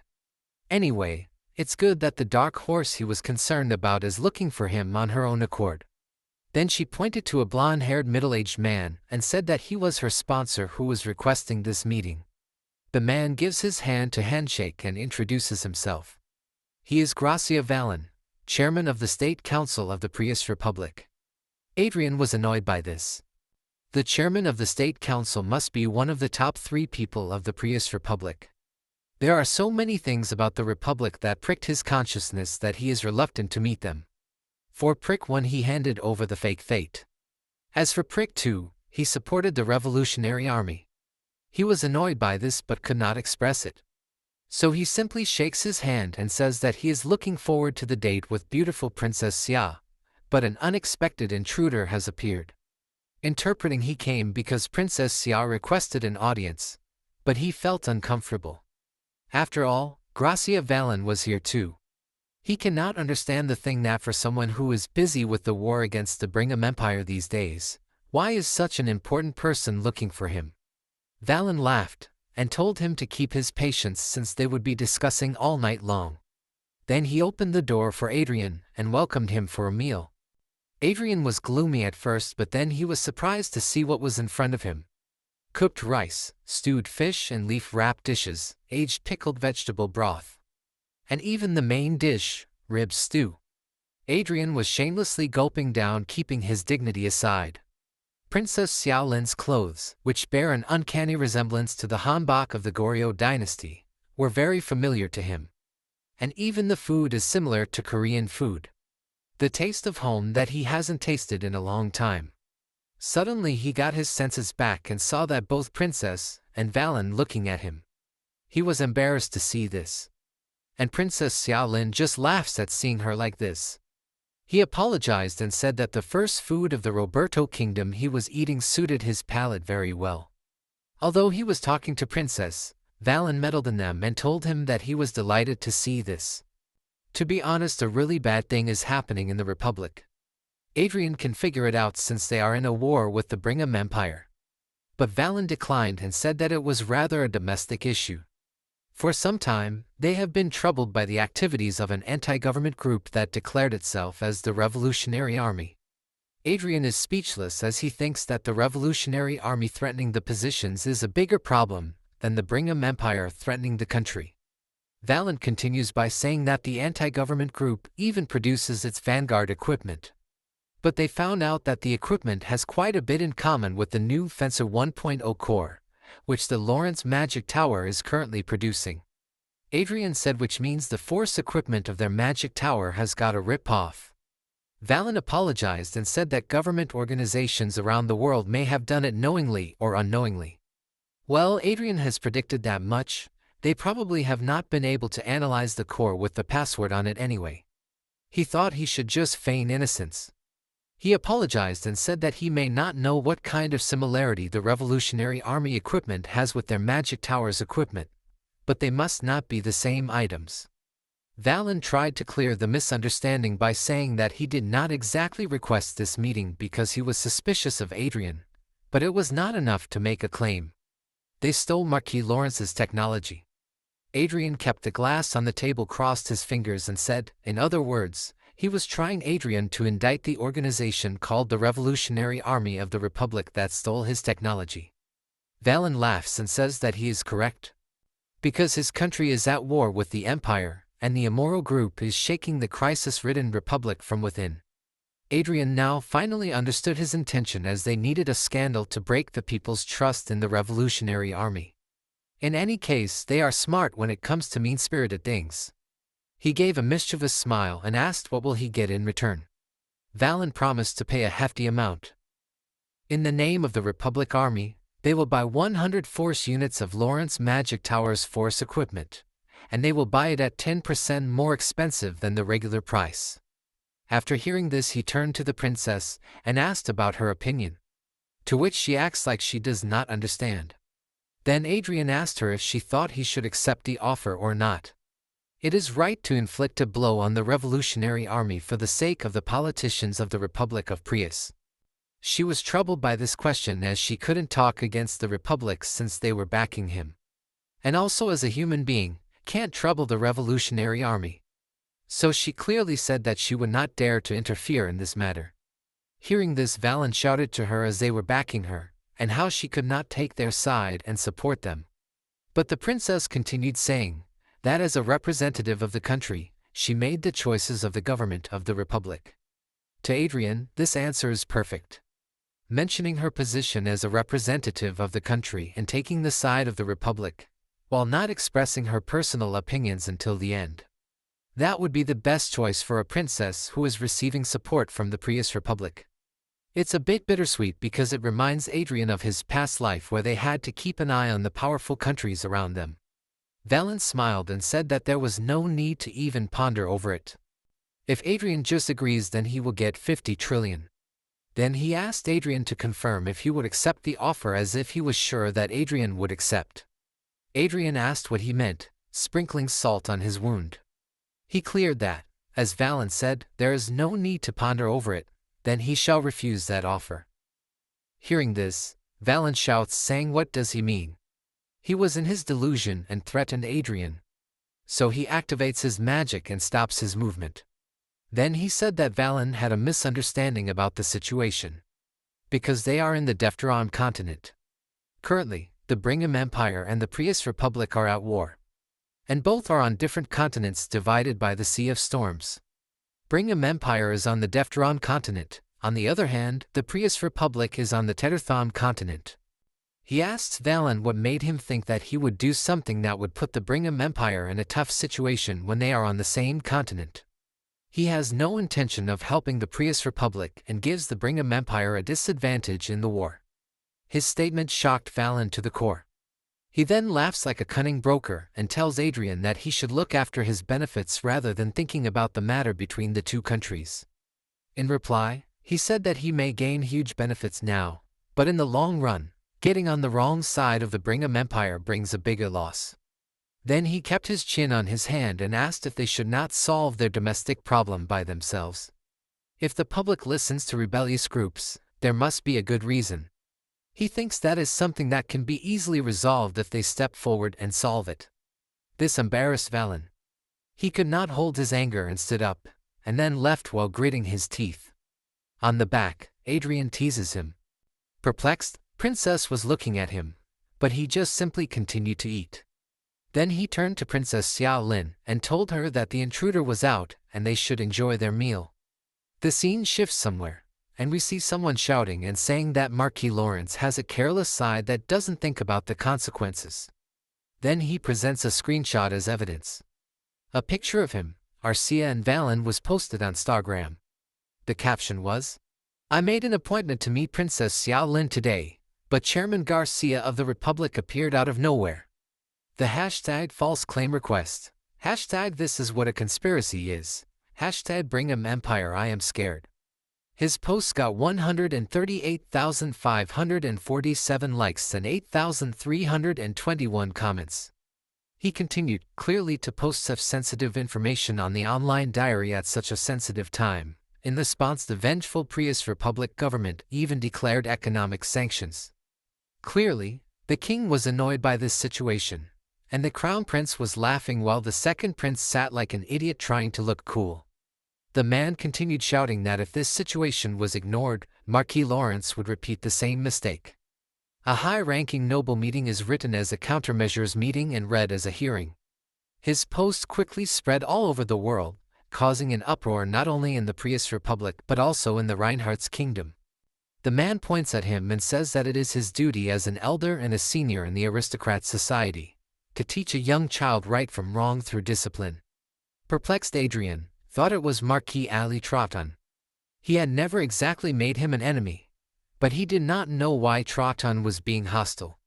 They are even in the same second prince faction. Meanwhile, Margrave Otis raised his hand and King permitted him to speak.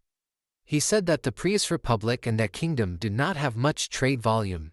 It was less than their neighboring Geordie kingdom. Even if such a country decides to impose sanctions, the damage does not seem to be significant. They can just ignore it. He was wondering if this was just blowing matters out of proportion. Then both of them started to fight like lawyers with their reasoning in court, and the game of order, objection continued. Not only them, others also joined. At this point, Adrien did not know who was on his side and who was not. Their conversation gave King a headache. Then he saw something. He saw Countess Klein raise her hand and permit her to speak. Adrien was quite surprised by this as she always kept quiet, but what happened to her now? Some are asking if she is going to protect her fiancé. Arcia said that she wanted to ask something because did not understand something. And that is, what Adrien did for him to stand like a criminal in the middle of the court. To which Tetron replied that he carelessly exposed the secrets of the Republic government to the world. In defense she said, Adrien did not lie but told the truth as it was. Tetron said that was the problem. His post put the Republic government in a difficult situation. But she replied that if it was not their fault the truth came to light and caused a problem. Why should Adrien be liable for their misdeed? Adrien was shocked to see her defend him like this. Tatron can't argue anymore, and King himself also supports Arcia.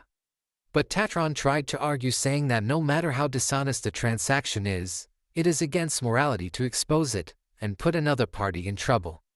King cleared his misunderstanding that morally wrong and illegal are two different things. And even if he were to punish Adrien, he could only do so if Adrien agreed to the dishonest transaction. Then he gave an example, saying, if you, Marquis Tatron, were to get money stolen and I tell you who the thief that stole your money is, would you hold me responsible for causing trouble for the thief? Tatron understood that he was trapped. Meanwhile, Idiot Prince laughs like a maniac. He supports Arcia and said that Marquis Lawrence's post did get the Republican government in trouble, but that's on those who committed the crime. It may be a personal protest, but a national sanction is an excessive form of anger. Adrien was not happy. Rather, he was annoyed that this idiot knew everything and kept silent, knowing that. The idiot leans on his chair and says, therefore, but before he can finish, the Crown Prince completes by saying that he didn't see the need to bring a charge against Marquis Lawrence. If the Republic looks down on them and imposes sanctions, they can confront it head-on and cooperate with their allies. The Idiot Prince was angry and frustrated since he wanted to say that. The Crown Prince continued they should start with a statement criticizing the Republic's choice. He continued while Adrien thought, never in a million years had he expected Arcia to raise her voice. She looks like she grew a lot to him. While he was thinking, a lady sitting on the panel chair asked a question. She asked what Adrien believed in that made him so relaxed even while talking about punishment. She is the fourth child of the kingdom, the first daughter, third in line for the succession of the throne, Princess Diana. Netizen says that she is also a possible candidate for Adrien's harem. Let's get to the story. Adrien replied by saying that he had his preparation just in case. Diana asked about his preparation. Then he pressed a button on his smartwatch and showed them that he had already recorded what happened in their meeting. Everyone presented their surprise by this. While Crown Prince started to laugh loudly, asking if this is what he meant when he wrote #BringEmEmpire I am scared on the Stargram. He also said that if this clip is revealed, the Brigham Empire has no choice but to step in. Because those who value their face will have no choice but to protect those who have suffered losses for themselves. He agrees with the Crown Prince. That's the reason why I took the side of the Brigham Empire and mentioned the Defteron continent. Because of this, this will no longer be a problem just between the Reinhardt's kingdom and the Prius Republic, but will also spread into a matter of face for the Brigham Empire. Noble presented there and talked between them. They can't think how the state chairman could be so foolish not to take any precautions for being filmed. Another one defended him, saying he might have taken it, but he was up against an archmage. Furthermore, it will create a foundation for other countries on the Defteron continent to join in on this problem. The video of the conversation with the chairman of the State Council, Garcia Valen, was released after the countermeasures meeting ended. The video was titled False Claim Request. Video had 9.47 million views and 8,424 comments. When the video was released, as expected, not just the Brigham Empire, but also the allies of the Reinhardt's kingdom released statements in favor of the Reinhardt's kingdom. And like a chain reaction, all countries on the Defteron continent except for the Holy Land joined in a statement criticizing the Republic. Different countries released a statement. Brigham Empire said the Prius Republic's economic sanctions against the Reinhardt's kingdom are unacceptable behavior. We will actively provide support to protect the kingdom of Reinhardt. Lucia's kingdom said we will not sit idly by and ignore the difficulties faced by our ally, the Reinhardt kingdom. If the Republic of Prius seeks to impose economic sanctions, the kingdom of Lucius will respond strongly in cooperation with its allies. Walter Kingdom said, why do they try to blame their mistakes on other forces and countries? There is nothing wrong with Marquis Lawrence's remarks and actions.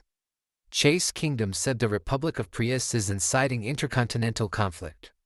Prius Republic's announcement of economic sanctions became the worst exchange and resulted in counter-sanctions. Declaration of the surrender of the Prius Republic? Decided to lift economic sanctions against the kingdom of Reinhardt's. Princess Xia Lin was watching this and said that the situation was scary. Her maid asked what she was scared of. To which she replied that Maki Lawrence is only a year older than her, but he is rocking the world. Unlike her, who has only the position of the princess, he has too many things. His maid said that such kind of man would be a perfect match for a princess. Princess agreed, but then she stopped as if she had misspoken.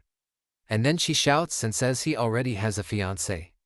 The maid was afraid and said she was just saying in case, and the princess should not overreact like this. Princess was angry and pouted her cheeks, saying not to joke anymore. Another maid came in and informed her that they received a message from the Holy Land. The second competition will be held simultaneously with 2 participants each. An aggressive environment will be used for the round, assuming that she asks who she will be doing it with. Maid said that she would be with Miss Evro Barnett, the one whom Marquis Lawrence sponsored. The cameraman, Lightman, and others are doing their best to prepare for the second round of the contest.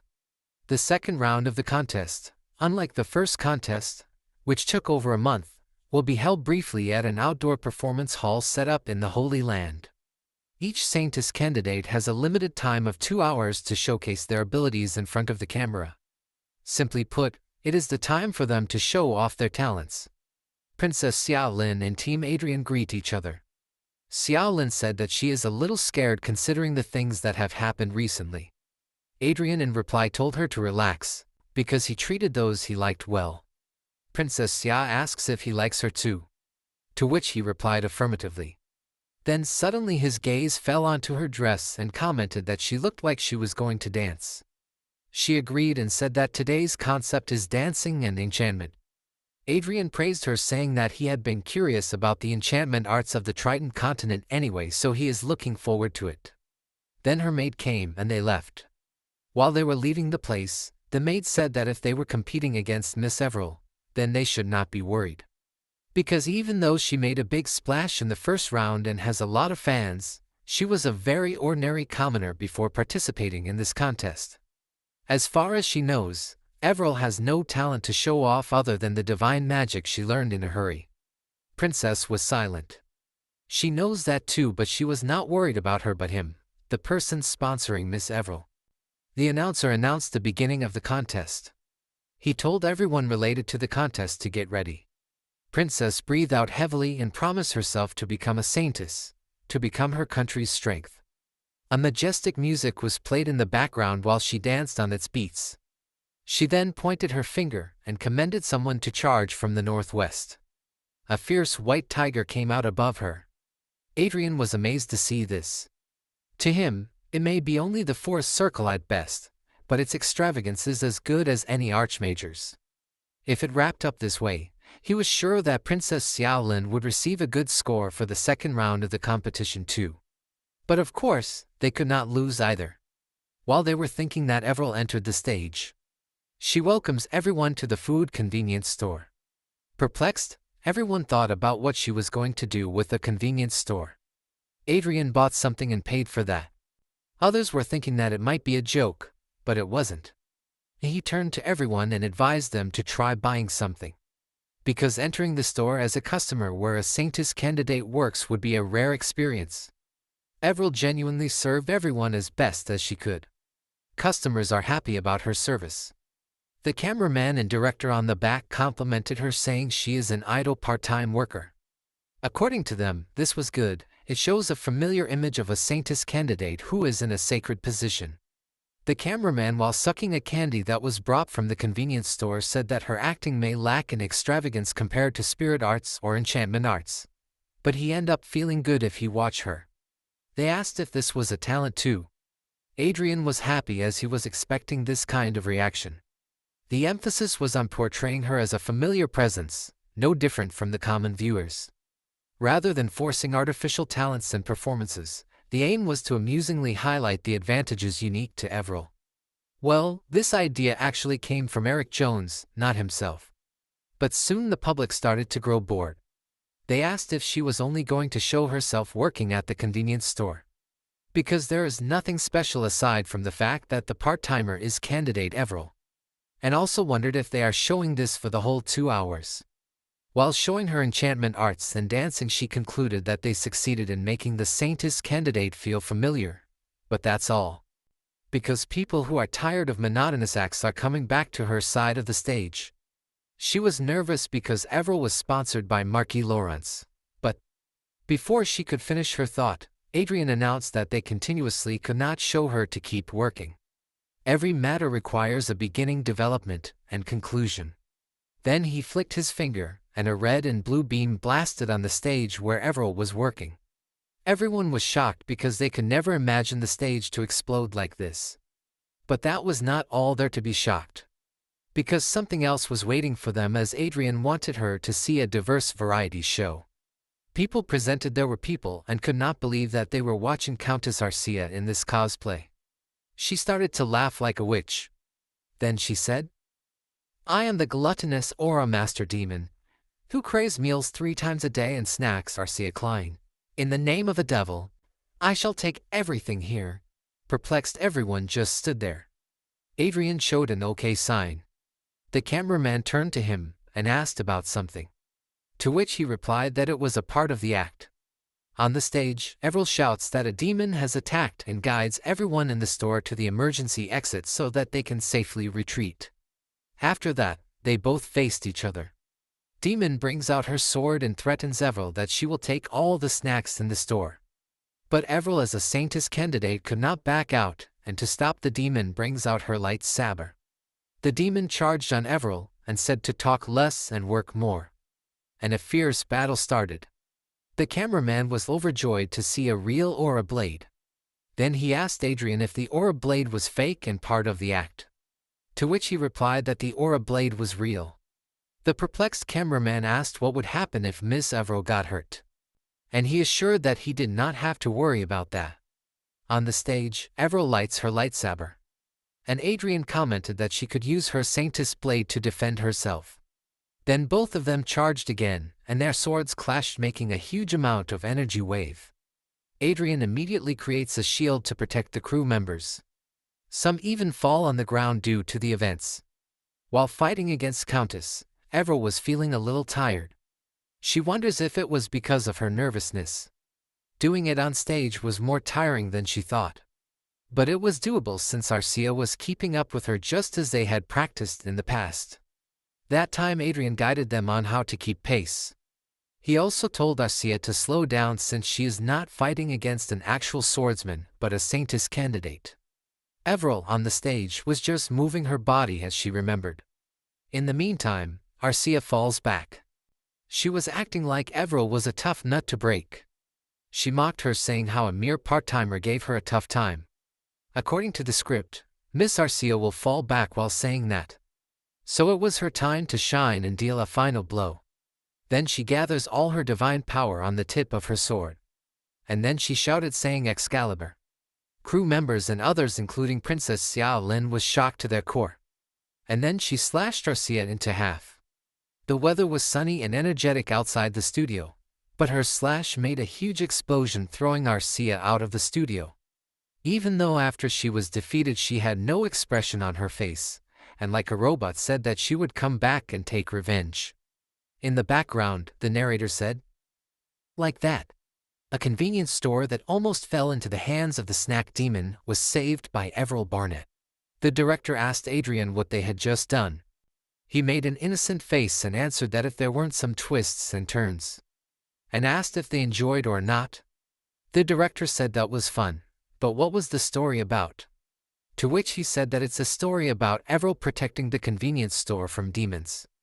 Then he dropped a bomb, saying that they should know the sword that Everell used was a real holy sword. I think that was the most shocking news of all that.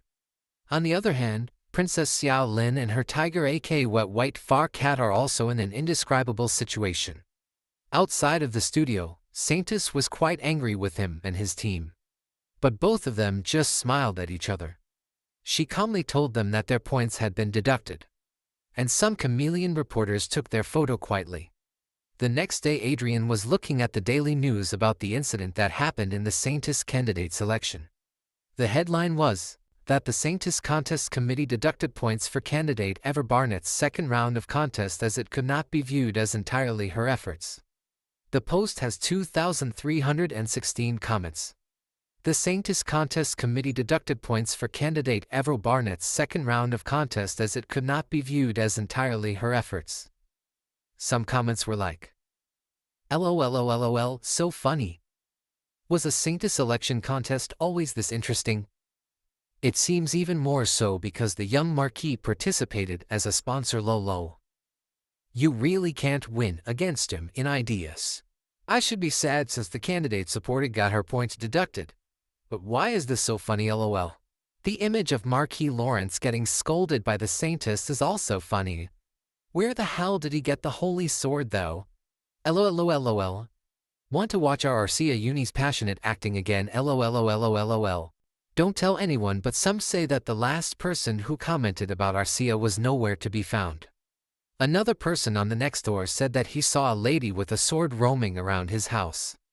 So you better be cautious before commenting about her acting. Back to the story, he asked if they were placed in the 6th position in the second round. Everil apologized for the incompetence. Adrien told her not to be as she was in a disadvantageous position in the second round. So considering that she did a pretty good job. Although their points were deducted more than they thought, they again placed first in the viewership rating. So he cheered her, telling her to work hard on the third round. Adrien was somewhat relieved that now the long Saintis contest was about to end. Now he can take rest for some day. However, someone knocked on the door. And it was Pieces.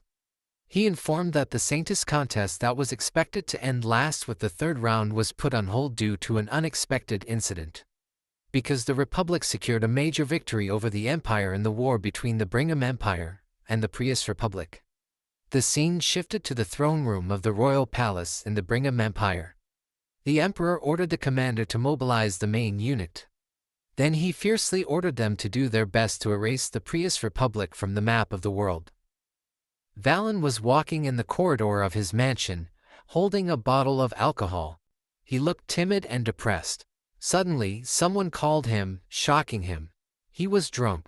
Startled, he asked who the person was.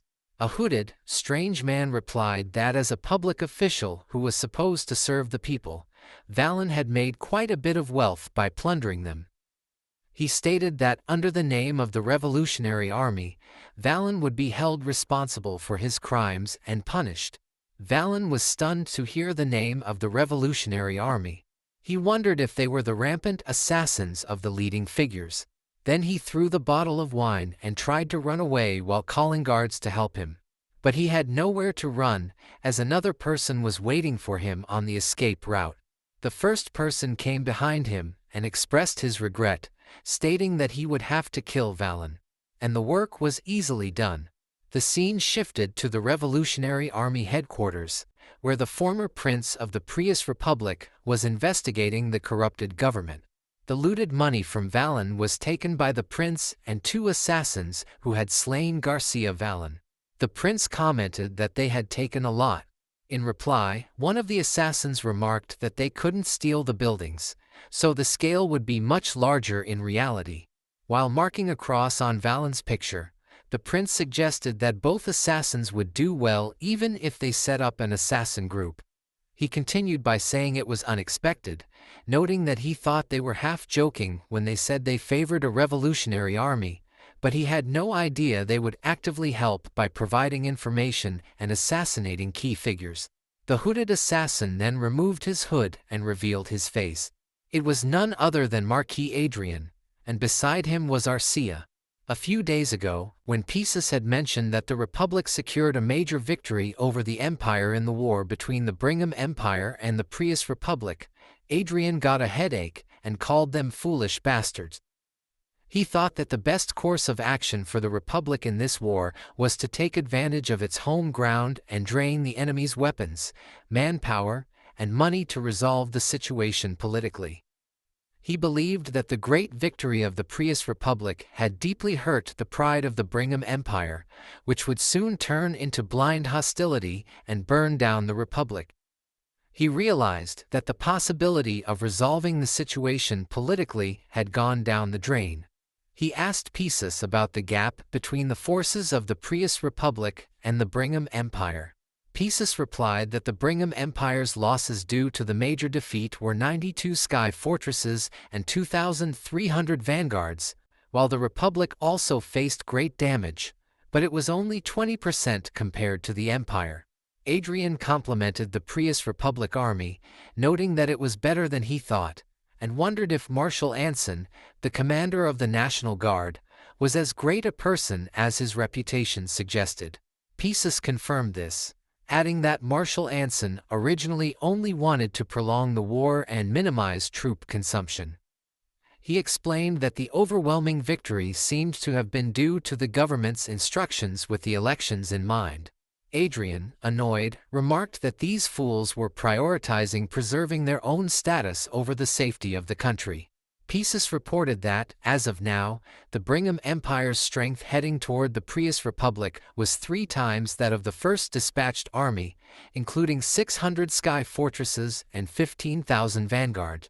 Adrien noted that combined with the remaining troops, there were 708 sky fortresses, and even if they gathered all of the Prius Republic's sky fortresses, they would have around 500.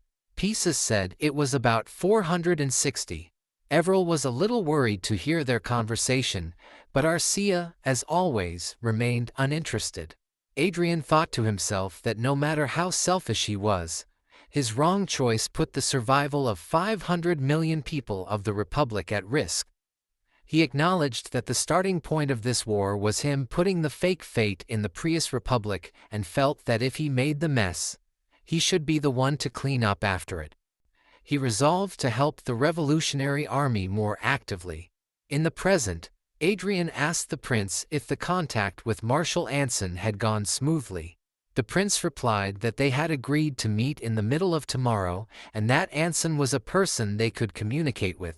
Moreover, since Anson hated the current president and politicians so much, he joined the Revolutionary Army without any problem. Adrien expressed his relief. The prince continued, saying that up until then, everything had been going smoothly. However, then he opened the screen. Adrien completed his sentence by pointing out President Fairmont and Louis Fairmont. The prince said that the problem was that they couldn't capture the two. He explained that the presidential palace where they were staying was tightly monitored by aura masters, archmages, 2,000 vanguards, and 10 sky fortresses, making it impossible to sneak in. He noted that there was a high possibility of missing them if they hid in the underground bunker of the presidential palace.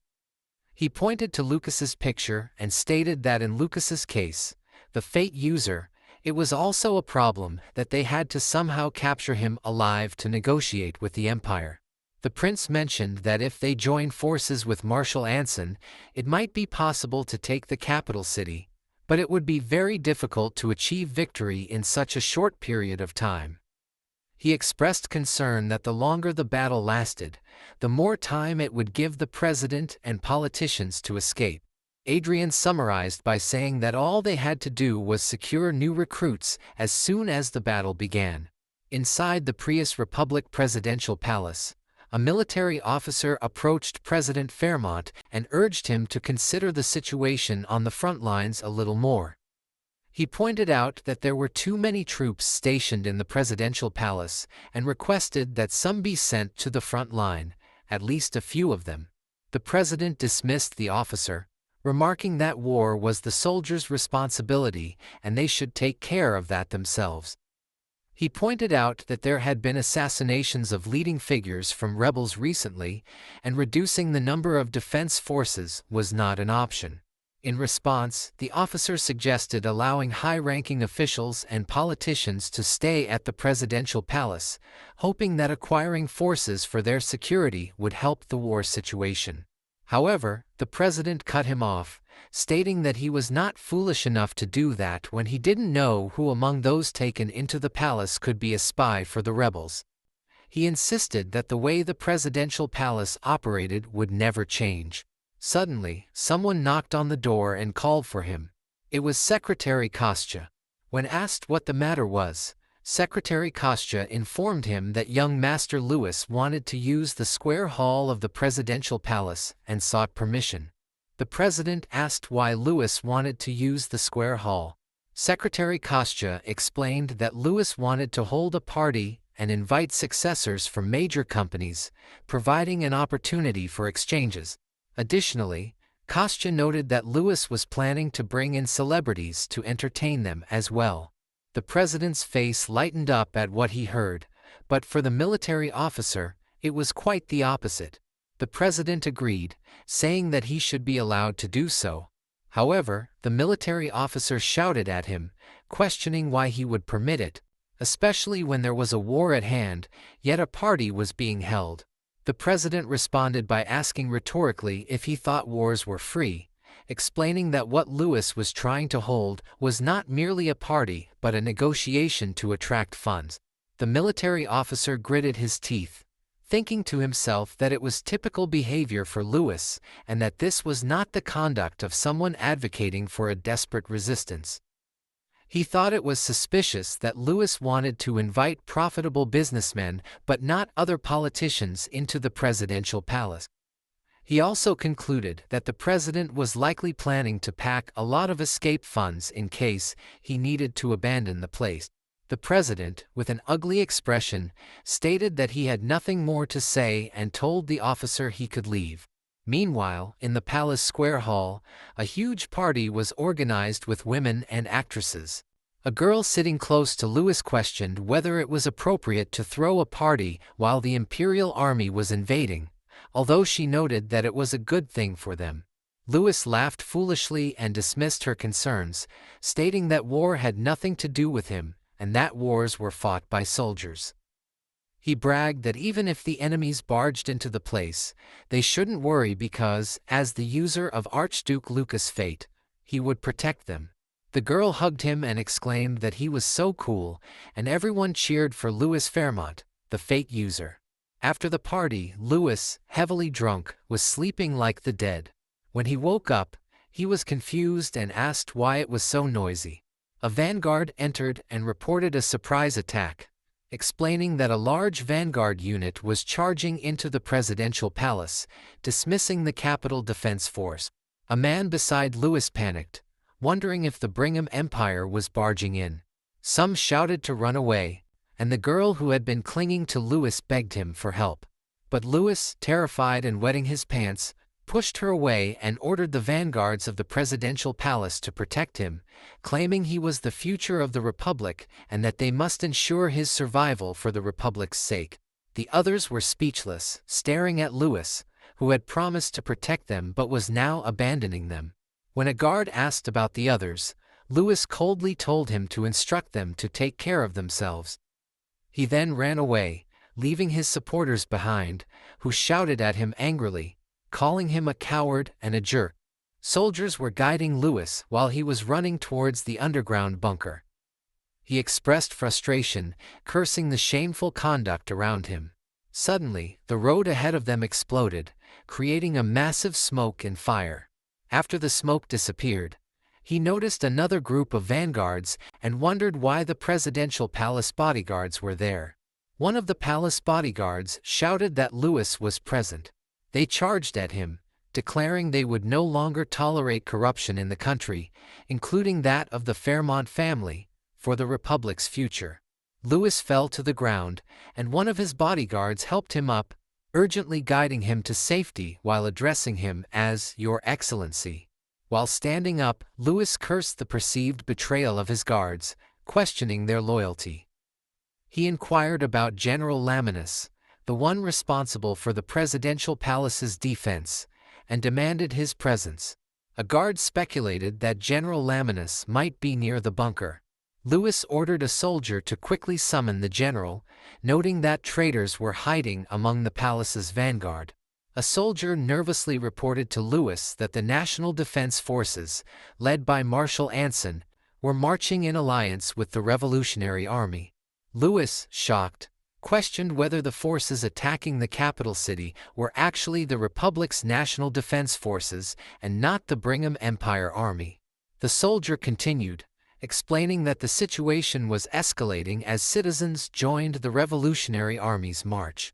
In response, Louis dismissed the idea of these individuals being citizens, as he considered those who pointed guns and knives at him to be enemies, and commanded that they all be swept away. As they fled, the building collapsed around them. After some time, the guards directed him to the underground bunker.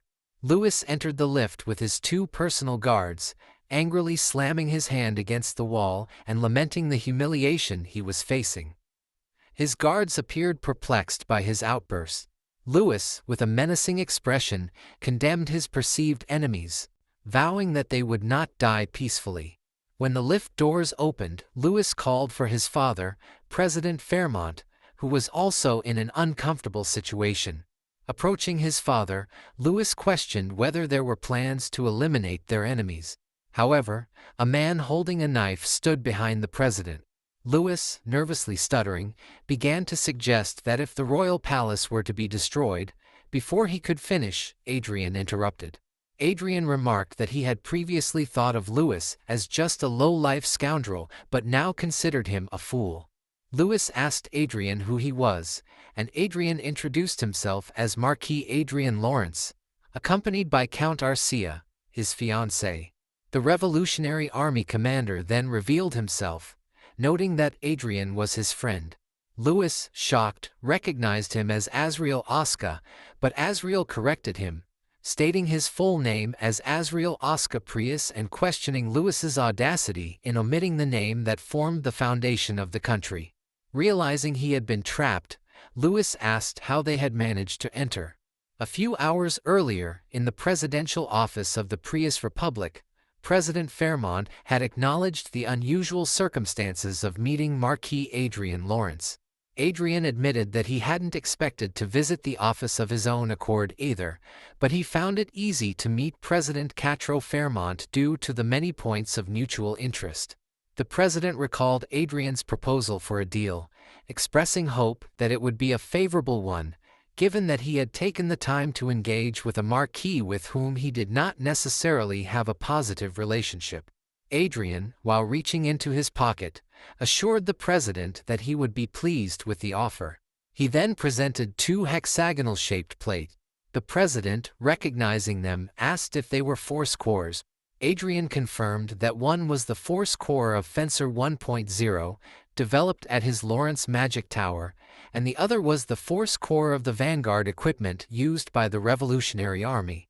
Shocked, the president questioned whether the Revolutionary Army's core had indeed been created from Adrien's technology.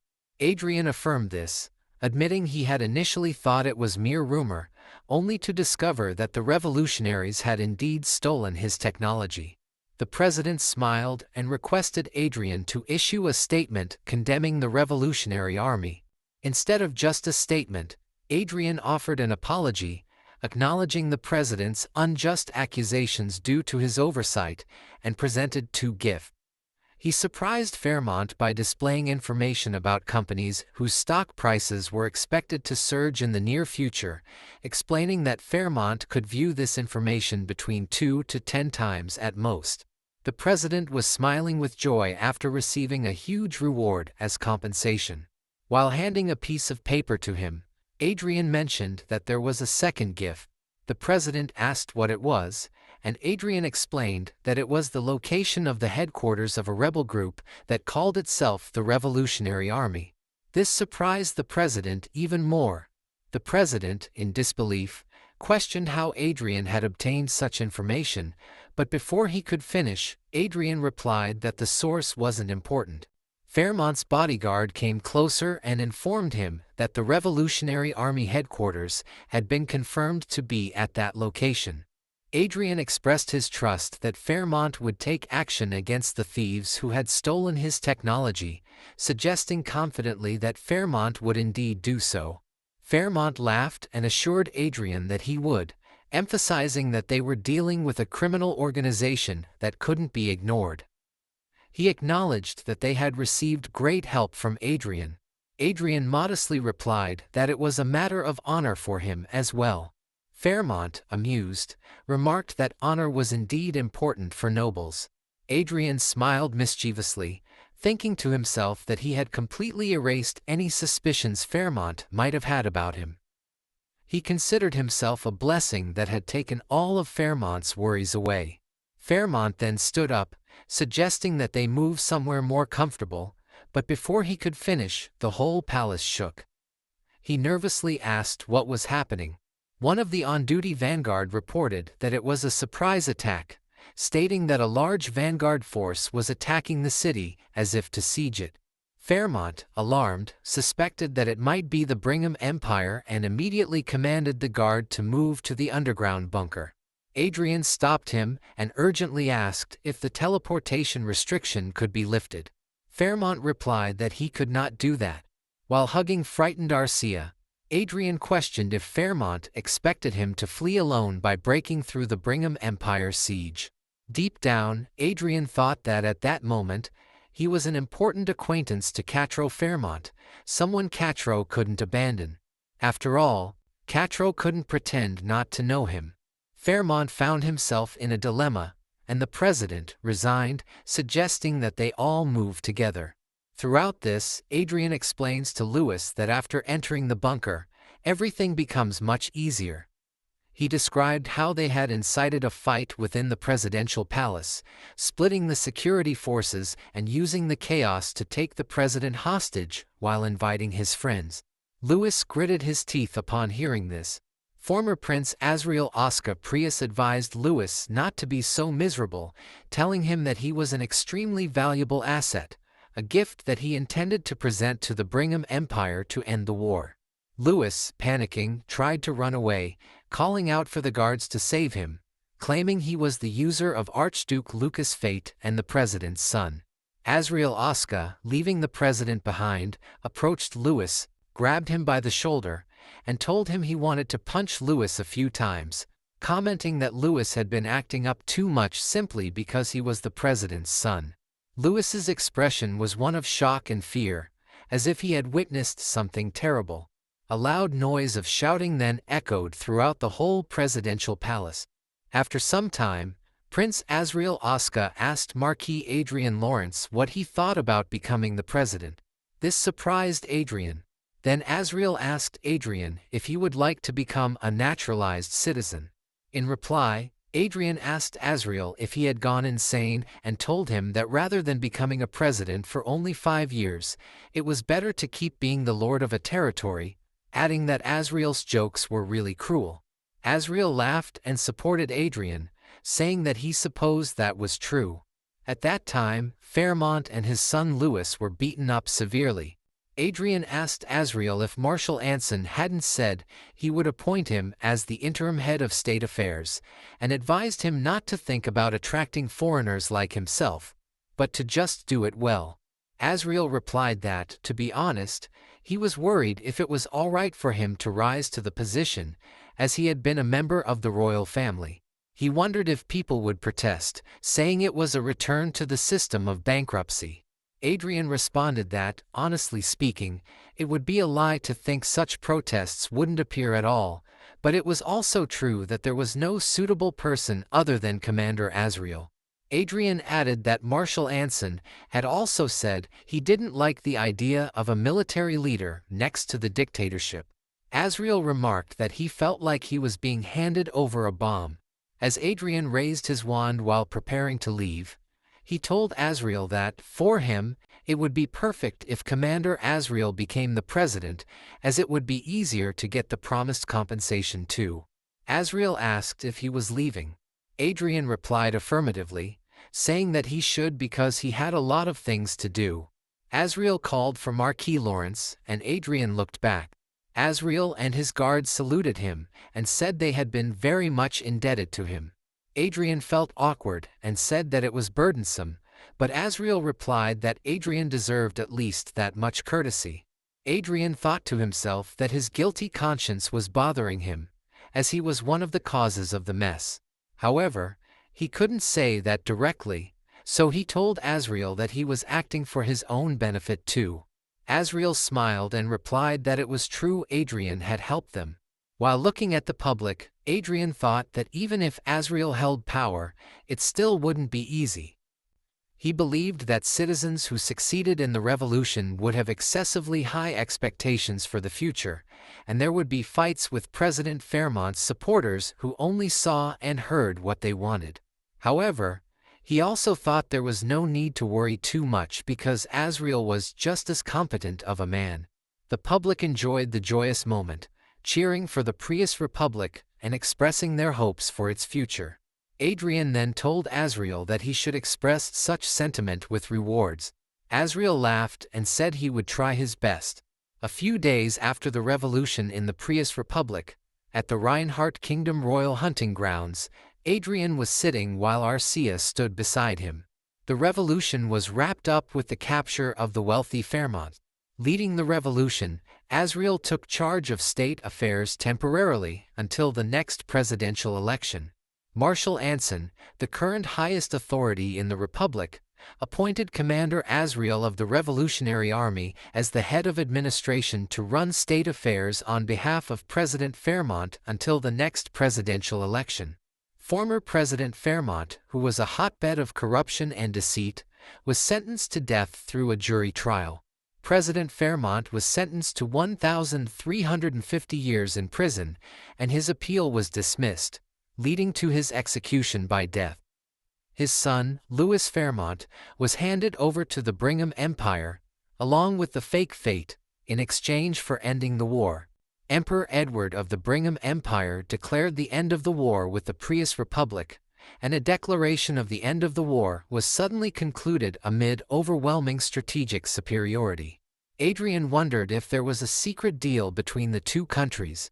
Looking at the news, Adrien thought it looked like Asriel was doing well.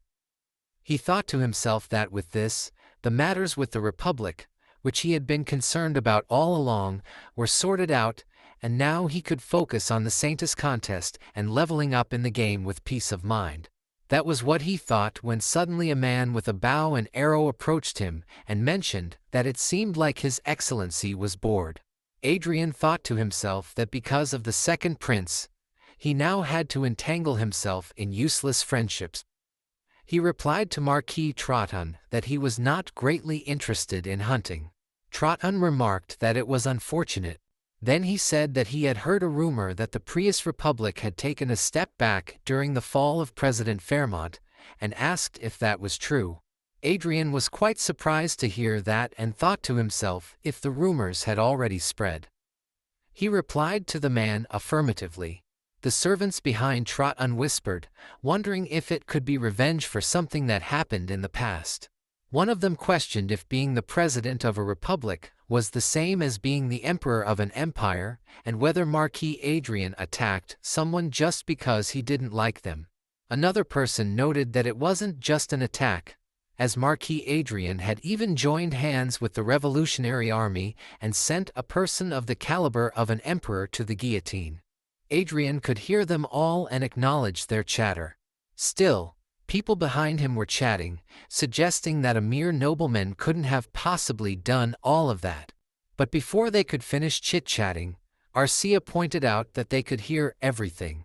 Adrien praised her for this, thinking she did well. Marquis Troton, who had come before to talk to Adrien, apologized for his servant's rudeness. Adrien replied that he didn't mind it. High society is originally like that. Adrien had mentioned the concept of a masquerade, where one might smile on the outside but keep their true thoughts hidden on the inside.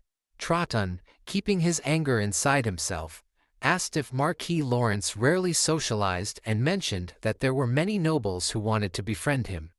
He added that since Adrien was a seventh circle archmage like them, there shouldn't be anything wrong with active interaction. A red-haired man came into the frame and accused Troton of being shameless. He pointed out that after attacking Marquis Adrien at the last meeting and insisting that he should be punished, the man was now trying to get close to him. This accusation embarrassed the man with blonde hair. Adrien then inquired if Marquis Vincent was also there to get close to him. Vincent responded by clarifying that he should not be misunderstood and stated that he wouldn't approach Adrien for such an obvious purpose as Troton. Troton shouted and told Vincent to watch his words. Adrien was curious and wondered aloud about the relationship between Marquis Troton and Marquis Vincent, questioning if they didn't get along. Vincent then turned to Arcia and noted that it was her first time hunting in a competition. He encouraged her to show her dexterity, remarking that her military art was famous due to her victory over an aura master on TV, though many people were still curious about her skills, having never seen them in person. Someone was watching them from a distance. It was the idiot prince. Adrien noticed him and thought that the second prince had likely ordered him to come. Vincent then announced that he would prepare 2 ogres, suggesting that it would be enough to showcase Arcia's skills as an aura master. Arcia agreed and Adrien urged her to wrap it up quickly. Arcia prepared herself with a shield and sword. Vincent expressed concern about her light equipment and suggested that she wear a headpiece just in case, but Arcia insisted that it was enough. The idiot prince was eager, saying that they would finally get to see Countess Klein fight in person. Adrien hinted that the idiot prince would be surprised when he saw her skills, to which the prince responded with interest, asking if she was that good. In front of Arcia was a giant ogre in a huge cage. When the gates opened, 2 giant ogres charged at her. Arcia wielded her shield and prepared for the fight, which ended easily in her favor. Both the idiot prince and Vincent were perplexed, while Adrien stood beside them, smiling. Arcia had successfully defeated the monsters.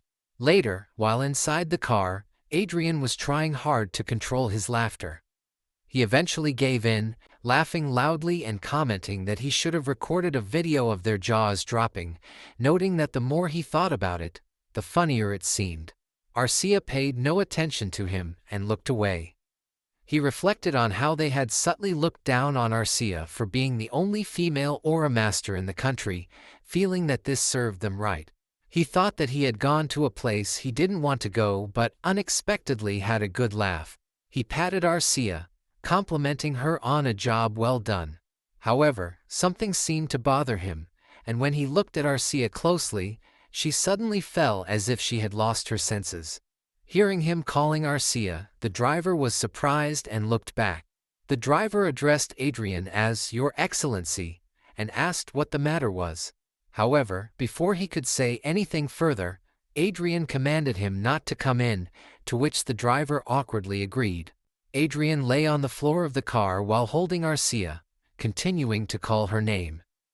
He thought about what was happening, noting that she had lost consciousness all of a sudden, something that had never happened before. He wondered what would happen if she never opened her eyes again.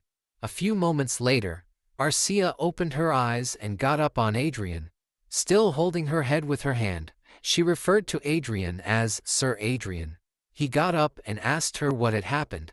Arcia explained that when she took the hit, the connection with the Hollywood system had been forcibly cut off for a moment, causing an error that made the entire system crash for 10 seconds. She added that she did not know the reason for the error. Adrien, worried, asked Arcia if she was okay. She assured him that she had only passed out for a moment because of the shock and that nothing was wrong with her body. Adrien thought to himself that the Hollywood system had never experienced any errors in the 50 years since its development was completed. Due to its high stability, which was considered perfect and flawless, even public institutions, finance, and military sectors were linked to the Hollywood system, making it no exaggeration to say that everything in the world was connected to it. Adrien gritted his teeth, realizing that such a near-perfect system experiencing an error was not a matter to be taken lightly. He then instructed the driver to return quickly to the Lord's castle. On the way back, Adrien considered that even if he did not yet have complete knowledge, the administrator privileges of the Hollywood system were likely one of the rewards for the Fate quest. Although it might not be immediate, the system could eventually become his, so he would need to investigate it in detail. As Adrien was lost in thought, Arcia observed him closely. Then, unexpectedly, Arcia did something that shocked Adrien. She held his hand, trying to calm him down. He smiled at her and reflected that more than anything, he was worried about the potential problems such incidents could pose to Arcia if they happened again. After returning to his mansion, Adrien immediately went to his room and put on his goggles to play games. He arrived at Manuel Lucas's magic tower on the 8th floor and called out for Chester, who appeared from behind and noted that Adrien had logged in sooner than expected. Adrien informed Chester that Arcia had just passed out and had mentioned an error in Hollywood that caused all systems to go down. Adrien, visibly worried, asked Chester what was going on. Chester speculated that if Hollywood were like Earth, it would have an internet communication network along with the necessary hardware and software to use it conveniently. Chester explained that, unlike Earth, the signals in Hollywood were transmitted using mana present in the atmosphere, eliminating the need for separate base stations or lines. Ultimately, a central system was needed for management. Adrien inferred from Chester's explanation that something had gone wrong with that central system, and Chester confirmed this. Adrien seemed worried and questioned if that was really all there was to the problem.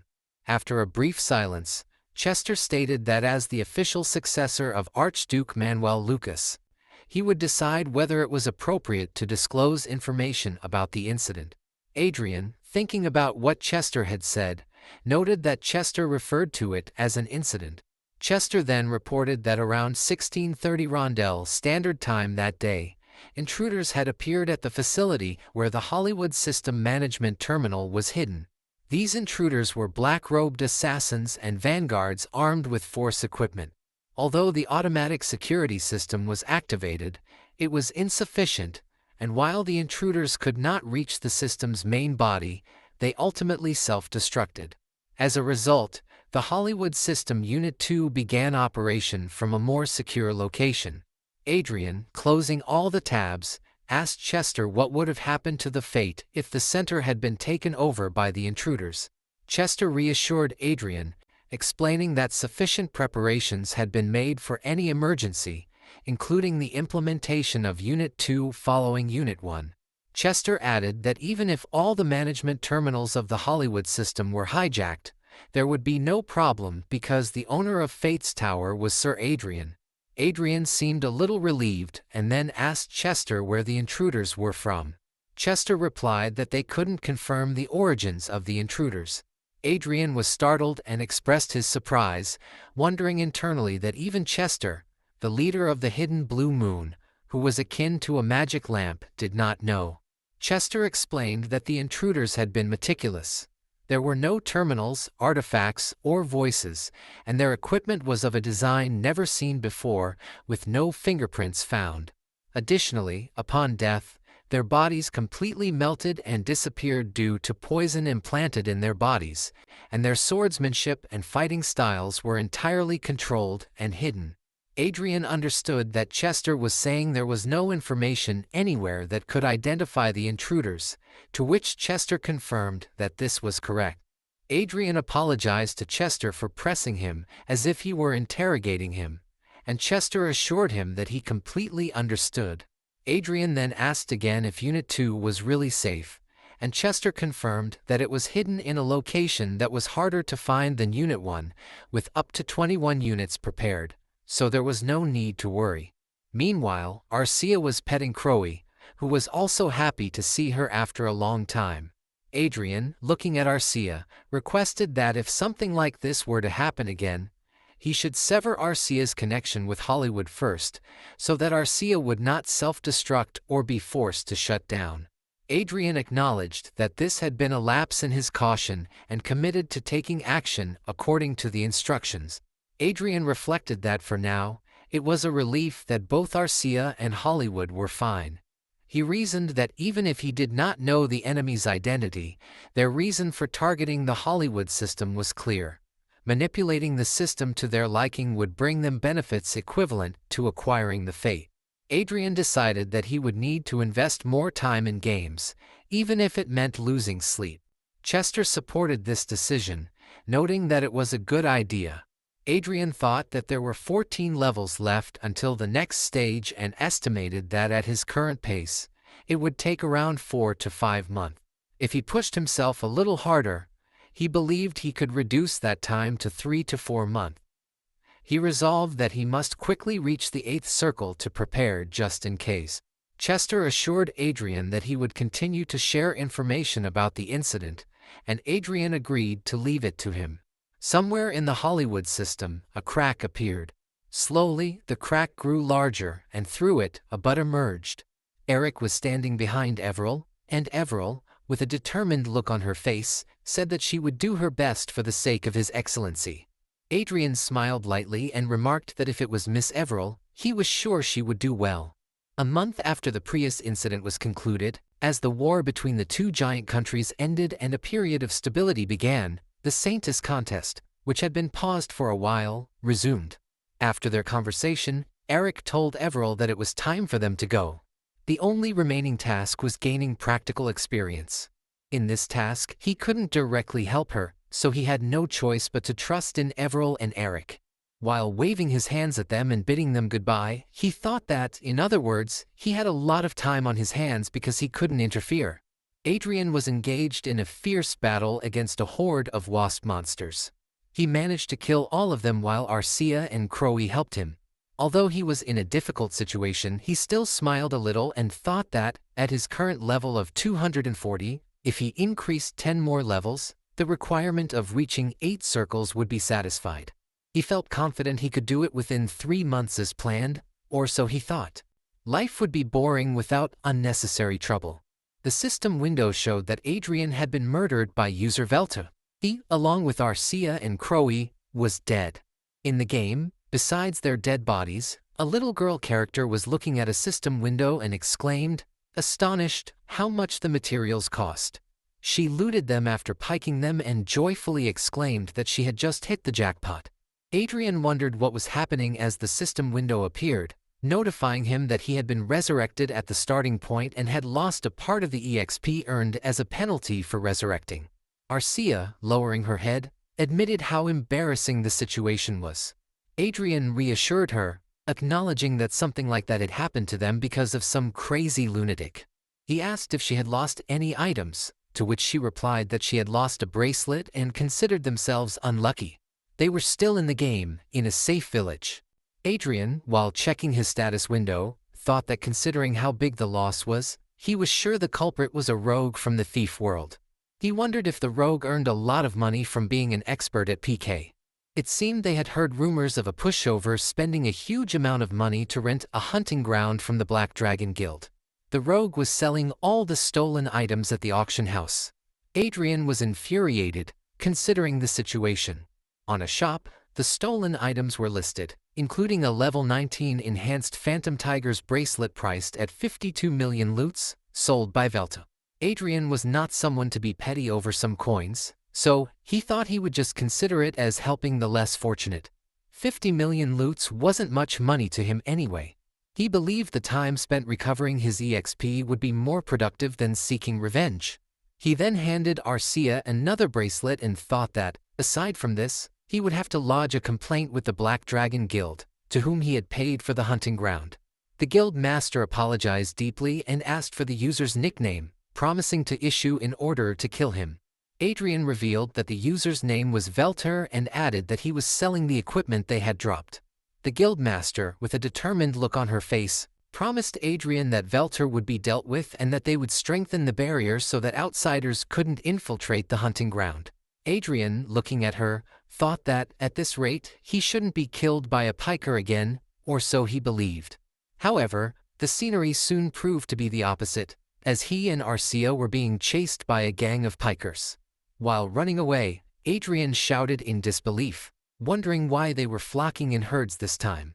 Unfortunately, luck wasn't on their side, as Velta was waiting for them on their escape route. Licking her long dagger, Velta greeted them gleefully, saying she had returned. This time the guild master came to their rescue. The guild master warned Minji to watch out, while one of the attackers ordered their group to get Adrien and Arcia, pointing out that the speed gap was too large. In the meantime, Crowy got caught in a chain and was struck by arrows, crying out in pain. Adrien pulled out a teleportation scroll and thought they should get out of there first. However, luck was again not in their favor, as the system notified him that Velter had used a teleport-disrupting scroll. Adrien was surprised and questioned what was happening. A man appeared behind him, preparing to attack with a giant sword, demanding Adrien's items. But Adrien, displaying impressive reflexes, dodged the attack. One of the pikers angrily wondered how a character at Adrien's level could dodge so well. Another piker charged at Adrien, while Arcia tried to fight back. Adrien, looking at her, thought that even though it was him and Arcia together, taking on max-level players seemed nearly impossible. He mumbled to himself that he didn't want to resort to this. Adrien then shouted, declaring himself a nobleman and asking if they really thought they would escape unscathed after messing with him. However, no one paid attention to his warning. A hooded man laughed, mocking Adrien's claim, while the man with the giant sword joked that if Adrien were a nobleman, then he must be the Emperor of Brigham. Arcia used her shield to deflect attacks from a red-haired girl, while the man with the giant sword attacked Adrien. Adrien, realizing their intention, remarked that they seemed set on dying. But they ignored him, laughing as they noted that the game developers didn't get involved in player disputes. Adrien was struggling to hold them off and thought he would win if he could buy more time. He was sure reinforcements from the Black Dragon Guild were on their way, but before he could finish his thought, he was suddenly stabbed from behind by Velter, the little girl character from before. Velter taunted Adrien, laughing at his efforts. The system displayed once again that Adrien had been murdered by user Velter. The pikers rejoiced over their catch, quickly looting Adrien's items and fleeing. Adrien's character lay dead on the ground, and the system once again notified him that he had been resurrected at the starting point and had lost more EXP as a penalty. The previous scene replayed with the guild master apologizing, explaining that she hadn't expected the group to gather like that. Mage, also known as Adrien, didn't say a word. He lowered his head, crossing his hands as he sat on a bench. After a moment, with a menacing voice, he mentioned that it had taken 3 hours to recover the EXP lost from the previous PK and another 3 hours to recover the EXP lost this time. He counted the total, 6 hours lost, and laughed bitterly. His tone sent a shiver through the guildmaster.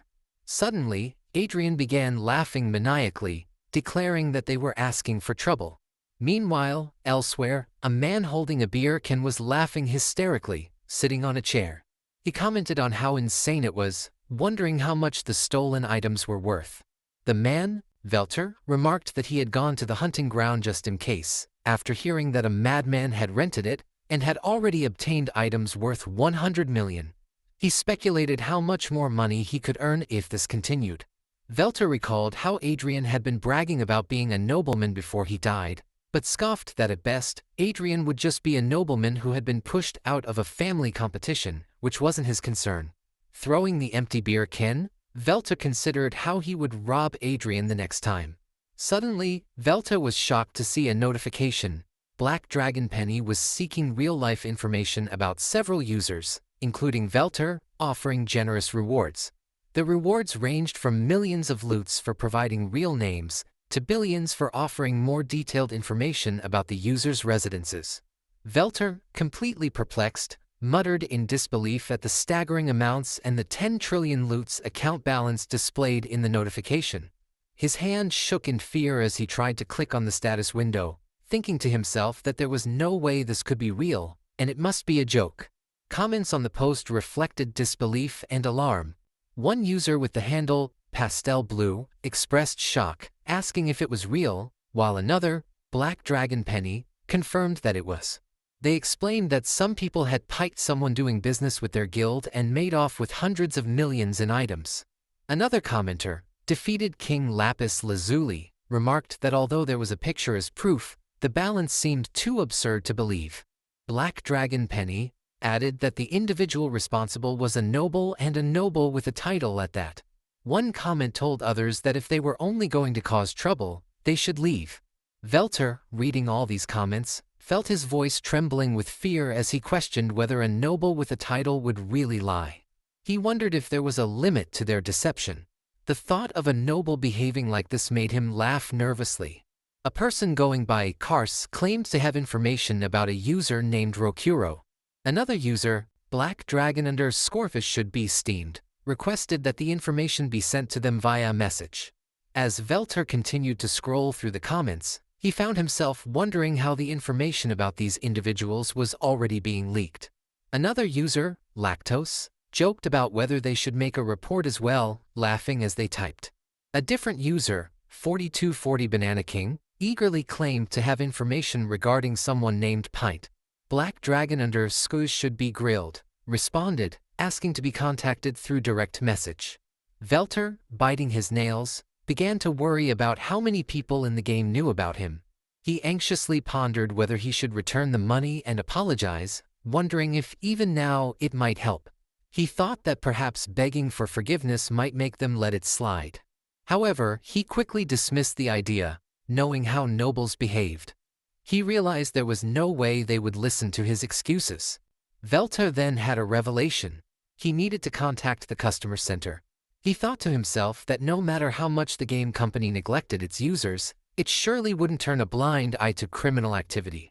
When he called the customer center, the voice on the other end thanked him for contacting the World Games customer center and asked how they could help. Standing up in concern, Velter explained that he had a request regarding the game Chronicle Online. The voice asked for his nickname to confirm his identity, and Velter replied, stating that his name was Velter. The customer center responded, acknowledging his identity, and asked how they could assist him. Velter explained his situation, telling them that someone in the community was openly seeking his personal information with the clear intention of harming him.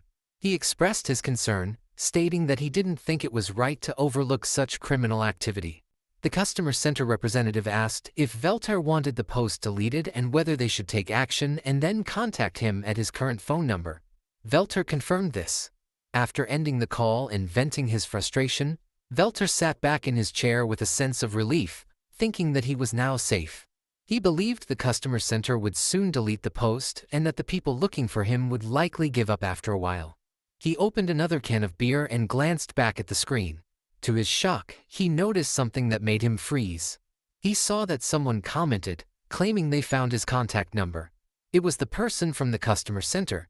Unable to resist the temptation of getting billions, this person revealed Velter's address and phone number. Realizing the gravity of his mistake, Velter panicked and shouted that the customer center shouldn't have done this. Before he could finish his outcry, a huge explosion occurred behind him. Someone entered the room and declared that they found him. It was at this moment that he knew. Velter, trembling in fear, stammered in disbelief, wondering why Adrien Lawrence was there. Adrien revealed that he was actually the user Mage, cursing Velter before blood splattered throughout the building. In the game's social media, everyone was chatting about the recent incident. The chats mentioned that the accounts of all the users who were publicly wanted last time didn't exist. Some wondered if it could be a setup and questioned whether those accounts were ever real in the first place. Another user insisted that the accounts really existed and mentioned that someone investigated those users through a personal livestream. A purple-haired bunny girl expressed concern, wondering if everyone was truly dragged away and questioning how anyone could play the game with it being so scary. The man wearing the green bear suit beside her said that he didn't think the game company was responding at all, pointing out that there was no notice regarding the incident. While watching Adrien fight, one of the guild members asked how much money Mage spent on everything, to which the guild master replied that it was likely around 3 billion. The guild member expressed shock, commenting that Mage burned 3 billion out of spite. The guild master then whispered to the girl that not only did Mage spend the money, but there were also rumors that he had a hand in World Games, which was why the matter had been finished quietly. Adrien could hear them but pretended not to while thinking to himself that it was a false rumor. He recalled how, after Velter and others got caught, they cried and begged for their lives, repeatedly saying they were wrong. After catching the pikers, Adrien realized they were just jobless people who promised to do anything in exchange for their lives, including returning the items they had taken. Adrien thought that, since they had nothing better to do than play games, he gave them new jobs, although the positions were in remote and unreachable places. Despite this, Adrien felt content about their fate. In the present, Adrien thought that since he wouldn't be killed by pikers anymore, he could focus on leveling up and be at ease. He then told Arcia that they should head to the next dungeon. Arcia agreed. Adrien thought, as always, that he could play in peace and level up, or at least so he believed. The idiot prince declared that it was time, clenching his fist and stating to his followers that the moment was ideal and likely the last opportunity to remove the first prince and claim the throne. The others around reacted enthusiastically. As a part of the second prince's faction, Adrien was present at the scene. The power struggle in the Reinhardt kingdom had intensified as the king prepared to abdicate the throne, with the first prince set to ascend if the king stepped down. Adrien thought that a civil war seemed imminent, noting that the timing was unfortunate, as it had come right when he intended to focus on playing games again. He observed the people around him. Mark Trun, a seven-circle archmage, appeared cautious and nervous, while Margrave Ariel Lewis, a six-circle high-ranking mage, seemed scared. Adrien recalled that the Trotun faction had tried to lure him during a previous hunting tournament and noted their mixed relationships with him.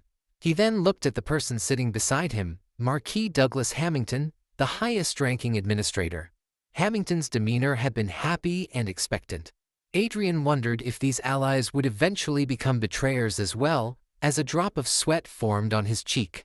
He had contemplated the political landscape, recognizing that the balance of power between the second and first prince was skewed, with the first prince being at a disadvantage.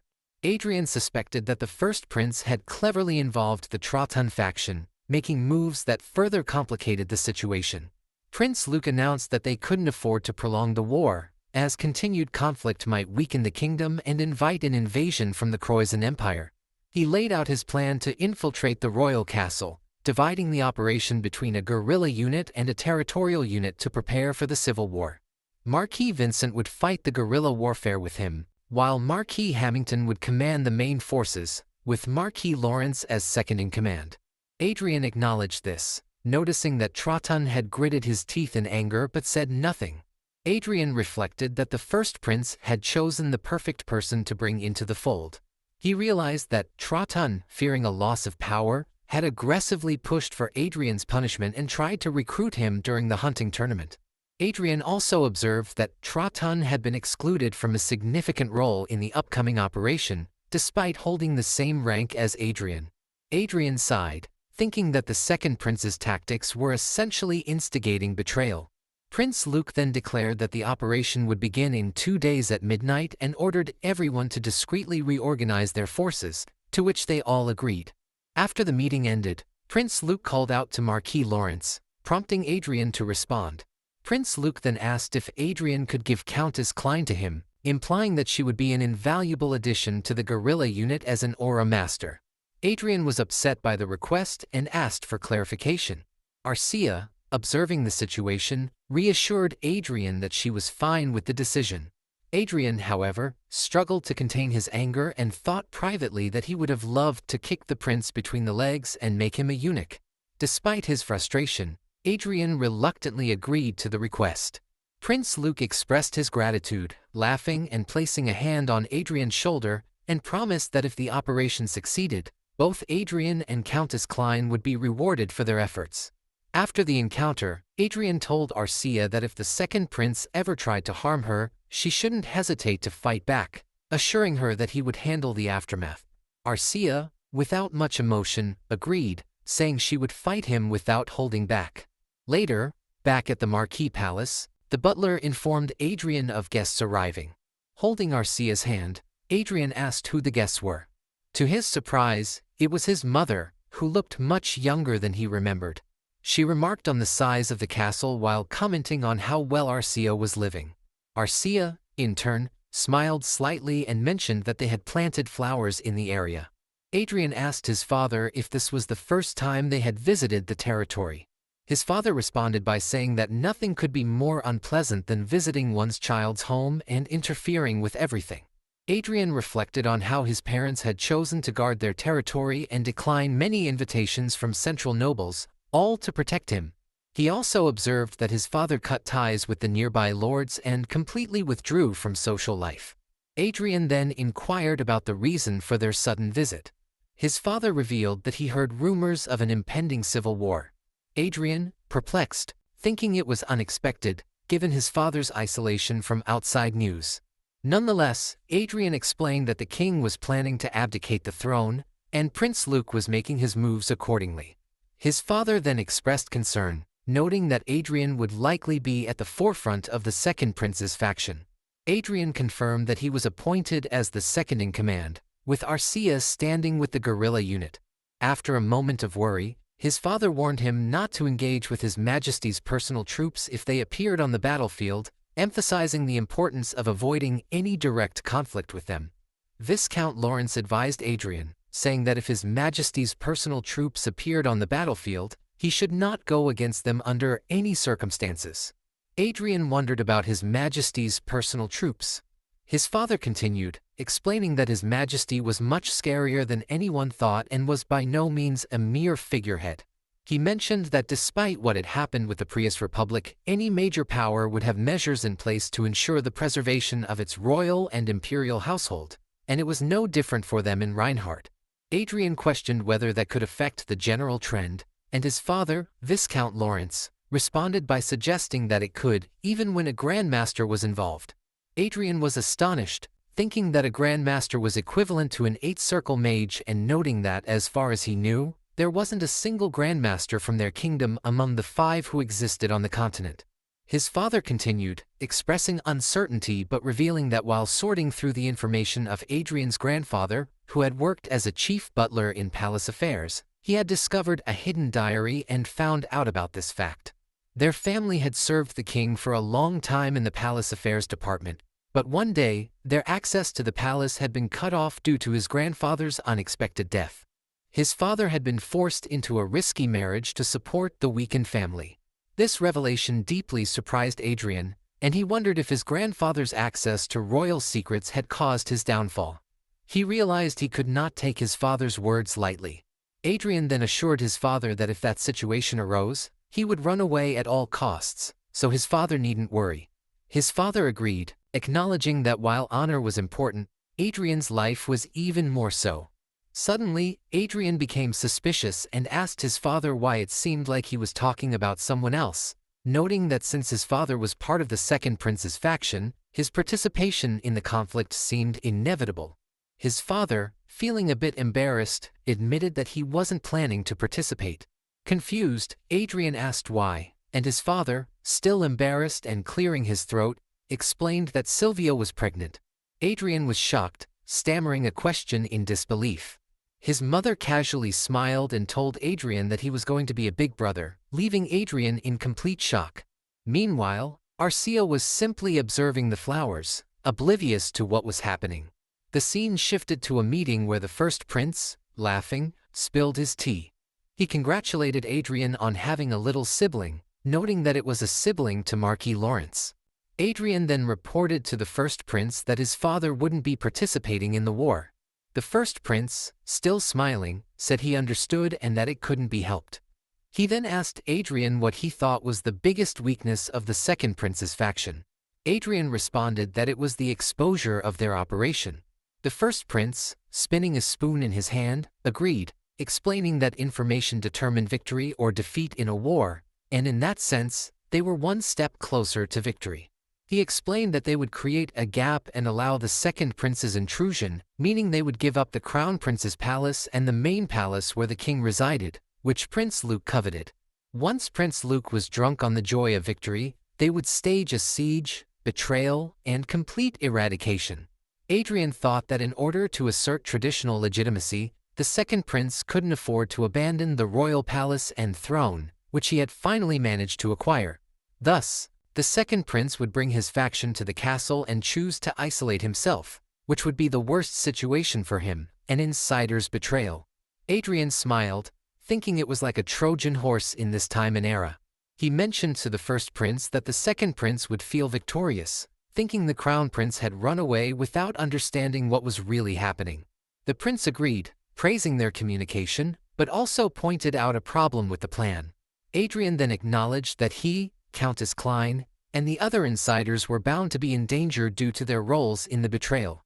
The prince agreed, warning that the second prince's faction, currently off guard, would quickly collapse due to their betrayal and that they would inevitably become the targets of concentrated attacks.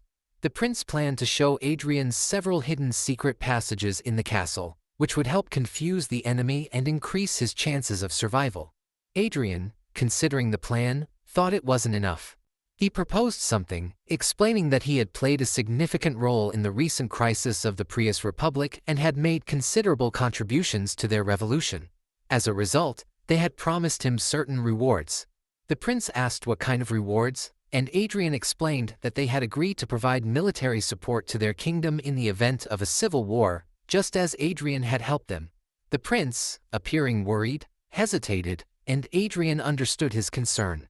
He assured the prince that it wasn't massive support like a swarm of sky fortresses, but rather 3 aura masters. With that level of military force, they would have solid insurance without facing criticism for bringing in foreign forces. This revelation caused the prince, whose eyes had been small with worry, to open them wide with joy. He nearly jumped out of his seat and realized that the Republic-related incidents, which had seemed like anomalies, might have been part of a plan. Adrien picked up his teacup and confirmed it, though in his mind, he knew it wasn't entirely true. It had just happened while he was cleaning up his mess. The prince happily expressed his admiration, saying there was no way Marquis Lawrence would do anything meaningless and that he was truly wonderful. Adrien, realizing the prince was under a misunderstanding, decided to let him stay that way, knowing that all the groundwork for defeating the second prince was now complete. Before ending their meeting, they shook hands, and the prince acknowledged Adrien's hard work. While the prince was complimenting Arcia, the prince's words reminded Adrien of his father's warning not to go against His Majesty's personal troops. Adrien, thinking about it, asked the prince what would happen if Prince Luke tried to subdue His Majesty and ended up being subdued instead. The prince dismissed that as impossible but said that if it did happen, their jobs would become much easier. Adrien, thinking about it, noted that the crown prince seemed completely unaware of certain things and wondered if what his father had spoken about really existed. As the day of battle approached, Adrien spoke to Arcia, instructing her not to hesitate to defend herself if the second prince tried to harm her. Arcia acknowledged this, and Adrien reminded her that Blackie, their magical flying ally, would be flying around the palace and could support her immediately with magic if she sent a telepathic message in case of an emergency.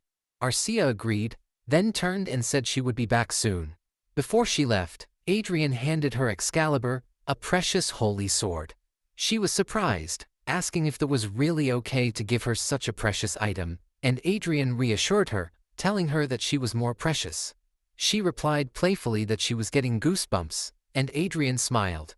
He placed his hand on her shoulder and warned her that if she encountered a grandmaster, she should surrender at all costs. Not just a grandmaster, but in any unexpected circumstances, he urged her to surrender immediately. Arcia asked if he wanted her to prioritize her personal safety, and Adrien, determined, confirmed that he did. She smiled a little and then teleported away, reminding Adrien to be careful as well.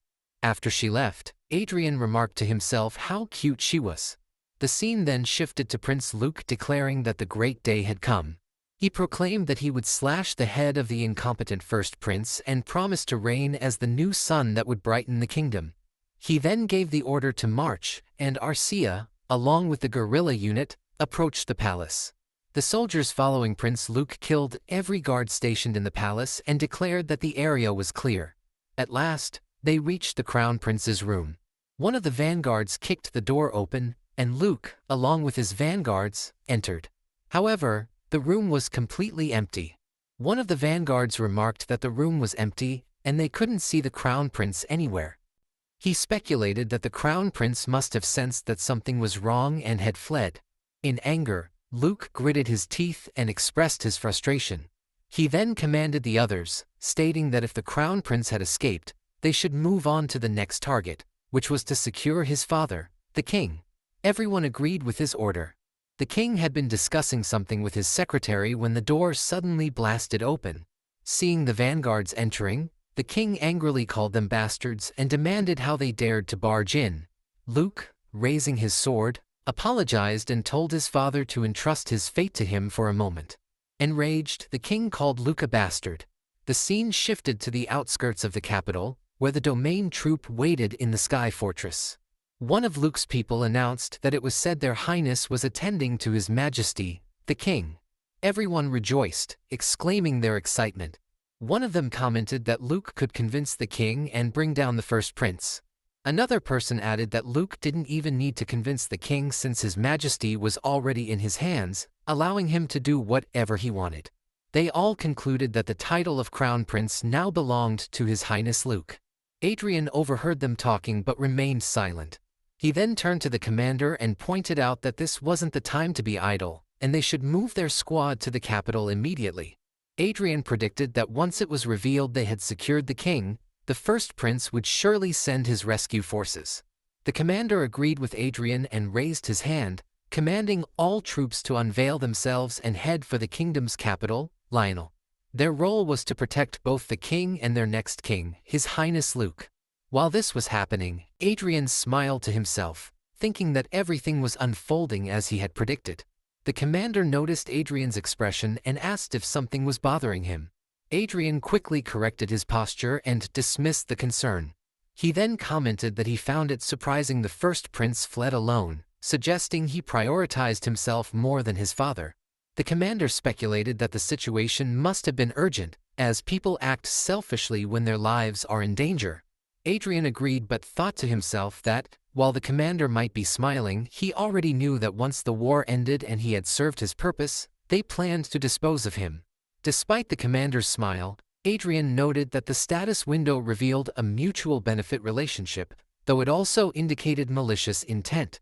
The commander then stated they would need Adrien and Dame Klein's help to stop the first prince's desperate attempts and asked if they could trust him.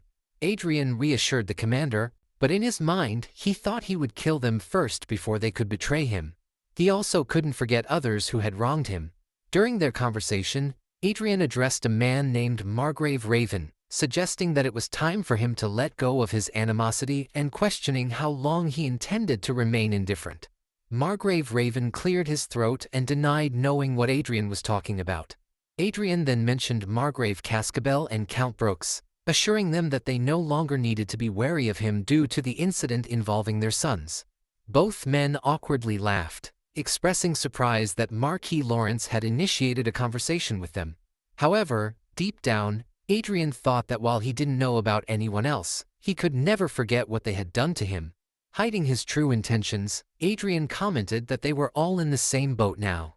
Cedric's grandfather and Anna's father, the man who had controlled the Lawrence family and made Adrien's childhood miserable, Margrave Raven.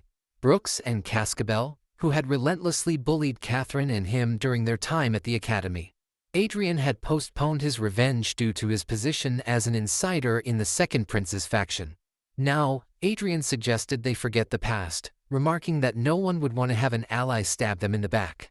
Margrave Raven, taken aback, questioned who would do such a thing.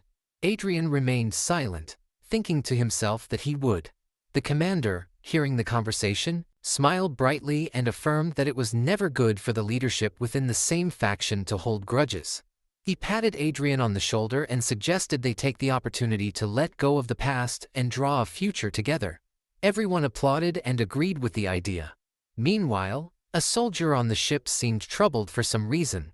Back in the palace, two soldiers captured the king. One of the vanguards approached Luke and informed him that everything had been sorted out.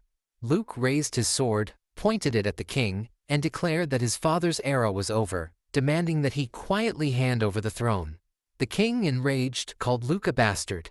While everyone celebrated the success of the raid, one vanguard noticed Arcia looking closely at something and asked what she was preparing for. Arcia replied that she was preparing just in case.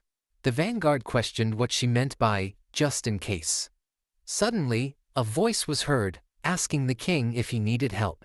Prince Luke also heard the voice and wondered if it was coming from thin air. The king, in desperation, shouted for protection.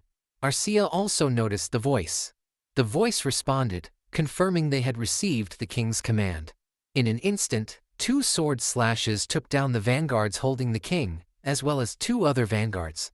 Back on the ship, the troubled soldier shouted that communication with the guerrilla unit had been cut off due to interference, and they could no longer reach them. Adrien, surprised, speculated if what he suspected was happening.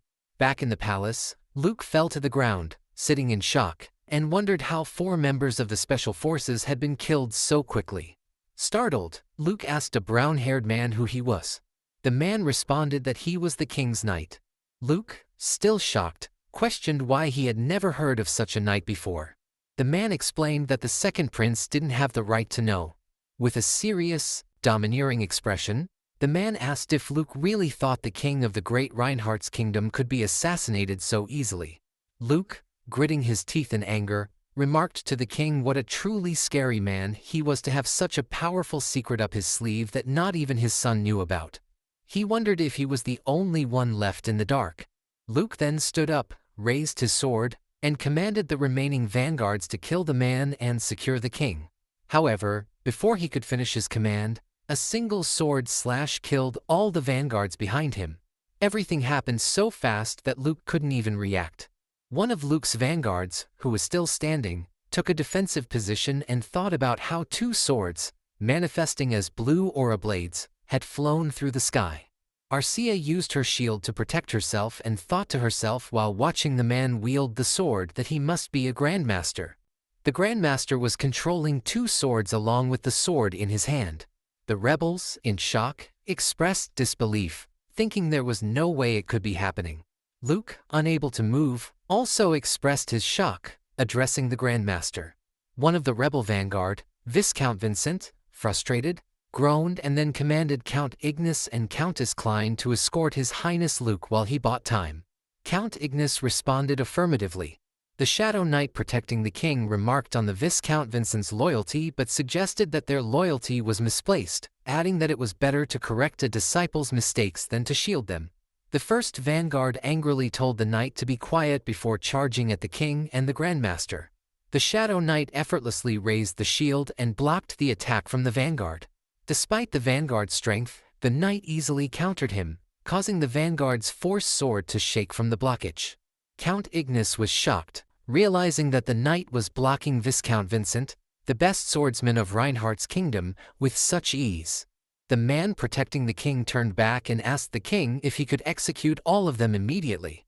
The king, with a gloomy face, refused, stating that they were important forces to the nation. The knight countered, stating that they were traitors. With great difficulty, the king explained that their forces would collapse without a central point and, with tears in his eyes, asked the knight to subdue Luke.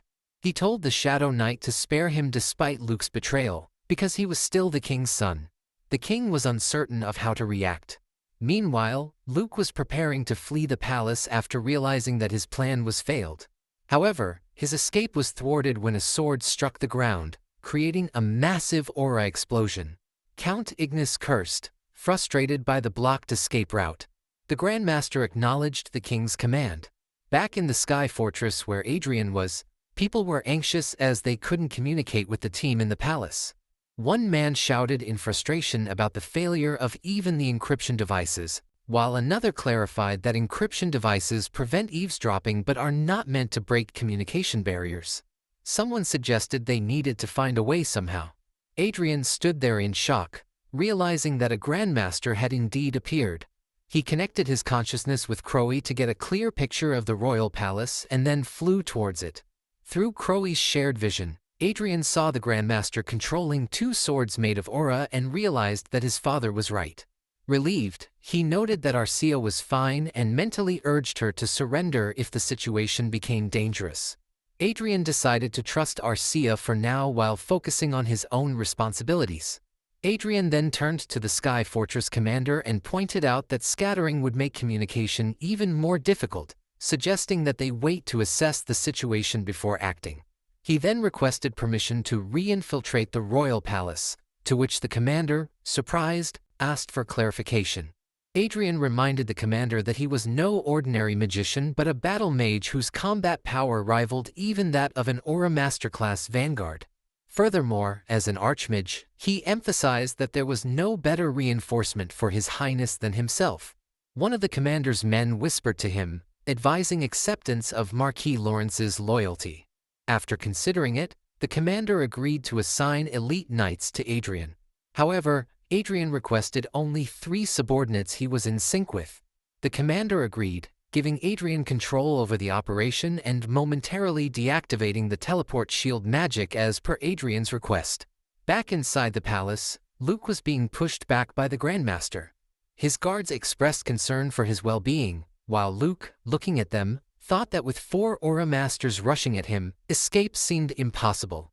He wondered where this monstrous Grandmaster had come from. Suddenly, something unexpected happened, and Arcia was taken by surprise. A loud warning came about the ground, revealing that an aura sword that blocked Prince Luke from escaping. Luke, aware of the Grandmaster's abilities, acknowledged that he couldn't block the sword. But Arcia, with a swift swing of her sword, blocked the telekinetic sword with ease, surprising both the Grandmaster and Luke. Arcia gave a cold exhale. The Grandmaster, still blocking attacks from Viscount Vincent, was taken aback by Arcia's skills. The rebel fighting nearby praised Arcia for her performance. Grandmaster, observing Arcia, thought that he had underestimated her, believing she would be the easiest target due to her youth. He noted that her defensive stance was strong, as if she were more of a defensive knight than a swordsman. He also recognized that her equipment, particularly Excalibur, was special. Luke, observing Arcia, felt proud and greedy, thinking that the woman he had claimed was proving her worth. He thought about her military skill and beauty, believing that he could not let anyone else have her. Despite the plan going awry, he believed he could still turn things around by fleeing and setting the royal palace on fire, eventually using civil war to seize control. He fantasized about making Arcia Klein his own once everything was over. While Luke was lost in his scheming, Arcia looked back at him, seemingly aware of his thoughts, and swiftly swung her sword. Meanwhile, Adrien, with a single flick, executed his enemies, Margrave Raven and others. Back in the palace, blood spattered everywhere. Luke's expression of greed turned to shock. Adrien and Arcia, both in rhythm, completed their task, announcing the execution of 3 offenders. Viscount Vincent fell to his knees, shouting in desperation for the prince. The king, equally shocked, called out for Luke. After a few moments of silence, Grandmaster asked Arcia if she had been pretending to be on the same side as the second prince while waiting for the right moment to kill him. Arcia calmly responded that the original plan was more complicated, but thanks to the Grandmaster, things had been resolved easily. The Grandmaster then inquired why, if her goal was to kill the second prince, she had blocked his sword. She paused before explaining that she had been waiting for the perfect chance to take him out herself without any consequences, and she did not want to let someone else do it. Viscount Vincent, crying as though his only son had died, cursed Arcia, calling her a wretch, and lunged at her with the intent to kill. But at that moment, the window shattered, and Crowe entered, surprising Vincent. Crowe used shackles to bind the Viscount, and Arcia, seizing the opportunity, attacked him. The Grandmaster, all the while protecting the king, observed the events unfolding and wondered if Crowe was a mythical beast. Crowe then bowed his head and delivered a message from Adrien, identifying himself as Mark Adrien Lawrence. The Grandmaster asked why Marquis Lawrence was seeking the king. Adrien requested that the Grandmaster resolve the situation before a war broke out. While looking at the Grandmaster, Adrien reflected internally, wondering if the Black Knight could be the late Marquis Gabriel, since it was said that he died from a mana overload, but it must have been a cover-up. A status window then appeared, revealing details about the Grandmaster, confirming that he was indeed the former Marquis Gabriel James, now a Grandmaster and commander of the Shadow Knight Order. Marquis Gabriel questioned whether it was too early to conclude the royal succession simply because Prince Luke was dead, arguing that the second prince's faction forces were still intact and that it might be possible to support another royal family member in place of Prince Luke. Adrien, however, replied that it didn't matter, as that wouldn't happen. Surprised, Marquis Gabriel asked why. With a twisted smile, Adrien revealed that 72 notable nobles, including Marquis Hamilton, the leader of the rebel army, were already under arrest and that any delay would only magnify the chaos. He subdued everyone with the help of his vanguard forces from the Sky Fortress. The king then interrupted the conversation, asking if Adrien was suggesting that they coax the rebels into surrendering. Adrien confirmed that this was indeed his suggestion. The king, looking at the dead Luke, tearfully agreed to Adrien's proposal. A few hours later, the first prince returned to the palace after hearing that all the rebels had been captured. Shocked by the situation, he observed the scene as a priest commanded the wounded to gather in one area. One of the royal guards thanked the priest, who in turn asked if they were all right. On the other side, another guard ordered the prisoners, bound in shackles, to move quickly. Adrien, Arcia, and another vanguard appeared beside the first prince, and they knelt before him, congratulating him on his victory. The first prince, in a tight position, tried to smile but internally thought that it was not his victory, but a defeat disguised as one. Because although he was going to be king, but the true powerhouse is actually Adrien and his forces, which can even challenge the royal authority. Adrien, knowing the truth, smiled mischievously. All of this had been brought about by a boy barely 20 years old. The coup led by the second prince had ended in failure, and the struggle for the throne concluded with the first prince's complete victory. Despite this, the punishment for the second prince's supporters was relatively light, likely because the first prince had secretly encouraged the second prince's rise. While the heads of the families that supported the second prince were executed, their families were spared. However, all noble families associated with the second prince's faction had their titles downgraded by 2 ranks. One man shouted in frustration, asking how his family could face such humiliation, blaming his sister for their father's beheading during the chaos without even having a chance to appear in court. He wondered if the same fate awaited him. Lady Cascabel, terrified, tried to speak, but her brother angrily told her not to call him brother and declared that their only option was to offer her to Adrien in hopes of protecting what remained of their territory. Lady Cascabel, horrified, cried out that she didn't wish to die. Her brother harshly told her to shut up, insisting that if she didn't break the chain of resentment, everyone would die, because Adrien was more than capable of carrying out such a threat. He cruelly added that he wouldn't kill her, reminding her that her friends who had been captured earlier had also escaped death. A few months later, the king announced that the title of Duke was being granted to Mark Adrien Lawrence. To distinguish him from the Lawrence barony, the title L was added, making him Duke Adrien L. Lawrence. Additionally, the former territory of the late Marquis Hamilton was granted to him as an extension of his domain. The king expressed his hope that Adrien would become a righteous ruler who cared for his people. Everyone cheered as Adrien received his title and new lands from the king. A news post on Stargram detailed the title bestowal ceremony, referring to Duke Adrien L. Lawrence and Marchioness Arcia Klein. The post garnered over 3,450 comments, with some commenting on how Adrien was rewriting the kingdom's history and speculating on the Saintess competition's outcome. Others remarked on how they were relieved to see Margrave Cascabel's fall. Someone replied that Adrien be a wall one can never surpass. The word never surpass echoed through somewhere else as the but virus was active in Fate system. Meanwhile, in the virtual world, a virus looked like but was active in the Fate system, hungering for more data. Several complaints had been reported about the game malfunctioning, with players experiencing account and NPC disappearances. Chester, investigating the issue, discovered that a bug was responsible for the malfunctions. When the bug tried to attack Chester, he easily caught it, surprised to find that it could talk. The bug asked who he was, and Chester, astonished, realized that the bug's ability to express itself was due to an error during the system downtime, which had unintentionally created an artificial intelligence. He then decided that, while he would have loved to experiment on the bug, it was causing too much destruction. After capturing the bug, Chester was surprised when it transformed into a heart-shaped creature. Thinking it might be useful, he considered putting it into a doll to serve as an errand boy in the real world. Hearing this, the bug's heartbeat quickened with fear as if he was caught by a work devil. After a few days in his mansion, Adrien smiled while Arcia and Catherine stood behind him. He reflected on how nice power felt. In front of him, Isabella and another man were kneeling, both visibly shaking in fear. Adrien noted that even his worst enemies were kneeling before him. The kneeling man begged Adrien for mercy but was interrupted as Adrien snapped his fingers and asked if he knew how his friends were doing, telling him he would work with them.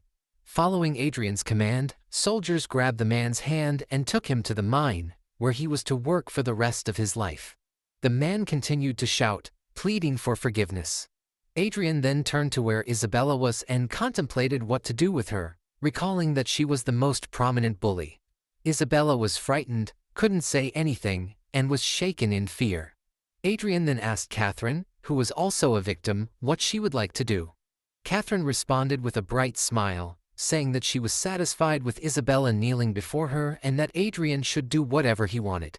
Adrien considered her response thoughtfully and, after a moment, remembered something. The scene shifted to the game world, where Adrien reminded Chester of his request for an animal to be made into a doll.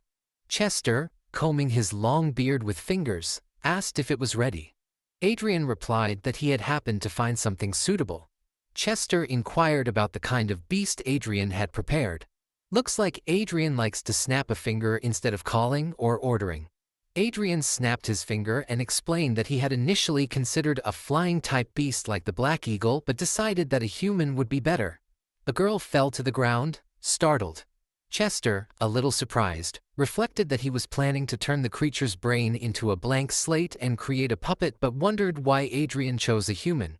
He speculated that it might be for revenge because it was so unlike him to behave like that. The girl was none other than Isabella, who looked around, not knowing where she was or what might happen to her.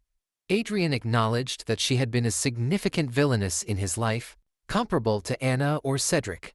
Chester, closing his eyes and combing his beard, commented that things had gotten out of hand, as he had initially thought it would be a flying beast, and remarked on the difficulty of altering a human's brain. Adrien responded by noting that humans could perform complex tasks and asked Chester if he agreed. Hearing this conversation, Isabella, filled with fear, asked Adrien what he meant, mentioning her brain and a doll, and admitted she was scared. Meanwhile, Adrien received the bug virus from Chester. And then he approached Isabella, spinning the bug in the air, which emitted a dark aura and frightened her. Isabella tried to resist and fell to the ground, begging Adrien for forgiveness, but Adrien covered her mouth to silence her. He reminded her of his previous words and, with a cold smile, told her that he intended to make her regret being born in the most terrible way possible. Isabella, sobbing in terror, cried as Adrien forcefully fed her the bug virus. Before losing consciousness, a flashback of her past appeared in her mind, and she regretted not showing complete affection to Adrien rather than her twisted interest. She remembered how she used to love Adrien but had shown only jealousy and bullied Catherine instead. The bug fully took control of her mind, embedding itself deep within. A few days later, Adrien's life continued smoothly while he dealt with the rebellion of the Second Prince faction and the victory ceremony. Everil successfully completed the final competition with outstanding results, leaving only the goddess's final choice in the selection process. The selection process that had taken place over several months is now left with only the goddess's final choice. In the Holy Land, Everhill, Adrien walked with Duchess Olivia and her group, who pointed out the place where the goddess's final choice would be made. Adrien remarked on the size of the altar and wondered if it was a pyramid. Someone from behind explained that the goddess's path was a sacred place only the saintess and saint could ascend, and Adrien recognized Duke Francis, who noted that those who were not permitted could not proceed forward, as if blocked by an invisible wall. Francis mentioned hearing that Adrien had become a duke and noted that he must be quite busy. Adrien thanked him, smiling. Olivia whispered to Adrien, remarking on his boldness in speaking to Francis, given how cautious he used to be. Adrien whispered back that he was only responding since Francis initiated the conversation. Francis sighed and clarified that anyone not permitted by the goddess could not enter, not even grandmasters or grand wizards. He looked at the goddess's path, explaining that only those candidates who reached the altar at the top would have a chance to receive the goddess's grace. Adrien thought that the gathered saintess candidates should be able to climb the stairs without difficulty. Francis then shared an unusual story, mentioning that one exceptional individual, aside from the saintess, saint, and their candidates, once ascended the goddess's path. Curious, Adrien asked who it was, and Francis, with a smug look, revealed it was Archduke Manuel Lucas, a famous figure from their Brigham Empire. Duchess Olivia, with disinterest, commented that it must be nice to come from such a great nation. Adrien, feeling regretful, realized he shouldn't have asked, suspecting that Francis merely wanted to boast.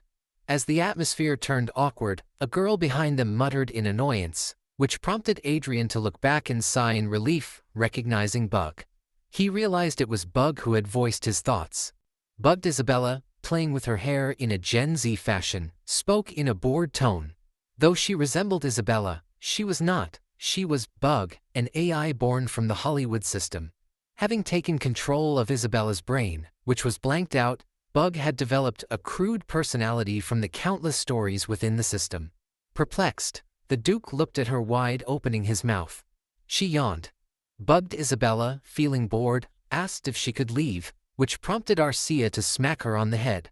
Bug, holding her head in pain, shouted at Arcia, asking why she was being hit. Arcia, irritated, pointed at Bug's bug necklace and warned that it was because she might die, causing Bug to react in fear and frustration. Adrien apologized to Duke Francis, explaining that she was somewhat lacking. Francis, taking into account the day's significance, let it slide, while Duchess Olivia chuckled behind Adrien. At the top of the goddess's path, the Saintess appeared and announced the numbers of Saintess and Saint candidates who received the calling of Goddess Sepia. She called them forward. Saint explained that if they were truly qualified, and Saintess completed, the goddess would open the way for them. Olivia remarked that the event had begun. Each Saintess candidate, Grace Heigelvin, Judy Esther, the Princess of the Eastern Kingdom, and Everil Barnett, among others, began to climb. Suddenly, an invisible barrier blocked one of the girls, who, in frustration, questioned why the goddess was preventing her. From below, among various supporters of Saint and Saintess candidates, Duke Francis noted disqualified candidates appearing here and there and asked Adrien who he thought would succeed. Adrien, confident, expressed his belief in Everil Barnett, the candidate he sponsored. Francis complimented Adrien, calling his storytelling excellent, which surprised Adrien, who could not understand Francis's sudden kindness. Adrien remarked that Francis was complimenting him more than usual, to which Francis replied that he was simply being truthful, admitting that his own side had been arrogant. Adrien found this unexpected, considering that Francis usually acted prideful, often claiming that no one could surpass them. Francis went on to mention that Archduke Lucas once had a conversation with the goddess there, a privilege neither the Saintess nor the Saint experienced. It was, reportedly, the first and last time the goddess spoke to an individual. Francis murmured, wondering if the goddess might show the same interest in Adrien as she did with Lucas. While listening to Francis's muttering, Adrien noticed something. Evelyn Francis had stopped climbing and had come back down. Looking at her, Adrien thought, Evelyn Francis? Didn't she just start climbing the stairs? Why is she coming back down already? When she came down, she announced that she would yield the Saintess position. This surprised everyone along with Duchess Olivia.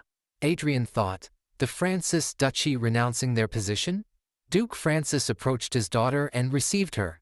After he left, Olivia, with a dumb look, remarked that they had gotten them real good. Adrien, also dumbfounded, thought that he now understood Duke Francis's previously quite friendly demeanor and how he had talked about the competition as if it were someone else's story.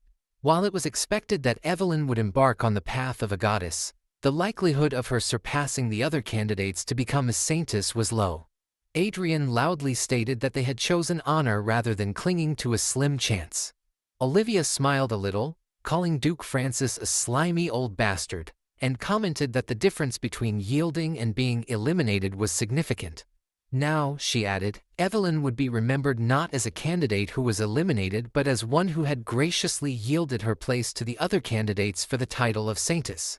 Then, looking at the ascending Saintess candidates, Adrien thought that he was honestly surprised because Evelyn's renunciation was unexpected, but those walking on the path of a Saintess were the ones he had expected. The remaining candidates were Judy Esther, Xia Lin, Grace Heigelvin, and Everil Barnett. The 14:1 probability had decreased to 4:1. Everyone knelt before the current Saintess, Sharon Silverstein, who raised her staff and began to chant, "O you who have been granted permission to embark on this path, pray to the goddess Sepia." Her prayer was stopped in the middle as she sensed something. A golden light emanated from the top of the altar. It was indicating something that made even Saintess Sharon turn back and take a look. Arcia, as always, stood before Adrien and protected him from any future dangers. A flow of energy even made Adrien uncomfortable as he thought, what's this energy? Could it be an advent? Meanwhile, a woman appeared from the source of the golden light, a very beautiful woman. She was wearing a dress made of void with stars. Her hair matched her dress as well. Everyone on the altar knelt and greeted her as the greatest being. Someone murmured in awe, calling it good heavens and noting that the goddess was there. Looking at the divine being, Adrien thought that he had believed being chosen by the goddess was just a matter of conveying intentions, but now he realized it involved her actual advent. He noted how flustered the saintess and saint were, guessing that they had not predicted this either. Adrien wondered if someone had caught the goddess's attention to the extent that she would descend herself. The goddess then declared that she would make her choice. She looked at Adrien Lawrence, which shocked him, and continued by identifying the boy as Jihad. She then pointed at Everil and mentioned the girl Everil, warning them to be wary of the fall of the Black Star with the chaos in the world never ending. Then the goddess returned to the gate of heaven, and the door closed. People began voicing their thoughts, calling it an oracle, questioning what it meant, and wondering if she was warning them about demons. Some worried if it was about the end of the world. Bug on the floor muttered, frightened, that the outside world was darn scary. After everything that had happened, along with all the official work and other staff members, it was now time to say goodbye to Everil. She stood in front of Adrien and expressed her gratitude for all the time they had spent together. Adrien, along with Eric and Arcia, told her that she, too, had worked hard. He added that if she ever needed help, she should call him any time, and he would do his best to help. Everil, somewhat surprised, asked if they could still meet even after she became the saintess. Adrien assured her they could, which made Everil happy as she smiled. Selected by the goddess, Everil would assist Saintess Sylvestane for a year to learn the duties before inheriting the title of Saintess. Everil bid farewell as she left with Saintess Sharon. Watching them depart, Adrien thought that while the story of the goddess Sepia descending after 300 years overshadowed the results of the selection competition, excessive attention might have only burdened Everil, who came from a commoner background, so this might not be all bad. But one thing bugged his mind: the oracle of the god, with the chaos in the world never ending, be wary of the fall of the Black Star. The Holy Land and major nations conducted investigations into the goddess's oracle, but they couldn't find any clues. Adrien, while playing the game, thought he had felt like their eyes met back then, but he wondered if it was just him. Someone behind him then warned him not to get distracted, informing him that there was a trap on the ceiling 30 meters ahead and that 2 dragon demons were approaching. The girl healed Adrien and then laughed, exclaiming in excitement. Isabella had now turned on her gaming mode, remarking that virtual reality was her, a bug's, home ground. She showed a victory sign and winked, saying that it was like shooting fish in a barrel and even jokingly urging insects to praise the Lord. But Arcia from behind kicked her, making her yelp in pain. Isabella angrily asked what was up with her, pointing out that she acted coy in front of that guy, Adrien, but only gave her trouble.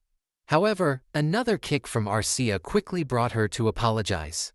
Meanwhile, Adrien in the corner commented that he had definitely leveled up faster because they had a healer. Chester added that considering all the events Adrien had experienced in reality, his growth was quite remarkable and asked if he was getting enough sleep. Adrien admitted that it was hard to get proper sleep and explained that since he was not a genius like Archduke Lucas, he had to at least give up sleeping comfortably. Chester assured him that he was still an impressive man. Adrien, shyly responding, told Chester that even if he tried to flatter him, nothing would come of it. Chester innocently replied that it wasn't flattery. He said that there was no need to compare himself to Archduke Lucas because Adrien possessed magical abilities as an ordinary person, and it was the truth. Archduke Lucas, he added, was born in a special environment where he couldn't help but be proficient in magic. This statement made Adrien serious, and he asked Chester what he meant by a special environment where he couldn't help but be proficient in magic. Chester explained that there was no particular reason to hide it. Archduke Lucas had been a magician from the very beginning. At first, Adrien was shocked. Then, with a funny expression and perplexed, he exclaimed in disbelief. Adrien, shocked, asked Chester if Archduke Lucas was truly from Earth and if he was a magician from the beginning. Chester, floating in midair, explained that magicians had existed on Earth as well, though their abilities had deteriorated over time, and only a few of them remained, living like ordinary people. Chester revealed that Archduke Lucas was the eldest son of a declining family of magicians. Chester went on to describe how, despite being a magician, Archduke Lucas couldn't do much more than create small flames or sparks at his fingertips, an ability even less effective than a handgun. Chester explained that Lucas had dedicated himself to researching mana amplification in hopes of reviving his family.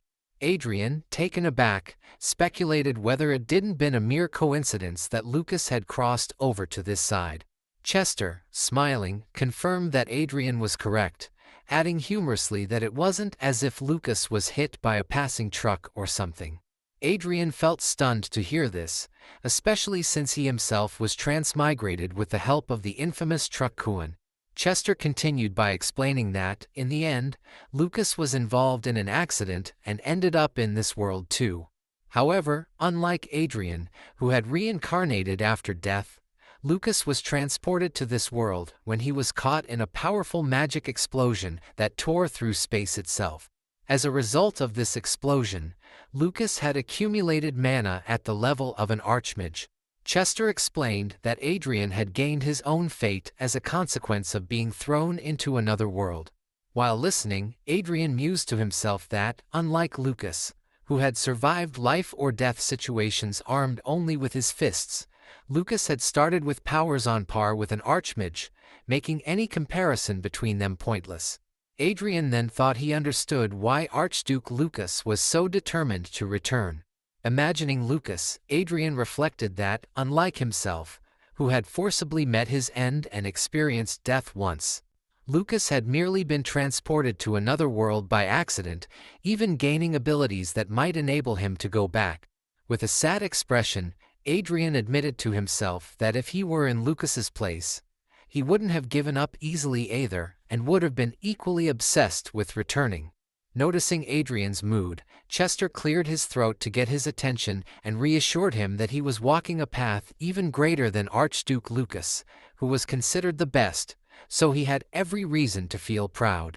Adrien thanked Chester for the comforting words and expressed his gratitude. Then he asked if there was any chance that Archduke Lucas had managed to return to Earth instead of passing away. Chester answered that Lucas was working on one final research project, so it was possible, though only Lucas would know for certain. Meanwhile, Isabella, bored, rudely interrupted Adrien, yawning and asking him how long he was planning to slack off and whether he intended to level up. Instantly, Arcia delivered a hard smack to Isabella's head. Isabella corrected herself as Arcia pointed out that she should have addressed Adrien with "sir" instead of a casual "hey, you there." Ignoring the correction, Isabella, in pain, cried out to Arcia, questioning how she could hit her. Arcia, expressionless, retorted by asking if Isabella preferred to be struck by a sword, showing her weapon as she spoke. Adrien, overhearing their exchange despite the distance, found himself annoyed and thought to himself that Bug couldn't stay quiet for even a second.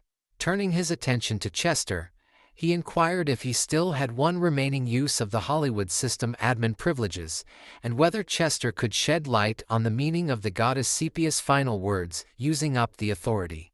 Chester, however, cautioned against using those privileges for such a purpose, mentioning that even the Holy Land was still interpreting the words, implying that it might be wasteful. Perceiving Chester's reaction as a sign that he had some insight, Adrien pressed further, but Chester, remaining cautious, explained that although he had a vague understanding, he could not be entirely sure and had to approach anything involving the goddess with care. Extending his hand, Chester produced an object, advising Adrien to seek the hint himself. He pointed out that Adrien already possessed the necessary materials, thus negating any need to use the administrator rights.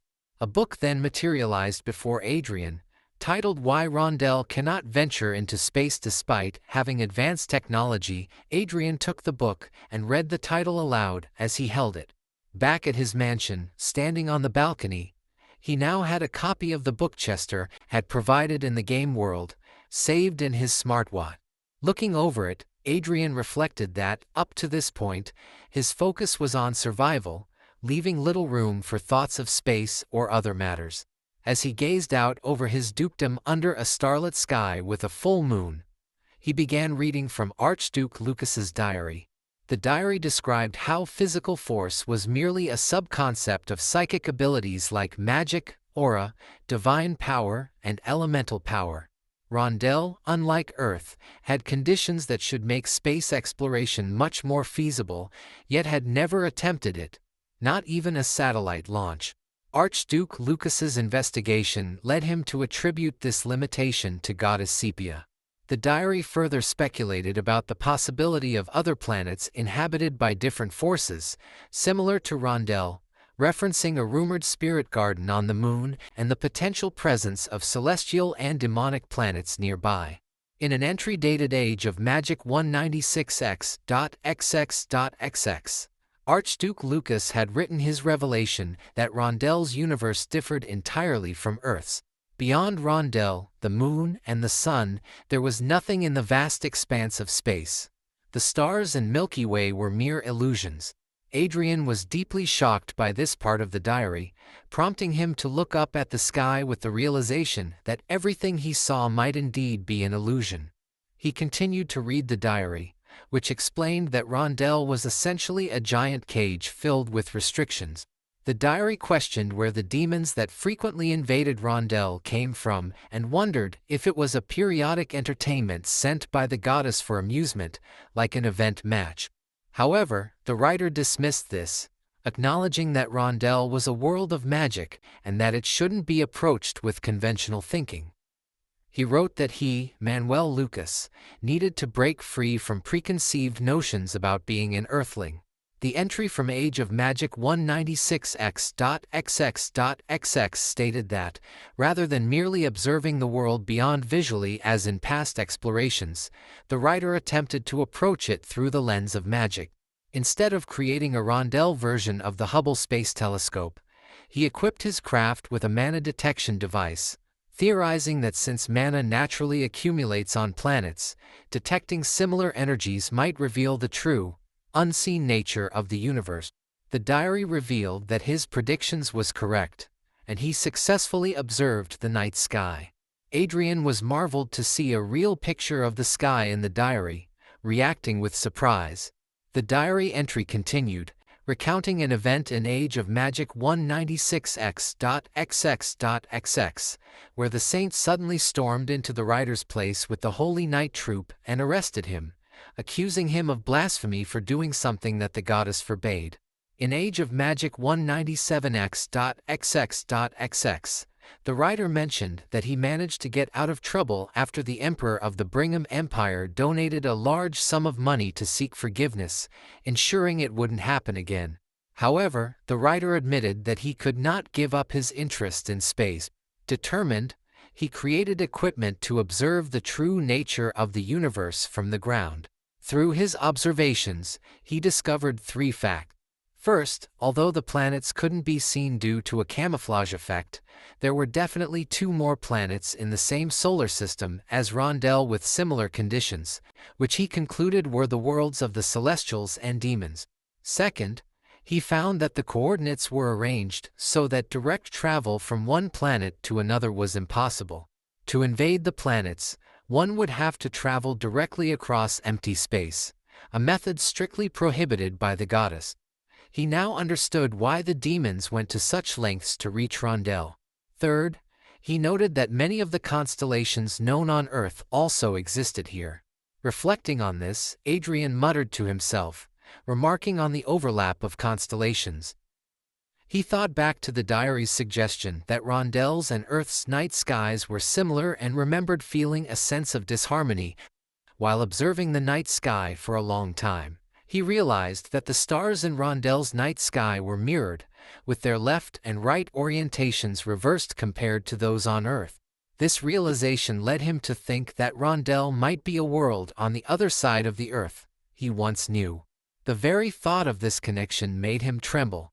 Adrien leaned on the railing of the balcony and, while grabbing his head, thought about Chester's words, realizing Chester had said he wasn't sure but had a vague idea. Adrien finally understood what he had meant. He pondered whether the black star that the goddess had spoken of referred to the planet on the opposite side of this hidden world, perhaps even Earth. Frustrated, He admitted to himself that, even before Chester recommended this book, he had suspected the black star mentioned by the goddess could represent a different planet entirely. But now he questioned if this world might indeed be Earth's other side. If that were the case, the goddess's prophecy could imply a rising issue between this world and Earth, which, if true, might indicate a global threat. Adrien wondered why the goddess had spoken of it in such vague terms. Thinking over these complex ideas, he grew irritated and mentally shouted, asking what he was supposed to do and why he couldn't simply be told what was going on. Feeling hopeless, he admitted to himself that it wasn't as though he could share this material and questioned just what the goddess wanted from him. Deciding there was nothing he could do, he resolved to simply level up in the game. In the game, Adrien was positioned at the back of the party. Isabella was joyfully healing Arcia, as if enjoying her work, repeatedly saying, "Heal, heal." Meanwhile, Adrien, still distracted by his thoughts, struggled to concentrate on the game. He felt his head spinning, thinking that if the prophecy was about demons descending, it might have been simpler to handle, though that would still be a major issue. While he was deep in thought, he heard a faint calling of his name. It was Arcia calling, "Sir Adrien." Two giant monsters were preparing to launch a magic beam at him, and he realized too late that he couldn't dodge. At that moment, an idea came to him, and he used bind magic to bind Isabella. Perplexed, Isabella could only say, as Adrien teleported her in front of him, intending to use her as a meat shield and shouting "Fatal Friend Shield," as if he had just invented something clever. He mentally apologized, admitting he couldn't afford to lose his experience points. Isabella, terrified and angry, cursed at him, calling him a little piece of sure dash. A few minutes later, the system notified Adrien that he had leveled up to level 250. He sighed as Arcia clapped for him, pleased that he had defended at the last minute. Crowy was also happy that Adrien didn't lost any experience. In the aftermath, the burnt ashes of Isabella's remains lay behind them. After they defeated the monsters, the system announced that they were being transported to a secret space created by God Ariel. As he drank a health recovery potion, Adrien asked Arcia if bugs shouldn't be considered a contributor to some extent. He mused that it would be nice if she could participate in the fate quests and hunt missions, but lamented that she couldn't enter because she wasn't a contributor. Arcia replied that even if Bug could enter, she wouldn't have been able to this time, as she had already died. Adrien agreed, acknowledging her point. He reflected on his progress, noting that it had taken around 1 month to level up from 1 to 150, 2 months to reach 200, and nearly half a year to reach level 250. This was their first raid battle in half a year. The system then notified them that a named monster, Valaktarnis, was summoned. Both he and Arcia prepared to face the giant creature. Determined, he reminded himself that all he could do was keep trying, as his path was already set. With a resolute attitude, he turned to Arcia and signaled it was time to proceed. Meanwhile, in the home country of Princess Xiaolin, the scene shifted to reveal several people lying dead on the ground. A woman was at the point of a soldier's sword, and an ugly, fat-looking man smirked at the sight of her. This woman was none other than Princess Xiaolin.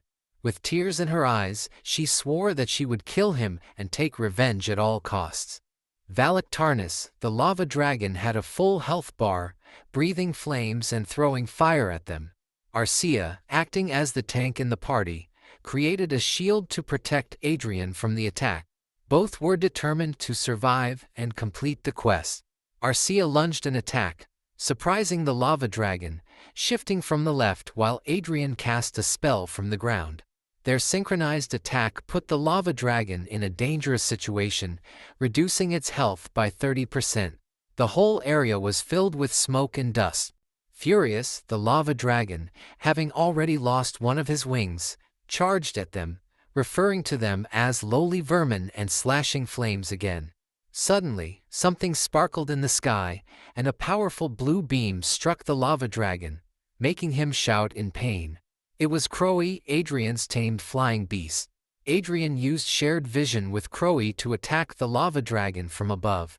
Adrien thought that Tarnus was definitely a strong monster, a raid monster with a significantly higher difficulty level than the Death Knight they had challenged when they reached level 200.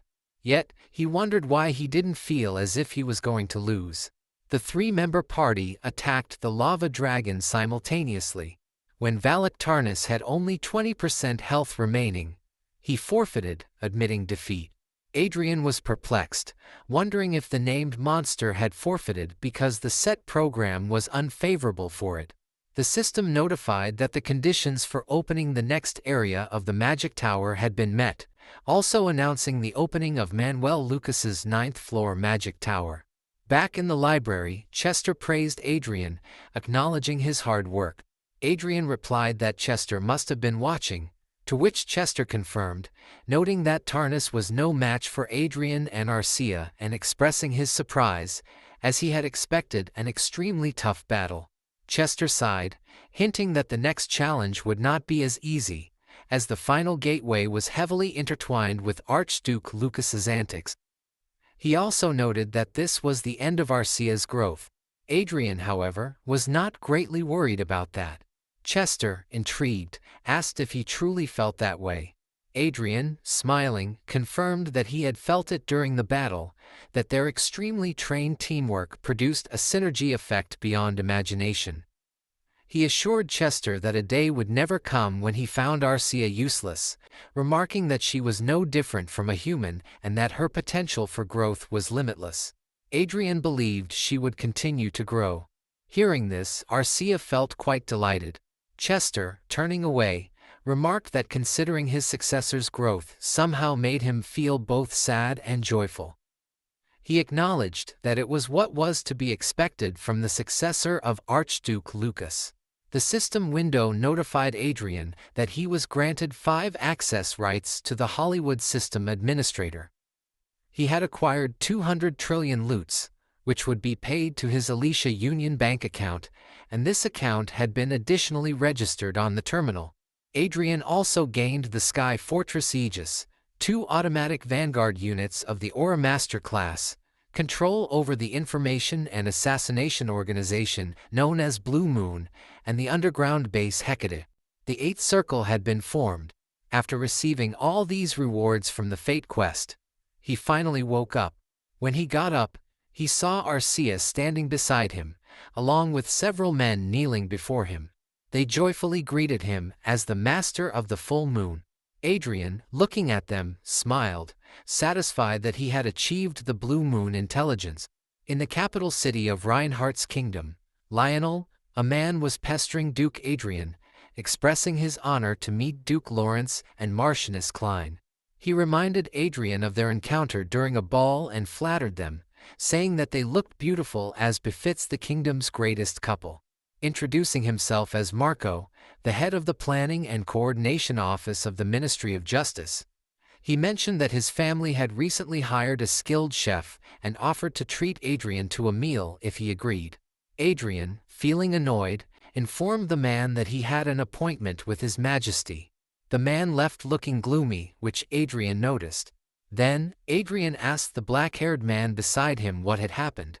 The man scratched his head and admitted he never expected to be suddenly pulled into the spotlight like that.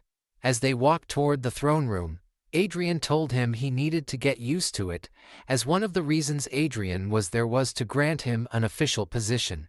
One of the royal guards announced that Duke Lawrence and Marchioness Klein had requested an audience with the king. The king permitted them to enter, and all 3 knelt before him, greeting him as the Golden Lion of the Reinhardt's kingdom. The king sarcastically questioned if the comet of their kingdom wanted to see him and asked if Adrien wasn't there to report to Michael, the crown prince standing beside him. Michael, standing beside the king, laughed and remarked that His Majesty was being too harsh. Adrien mumbled to himself that Michael was blatantly showing his dislike for him, thinking that perhaps he needed a target on which to take out his grief over losing a son. Adrien then closed his eyes and stated that he must report the birth of a new Aura Master in their kingdom. Suddenly, A guard burst into the throne room and informed the king that Princess Xia Lin of the Roberto Kingdom had appeared, gravely injured, at the kingdom's emergency teleportation gate. Perplexed, Adrien thought to himself about Princess Xia Lin, surprised by her sudden arrival. Meanwhile, at the teleportation gate, as it opened, a woman emerged. Adrien, Arcia, the black-haired man, and Crown Prince Michael all rushed to the gate. 2 people were using healing magic on her, but she coughed up blood. Adrien hurried over and ordered the healers to step aside, urgently asking them to give him space. As she continued coughing blood, Adrien used his recovery magic multiple times, silently cursing and wondering who could have done such a terrible thing to her. Observing her condition, he noted that half of her internal organs were gone and that healing magic alone wouldn't be enough. At this rate, she wouldn't survive. At that moment, Xia Lin awoke and called out to him, addressing him as Duke Lawrence. Startled, he asked if she was awake and inquired about what had happened. The princess, struggling to speak, pleaded for his help. After a brief pause, he picked her up and announced that he would be taking Princess Xia Lin with him. The royal guard beside the crown prince expressed shock at Adrien's sudden decision, and the crown prince found himself in a difficult position as well. However, the crown prince ultimately stopped the guard and acknowledged that, as she was Adrien's guest, he understood and permitted Adrien to proceed as he wished. Adrien expressed his gratitude to the crown prince, and they teleported. Upon arriving at his mansion, Adrien laid her down and contemplated that what she needed was not a mere healing spell, but an advanced 8th-star resurrection magic. With determination, he activated his magic and chanted a revival spell. She was walking through the river made out of blood, deep red in color. Crying, she called for her father and mother. She heard a faint sound, as if someone was calling her, Lin. She pleaded and begged, asking if no one was there and imploring for help. Someone seemed to call her princess. A man in white appeared. She tried to reach him, desperately asking for someone to help her. The faint voice called her again, Xia Lin, and someone shouted her name, Princess Xia Lin. She woke up, muttering in disbelief that it had all been a bad dream. Adrien noticed she was awake and commented on it. She looked at him, tears in her eyes. Adrien explained that she was in the central city of Marincapped, his territory. Arcia was also present. The Roberto Kingdom, conqueror of the eastern Triton continent of Randelle, had fallen into turmoil. After the regime of President Fairmont of the Allied Prius Republic collapsed due to a revolution, cracks appeared in the barrier that had once protected the royal family. These cracks eventually led to Emperor De usurpating the throne. As Adrien observed Princess Xia Lin, he thought about how the Roberto Kingdom had always had a nobility council larger than the royal family, which likely made it ineffective in stopping the rebellion. He also wondered if the kingdom's desperate effort to win the Saintis contest was an attempt to restore the weakened royal family. Finally, Adrien told Xia Lin that he would help her reclaim the kingdom. Perplexed, Xia Lin asked him to clarify. She expressed her concerns about burdening him further, but Adrien reassured her, stating that he wasn't offering help for free. He explained his terms, mentioning Ophelia, a small island in the Sea of Storms, and the Great Hole located there. He proposed that if she leased the island to him free of charge for 50 years, he would end the rebellion without inciting a major war. Shocked, Xia Lin questioned if that was all he required to suppress the rebellion in her country. Adrien admitted that his true goal was the tourmaline embedded on the island, reputed to hold the world's largest deposit. Xia Lin acknowledged that this was true but noted that tourmaline was not considered valuable. Adrien countered, explaining that while the public might not know its worth, he could utilize it effectively, making it far from worthless. He added that he needed a much larger quantity than what was typically distributed in the market. With a calm smile, Adrien asked her if she agreed to his offer. Xia Lin appeared unable to believe what she had heard and asked if he could truly resolve the situation without starting a major war. Adrien, closing his eyes in relaxation, confirmed that he could, stating that avoiding a large-scale conflict would also reduce his burden. Xia Lin gripped the blanket tightly, finding it hard to believe his words. Eventually, she agreed, saying that if he could accomplish such a feat, she would lease the island as he requested. She pleaded with him to help her. Adrien assured her that he would do his best. Xiaolin hesitated but then asked about the details of his plan. As Adrien prepared to leave the room, he explained that his plan was simple. He would steer the situation toward a human conflict, excluding the use of the Sky Fortress. He intended to first involve the Prius Republic, expecting them to issue a threat without demanding compensation. With a sly smile, Adrien remarked that he would begin by frightening the leader of the rebellion army, Emperor Delien. The scene shifted to the Prius Republic, inside the president's residence. The new president commented on Duke Lawrence's apparent interest in the affairs of other countries, mentioning that after the Prius Republic, it seemed his focus had shifted to the Roberto Kingdom. Adrien responded nonchalantly and took the opportunity to congratulate the president on officially assuming the position, no longer just as an acting president. Asriel, in turn, thanked Adrien and jokingly remarked about how Adrien had managed to acquire a large tourmaline mine from him through a 50-year lease. He added that the mine also produced valuable opals. Adrien downplayed the claim, noting that the mine didn't produce much opal and questioned Asriel's suggestion that he had ripped him off. Their light-hearted conversation caused Princess Xiaolin to grow tense. Asriel then asked Adrien what he planned to do with the tourmalines, but Adrien kept his intentions a secret. During their conversation, a knock on the door interrupted them. A soldier entered and informed Asriel that a military representative from the Roberto Kingdom was requesting an audience. Adrien commented that the visit was quicker than he had anticipated. Soon, an old, overweight man in a red robe entered and declared that it was an infinite honor to meet the president. He was accompanied by an aide. With a sly grin, the man introduced himself as Great Feudal Lord Wenduin, the Minister of Military of the Roberto Kingdom. However, his gaze shifted to Xiaolin, who was seated nearby. Adrien mocked the man by mispronouncing his name as Wendumin. One awkwardly cleared his throat and corrected Adrien, reiterating his title. He then turned to Adrien, recognizing him as Duke Lawrence of the Reinhardt's kingdom, and mockingly expressed disappointment in Princess Xiaolin, suggesting that she was relying on foreign powers in pursuit of a prize. Xiaolin, serious in her response, retorted that such remarks were not appropriate for someone like Lord One. Adrien interjected, playfully mocking One while addressing Asriel. He referred to the president as a foreign power and pondered what might have brought One all the way to the Prius Republic. Asriel, amused, joined in the mockery, asking Adrien what he thought of Wen's purpose. Adrien speculated that One might have come to declare resistance against foreign invasion, pretending to be terrified by such a prospect. Flustered, One denied any such intentions, stating that he had merely come to seek the president's support for the new royal authority of the Roberto Kingdom. Then he handed over a scroll containing a letter from the current emperor of the Roberto Kingdom and informed Asriel that His Majesty, Emperor Delien, had sent the letter to His Excellency. Asriel received the letter and questioned whether the Roberto Kingdom was really capable of offering such a large sum of money. Adrien glanced at the letter and was amazed at the amount. He noted that, simply put, the emperor was offering 500 trillion in loot to ensure their neutrality in the matter. He remarked that the sum was almost equivalent to a national budget.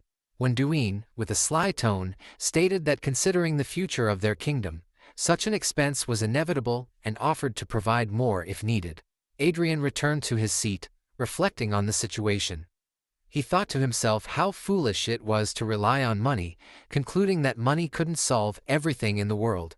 However, his train of thought was interrupted when Asriel unexpectedly announced his acceptance of the offer. Wenduin seemed pleased and commended Asriel's decision, calling it wise. Asriel, however, clarified that it would be up to him how the money would be used. Wenduin agreed, acknowledging that once the money left their hands, it belonged to the Prius Republic.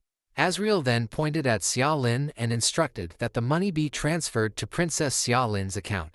Wenduin, perplexed, hesitated and sought clarification. Asriel firmly reiterated his order, emphasizing that the 500 trillion loots should be transferred to Princess Xiaolin. He added that their republic would not involve itself in the affairs of the Roberto Kingdom if this condition was met. Adrien, while cleaning up spilled tea, reflected on the situation. He found it amusing and thought to himself that Asriel's approach was a groundbreaking way of pressuring someone. When Duine's face turned red with anger and humiliation, especially at the thought of paying a princess from a royal family that had once been accused of treason. With no alternative, he reluctantly transferred the money and left in frustration. As when Duine departed, Adrien remarked to Azriel that he had nearly misunderstood the situation. Azriel explained that his decision was driven by a commitment to his people. He added that it was unthinkable for him to exploit the resources of another nation's nobleman. Adrien, however, smiled inwardly, thinking that he would have simply taken the money without hesitation. Azriel then asked Adrien if he intended to act immediately. Adrien confirmed, stating that the individual in question appeared to be highly resourceful.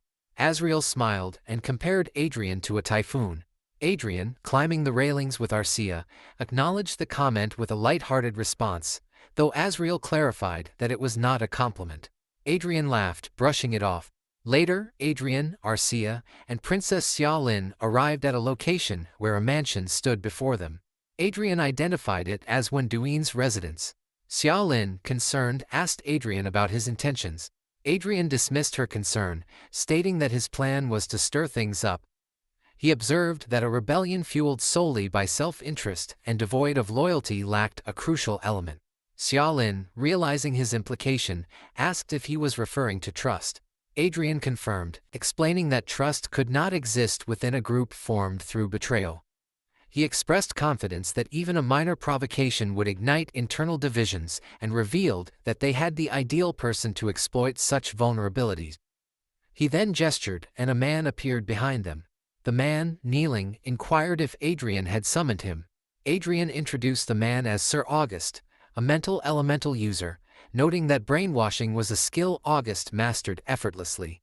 Adrien concluded by stating that they should proceed without wasting any more time.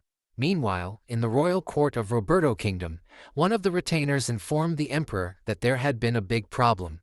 The military minister, the great feudal lord Wen, was claiming that the rebellion was an act of treason and was advocating for the enthronement of Princess Xiaolin.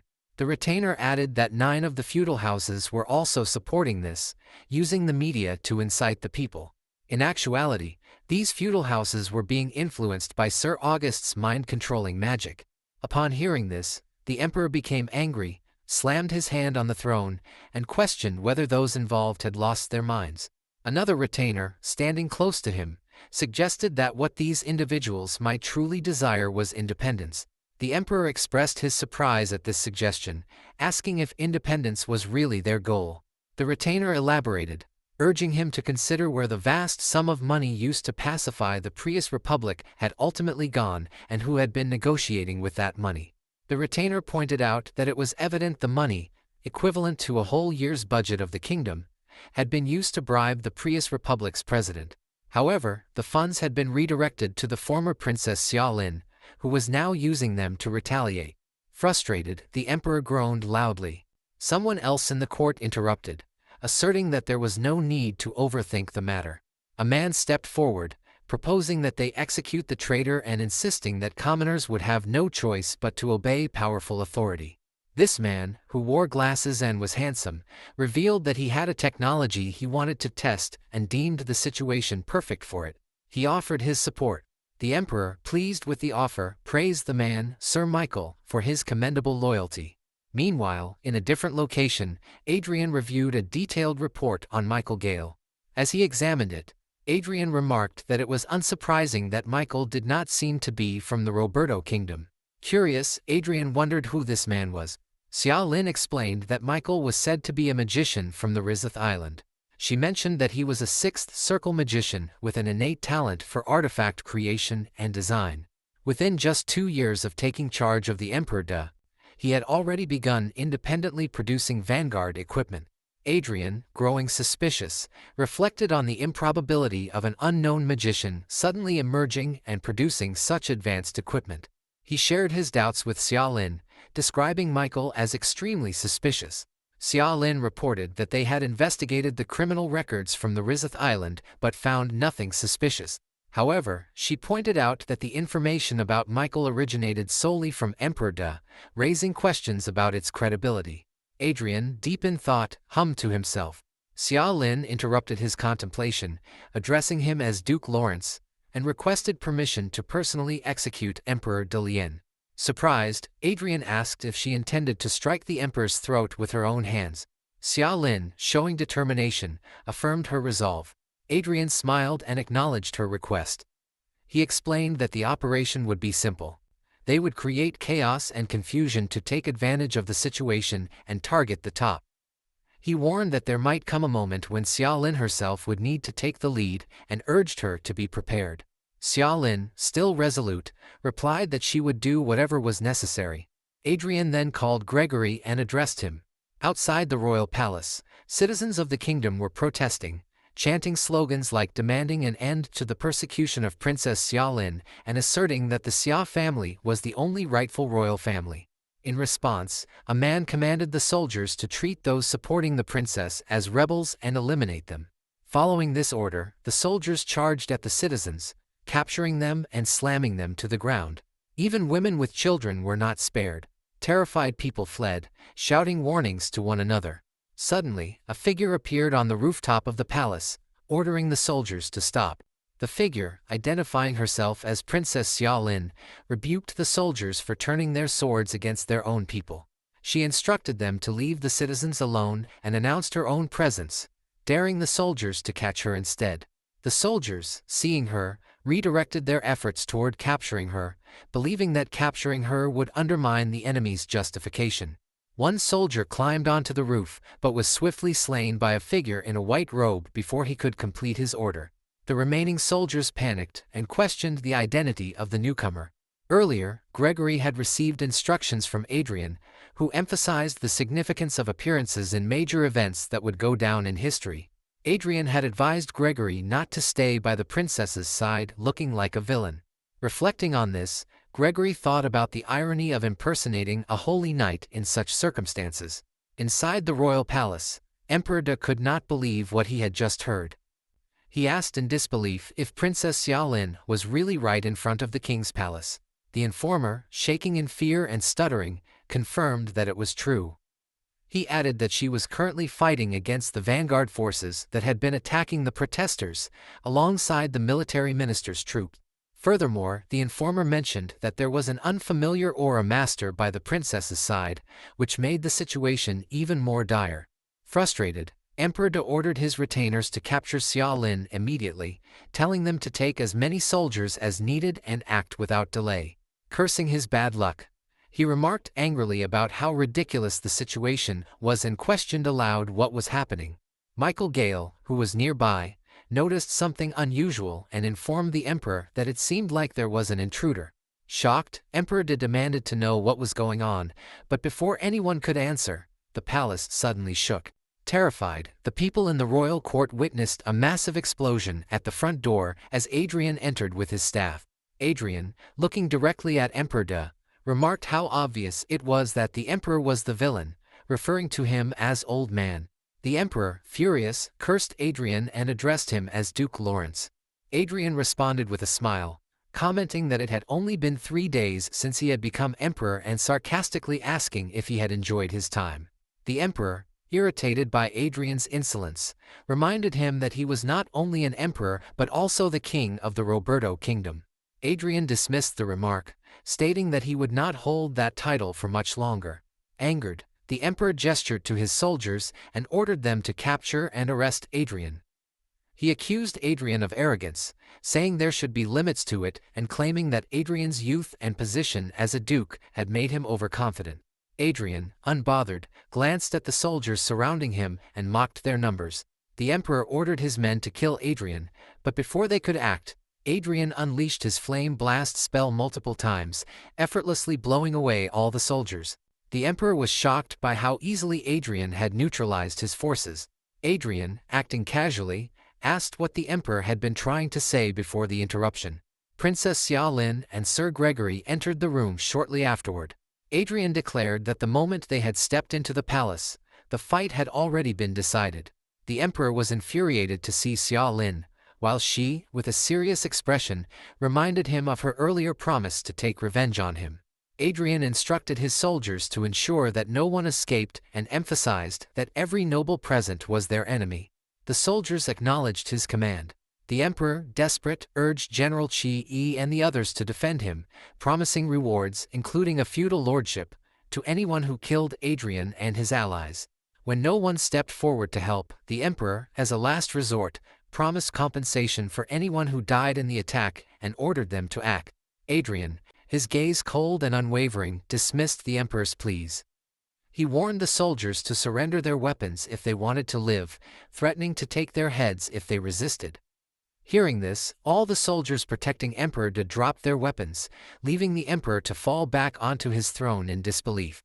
Adrien approached the Emperor and acknowledged how shocking it must have been for him to see unrelated people meddling in his affairs.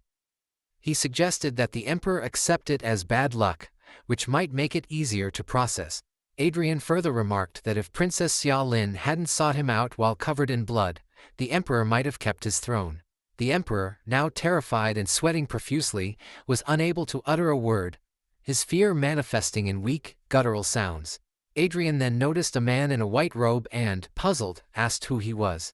Michael Gale, acting nonchalantly, pretended not to know what Adrien was referring to. Without hesitation, Adrien cast a spell and attacked him, but the man easily blocked it.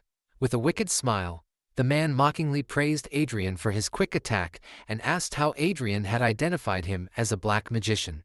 Adrien realized the truth. The man was indeed a black magician. Adrien mused that he had thought the man was just a one-time mob character, but he had turned out to be the real mastermind. He noted to himself that, while such things happened often in games, there was a limit to everything. The status window revealed information about the black magician, who was smiling wickedly. Name: Michael Gale. Title: 7th Circle Black Magician.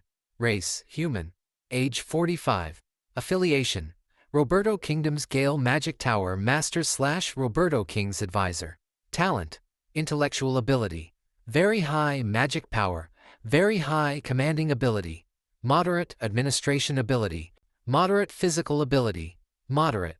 Trait: Engineer of Madness, Murder Impulse, Mass Murderer. Relationship: Interested/hostile. Status: Curious/observing.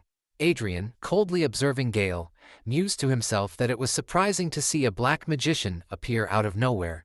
Gale questioned Adrien about how he had sensed his presence, to which Adrien replied arrogantly that he would be stripped of his title as an archmage if he couldn't sense ominous dark magic. The royal court personnel expressed their terror upon realizing a black magician was among them, exclaiming in fear. Gale admitted that, although he met many people until that moment, it was the first time someone had sensed his energy. Adrien explained that it was because he was in an entirely different league. Internally, he reflected on how black magicians were completely uncharted territory. Adrien then threw the Excalibur to Arcia, calling out her name, prompting her to grab it. Both of them charged at the black magician as Adrien resolved that he needed to handle the situation swiftly without delay. Gale conjured numerous dark magic, imbued spears directed at them, but Adrien and Arcia managed to block them with their magic shield and sword slash. Adrien followed up by casting another magic circle, generating magical shackles that bound him. At the same time, Arcia lunged forward and, with a swift slash, severed Gale's left arm, which had been bound by the shackles. In response, Gale gritted his teeth in anger, covering his wounded hand with dark magic before retreating a few steps to save himself. He remarked that he hadn't expected to meet people like them here. Adrien retorted that, if Gale was going to talk so much, he might as well offer up his head and finish things quickly. Gale, sweating in fear, stated that he couldn't let that happen since he still had many things left to do. Suddenly, the atmosphere around them shifted, and 2 vanguards crashed through the ceiling, startling Adrien. The system provided a notification detailing the implantable enhanced vanguard, explaining that the equipment was created by extracting the spine, brain, aura points, and aura rod of a high-ranking knight and integrating them into vanguard machinery. This process allowed for the conversion of pure aura into force without delay, resulting in exceptional reflexes and agility. Furthermore, it revealed that the armor-type Vanguard demonstrated 50% higher output and 30% faster reaction speed than high-ranking knights wearing standard equipment. Adrien stepped back and accused Gale of dismantling humans and implanting their parts into the Vanguard equipment. Gale acknowledged Adrien's sharp observation, explaining smugly that the integration was truly remarkable compared to armor worn over a human body. He described it as the final form of the Vanguard and claimed that just 2 of them could easily overpower an Aura Master. He suggested that the paradigm of war was about to change, smiling wickedly at the thought of defeating Adrien. Adrien leaned forward, expressing his doubts about the paradigm of war changing but acknowledging that it was clear why dark magicians like Gale had to be killed. Gale responded with excitement, expressing his anticipation of using the brain and spine of an Archmage and an Aura Master to create a masterpiece. The giant vanguards launched their attack, during which a fake Holy Knight saved Princess Xia Lin from the assault. Emperor De also found himself caught in the chaos, falling to the ground while shouting in pain. Adrien acted quickly, using bind magic to secure the Emperor and throwing him onto his back. He commented that, although he didn't care if the Emperor lived or died, he made a promise to the princess. Arcia, wielding Excalibur, swiftly dismantled the giant vanguards, cutting them into pieces. Adrien analyzed the defeated vanguards, observing that they were indeed stronger and quicker than normal vanguards. However, he noted their lack of irregular movements, which were unique to humans, and found their responses overly simplistic. With this conclusion, Adrien cast a magic circle to destroy the giant vanguards. He then criticized Gale, stating that such creations had no chance of replacing humans. Arcia charged at Gale again, but the black magician shielded himself with dark magic. This time, both Adrien and Arcia attacked together. Arcia managed to strike first, stabbing Gale in the chest and causing him to spit blood. However, Gale smiled, and the system issued a notification indicating that he was going berserk. This startled Adrien, who recognized it as Mana Berserk. Gale expressed his resolve to bring everyone down together at that point. The resulting surge of energy shook the entire royal palace, surprising everyone present. Despite the chaos, Arcia pressed her sword deeper into Gale. Gale, perplexed, wondered aloud if Adrien had somehow reversed the shield deployment to suppress the explosion. He questioned how Adrien could suppress an explosion with power surpassing the 7th circle, his voice trembling in disbelief. Adrien sighed, remarking on Gale's talkativeness, and then burned him using fire magic. Meanwhile, the court members, relieved to have survived, expressed their gratitude. Adrien, overhearing them, thought they were being overly optimistic, considering a dark magician had been hiding in their faction. Emperor De, believing he wouldn't be noticed amidst the chaos, decided to escape. Unfortunately for him, Xia Lin appeared in his path, raising her sword and striking the ground instead of him. The emperor fell senseless as Xia Lin declared that killing him would be too merciful. She stated that the Holy Land was unforgiving toward those associated with black magicians. Gale's associates begged for forgiveness, but Xia Lin sheathed her sword and warned them to prepare for a life worse than death. Princess Xia Lin thanked Adrien sincerely. She looked at him and continued, expressing that if it weren't for him, she would not have been able to reclaim the throne and would likely have witnessed a black magician take over the nation. Adrien responded that he had also gained something from the situation. Xia Lin noted with relief that no traces of other black magicians had been found besides Michael Gale. Adrien reflected silently that disasters had always followed whenever a black magician appeared in history. He thought this situation might be related to the goddess's oracle, making it prudent for him to investigate further. Xia Lin inquired whether Adrien would be returning to the Reinhardt's kingdom. As Adrien turned to leave, he confirmed his plans to visit Ophelia Island and return immediately afterward. Smiling, Xia Lin remarked that the world was in chaos as factions of black magicians were being uncovered, yet Adrien seemed to be just as full of secrets. Before leaving, Adrien expressed his trust that Xia Lin would keep his secret. She assured him that she would, adding that she would treasure all the kindness he had shown her and cherish the memories as her own. Adrien and Arcia returned her kindness with a warm smile. After they left, Xia Lin turned toward the city, feeling happy to see the capital at peace. Elsewhere, an unknown man, sweating profusely, hesitantly asked Adrien if he truly needed to proceed with his task. Adrien, smiling, affirmed that he did. The man pulled a lever, causing a triangular element to release a bright light that filled the room before shattering. Adrien remarked calmly that they had failed. The researchers, visibly distressed, lamented the loss of 1 billion loots in an instant. However, Adrien encouraged them to continue, explaining his motivation. He revealed that he had been working hard to gather tourmalines because he had discovered a note from Archduke Lucas. The note suggested that a portion of the diamond used as the core material of the Force engine could be replaced with tourmaline. Adrien detailed that the cost of diamonds in crafting Vanguard equipment accounted for half of the production cost. By reducing the diamonds used and replacing some with tourmaline, he hoped to lower production costs and achieve substantial profit. He emphasized that determining the correct ratio between diamond and tourmaline was crucial. One of the researchers, still pulling his hair, addressed Adrien nervously, but Adrien dismissed his concerns with confidence, urging the team to believe in him and persist with their experiments. The process was repeated countless times, leading all the researchers to grow increasingly stressed and even suffer from hair loss. After nearly exhausting 2 trillion in resources, the team finally succeeded in producing a triangular green material. The researchers celebrated the success, noting that the product contained 210 carats of diamond and 852 carats of tourmaline. Adrien, pleased with the outcome, thought to himself that they had successfully reduced the production cost of the Force engine to just 20% of its original cost. He predicted that the newly improved Fencer 1.5 would sell even better than its predecessor, Fencer 1.0, which had already been popular despite its lower output compared to competitors. At the royal palace, the king suggested increasing the price of the newly released Fencer 1.5. He pointed out that Adrien's company was monopolizing the domestic vanguard industry and cautioned that monopolies hinder progress. Adrien, who was seated with Arcia and munching snacks, thought privately that their success had been so overwhelming it had drawn the king's personal attention. Adrien argued that his actions were sparking competition, which would motivate the Royal Magic Tower's development team. The king countered that competition only worked when there was a reasonable level of balance.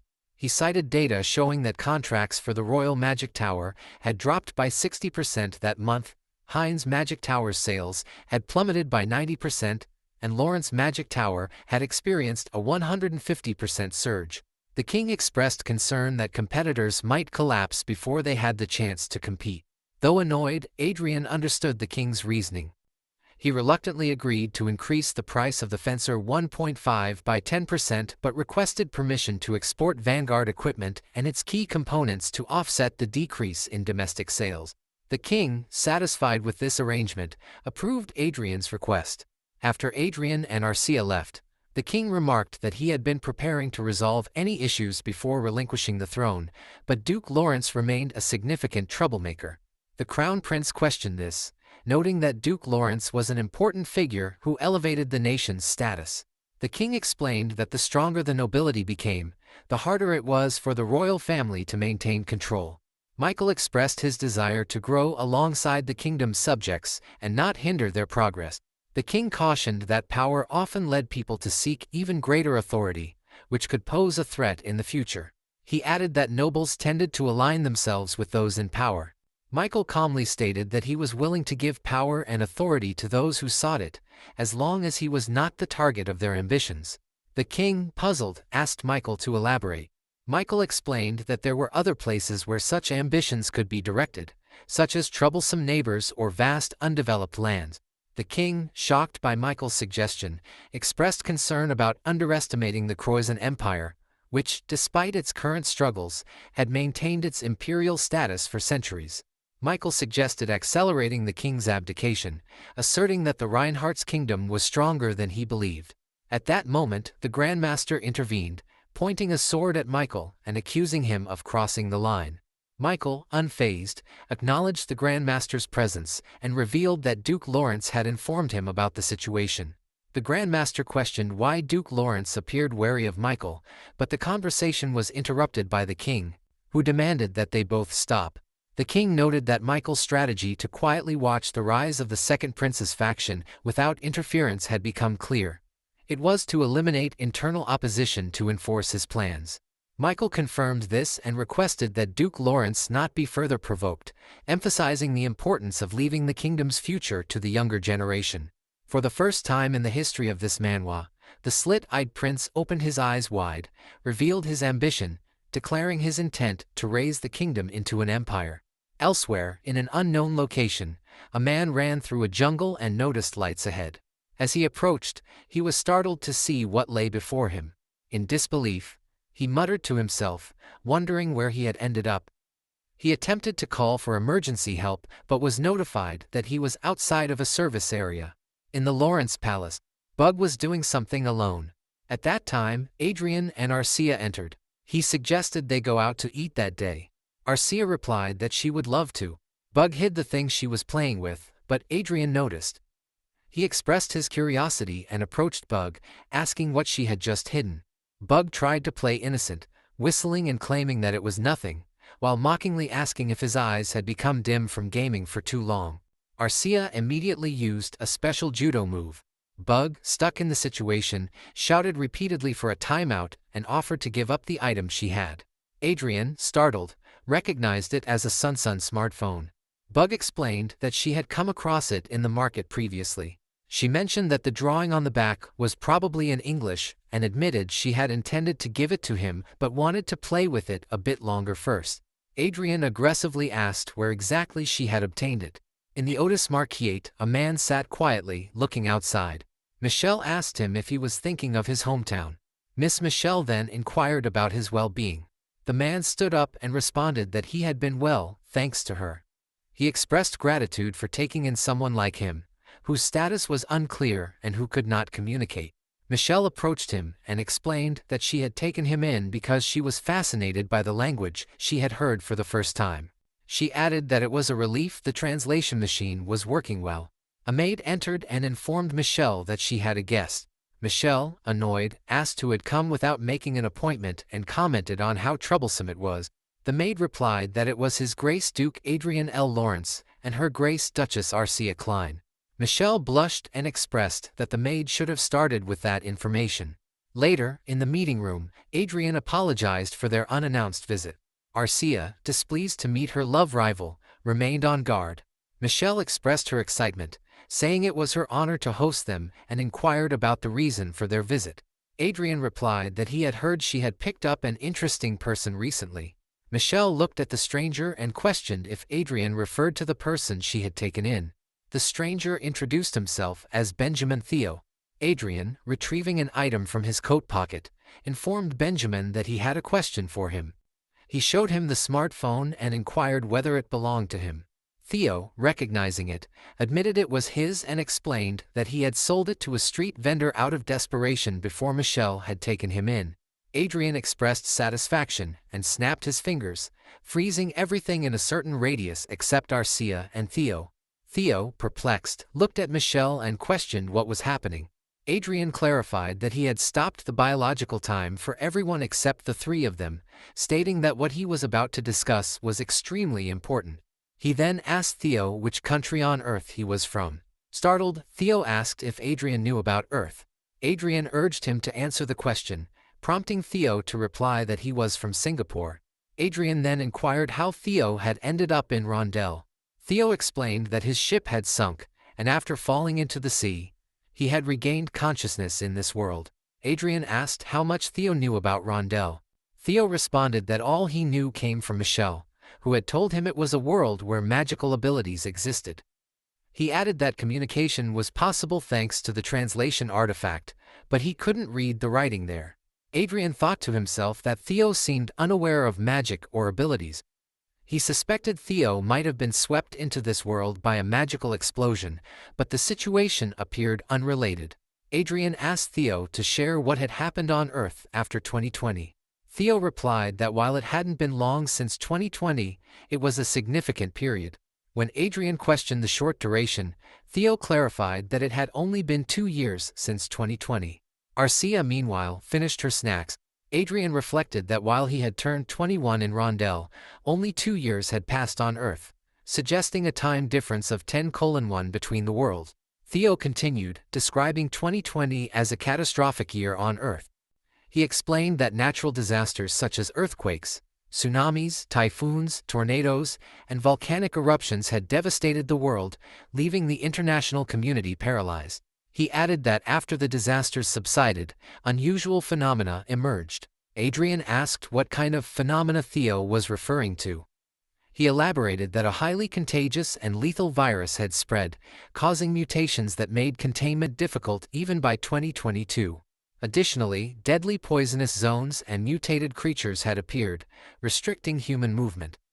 He noted that while the military cleansed these zones, new terrains such as islands and mountains had suddenly formed. Adrien reflected on how much had occurred on Earth in the 2 years he had spent in Randelle. He wondered if his family in Korea was safe and considered whether these events related to the goddess's prophecy. Adrien thanked Theo for providing useful information. Theo hesitated before asking if Adrien was also from Earth. Adrien clarified that he was born in Randelle but had memories of a past life as a Korean on Earth. Theo expressed surprise upon hearing this. Adrien invited Theo to come with him, stating that no one in Randelle could understand his situation better than him. He explained that while returning to Earth was not currently possible, he would help Theo adjust to Randelle. Theo, feeling hopeful, asked if he could return to Earth. Adrien suggested it might be possible, adding that he held the key to Theo's return. He promised to support Theo's livelihood but instructed him to keep Earth's secrets and stories to himself unless given permission to share. Theo agreed to follow Adrien's instructions. Theo then asked if Randelle's magic could resolve Earth's issues, such as poisonous zones or the virus. Adrien assured him that such problems could be solved easily with magic. Theo speculated that he might have been sent to Randelle to meet a savior. Adrien dismissed the notion, calling it nonsense. He then unfroze the biological time. Michelle's first reaction was to wonder aloud where all the dessert had gone. Arcia turned away to hide her involvement. Adrien informed Michelle that he would be taking Benjamin with him. Michelle, startled, questioned Adrien's decision. Adrien then added that Michelle should also accompany him to his palace. Michelle, both shocked and excited, confirmed she would prepare to leave immediately. Arcia shot her a death stare, which everyone failed to notice. Adrien reflected that Michelle had come close to fate and wondered whether the coincidences surrounding her were deliberate. He decided to keep her within reach to prevent any complications. Arcia suggested they should eliminate Michelle. Later, Michelle announced to her father that she was leaving. Marquis Otis, worried, demanded to know what trouble she planned to cause next. In a virtual meeting, a person argued whether they were just going to let the Lawrence Magic Tower run wild, pointing out that in the past month alone, the amount of goods bought by the tower was almost as much as 60% of last year's total. They added that the amount of force engines sold by the tower was more than the entire international order quantity from the previous year. They stressed the need to impose sanctions on the tower, warning that if they did not, the entire international market would fall into the hands of a single entity. The individual was identified as Croizon Empire's Crown Prince, André de Croizon. Among those present, Duchess Olivia questioned whether the Croizon Empire had any bright ideas, addressing the Crown Prince directly. André suggested that they could impose anti-dumping tariffs to resolve the issue. He explained that anti-dumping tariffs were a type of tax imposed to protect the domestic market from foreign products sold at unfairly low prices, helping to prevent market disruption caused by such practices. Olivia responded by stating that anti-dumping tariffs were ultimately imposed by the purchasing country. From their perspective, she argued, buying force equipment at a low price gave them no reason to agree with the Croizon Empire's stance. André, smiling cruelly, questioned if they could simply make those countries align with their interests. He elaborated that the countries purchasing vanguard equipment generally had mediocre national power, and if those present worked together to apply pressure, the matter could be easily resolved. Olivia asked if André was suggesting they pressure other nations to extort money, calling such actions unbecoming of a crown prince. André sarcastically remarked on Olivia's stance, suggesting that as a fellow believer, she might not need to be present in the discussion. Annoyed, Duchess Olivia questioned the grounds on which André believed he had the right to make such a judgment and whether he considered himself the master of the assembly. At this point, another participant, identified as Marchioness Cordelia Winfred of the Brigham Empire and the master of its second-largest magic tower, intervened, advising them to stop arguing. She expressed her difficulty in accepting the Crown Prince's opinion, emphasizing that while one could argue about dumping and request voluntary participation, pressuring foreign countries into sanctions was an unacceptable illegal act. Others echoed her sentiments, asserting that the suggestion was going too far. After the meeting ended, in frustration, Andre groaned, threw a vase, and lamented how the others were reacting as if they were not being affected by the issue, while their side was suffering significant losses. Crown Prince Andre expressed his disdain for the arrogance of those who seemed to think they could act unchecked. He instructed a subordinate to contact Count Triss immediately. The subordinate acknowledged the order, frustrated and determined, vowed to demonstrate the consequences of provoking the. In the capital city of Randelle, Crown Prince Michael addressed an assembly of nobles, announcing that the Viscounty of Piran had collapsed approximately 2 hours earlier due to a surprise attack launched by Count Triss, a margrave of the Croizon Empire. Michael detailed that Triss had deployed 200 vanguards to seize the Lord's castle. He noted that the Croizon Empire denied involvement, claiming no connection to the attack. The nobles voiced their outrage, questioning how a margrave could mobilize troops without the emperor's orders and declaring the incident a clear provocation by the empire. Adrien reflected privately on the recurring misconduct of the Croizon Empire, speculating on possible underlying motives for their actions.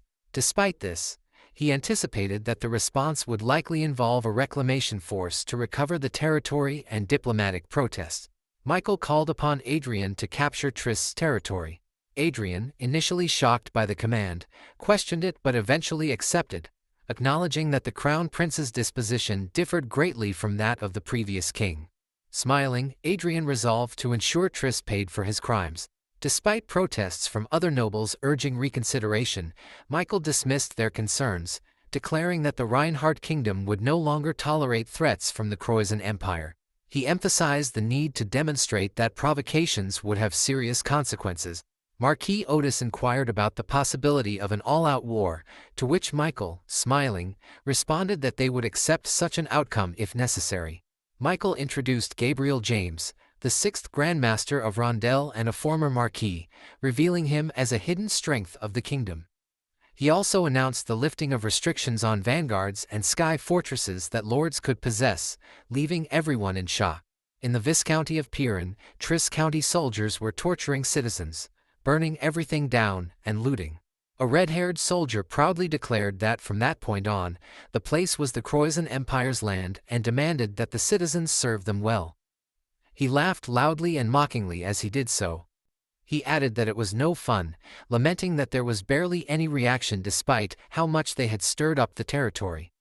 He remarked that it had been a chance to dominate and achieve glory, but concluded with a laugh that it was not going as expected. A pink-haired soldier chimed in, saying that this lack of resistance was typical of the Reinhardts, whom they considered cowards. Meanwhile, Blondie noted that someone seemed to be approaching and questioned aloud whether it was just an old man. Both Red and Pinky laughed at the sight, ridiculing the situation. They expressed disbelief that Reinhardt's forces, no matter how lacking in talent, would only send a single old man to face them. They mockingly advised the old man to leave before he got hurt, laughing all the while. Amid their mockery, Gabriel silently unsheathed his sword. Elsewhere, in the Croizon Empire, Triss' son expressed doubts about the wisdom of taking over Reinhardt territory unprovoked. Triss, confident, reassured his son that the action was in line with orders from the crown prince, expecting a restrained response from Reinhardt. However, a guard rushed in, reporting that the Piran Viscounty had been reclaimed by a single grandmaster. Shocked, Triss questioned the existence of such a figure in Reinhardt and considered the possibility of hidden forces. Before he could react, the castle's defense system triggered an alert, detecting intruders who had bypassed their defenses. The situation escalated as reports detailed heavy losses among their forces, including the deaths of several vanguard. Triss' son, in fear, called his father, but his father urging him to run and evacuate immediately. When his son asked what would happen to his mother and elder sister, Triss replied that they had no other choice and told him to hurry and follow. As they were running down the corridor, the side wall blasted, and Adrien and Arcia emerged, demanding to know where Triss thought he was running. Triss, worried, addressed Duke Lawrence, questioning why the castle was being attacked just because they had invaded a border territory. Duke Lawrence sighed and dismissed the reasoning, stating that Triss' side had attacked first. Shaking, Triss asked whether the Reinhardts, led by Duke Lawrence and Marchioness Klein, were waging war against the Croizen Empire. Duke Lawrence responded that there was no reason they couldn't and added that one fact was more certain than whether there would be a war. Triss would die before anything else happened. Laughing like a madman, Duke Lawrence made his intentions clear. Arcia, standing in the background, demonstrated how Triss would die. Both Triss and his son were terrified as part of the castle exploded, creating a massive fire and deafening noise. The news later reported that the provocation of the Croizen Empire had become an annual event. However, no one had expected such a strong response from the Reinhardt Kingdom. Count Triss' territory was reduced to ashes overnight, and the Reinhardt Kingdom had appointed Grandmaster Gabriel James, now Duke Gabriel James, as the commander of the eastern border. This development was presented to Andre, the crown prince of the Croizen Empire, who reacted with rage. He questioned whether the Reinhardt Kingdom had lost its mind and wondered why they were suddenly acting so aggressively. A soldier informed Andre that a few days prior, there had been reports that the first prince of the Reinhardt Kingdom had assumed responsibility for state affairs. The soldier speculated that, unlike the previous king, the prince intended to take a more aggressive approach. Andre, furious, reflected on his past rivalry with the second prince for the throne. He admitted to underestimating the first prince, whom he had considered insignificant, but now realized the prince was far more cunning and dangerous than expected. Andre acknowledged the combination of Adrien Lawrence and the first prince posed a significant threat. He resolved to take action before the first prince officially ascended to the throne as king. The news says, 7 diplomats from the Reinhardt Kingdom embassy were killed in a brutal assault. The Croizen Empire army has added forces to the borders of the Reinhardt Kingdom. Is this the beginning of a war between the two nations, spiraling into the worst of relations? It was Adrien who was watching them. He remarked that as time went by, the relationship with the Croizen Empire was becoming more and more strained. Prince Michael responded that it must be due to the previous conflict with the Triss Margrave. He explained that the invasion of the Piran barony had been announced as the result of Margrave Triss' unilateral decision and was wrapped up without any significant action from either side. However, in reality, he believed it must have been their own orders, so the other side was likely seething with anger. Michael, smiling, noted that it seemed like they had actually made quite an interesting move. He then asked Adrien what had brought him to the royal palace today. Adrien happily replied that they were getting married. Perplexed, Michael looked at them blankly. Gathering himself, he questioned whether they were truly getting married, reminding Adrien that he had previously insisted he wasn't planning on it when asked.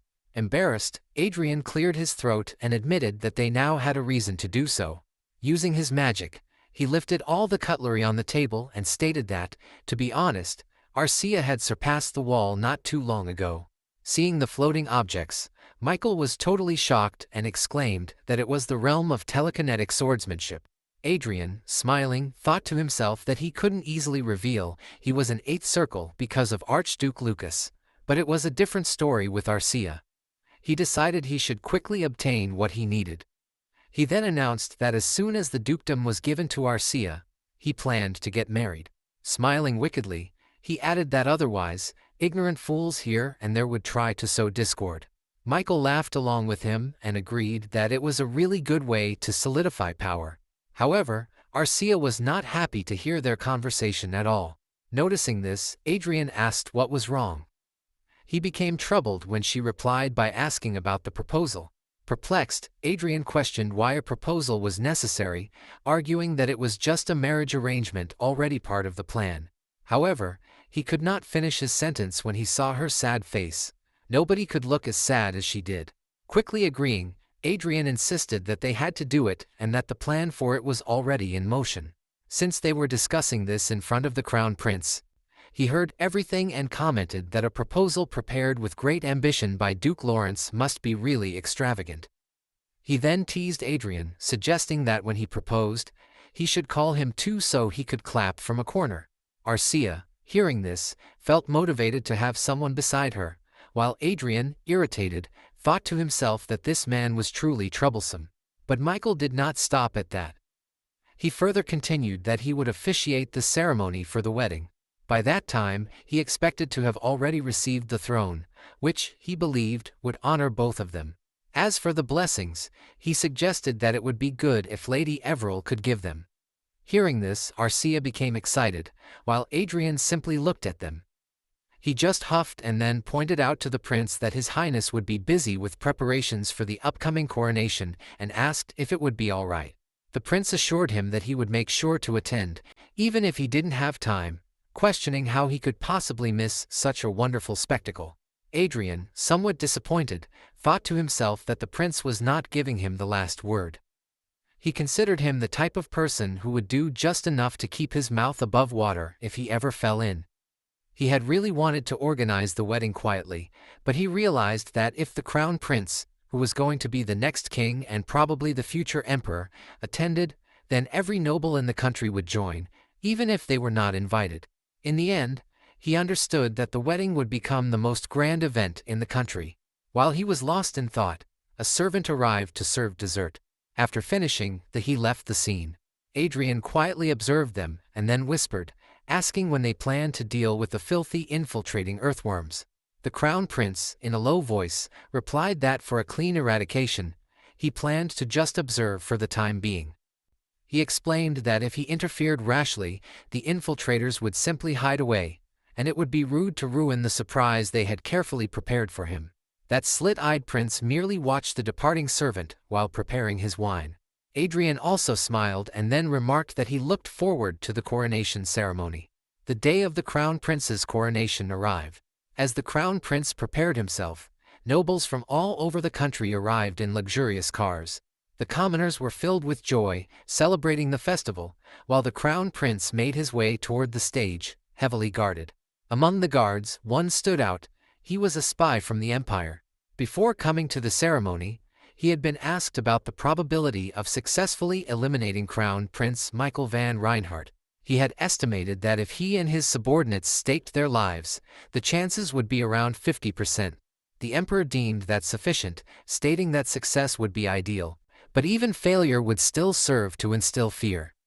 He made it clear that any provocation toward the Croizon Empire was an attack on him personally, and he would eliminate anything that stood in his way. Without hesitation, he ordered them to get rid of their target. Back in the present, all the spies, disguised as guards, launched their attack on the crown prince. One of them, pointing his spear at Michael's neck and preparing to kill him, was certain that failure was impossible. Just as he was about to declare their success, he was taken aback when the crown prince simply looked at him and smiled. In an instant, two of the disguised spies were cut down by a female guard standing beside Michael, while a male guard wielded a telekinetic sword to defeat the others. The spy captain was shocked, unable to comprehend what was happening. Before he could react, a guard used telekinetic power to slam him onto the floor, leaving him alive but unable to move. As he looked up at the approaching figure, his eyes widened in shock upon recognizing the face before him. It was Adrien Lawrence. Adrien wickedly smiled as he finished him off. Back in the Croizon Empire, the news was reported to Croizon's crown prince that the assassination had failed. He was shocked and shouted at his assistant, asking if he had not said that the probability of success was 50%. The spy commander replied that it seemed they had anticipated the assassin's infiltration in advance, and that the unit had been wiped out by Duke Lawrence.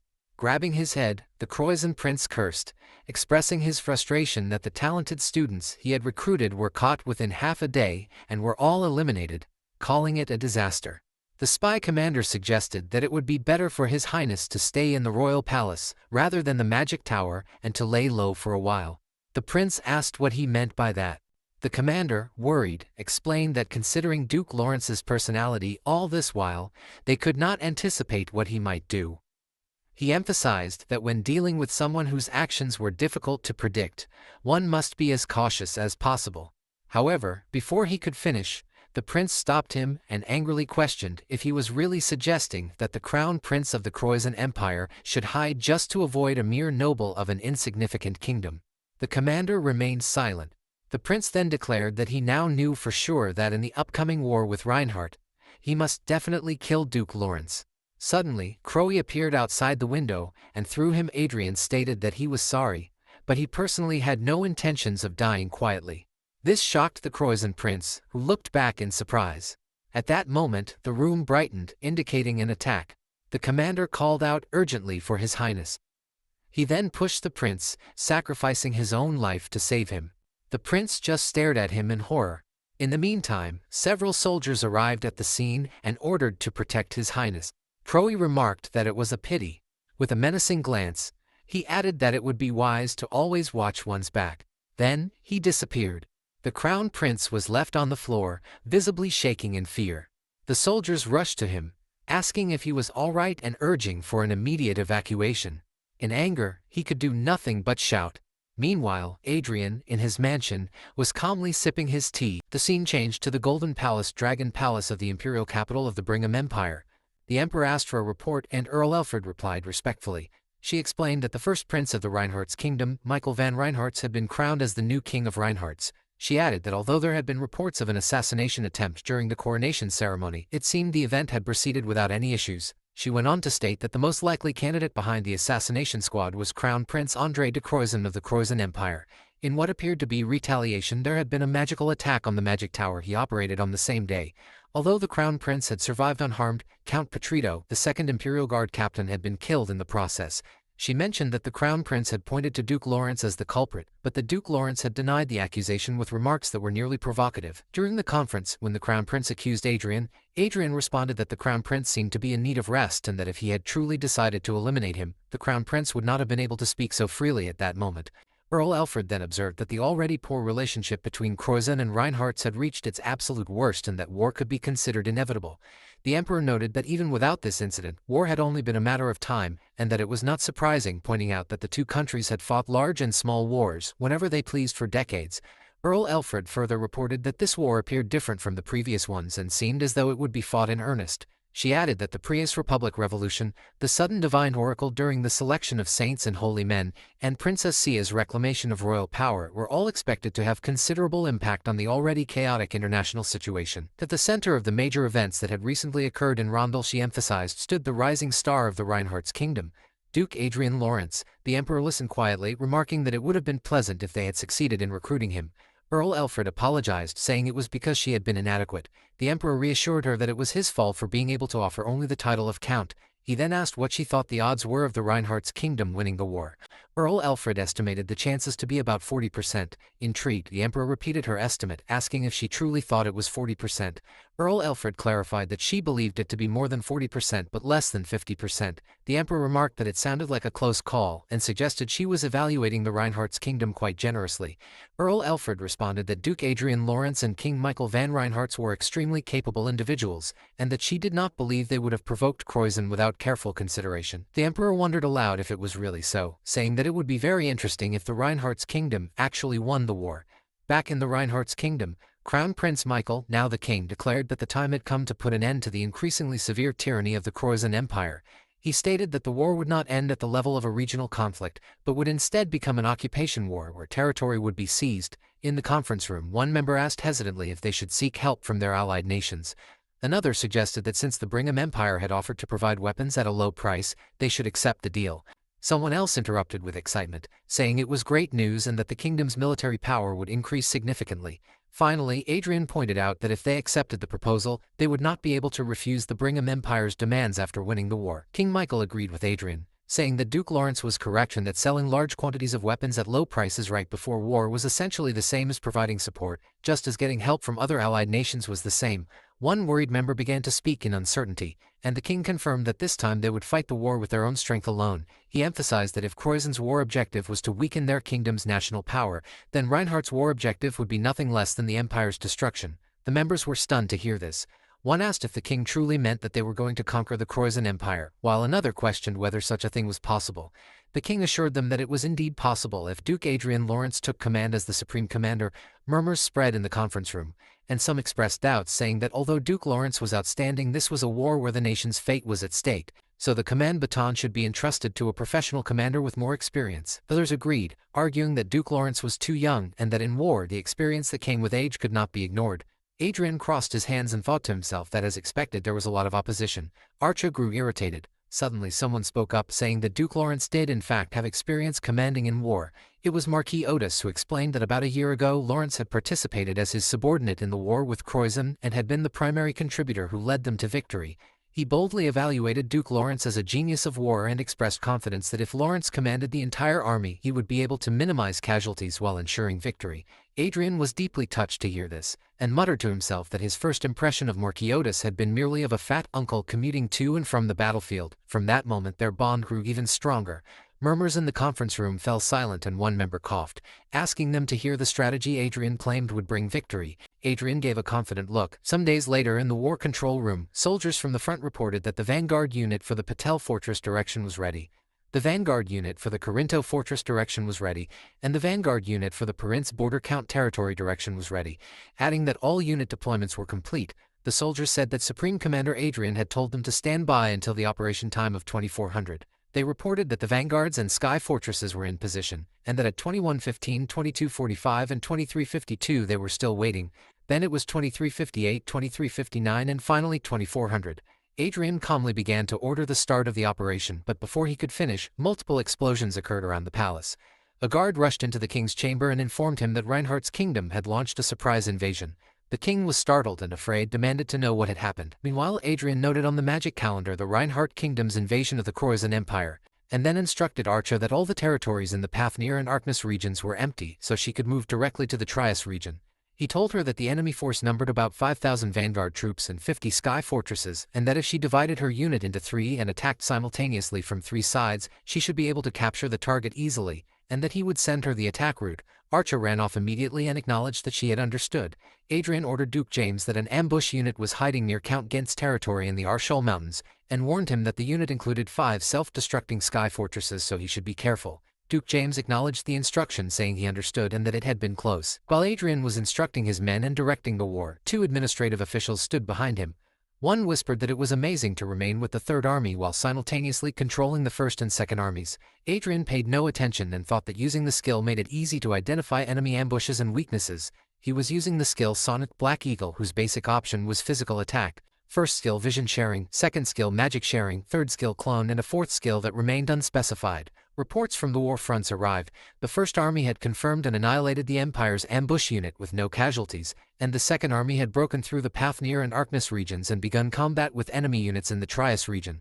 Following the Supreme Commander's instructions, the battle situation was developing favorably, and it was estimated that combat would be complete in 30 minutes. The administration members were overjoyed to hear this. They praised the Supreme Commander for preventing such losses. Behind them, Marquis Otis was elated, since he had been the only one to endorse Duke Lawrence as Supreme Commander. Back in the Croizon Empire, a king bewailed that it was defeat after defeat. The front's expansion was too fast and losses were accumulating so rapidly that they had no time to withdraw troops. He ground his teeth, felt hopeless, and wondered how such movement could even be possible. Likening it to the entire imperial territory being seen through with clairvoyance, one commander suggested that this was the work of the enemy's Supreme Commander, noting that they had received similar reports during last year's border war with the Reinhardt Kingdom, when every ambush and operation had been discovered. King Croizon, frustrated, declared that the situation had become so bad because of one person, Duke Lawrence. Internally, he recalled laughing when he first heard Duke Lawrence had been appointed Supreme Commander of the Reinhardt Army, thinking them foolish for choosing a rookie, and he asked himself whether their plan for the Croizon Empire to gain the upper hand with a surprise attack had therefore fallen apart. He slammed his hand on the table, clenched his fist in anger, and called the whole affair a humiliation. He then ordered his commanders to approach the 4 countries that bordered the Reinhardt Kingdom and request that they put pressure on them. Ideally, they should attack the Reinhardt Kingdom, but at minimum they must create military movements, and he insisted it did not matter how much money it would cost. The commanders agreed. The king then summoned Duke Crimson, who replied that he was listening. Duke Edgar Crimson, Grand Master of the Croizon Empire, was told that a special operations unit would be attached to him and instructed to destroy the enemy's command structure. Duke Edgar Crimson responded with determined confidence that he would handle the task. In another place, the king of Paolo Kingdom was worried about something, and the king of Ija's kingdom was present as well.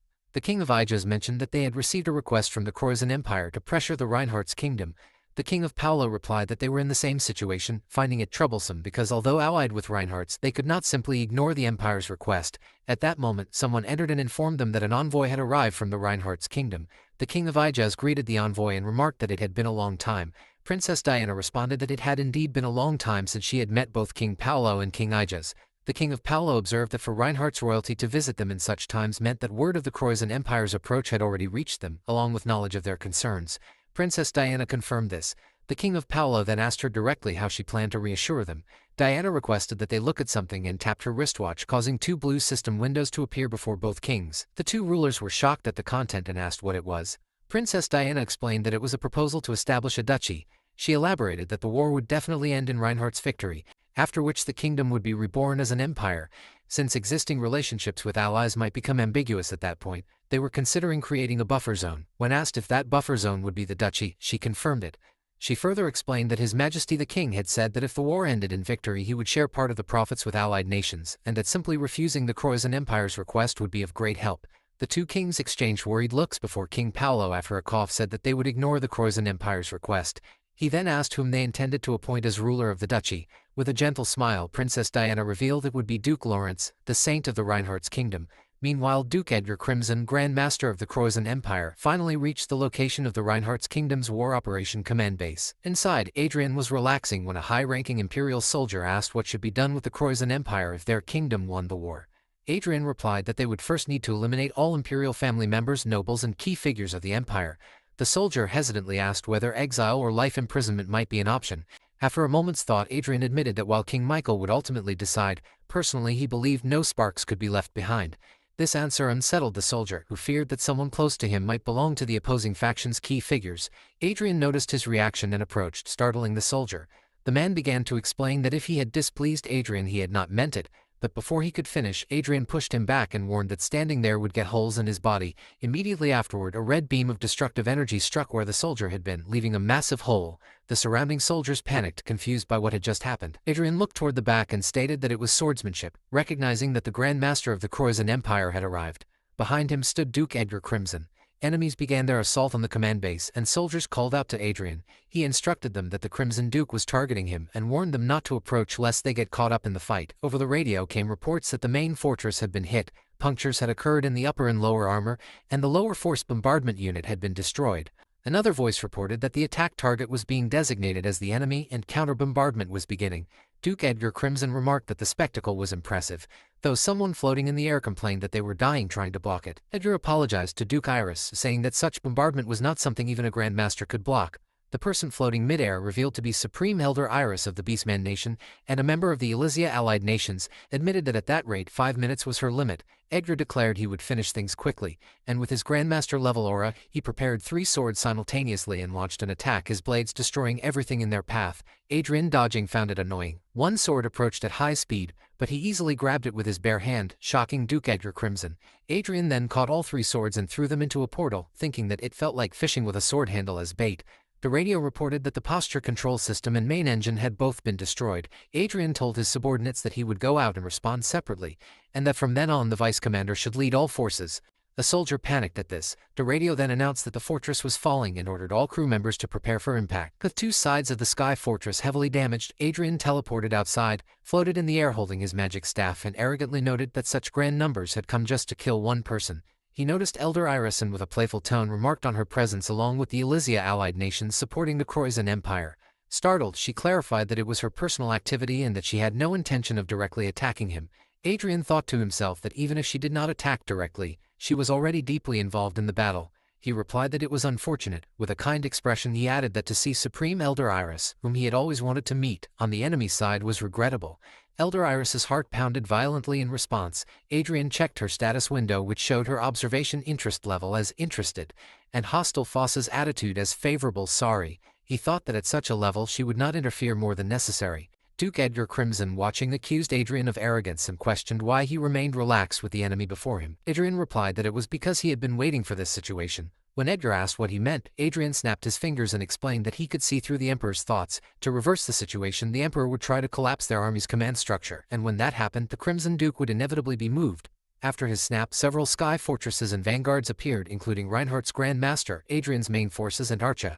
Duke Edgar Crimson realized in shock that the main forces of Reinhardt's had arrived.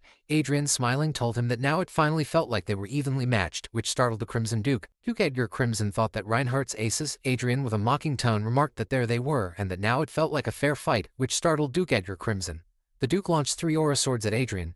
Adrien retorted that the plan was to take him out before backup arrived, effortlessly deflected the blades with his magic staff and dismissed the attempt as pointless. Duke Edgar Crimson then appeared behind him and announced that his sword Kinesis would parry, calling Adrien a freak of nature, and raised his blade, declaring that it was settled.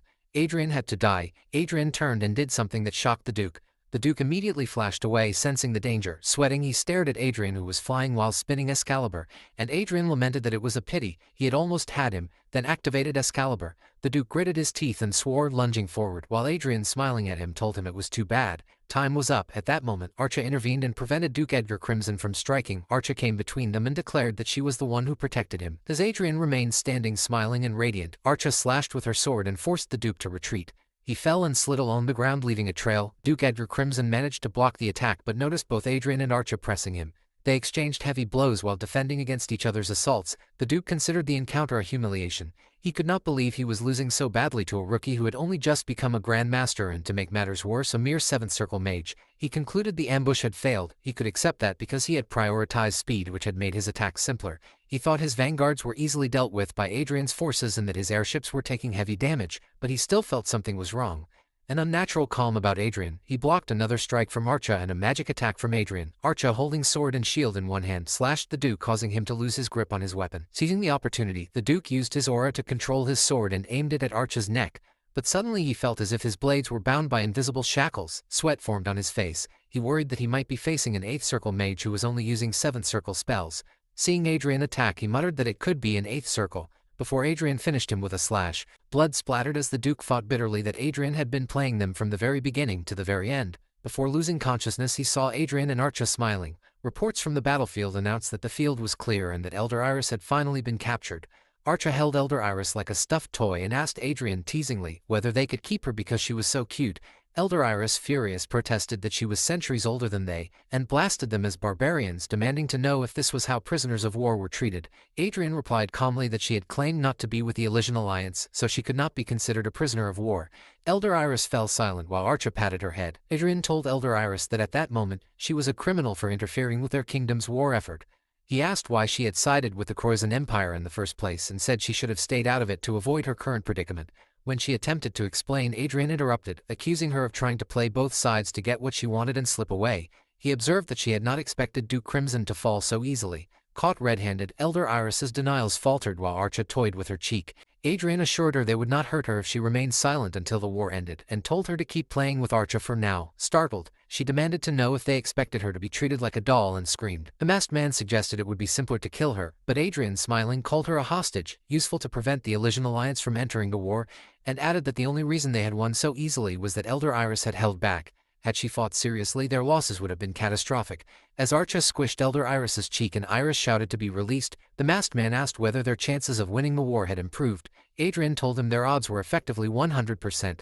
The scene shifted to the Croizon Empire, where reports were brought to the Emperor. The Zexus Duchy had fallen, slaves had used the chaos to revolt, and Marquis Métis, sent to negotiate with the Lucias and Geordie kingdoms, had not been heard from. Annoyed, Emperor Croizon shouted for the reporting to stop. Those present feared his wrath. He called for the Crown Prince, who answered fearfully. The Emperor ordered the prince to take a detachment of the Royal Guard and leave immediately to find Dragonland, telling him that the Empire's last resort was hidden there. The Crown Prince, aghast that Dragonland was the most dangerous wasteland in the world, hesitated and asked if there was a safe path. The Emperor said there was none, produced a pendant, and told the prince that if he succeeded in finding that place he would instantly turn the tide of the war. With a shaky hand, the Crown Prince received the pendant. The Emperor ordered him to find it and return or fail and die, repeating that success would change the war's outcome. The Crown Prince, with a trembling voice, promised to do everything in his power. After Duke Crimson and his special forces were crushed, the Croizon Empire, already losing ground to Reinhardt's surprise attack, began to collapse. All of the Empire's eastern territories bordering Reinhardt had fallen. Marquis Métis, who had been sent abroad to negotiate for aid, had been assassinated. The final blow had come at the Battle of the Zexus Duchy, where a slave revolt had wiped out 30% of the Imperial army and brought about total defeat. In the end, Reinhardt's forces had marched unopposed to the gates of the capital. A masked man reported that they had received intelligence. The Crown Prince of Croizon had taken a detachment of the Royal Guard and departed for Dragonland. Adrien, who was sitting and resting, asked what the Crown Prince's objective was regarding Dragonland, and the masked man said they had not been able to determine that. Adrien only muttered in response. Then a voice had proclaimed the arrival of Marquis Zerga Heidel, Grand Marshal of the Croizon Empire. The marshal had loudly announced on the honor of his empire that he challenged Adrien L. Lawrence, whom he called the cowardly supreme commander of Reinhardt, to a duel. The marshal had angrily demanded that Duke Lawrence answer the challenge and had promised to make him pay for his treachery. Adrien wondered aloud whether the marshal was serious, and a nearby commander scoffed that a knight challenging a mage to a duel was ridiculous. They were cornered, the commander said, and it was obviously a trap that no one would accept. Adrien merely offered a calm smile in reply. The perplexed commander asked if Adrien was actually going, and Adrien leapt from the sky fortress, declaring that if he fell for a cheap trick he would deserve to die, but he would return. The commander called after him in concern, sparkling with excitement. Adrien told them to get good footage and to send it to the press immediately. The marshal continued to call Adrien's name. Adrien appeared behind him and identified himself as present. Sir Yahello, pointing a finger and mocking him, expressed surprise that Adrien had shown up and vowed that Adrien would die there that day, and that Reinhardt would pay a heavy price for his recklessness. Adrien, carrying his magic staff, asked whether the marshal was just going to talk since it was the marshal who had called him there. He turned as if to leave and said he was leaving. Sir Yahello was startled and begged him to wait, accusing him of coming all that way only to run away. Then, clearing his throat, the marshal praised Adrien's courage and declared that their battle for honor should begin. Adrien stopped and reflected that the marshal's talk of honor was hollow. The marshal's vanguard gear was rigged to self-destruct to avoid defeat, which made a mockery of dying with honor. He noticed a camera drone in the sky, a Quasi-Empire camera drone, and thought the Empire was very interested in this fight. Sir Yahello unsheathed his twin swords and claimed he had already analyzed Adrien's combat style. Others, he said, had been surprised by Adrien's methods, but he would not be. Adrien invited him to attack first. The marshal shouted for the duel to begin and rushed toward Adrien, using void steps to close distance and to create a disadvantage for Adrien. Adrien immediately erected a magic shield and deflected Sir Yahello's assault. Sir Yahello, not a novice, stunk the ground to destabilize the earth beneath Adrien and prevent him from holding his footing. The ground shattered and Adrien jumped back. Using the floating rubble as a blind spot, Sir Yahello launched a potentially fatal attack, but Adrien dodged at the last moment. To Sir Yahello's surprise, Adrien then cast a magic circle beneath his jaw and fired a magic beam. Sir Yahello could not completely avoid the strike but managed to reduce its impact. He had been sure he understood Adrien's fighting style. Now he wondered what the gap in their power was. Adrien, smiling with excitement, taunted whether that was all Sir Yahello had.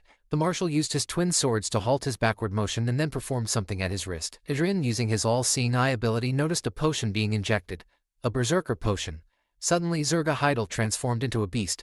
The berserker potion was a drug that forcibly raised a user's power by a full stage for a brief period, after which the body shattered. It was clearly a last resort. Sir Yahello's aura intensified into a more threatening red force. Adrien remarked that a berserker potion was rare and wondered where the marshal had obtained it. He then teleported behind Sir Yahello and announced that the marshal had done enough and that he intended to finish the duel.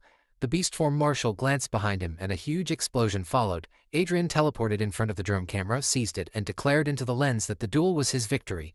He made a heart-shaped gesture and told the camera to inform the Emperor that he was coming for him.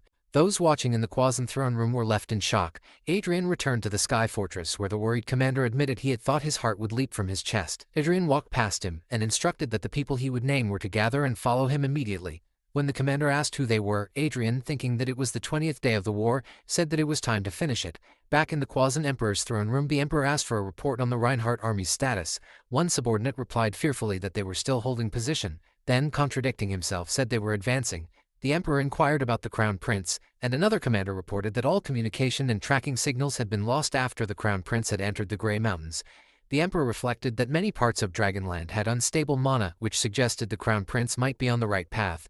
He ordered forces to pull back slowly to buy more time and instructed that if the capital became the battlefield, the throne would be moved to Endymion City. When one man asked whether they were to abandon the capital and flee, the guard burst in to report an emergency. An intruder had, but the palace defense alert system cut him off, announcing an intruder alert and naming Duke Adrien L. Lawrence of Reinhardt and 8 others as the perpetrators. The entire palace shook as the system warned that a small armed unit had breached the capital's air defenses and entered the palace. The earlier questioner, awed and fearful, asked how Adrien could be there so soon after the duel had ended. The Emperor covered his eyes with his hand and then laughed like a madman. He judged the turn of events not to be wholly bad but rather an opportunity. He called Adrien an arrogant fool who had willingly stuck his head into the lion's mouth and declared that the castle would become Adrien's grave. The mage traveling with them does not feel good about the situation. He stays at the back of the group looking around nervously. He asks if it is really okay to move so suddenly. Adrien replies that dragging things out will not help them, and they need to end the war quickly even if it is risky so they can keep their strength and enjoy victory. The mage worries that the plan seems too impulsive. Adrien ignores him and thinks that although he had planned to take a safer path, the intelligence reports kept bothering him. He reasons that if this mission were unimportant, the Crown Prince and the Royal Guard would not have been sent to the dangerous Dragonland, which means the risk must be worth it. He also thinks that even if it is reckless, they must finish everything before the Crown Prince returns. Then he looks back and assures the mage not to worry, saying that sneaking in and taking down the enemy leader is his speciality. The mage lets out a nervous laugh. At that moment, the Croissant Emperor activates something called Mortal Mode, and a powerful aura fills the room where Adrien and the others stand. Everyone is surprised and the mage cries out in shock. Marquis James looks around and says that it seems the intruder elimination system has been activated. Adrien agrees, noting that powerful magic is coming from every direction. As he analyzes the surroundings, he realizes the place is like hell itself. After completing his analysis, he tells the group that there are 5 layers of the intruder elimination system inside the palace. Shocked, the mage repeats that there are 5 levels. Adrien cheerfully instructs Arcia and Marquis James to use their spirit swords to destroy the points he designates. They both agree and strike at different spots in the room. When the first barrier is destroyed, Adrien announces with joy that stage 1 is clear. The mage, surprised, asks if it is already done, and then remarks that it was easier than expected. The masked man looks around and wonders if they might pass through without much trouble. Adrien, now serious, warns them that stage 2 is coming and tells them to retreat if they cannot endure it. The mage and masked man react in shock. The second barrier, called the 8th Circle Mind Collapse, begins its attack. Struggling, Marquis James tries to speak, but Adrien quickly lifts both the mage and the masked man with his magic and explains that it is a mental attack. He calls for Arcia, who picks up Marquis James and Elder Iris and replies that she is ready. They all rush toward the exit and Adrien tells them they must break through before anyone loses their sanity. After a while they reach the end and set down their collapsed teammates, who wake up gasping for breath. Adrien declares that stage 2 is clear. Marquis James, still shocked, asks how Adrien and Arcia managed to stay fine. Adrien only smirks and says it is a secret. The masked man lying on the ground recalls that the two of them had also been unaffected by August's mind attack earlier. In that memory, when August tried to attack them mentally, nothing happened. Arcia had said she was getting hungry and asked if they should just finish their enemies, and Adrien told her to wait a little longer. Later they arrive at the place where the third trial begins, an 8th circle labyrinth filled with endless stairs and paths. Adrien cheerfully says that the next challenge is the labyrinth zone and tells everyone to rest while he prepares to teleport them again. As before, Arcia carries Marquis James and Adrien carries the other two. While moving through the maze, Adrien thinks that without great attack power or sharp analysis, anyone would wander endlessly and die inside this bottomless hell. But to him, with his all-seeing eye, it is nothing more than a complicated path. Floating the group with his magic, he runs forward joyfully and gives directions to go straight and then make a U-turn 20 meters ahead. Arcia coldly remarks that there is a lot to see and that it seems like a nice place for a walk. The two people Adrien is carrying look miserable. Finally, he announces that stage 3 is clear. They reached the door and Adrien told everyone that they were almost there and should get ready. The mage, feeling dizzy, said he couldn't believe they were breaking through the famous Croissant Palace so quickly. Adrien closed his eyes and reminded himself that they couldn't relax yet because the two remaining barriers were the 8th Circle Inferno and the 8th Circle Blizzard. The mage was shocked and asked if those were among the most powerful fire and ice spells known. Adrien confirmed it and said that even if they used 8th Circle magic themselves, it was uncertain whether they could break through. But he added that they fortunately had a strong defense method. The mage, both surprised and curious, asked what that was. Adrien replied that it was the strongest shield that had once withstood bombardment from hundreds of sky fortresses. Marignong. Arcia then held up Elder Iris. Confused, Elder Iris made a small sound and while being lifted asked Adrien what he was doing. Adrien replied that he was counting on her as their shield. She yelled in protest. Soon after, a huge fire circle surrounded them and Elder Iris used cold water magic to protect everyone. The magic, called Spatial Flow, formed a massive transparent blue shield that blocked the fire attacks. Arcia kept using Elder Iris as if she were a tool. Adrien calmly watched and said it was magnificent while Iris screamed angrily at them. The group completed stage 4, though the atmosphere turned awkward and Elder Iris was completely worn out. Marquis James admired the result and asked if Adrien had planned everything. Adrien smiled and said their precaution just happened to work well. As Arcia tended to Elder Iris and wiped her head, Elder Iris muttered that she must be insane for trying to take advantage of the Croissant Empire only to end up being used as a towel, a scarf, and now a shield. Adrien told them to move on to the next stage and Elder Iris responded weakly. As her voice faded away, they entered stage 5, Frozen Hell. Elder Iris screamed that stage 4 had been cleared. In the throne room, the ministers of the Croissant Empire shouted in panic that Adrien's group was about to break through stage 5 as well. They wondered if the goddess had finally abandoned their empire. Emperor Croissant was shocked to see the enemy clearing his trap so easily. He called for the Minister of War, who appeared trembling, and ordered him to stay and command the palace troops. The minister obeyed. A ring on the Emperor's finger reported that spatial teleportation was impossible, and the Emperor realized that the enemy had set up an anti-teleportation field. He then ordered his guard vanguards to use the emergency passage. Some terrified ministers begged to follow him, pleading for mercy, but the Emperor ignored them and fled.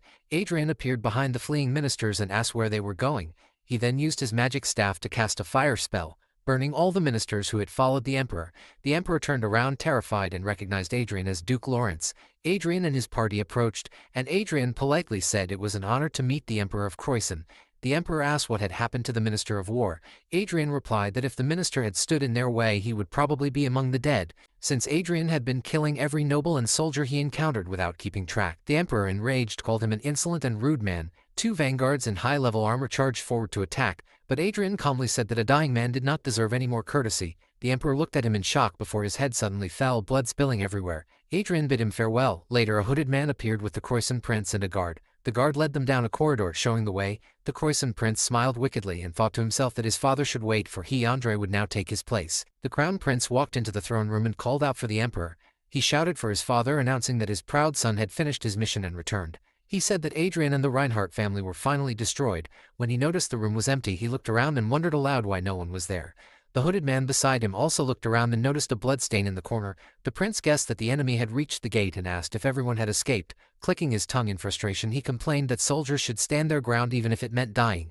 Then he relaxed a little and said that after defeating the Reinhardts, they should hang those who ran from the palace upside down. At that moment a voice interrupted him. Adrien spoke, asking who the man was and calling him Prince Andre. Andre recognized the voice and shouted that it was Duke Lawrence. He became angry and demanded to know why Adrien and his people were already there. Adrien ignored his shouting and turned away.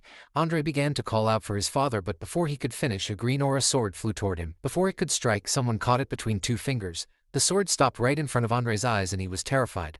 It was the hooded man who had saved him. The hooded man twirled the sword with his finger and said the war was basically over. Andre, trembling with fear, fell to the floor and made frightened sounds. Adrien, surprised, realized that the man had caught Arcia's spirit sword. Adrien activated his all-seeing eye ability and saw the hooded man's information appear in a blue window. Name: Blake Rugal. Title: Lord Master. Race: Dark Elf. Age: 852 years. Affiliation: Dragonland Grey Mountains, Chief of the Blackwood Tribe. Abilities: Aura top, Physical ability top, Learning ability top, Intelligence mid, Command mid, Mana mid. Traits: Heart Sword, Observational Eye, Environmental Camouflage. Relation: Indifferent, Hostile. Status: Annoyed, Astonished. Adrien then introduced himself as the Lord Master. His companions were shocked that Blake Rugal had blocked Arcia's attack so easily. Marquis James asked in disbelief if he was truly a Lord Master. Adrien confirmed it and said Blake was equal in rank to Grand Duke Lucas, who was a Ninth Circle Mage. Adrien thought to himself that this man was a trump card that could change the war. Blake Rugal commented that Adrien was sharp-eyed. Andre, still panicking, asked what had happened to his father. Then one of Marquis Quan's followers escaped from a masked man and ran to Andre, shouting that His Majesty had been murdered. The follower cried out for revenge and urged them to kill the enemy. Andre, unable to believe it, turned to Blake Rugal and begged him, calling him Duke Russell, to destroy them. Blake Rugal summoned a sword out of thin air and agreed, saying a promise was a promise. Arcia prepared to fight while carrying Elder Iris on her back. Elder Iris looked worried. Arcia then put her down and rushed forward to attack Blake Rugal. Adrien shouted her name in alarm. Their swords clashed, sending powerful shockwaves through the air. Arcia struggled against Blake Rugal's strength. He told her she wasn't bad but was still rough. He then slashed one of her arms, shocking her. Adrien stared at her in horror as she looked back at him weakly and called his name. The mage in their group told him to run, but Adrien just watched as Arcia's bloody body collapsed. Filled with rage, he gasped and used his magic staff to form several high-level magic circles. He thought that now was not the time to hide his true power. He used revive magic to bring Arcia back to life. Blake Rugal was surprised and removed his mask. He rushed toward Adrien, saying that acting as a healer at such a time meant he must be asking to die first. Elder Iris, Marquis James, and the others called out to Adrien in shock. Arcia shouted his name as time seemed to slow for him. When Blake Rugal's sword reached Adrien's neck, Adrien thought he was about to die. But the sword suddenly stopped. Blake Rugal seemed confused and muttered, asking if it was him, then said no and looked again. The status window changed. Relation: Interest, Neutral. Status: Go Servina, Interested. Arcia moved in front of Adrien to protect him, and Blake Rugal lowered his sword. Adrien asked if the fight was over. Blake Rugal sheathed his sword and said he could not kill the descendant of a benefactor. Speaking calmly and almost cheerfully, he added that he had come to handle a problem but had instead found an interesting connection. Adrien thought that the benefactor Blake mentioned might have been Grand Duke Lucas. When Andre saw Blake Rugal's change in behavior, he shouted angrily, demanding to know if he intended to break his promise to the royal family. Blake Rugal said that a promise was a promise. Andre replied in agreement, but Blake added that humans didn't always keep their promises. Andre asked what he meant, but before he could finish, Blake Rugal cut him cleanly in half from afar using his aura. An imperial guard cried out for the prince. Blake Rugal said that it was a gift. Adrien, shocked, thought that Blake had not only broken his promise to the Empire for his sake but had even killed the prince, the one he had promised to help. A furious imperial guard rushed at Blake Rugal, shouting angrily. Blake glanced at him and killed him instantly. Then he said that it didn't seem like the right time to talk. Elder Iris screamed in terror. Blake Rugal turned to Adrien and told him he looked confused, promising to visit him properly another time. He said they would talk calmly then. and with that he disappeared. Everyone stood in shock. The heavy pressure from Blake Rugel's aura vanished. Marquis James dropped to his knees exhausted and said he hadn't even managed to swing his sword and felt like his life had been shortened. Adrien said that heaven must have helped them. Marquis James agreed, adding that since Blake Rugel had said he would come back, Adrien should stay strong. He told Adrien that the victory in the war was entirely his achievement and that he should enjoy the glory. Scene change. Outside the castle, Magic Era 20XX, July 4th. The capital of the Quasan Empire had completely fallen. In the Magic Era of 20XX on July 4th, the capital of the Quasan Empire completely collapsed. The Reinhardt's kingdom had achieved a great and historic victory. Adrien's parents were overjoyed when they heard the news. Soon, the news spread far and wide, even reaching the Bringham Empire. The Reinhardt's kingdom had broken a long history of hatred and rivalry. It had now risen to the level of an empire, ruling over the entire southern continent. The news also reached the Barnett family, the ducal house where the next Saintess, Evren Barnett, was born. This outcome shocked everyone, as it went completely against what people had expected. The real reason for the Quasan Empire's fall was Duke Lawrence. At that moment, in the royal palace of the Reinhardt's kingdom, King Michael stood on the palace balcony, looking down at the crowd. People were cheering loudly for him and his kingdom. They shouted blessings for the Reinhardt's kingdom, the king himself, and Duke Lawrence. King Michael smiled warmly, waved to the people, and thought to himself that, with Duke Adrien by their side, their kingdom could soar to even greater heights. But things were not peaceful at Adrien's estate. Adrien sat with his chin resting on his hand, staring at the blue screen floating before him, which displayed the words, "About Dark Elves' Traits and Weaknesses." His expression was gloomy. Nearby, Arcia sat silently beside Elder Irish.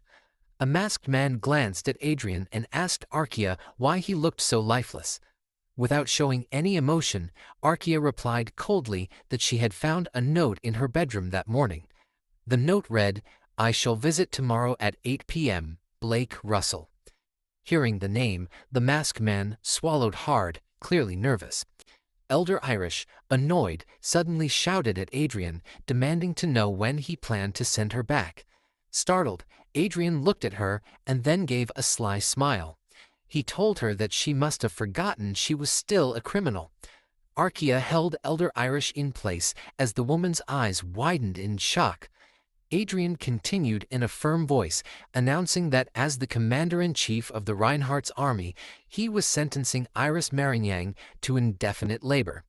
Elder Irish, seated on Arcia's lap, began to yell and throw a tantrum, banging her fists and shouting that his words made no sense.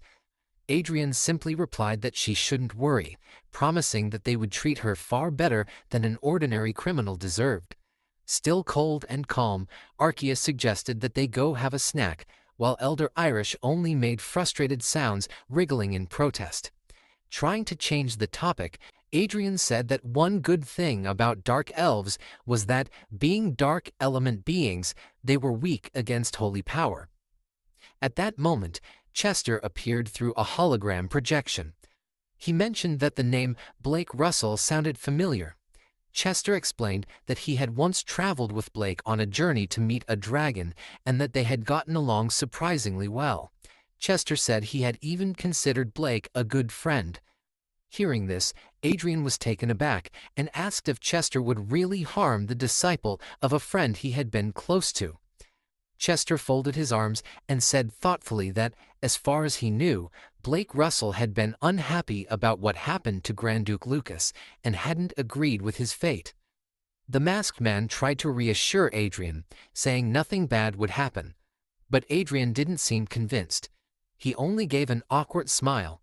The masked man then remarked that even if Adrien somehow ended up in hell, he would probably come back alive holding a handful of mind adamantium. And so the long, uneasy day at Adrien's mansion slowly faded into night. Adrien and Arcia both stood up when the man entered the room. Adrien felt nervous, and small drops of sweat appeared on his forehead. As he looked at the newcomer, he thought to himself that the man had finally arrived. He recognized him immediately. This was Lord Master Blake Russell, a close friend of his late master Lucas.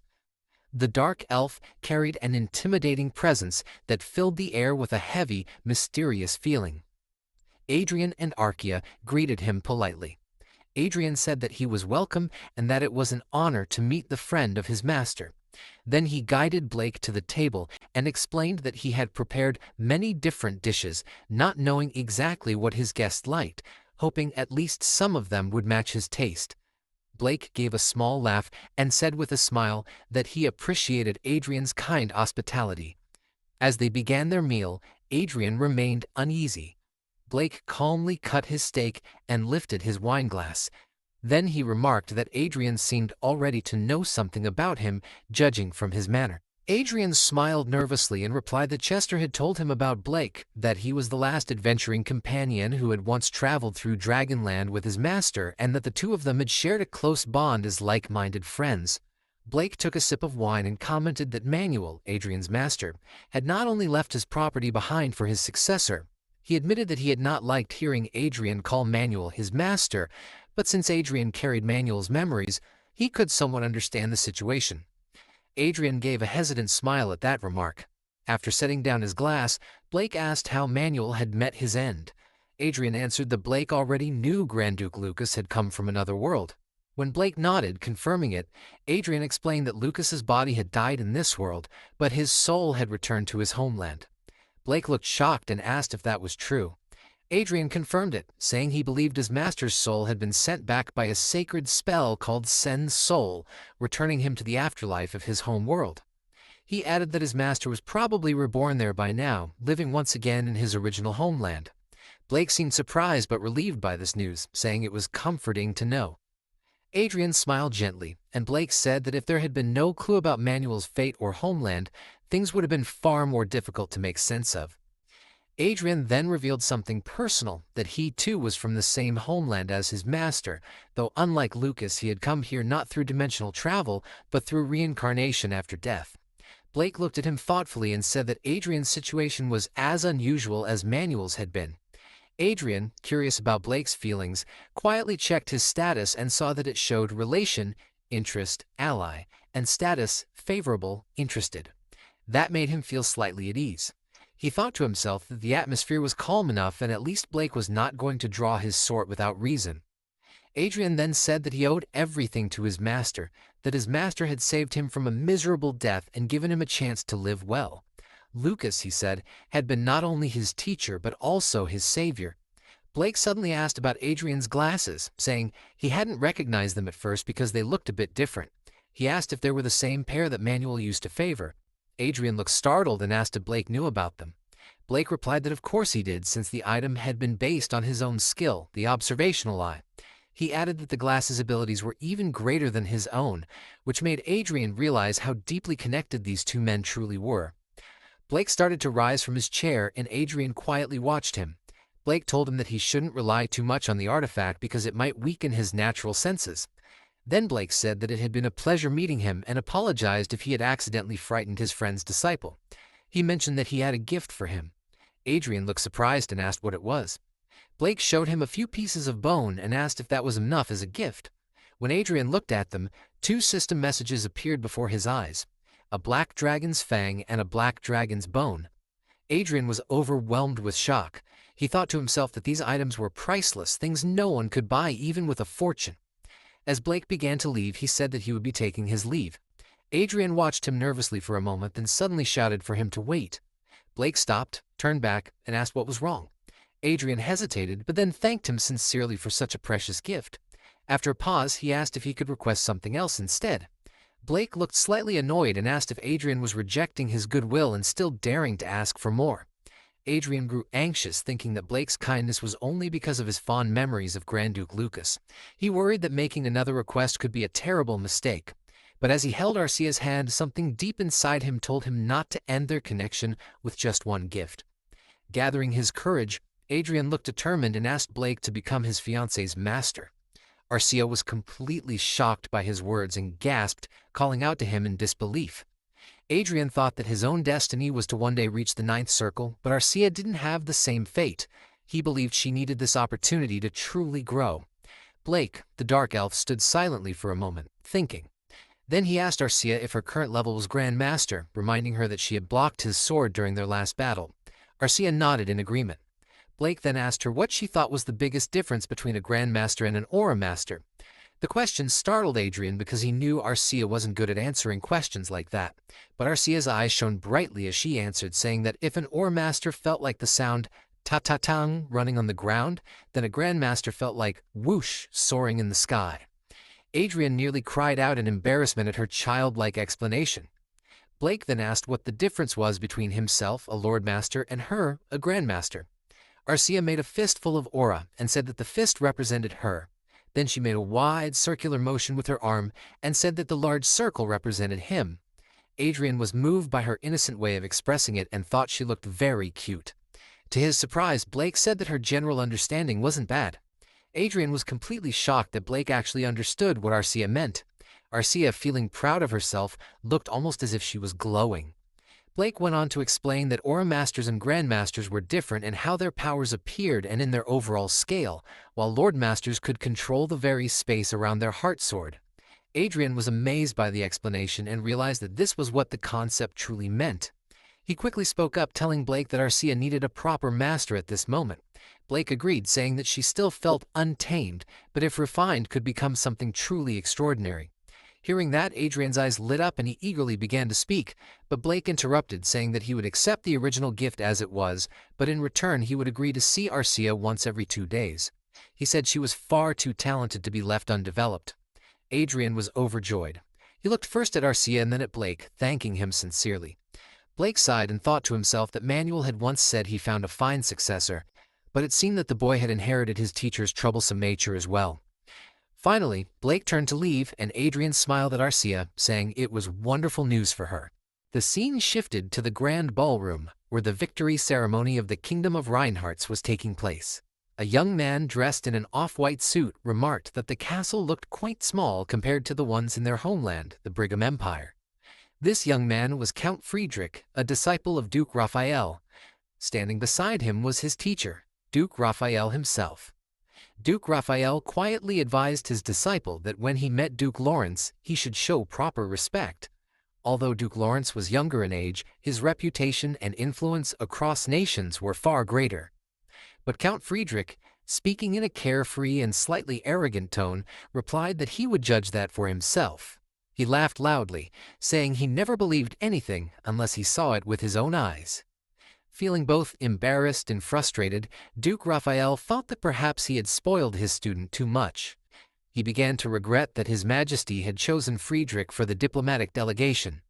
He remembered the day Emperor Brigham had said that Count Friedrich should go as a representative and that his master, Duke Raphael, would lead the group, a decision that had surprised him back then.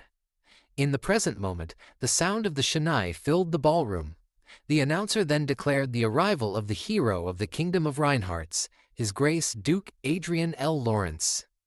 Adrien entered with a calm and confident air. Duke Raphael greeted him respectfully, saying it was an honor to meet him. Adrien replied politely that the honor was his.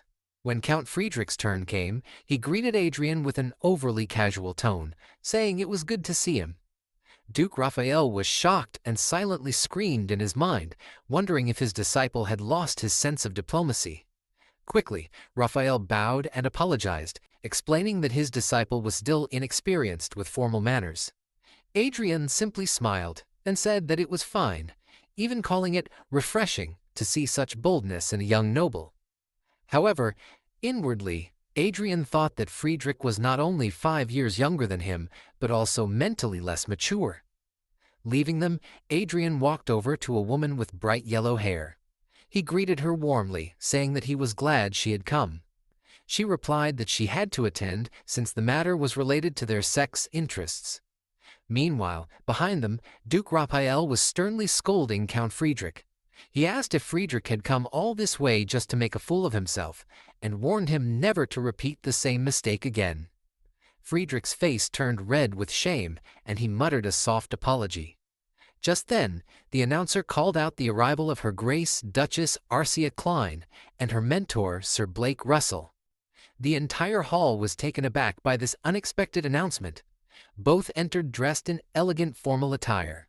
However, Blake suddenly looked irritated as his eyes fell on someone in the crowd. When he saw Count Friedrich, his anger seemed to flare, and the next moment, Friedrich fainted and collapsed on the floor.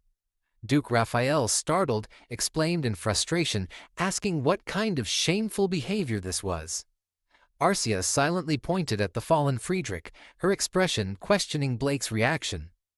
Blake, still annoyed, muttered that the boy's eyes had looked strange, bulging like squares the last time he saw him.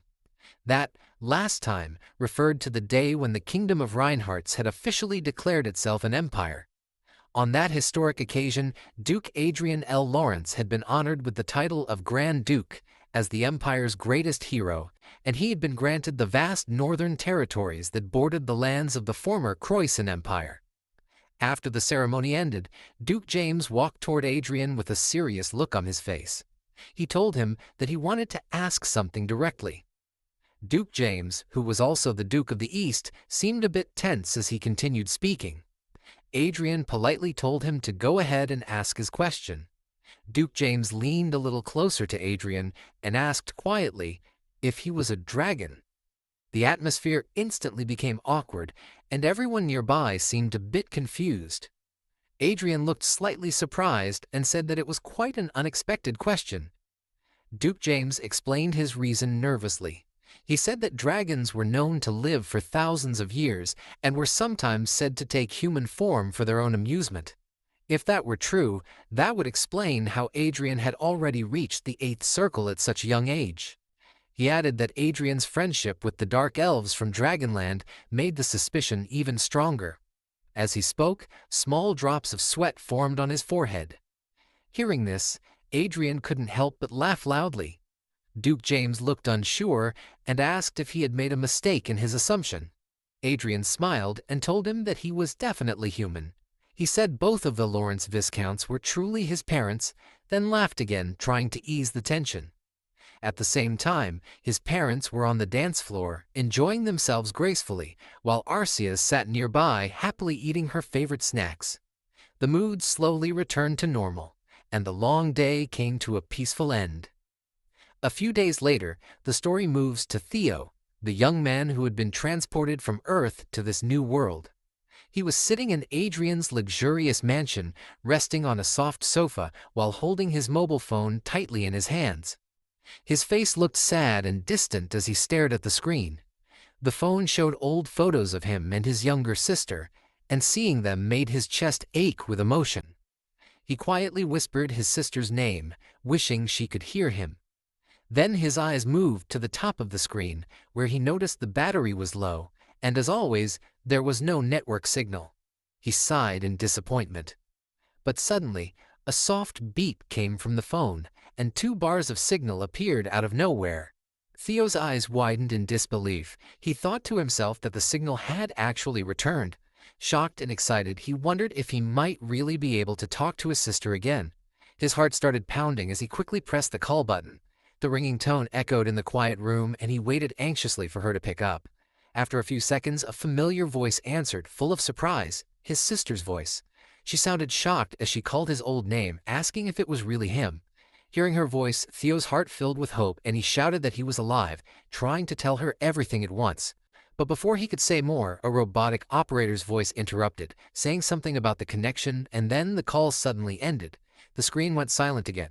Theo stared at the phone in disbelief, realizing that the signal had been lost once more. The call had been cut off, and he was left sitting there, his heart heavy with both hope and sorrow. The duration of the call on his phone showed 003 seconds. Back in Adrien's office, Harris asked him if he was trying to give him a heart attack from all this stress.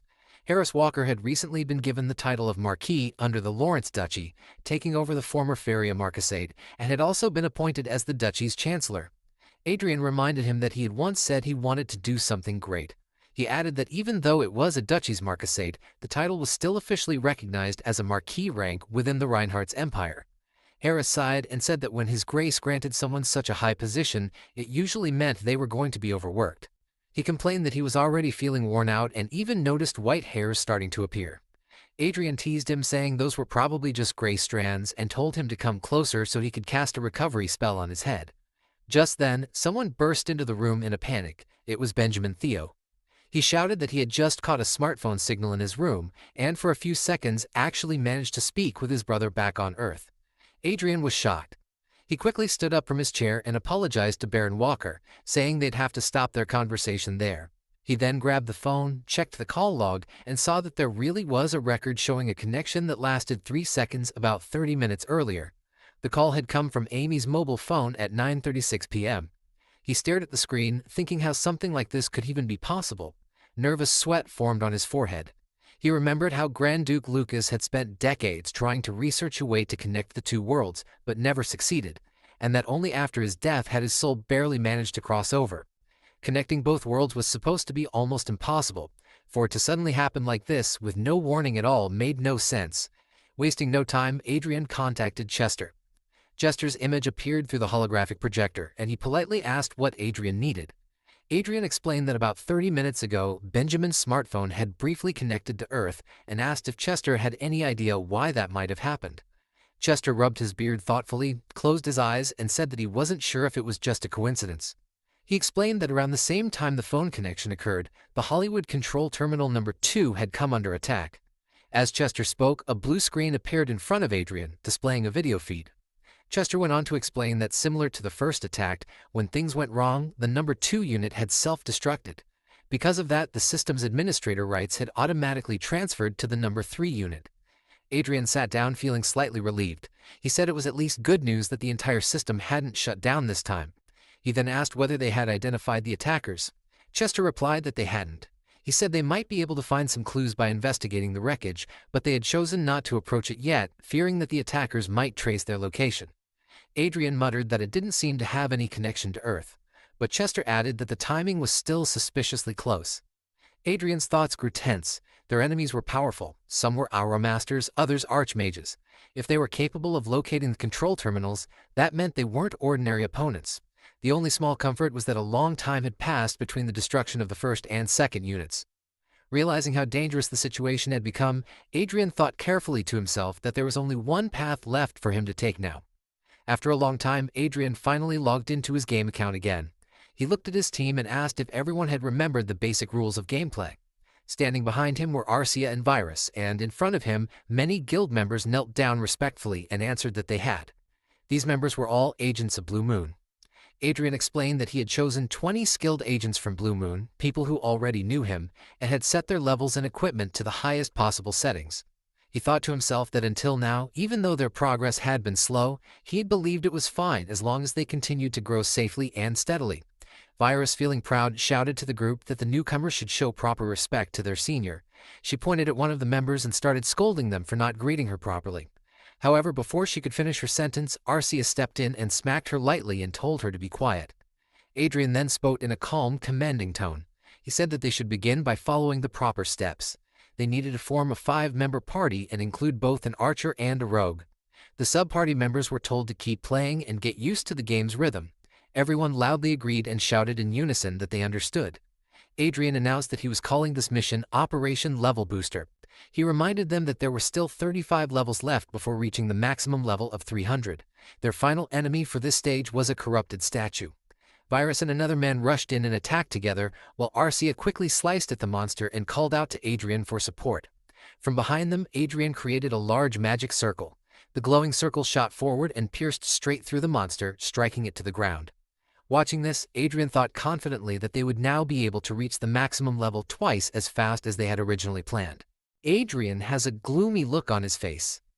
In this world, giant pieces of metal fly across the sky, and warriors in special armor shoot deadly beams everywhere.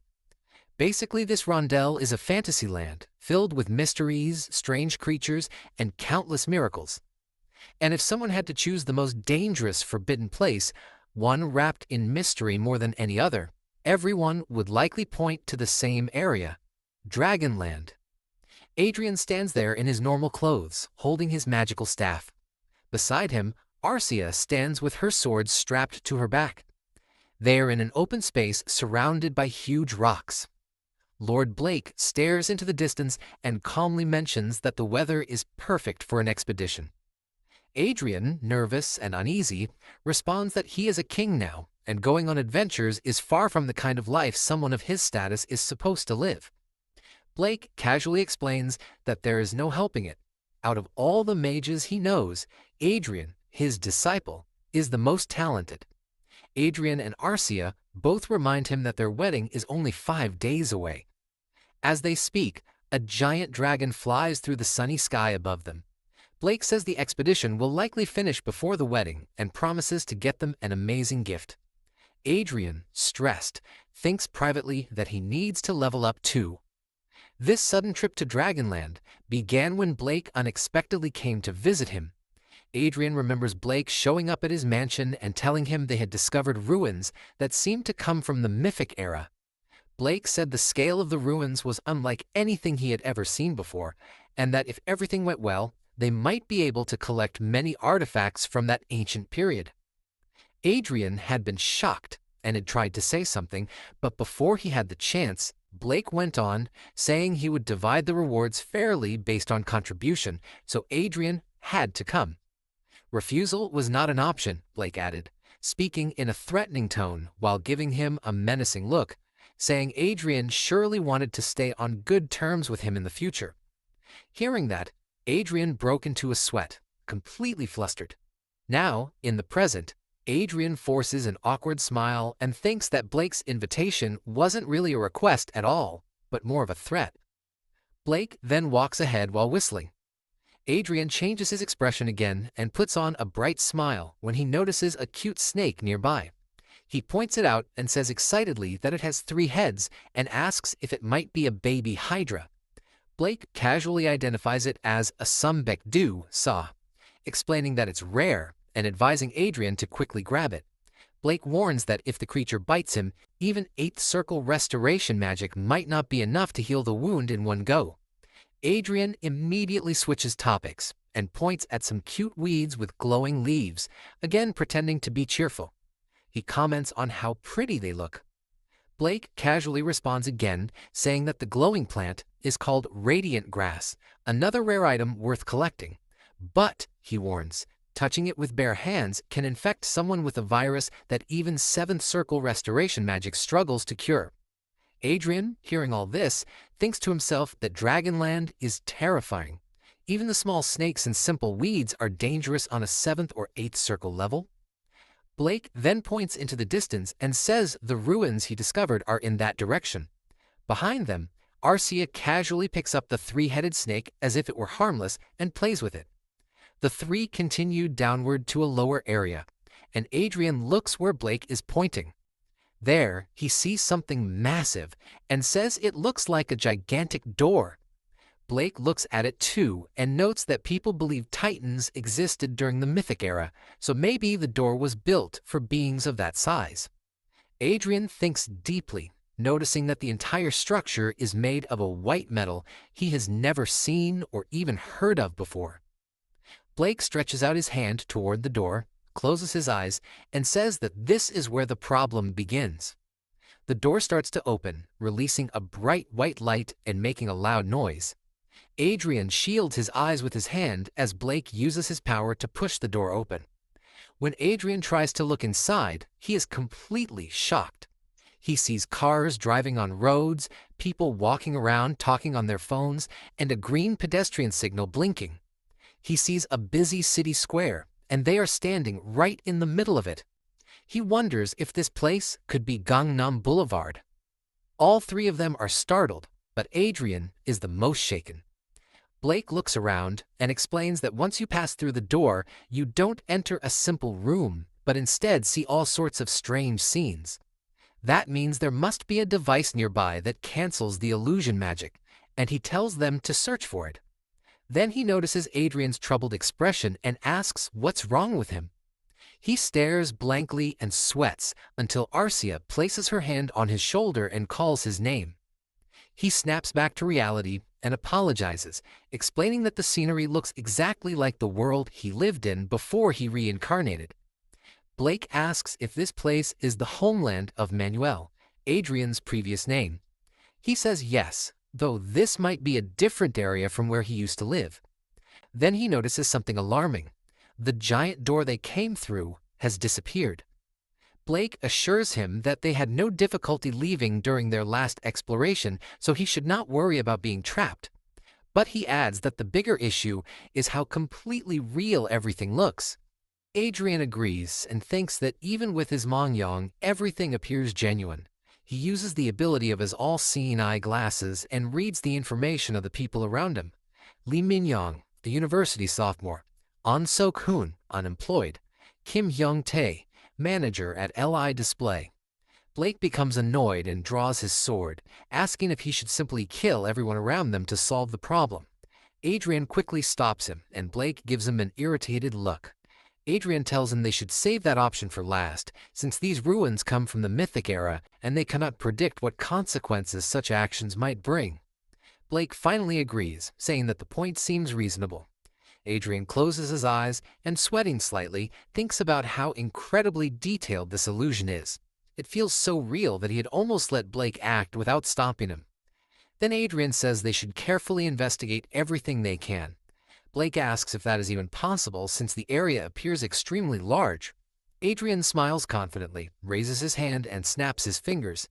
He says that exploration is his specialty. Something in the sky begins to shine, and with a loud sound, Blackie lands right in front of them. Blackie curls up beside Adrien, and Adrien gently pats him. The people nearby notice Blackie, panic, and run away while yelling that a mutant has appeared. They shout in fear, asking each other why a mutant would show up among ordinary creatures, since they believe mutants only appeared among bugs. Adrien keeps patting Blackie as he watches the people flee. He wonders to himself if the mutant they mentioned is the same monster from the toxic lands Benjamin once told him about. Then he turns to Blake and quietly suggests that they should find a more peaceful place for the moment. Blake lets out a tired sigh and agrees. A moment later, all four of them teleport into the sky, floating in mid-air. Adrien turns to Blackie and asks him for help. Blackie responds with a firm, eager sound. Then Blackie creates 3 copies of himself, and each clone quickly darts off in a different direction like streaks of light. Through Blackie's shared vision, Adrien sees the surrounding area. He comments that the place is extremely large, far bigger than an ordinary metropolis. Blake, who seems rather relaxed, remarks that the stranger the location is, the more valuable the ruins are likely to be. Adrien keeps observing and realizes the illusion stretches far beyond Gyeonggi province, to Gangwon, Chungcheong, and even as far as Gubsong in North Korea. Shocked, he wonders if someone really created an illusion covering an area as enormous as the whole Korean peninsula. He thinks it shouldn't be possible, yet the evidence is right in front of him. Then, with a sudden realization, he asks Blake if he can go somewhere for a while. When Blake asks where, Adrien answers that he wants to visit the place where he lived in his previous life. They soon arrive near a building marked with the number 104, a South Korean flag fluttering beside it. It is dawn, and the rising sun casts a faint red glow across the quiet surroundings. Adrien, Blake, and Arcia stand inside the building, right in front of an apartment door. Adrien rings the bell and closes his eyes as he waits, a soft sound echoing in the still morning. When he opens his eyes again, a middle-aged woman appears. She looks at Adrien suspiciously and asks who he is, then questions why foreigners are visiting her home at this hour. Adrien hesitates for a moment before quietly telling her that he is Minky. The woman is stunned and demands to know if this is some kind of cruel joke. Adrien gazes at his mother from his past life with a warm, gentle expression, and her anger slowly fades. Her voice trembles as she asks if he's telling the truth, tentatively placing her hand on his cheek as if afraid he might disappear. Adrien answers softly that he is indeed the same son who came home during his last furlough, drank too much, and embarrassed himself by wetting the bed. Tears gather in the woman's eyes before she hurriedly wipes them away. Realizing she's left guests standing outside, she apologizes and invites them in, holding Adrien's arm as if afraid to let go. With a shaky smile, she urges him to come inside so they can finally say what was left unsaid. Adrien smiles happily, overwhelmed with emotion at seeing his mother again. But just as they begin to step forward, everything suddenly shifts. The room becomes completely empty. Adrien, Arcia, and Blake stand alone, and the woman is gone. Arcia looks around in confusion and asks what happened. Blake, however, seems unsurprised. He says it appears they have escaped the illusion and comments that Adrien's memories ended up being the key to breaking free. Adrien doesn't answer. A dark, shaken expression covers his face as he tries to process the sudden disappearance and the emotional shock of what just happened. While Blake was speaking from behind them, saying that it looked like they had escaped the illusion and that Adrien's memories had really been the key, Adrien stood frozen in complete shock. He wondered to himself if everything they had just experienced had truly been nothing more than an illusion. Blake moved ahead of them and pointed toward something, saying that there was a device up ahead that looked like some kind of controller. Then he turned back and called for Adrien to come over. Adrien slowly returned to his senses, and both he and Arcia looked toward Blake. Blake focused on the strange machine and asked what they thought it might be used for. Adrien activated his all-seeing eyes, and several blue screens appeared with information. Relic. No related data could be found in any online record or even in the Lucas library.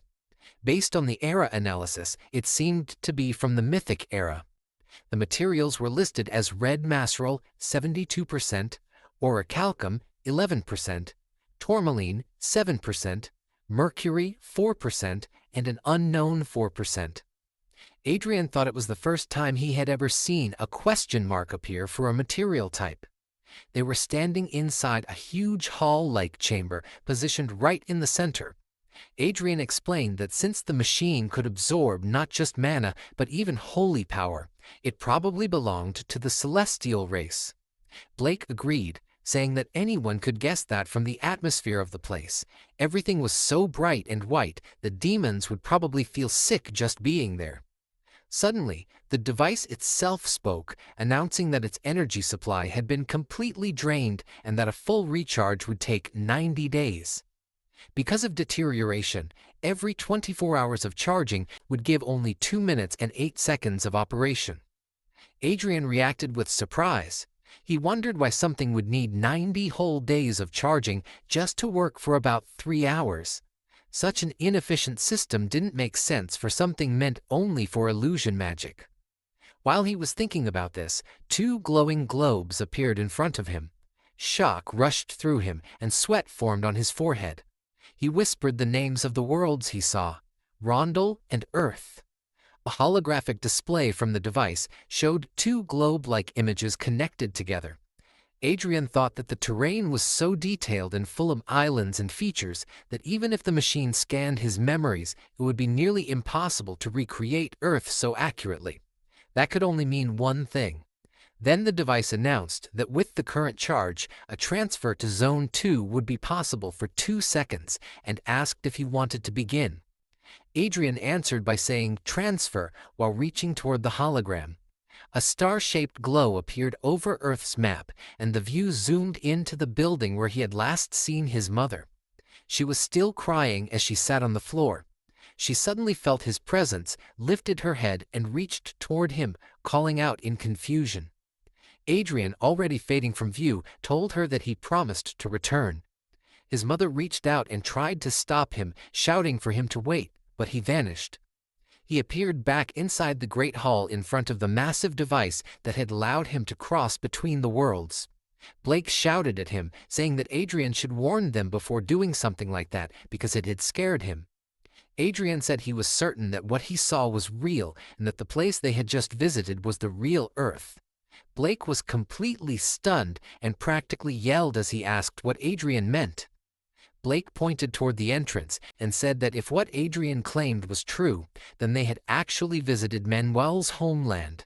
He added that he could sense the existence of the gate even while they were on Earth. Adrien reasoned that maybe only their bodies had stayed in the hall while their minds crossed over. He said that some ghost-type monsters didn't have physical bodies, yet were still able to affect their surroundings, so such a thing wasn't impossible. Blake rubbed his chin as if trying to puzzle out the idea. Adrien kept working with the device, and more blue screens appeared. He explained that considering how much energy the artifact consumed, the whole situation wasn't strange at all. Even though the transfer lasted only 2 seconds, the energy required was nearly equal to his entire mana pool. A notification appeared saying, "Ding! Dimension Transfer Device, Relic. Blake muttered that it would have been better if he had discovered the device earlier. Adrien thought to himself that even if the device couldn't completely return someone to Earth, Grand Duke Lucas might have made great use of it. He might have even been able to use it as a method to return home. Blake stayed deep in thought for a moment, then turned away and said they could deal with the unknown parts later. For now, they should continue exploring and check the door on the opposite side. Arcia and Adrien followed his gaze. Another door opened, and Blake smiled, saying that things had been far too peaceful until now. Arcia reached for her sword, and Adrien drew his magic staff. Blake commented that something felt off. Normally, a guardian protecting ancient ruins would appear near the entrance, so maybe they had entered through the back. Just then, a group of huge robot-like creatures emerged from the giant doorway. Blake repeated that they must have come in from the wrong side. He added that ruins this old, even if well preserved, are still tens of thousands of years old, so it wouldn't be surprising if something malfunctioned. The enormous machines began repeating the words, "Intruder, intruder, unauthorized intruders," and they launched an attack. When Adrien saw them coming, he shouted, "The spear is mine, and I called dibs on it." Blake told him to say that only if he managed to win. After a while, the battle came to an end. Blake said that calling the two of them along had definitely been the right choice. Standing among the wrecked remains of the giant machines, he admitted that he had been irritated earlier because everything had been too easy and they were just collecting treasure without effort, but that complaint had vanished completely. Adrien, speaking from a lower level among the broken parts, said that dark elves seemed especially weak to holy power. Then, with a curious expression, he wondered aloud what the purpose of this whole facility was, whether it truly existed only for traveling to Earth. Blake replied that since the Mythic era was a time of great wars, it didn't make sense to construct something this massive just for interworld travel, especially if it required a guardian as strong as a dragon. Arcia kept staring at something hidden under the wreckage, examining the ruins more carefully than before. After moving aside a broken piece of metal, she lifted another chunk and paused when she spotted a strange marking. She quietly said that she thought she finally understood the purpose of the structure. Adrien and Blake both turned to her, confused, their faces clearly asking for an explanation. Adrien wondered aloud if it might have been some kind of diplomatic station. On the exposed surface, 2 words were carved: "Exchange Station." Blake, thinking it over, asked if this meant the celestial race had once exchanged something with Earth. Adrien looked back at him and reminded him that on the Earth he came from, magic only existed in fairy tales and the imagination. Because of that, he couldn't understand why the Celestials would bother reaching out to ordinary humans. Blake pointed out that the exchange partner didn't necessarily have to be humans at all. Adrien blinked in surprise, asking what he meant. Blake explained that Adrien had mentioned Earth's many myths, and if even a portion of those legends were actually based on truth, then perhaps the Celestials exchanged with the beings from those myths instead. He clarified that this was only speculation, nothing solid. Adrien thought about angels, demons, and all the other mythical beings that appeared in Earth's stories, and he slowly admitted that it made sense. He said Earth's legends often depicted angels and demons as long-standing rivals, and the idea suggested that the connection between Earth and Randelle was much deeper than they originally believed. After searching the ruins further, the 3 of them divided the 8 holy relics they'd discovered. Blake kept 4 items: a sacred bow that created arrows made of pure light, a canteen that removed both hunger and thirst, a celestial goblet that never ran dry, and a ring that could summon a ninth circle barrier once per day. Arcia selected 2 relics for herself: a pair of glasses that allowed the wearer to see 0.01 seconds into the future, and a ring that could detect anyone harboring hostility within a 3-kilometer radius. Adrien chose the remaining 2 items: a bracelet that increased holy power, mana, and aura, and a golden compass designed to repel dark magic. Adrien held the bracelet and the compass in his hands, examining them as if unsure.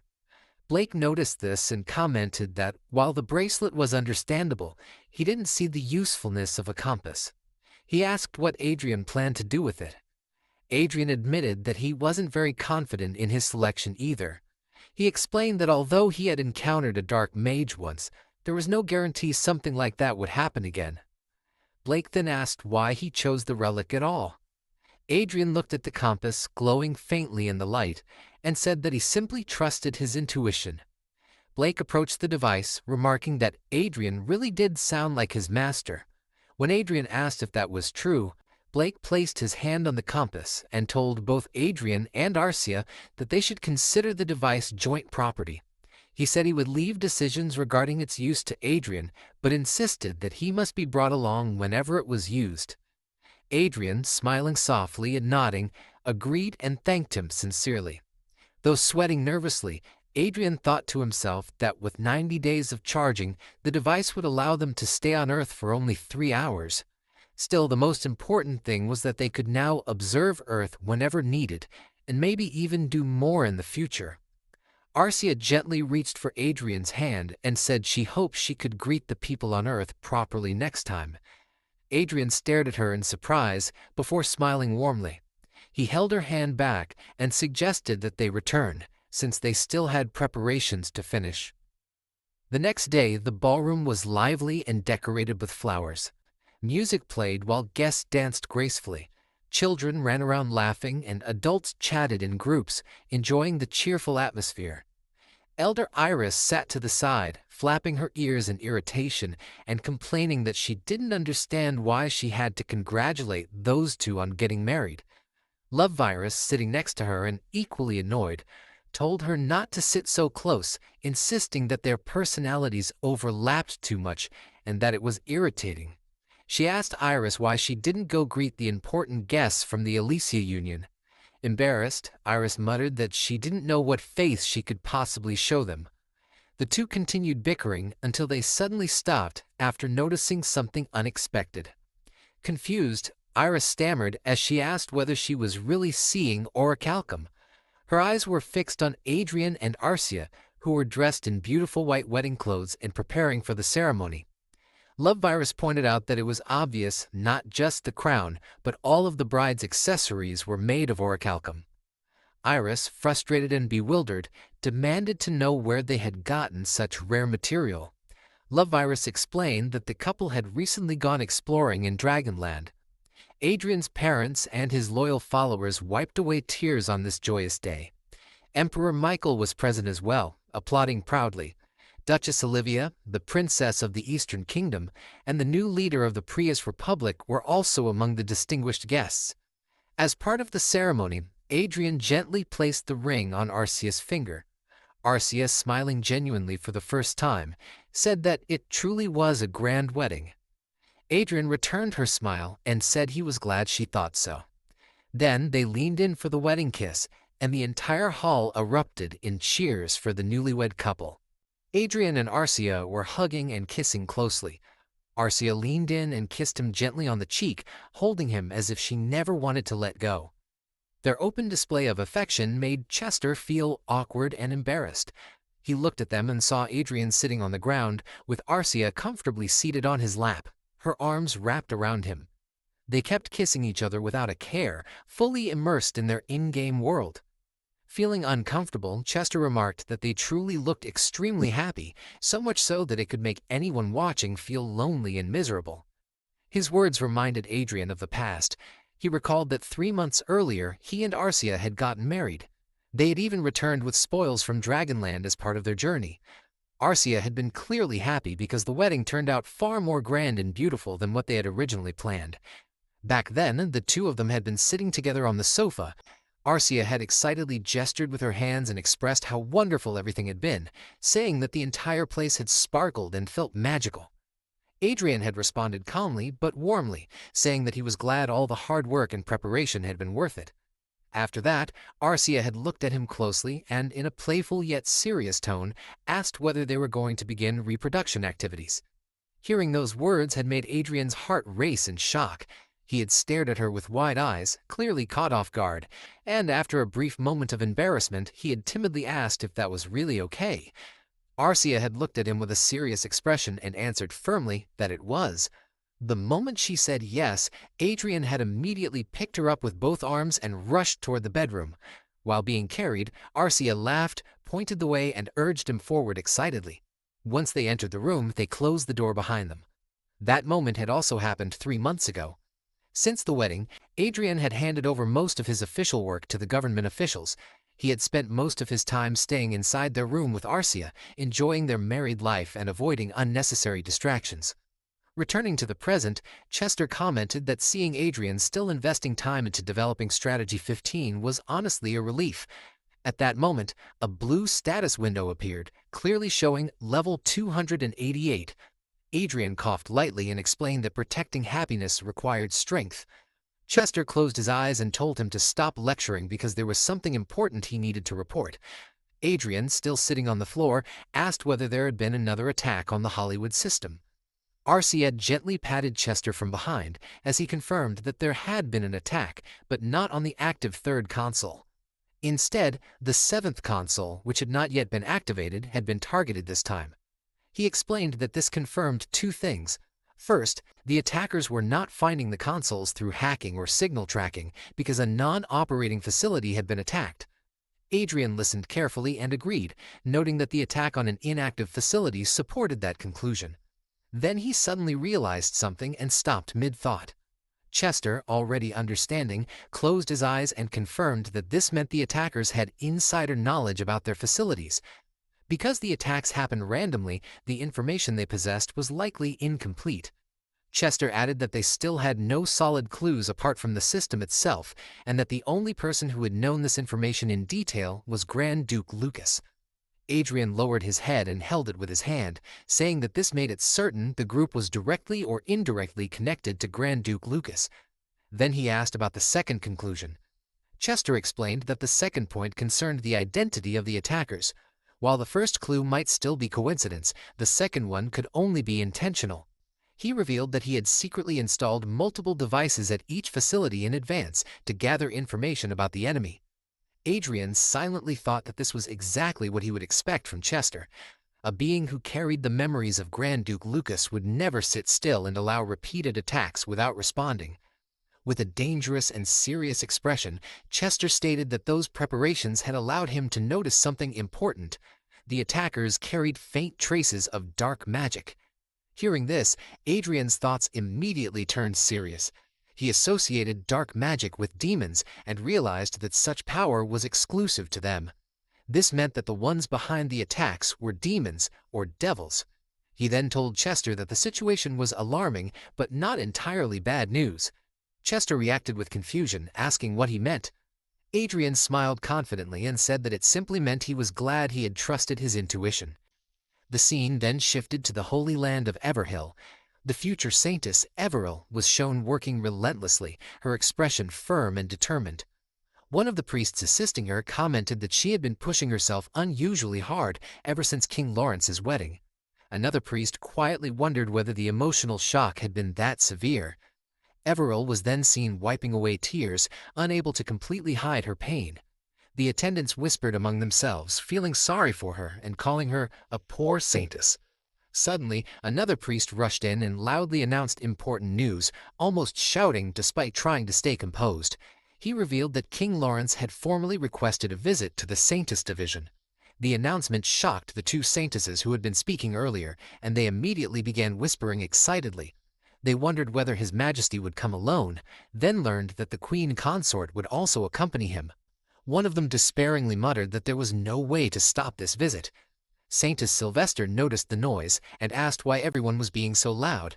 One of the priests nervously explained that King Lawrence had requested a visit.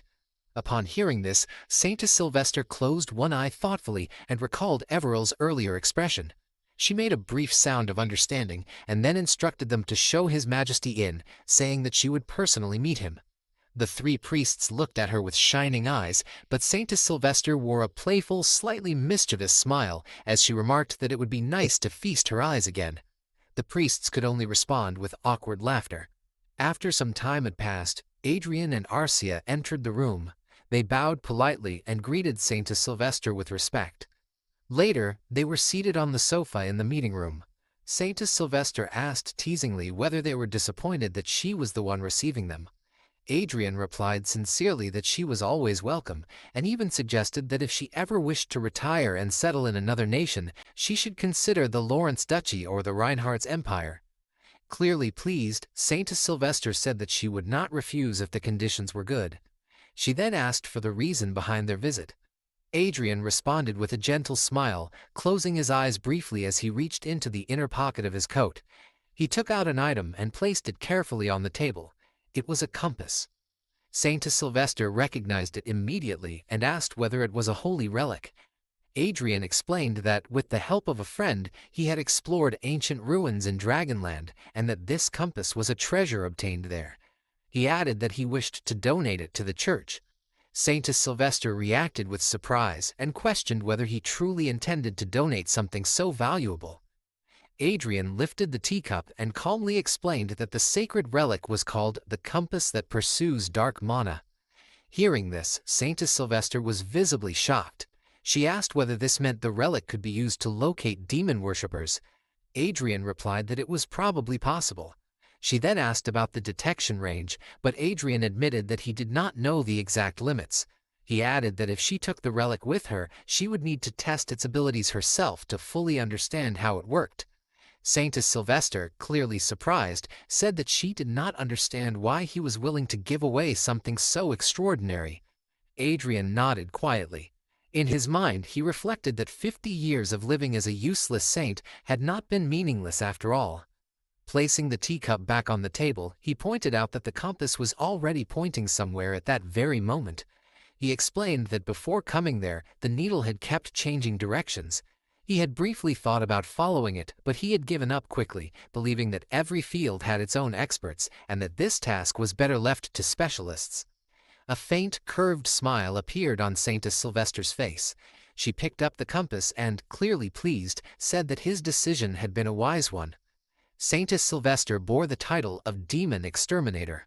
In Randelle, there was only one religion, the Sepia Church, which worshipped Sepia, the creator of the world.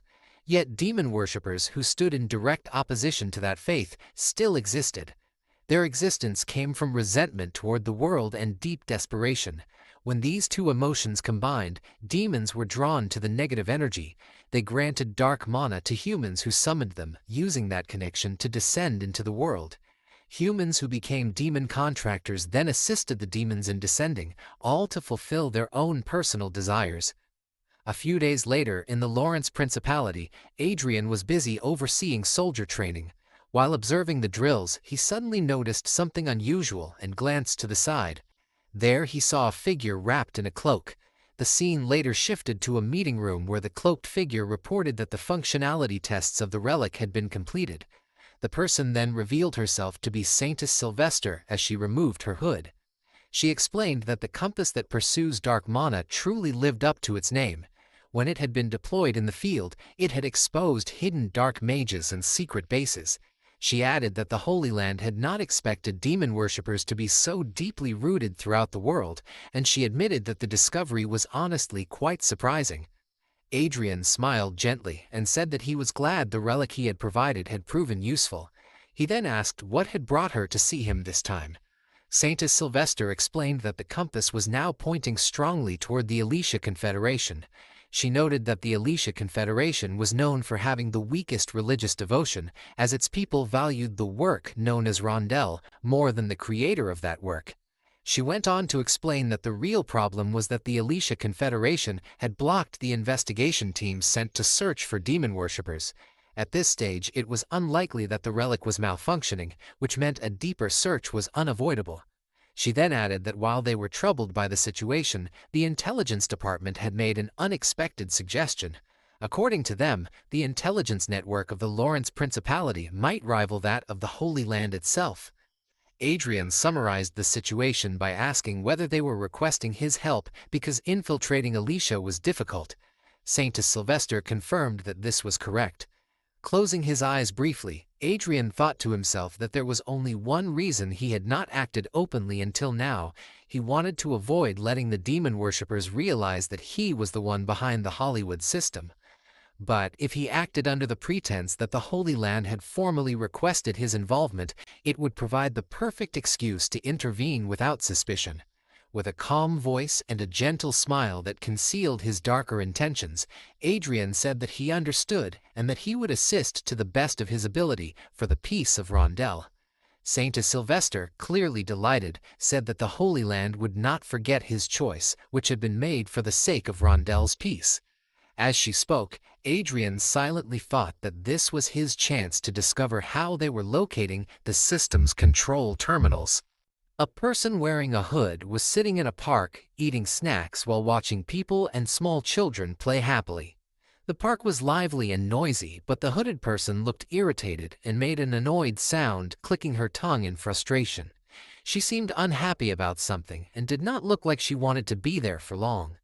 After a short while, another hooded person quietly came and sat down behind her. That person asked in a low voice whether it had really been necessary for them to meet in such an obvious and public place where anyone could notice them. The first hooded person coldly replied that the second person should just say whatever needed to be said and then leave immediately. The second hooded person then explained that on the following evening at around 7:20 p.m., the Sepia Order's airship was scheduled to pass about 20 kilometers out at sea, flying just above a place called Rainbow Hill.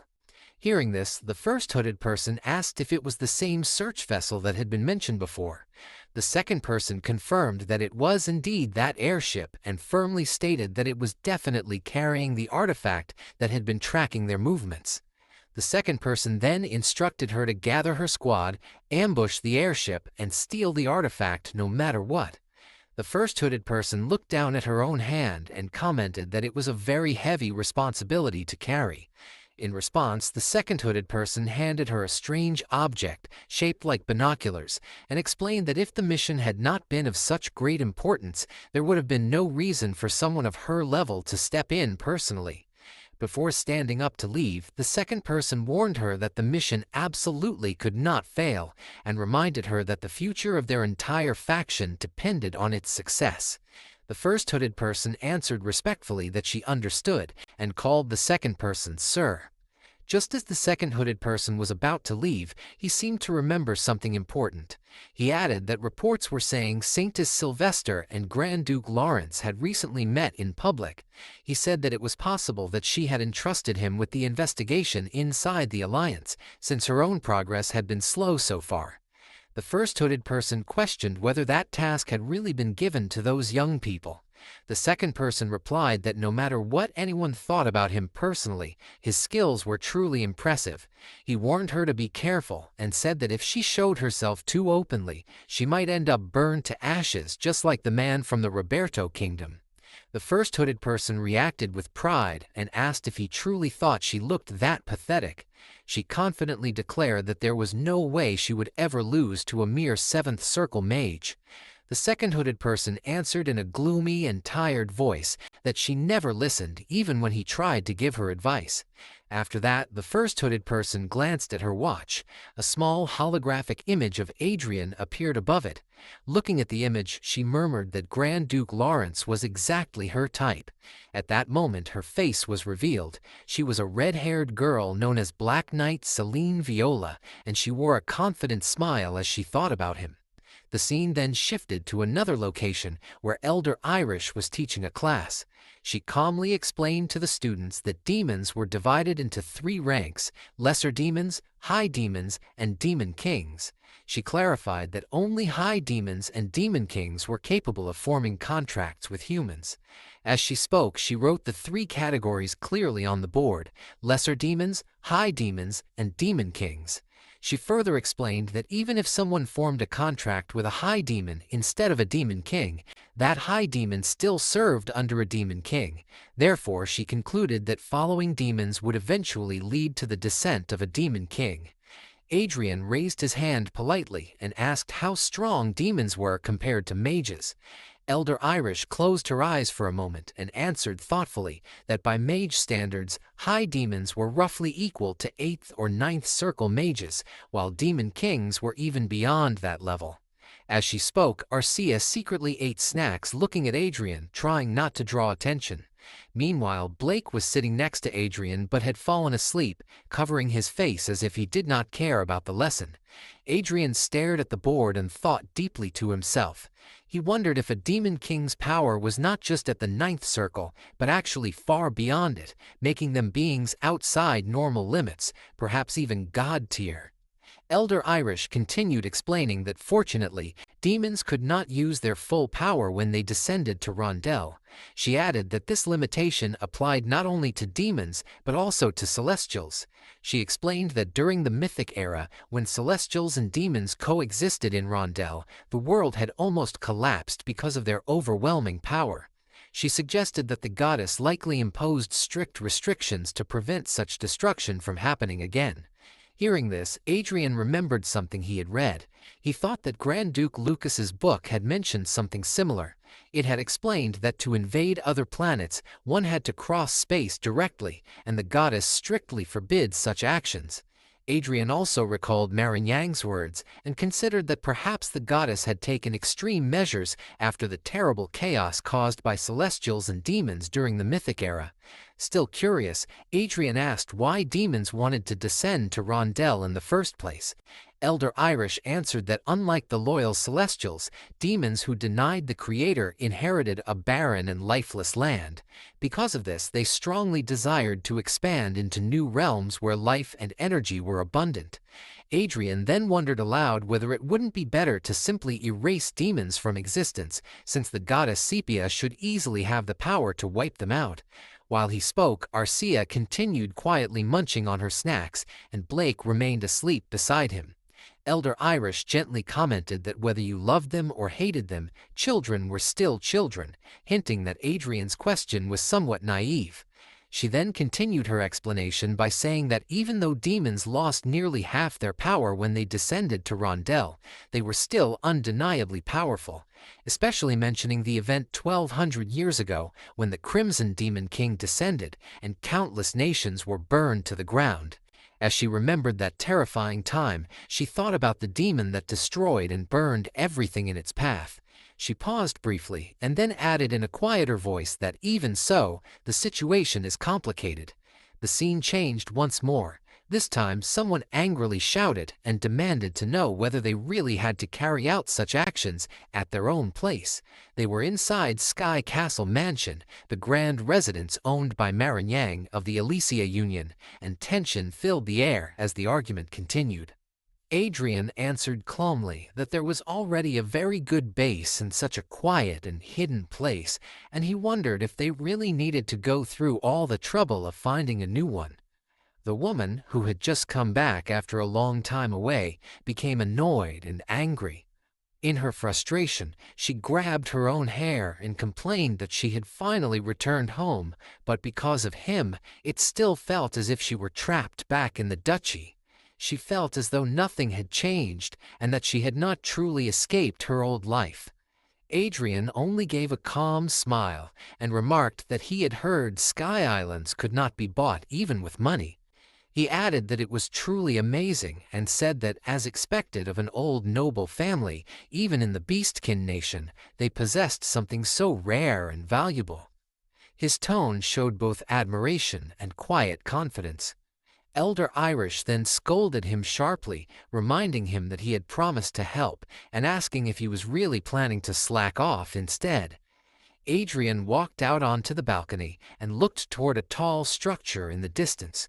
While staring at it, he noted that it must be the famous Spirit Tower. After that, he explained that they were not just playing around. Even if it did not look like they were doing anything, he said, they had already mobilized all of Blue Moon's informants.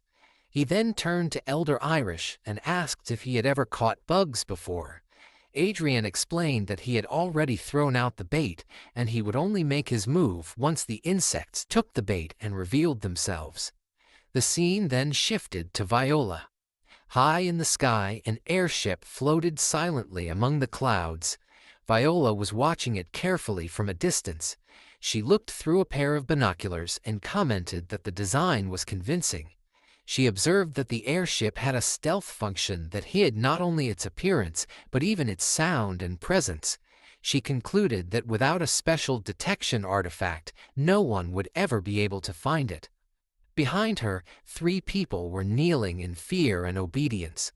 Viola snapped her fingers and calmly stated that the first step would be to cancel the stealth. At that very moment, a massive explosion shook the airship.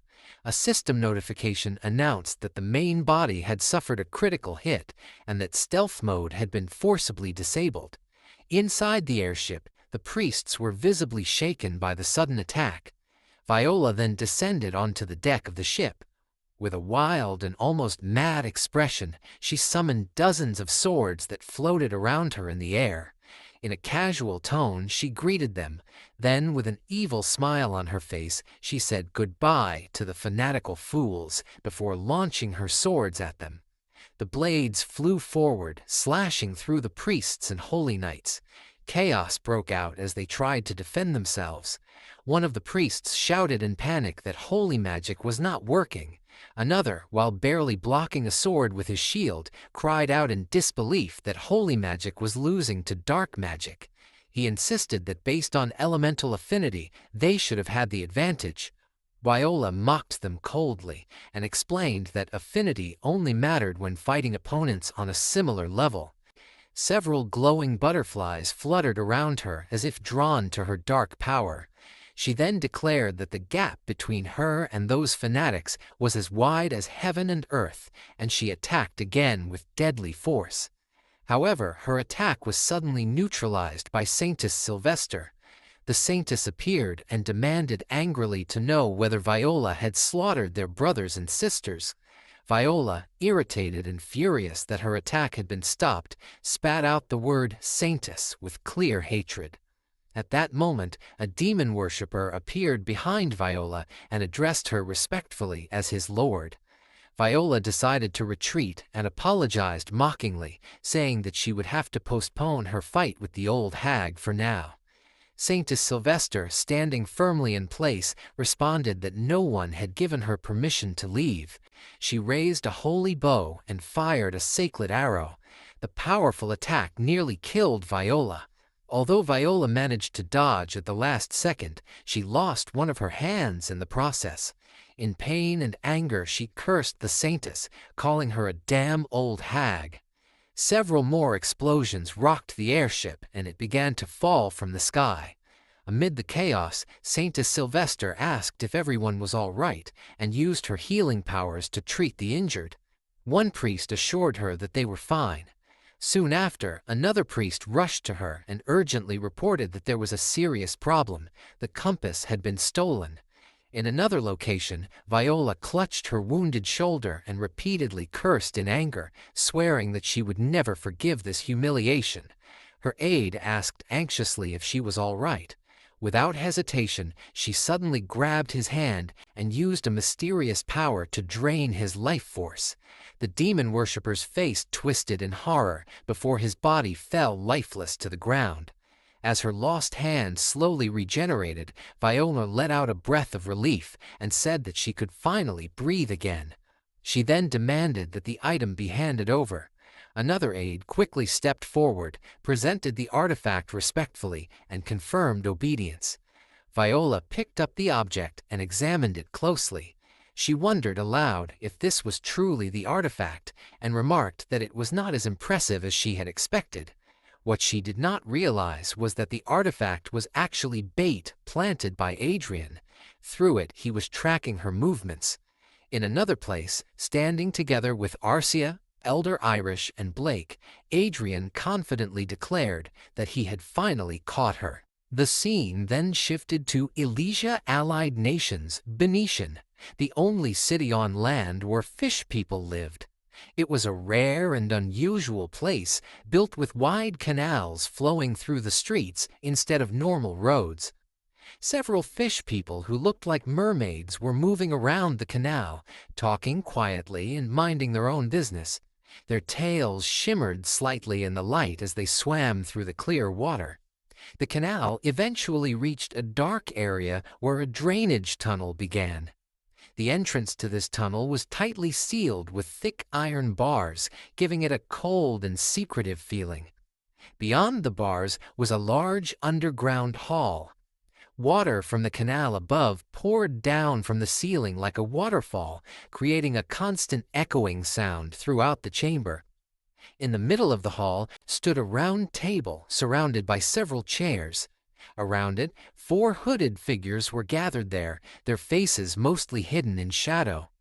One man, who had a noticeable scar across his face, reacted happily when he saw someone approaching. When he noticed Viola entering, he greeted her and praised her for completing the mission successfully.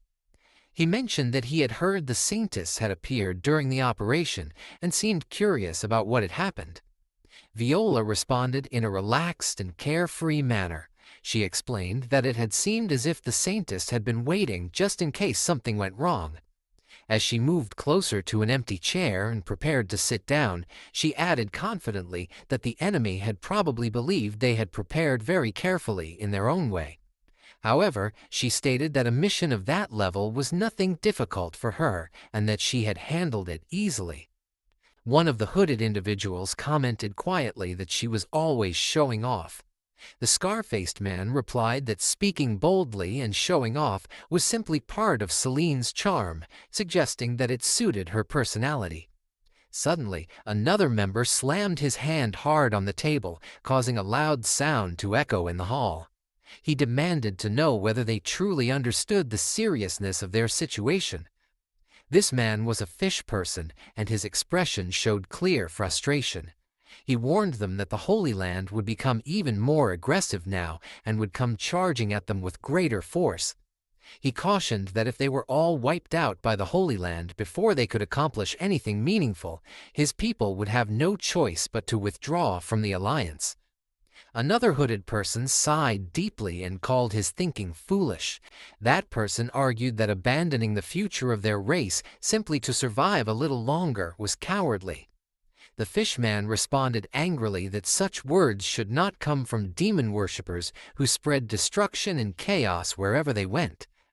The previous speaker reacted with anger and insulted the fishman harshly, calling him a mere fish in a mocking tone. The atmosphere around the table quickly grew tense and hostile. At that moment, Viola handed over the compass she had taken during the mission. The scar-faced man picked it up carefully and asked whether this was the holy relic she had stolen. He tossed it lightly into the air while examining it. However, his expression suddenly changed as he realized something was wrong. He cursed and announced that the relic was fake. The fishman reacted in shock and demanded to know what he meant. Before anyone could fully process the situation, the entire underground tunnel began to shake violently. A loud explosion-like sound echoed through the chamber, startling everyone. The scar-faced man shouted in alarm, questioning whether it was an explosion. Another hooded figure commented that such a method did not seem like something the Holy Land would normally use. He angrily wondered if this was the work of Duke King Lawrence instead. Without wasting a second, the fishman immediately dove into the canal water below. Just before disappearing beneath the surface, he shouted that he did not want to get caught up in this disaster and that he was leaving at once. One of the hooded members watched him flee and mockingly remarked that he looked more like a loach than a mermaid, pointing out how quickly he was running away on his own. Realizing the danger, the scar-faced man urgently ordered everyone to evacuate as quickly as possible. The group rushed toward the exit.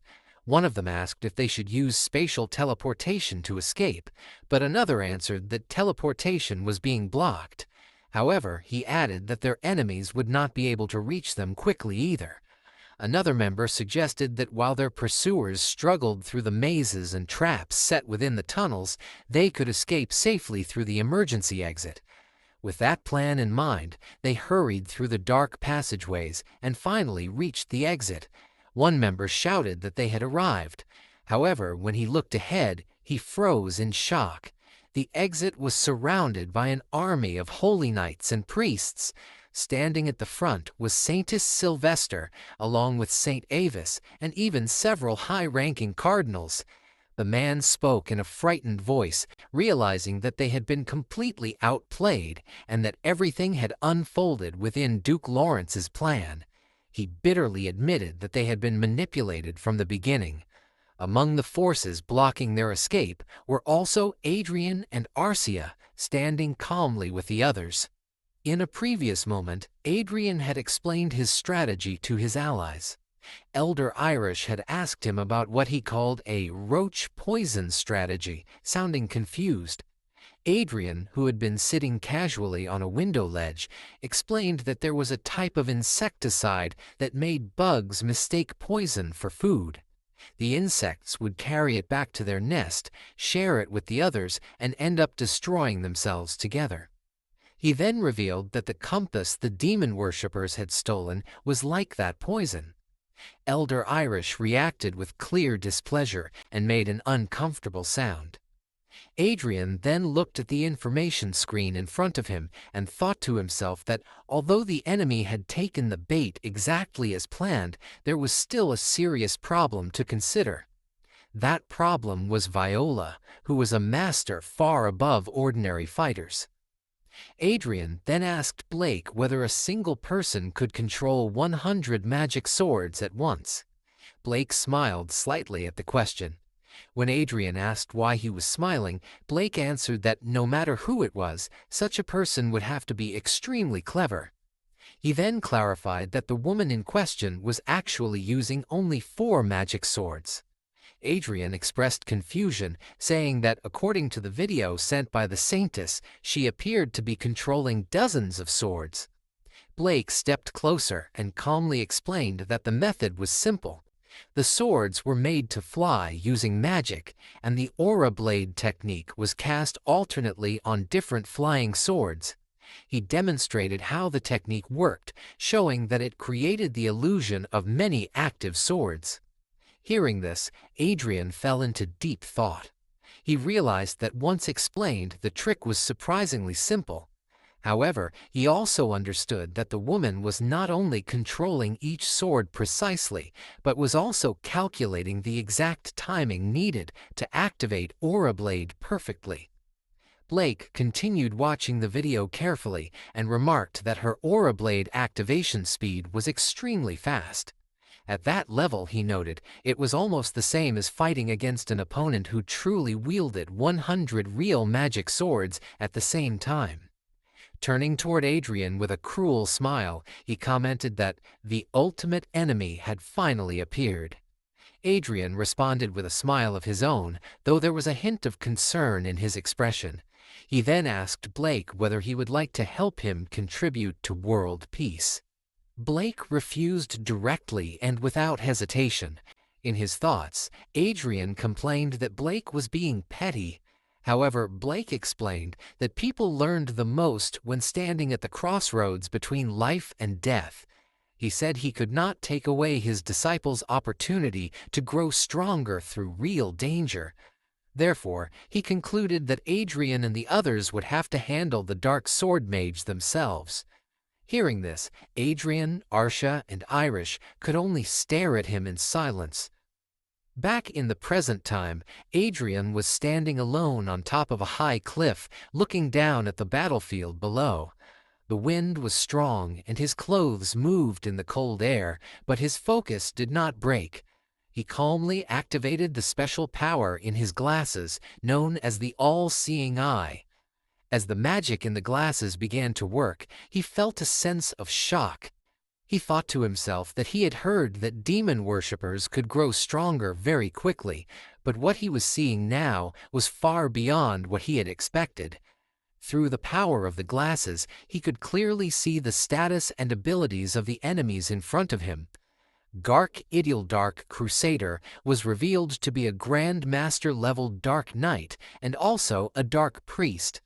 Grandel Magnus, who was also known as a Dark Crusader, held the same titles of Grand Master-level Dark Knight and Dark Priest. Celine Viola, called the Dark Sword Mage, was a Grand Master-level Dark Knight and a 7th Circle Dark Mage. Romanti Harmon was shown to be an 8th Circle Dark Mage and a powerful necromancer. Seeing such overwhelming strength gathered in one place made Adrien understand how serious the situation was. After carefully studying their abilities, Adrien calmly explained to his companions that although their group had more people, winning would not be easy. He warned them that the four main enemies had mixed abilities from different classes, which made them especially dangerous, and he told everyone to stay alert and be careful at all times. Saintess Sylvester responded that she understood his warning. She then began to speak about the plan they had already discussed, intending to say that the rest should be left to someone as arranged.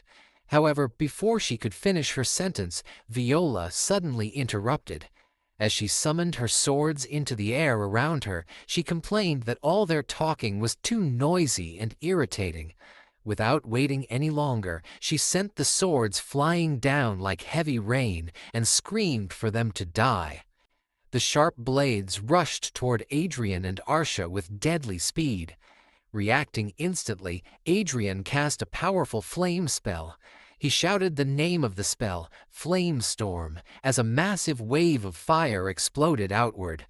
The intense flames burned through the air and melted Viola's incoming swords, destroying them before they could reach their targets.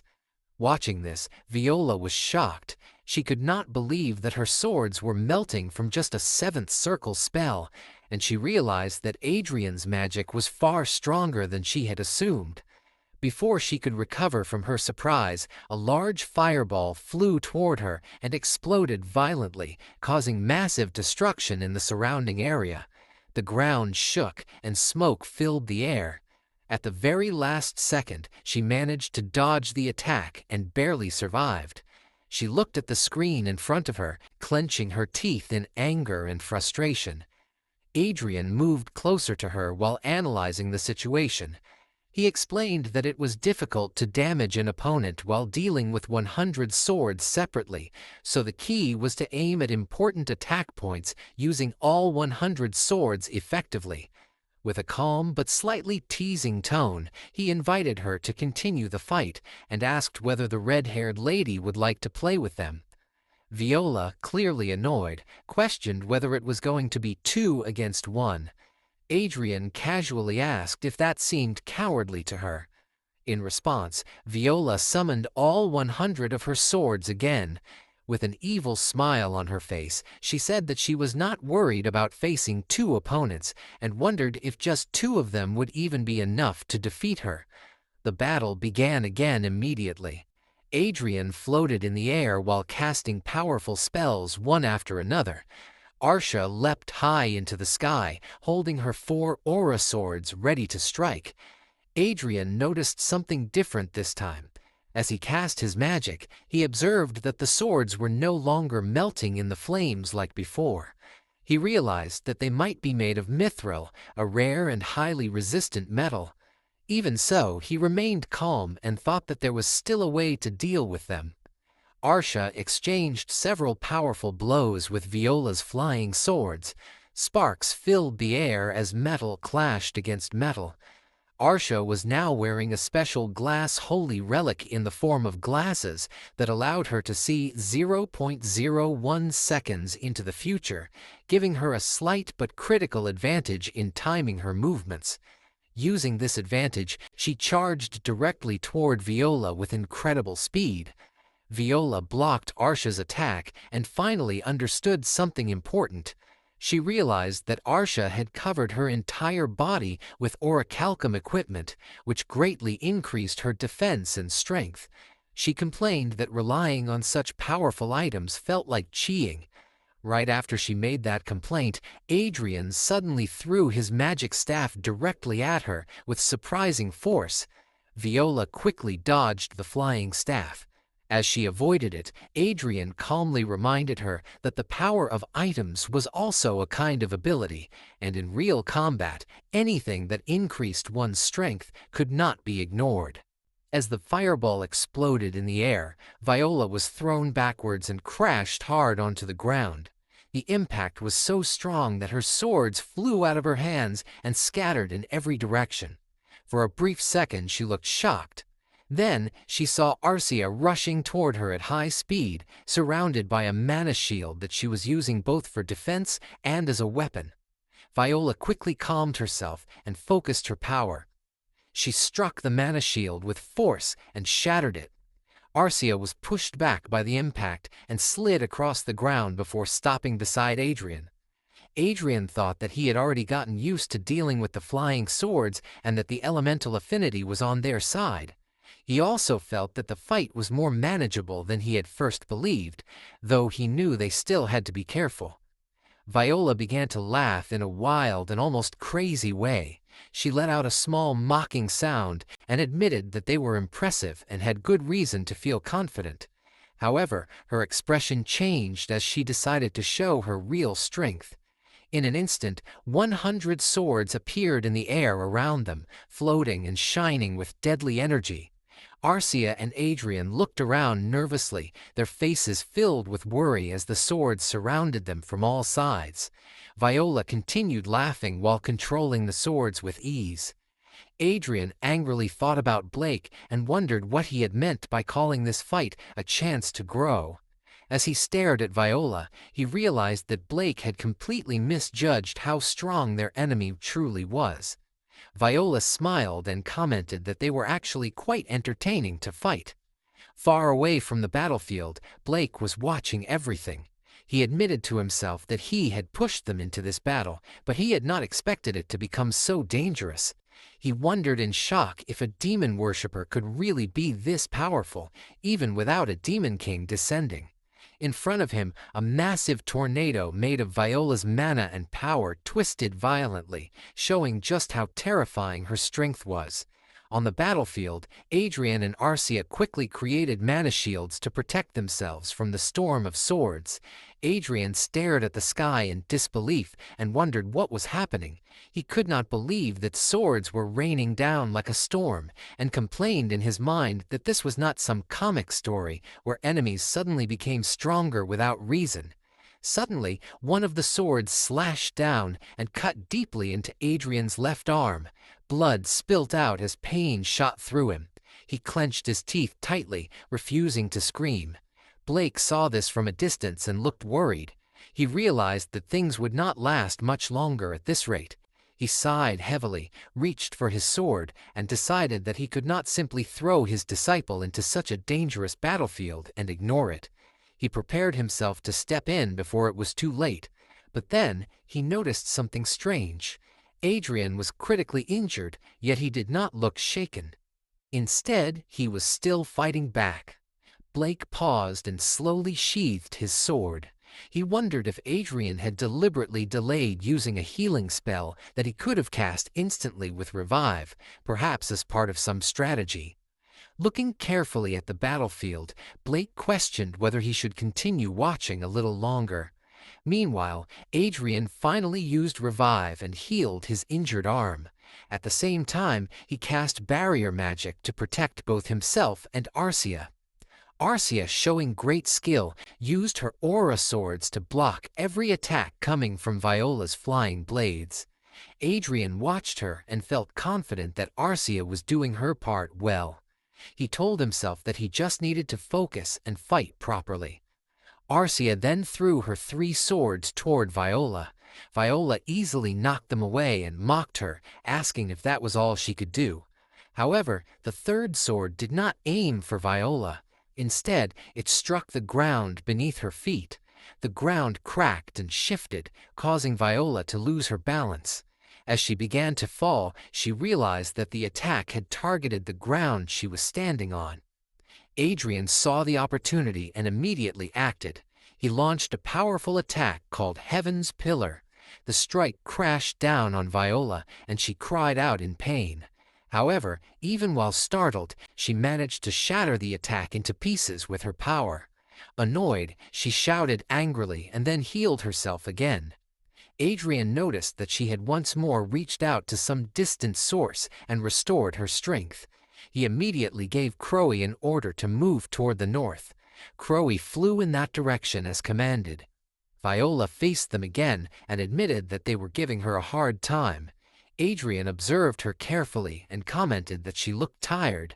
He suggested that perhaps no one had ever managed to last against her for this long before. His words shocked Viola, and her expression showed confusion and irritation. Smiling slightly, Adrien thought that there was no such thing as a perfect ability. Even if her flight magic was high level, controlling hundreds of swords at the same time while constantly losing control of some of them must have limits. He pointed out that she was running out of breath and clearly wanted to end the fight quickly, but unfortunately for her, they specialized in long battles. His words made Viola furious. She attacked wildly, causing multiple explosions around them, and shouted at him to be quiet. Suddenly she noticed something strange. They were gone. Both Adrien and Arcia had vanished from her sight. In the next instant, Adrien attacked from above. At the same time, Arcia spun through the air and struck from the side. Adrien told her that she could not afford to fight carelessly just because she was tired. Together they attacked from the front and back at the same time, striking her with spear and sword. But Viola also activated her power again. Through Crowy's shared vision, Adrien saw a cult member in the distance being drained of his life force. Adrien smiled as he understood what was happening. He remarked that he believed dark magic did not include healing spells, but it seemed she could recover by consuming the lives of others. Viola grew even annoyed. As he continued attacking her, Adrien explained that once someone understood the method behind her healing, it became easy to stop it. Viola felt increasing pressure as the battle grew harder for her. She realized that she needed to heal more quickly. She tried to drain another cult member's life force, but Adrien used his power to block the connection. Shocked, she realized her route had been cut off. At that moment, Arcia attacked from behind. A massive explosion shook the area. When the smoke cleared, Arcia was standing firmly on top of Viola, who lay defeated on the ground. Viola let out a weak sound of pain. Adrien looked at her and calmly said that they had finally caught her. Viola is crying loudly, and Adrien is standing nearby. Arcia looks at Viola with a cold and emotionless face. Viola sobs and calls out for her mother, crying that she only wants to see her mother again. Her condition shows that she has lost her will and is filled with fear. Adrien calmly asks her what that has to do with anything. He says that every grave has a story behind it, and reminds her that she has killed many people too. Arcia then comments that it is ridiculous for Viola to act like this now, as if she were innocent. Viola continues crying like a small child and screams that she does not want to die. Adrien tells her that if she wants to live, she should offer something valuable in return. He explains that if she has important information he does not already know, he might allow her to live a little longer, and asks what she thinks about that. At that moment, Arcia presses the edge of her sword against Viola's neck. Terrified, Viola quickly says that she will tell them everything and asks what they want to know. Then Adrien calls out to Lord Blake. Blake comes down from above, and Adrien realizes that Blake must have been nearby the whole time. He even wonders if Blake heard him cursing earlier. Adrien tells Blake that there is something he wants to extract from the woman, and asks him to keep her alive and protect her for now. Blake asks if Adrien wants him to secretly take her to Dragonland, away from the clergy. Adrien thinks that he should refuse because it sounds troublesome. However, Blake immediately agrees. Adrien is surprised by how easily Blake accepts. Blake then picks Viola up and says that he will keep her safe and that Adrien can come to get her after he finishes his business there. Adrien admits that he did not expect such an easy agreement. When he checks Blake's status, he sees that their relationship is now acknowledged as an alliance, and Blake's emotional state shows amazement and interest. Blake explains that he has simply become a little interested. The scene then shifts to the battlefield, where the Saintess and several priests are fighting demon worshippers. One of the demon worshippers shouts to hold on a little longer, because once Celine returns they can turn the situation around. Saintess Sylvester notices that the loud explosions from the place where the Duke and Duchess were fighting have stopped. She thinks that there is no way Duke Lawrence could be losing, and hopes that he is safe. As she turns her head, a demon worshipper suddenly charges at her and yells for her to die. However, he is struck by a blue magical aura before he can reach her. Saintess Sylvester looks at both the attacker and the one who saved her with joy. Adrien and Arcia have arrived. Adrien tells Saint Sylvester that he will help her. After the Saintess defeats the last demon worshipper, Adrien wonders aloud whether it is really fine to kill all of them without leaving even one alive. He suggests that it might be better to keep some prisoners for questioning and information gathering. Saintess Sylvester firmly replies that demon worshippers must be executed immediately. She explains that there is no negotiation or dialogue with them, not even for one-sided information gathering. Adrien thinks that this method is very inefficient. He feels relieved that he secretly separated Celine earlier. Saintess Sylvester then uses a special compass that can detect demon worshippers. She announces that there are no more nearby, but it seems that another one is not too far away. Suddenly, a powerful gust of wind surrounds them, and several airships appear in the sky above. A voice from one of the ships orders everyone to halt, announcing that they are the Elysia Union Border Guard and commanding no one to move. Saintess Sylvester comments that unfortunately the time limit has arrived. The Elysia Union is a nation formed by an alliance of 8 different races. Because many races live together, they have a unique political system called the 8 Kings Council. In this system, all races have equal speaking rights regardless of power, and the kings of each race gather at one table to make decisions by majority vote. The decision to block the Holy Land's involvement was also made by this council. Later, Adrien and Saintess Sylvester sit at a round table with the 8 kings of the Elysia Union. Adrien notices that Elder Irish is present on behalf of the Beastmen. Saintess Sylvester asks the council what they think about the current situation. One of the kings apologizes sincerely and admits that their judgment was careless. He says that from now on they will allow free search operations within the Union. Adrien then turns to Elder Irish and asks about his earlier request. Elder Irish informs him that the request has been accepted and that the people involved are being gathered quickly, so he will hear back soon. Saintess Sylvester asks what request they are talking about. Adrien explains that since demon worshippers have taken deep root in the Elysia Union, he judged that someone in power might have supported them. Therefore, he had asked in advance to gather the key figures of each race. Saintess Sylvester smiles with satisfaction. Soon after, Elder Irish checks a holographic window on her wrist and announces that everyone has gathered, so they should move. In a large ballroom, people from many different species assemble.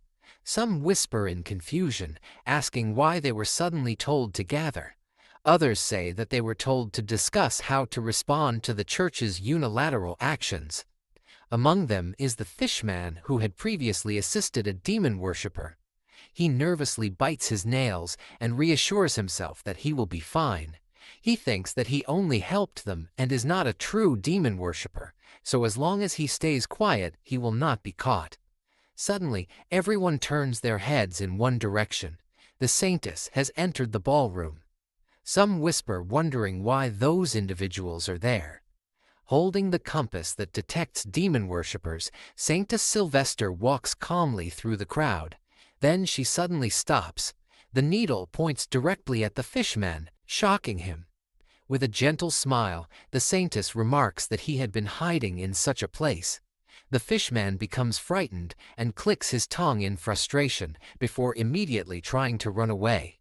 Adrien reacts instantly, using his magic to release 2 chains that shoot forward and wrap around the fishman. The chains entangle him tightly and slam him onto the ground. Saintess Sylvester then casts holy magic to bind him completely. Afterwards, she turns to the others and explains that the holy relic can detect not only demon worshippers, but also those who assisted them. She states that the scope of the investigation will now need to be expanded. Among the 8 kings, 2 of them quietly exchange glances. After some time, Saintess Sylvester announces that there are still a few remnants left, But since the Union has promised active cooperation, they will soon be dealt with. She then looks at Adrien and says that this is a major achievement that would never have been possible without the duchy's cooperation. Adrien laughs lightly and replies that he only did his duty for the peace of Randelle. The Saintess then declares that because of this incident, the Holy Land wishes to show deep trust in the Duke and Duchess by granting them the title of Honorary Holy Knights. She once again expresses gratitude for the Duchy's cooperation. Adrien smiles in a slightly sly manner and thinks to himself that if Saint Sylvester ever finds out that he allowed a demon worshipper to escape, she would probably faint from shock. However, he believes it cannot be helped because there is something he absolutely must confirm. The scene changes to Dragonland at Blake's mansion. Blake notes that Adrien has come. Adrien and Arcia arrive, and Adrien expresses his thanks to Lord Blake for accepting his request. Viola is kneeling nearby. She tearfully notices that they have arrived. When Adrien checks her status, he sees that her relationship toward him is now submission and obedience, and her condition shows shock and fear. Adrien feels puzzled and wonders why she has changed so much. Blake suggests that it might be the shock of her first defeat. He explains that there are hardly any individuals with power as strong as hers, and he assumes that everyone in her organization must have treated her like royalty. However, Adrien does not fully agree. He notices that Viola is carefully watching Blake's reactions as well, which makes him think that the shock of her second defeat must have been enormous too. Arcia once again points her sword at Viola's neck, causing Viola to gasp in fear. Adrien tells her that if she does not want to be punished further, she should stop overthinking and simply talk. Then he directly asks whether her group was the one that attacked the Hollywood Systems control terminal.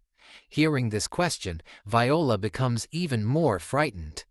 The scene shifts to the Balter Kingdom, which lies far to the south of the Defteron continent in the territory ruled by Count Reyes.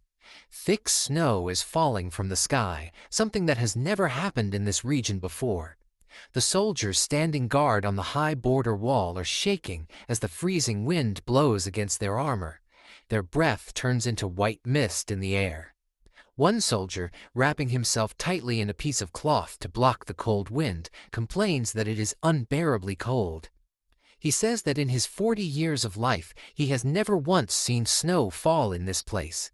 Another soldier, rubbing his hands together and warming his palms with his breath, replies that there is no better way to describe this situation than to call it abnormal weather. He says that this kind of climate makes no sense for their land.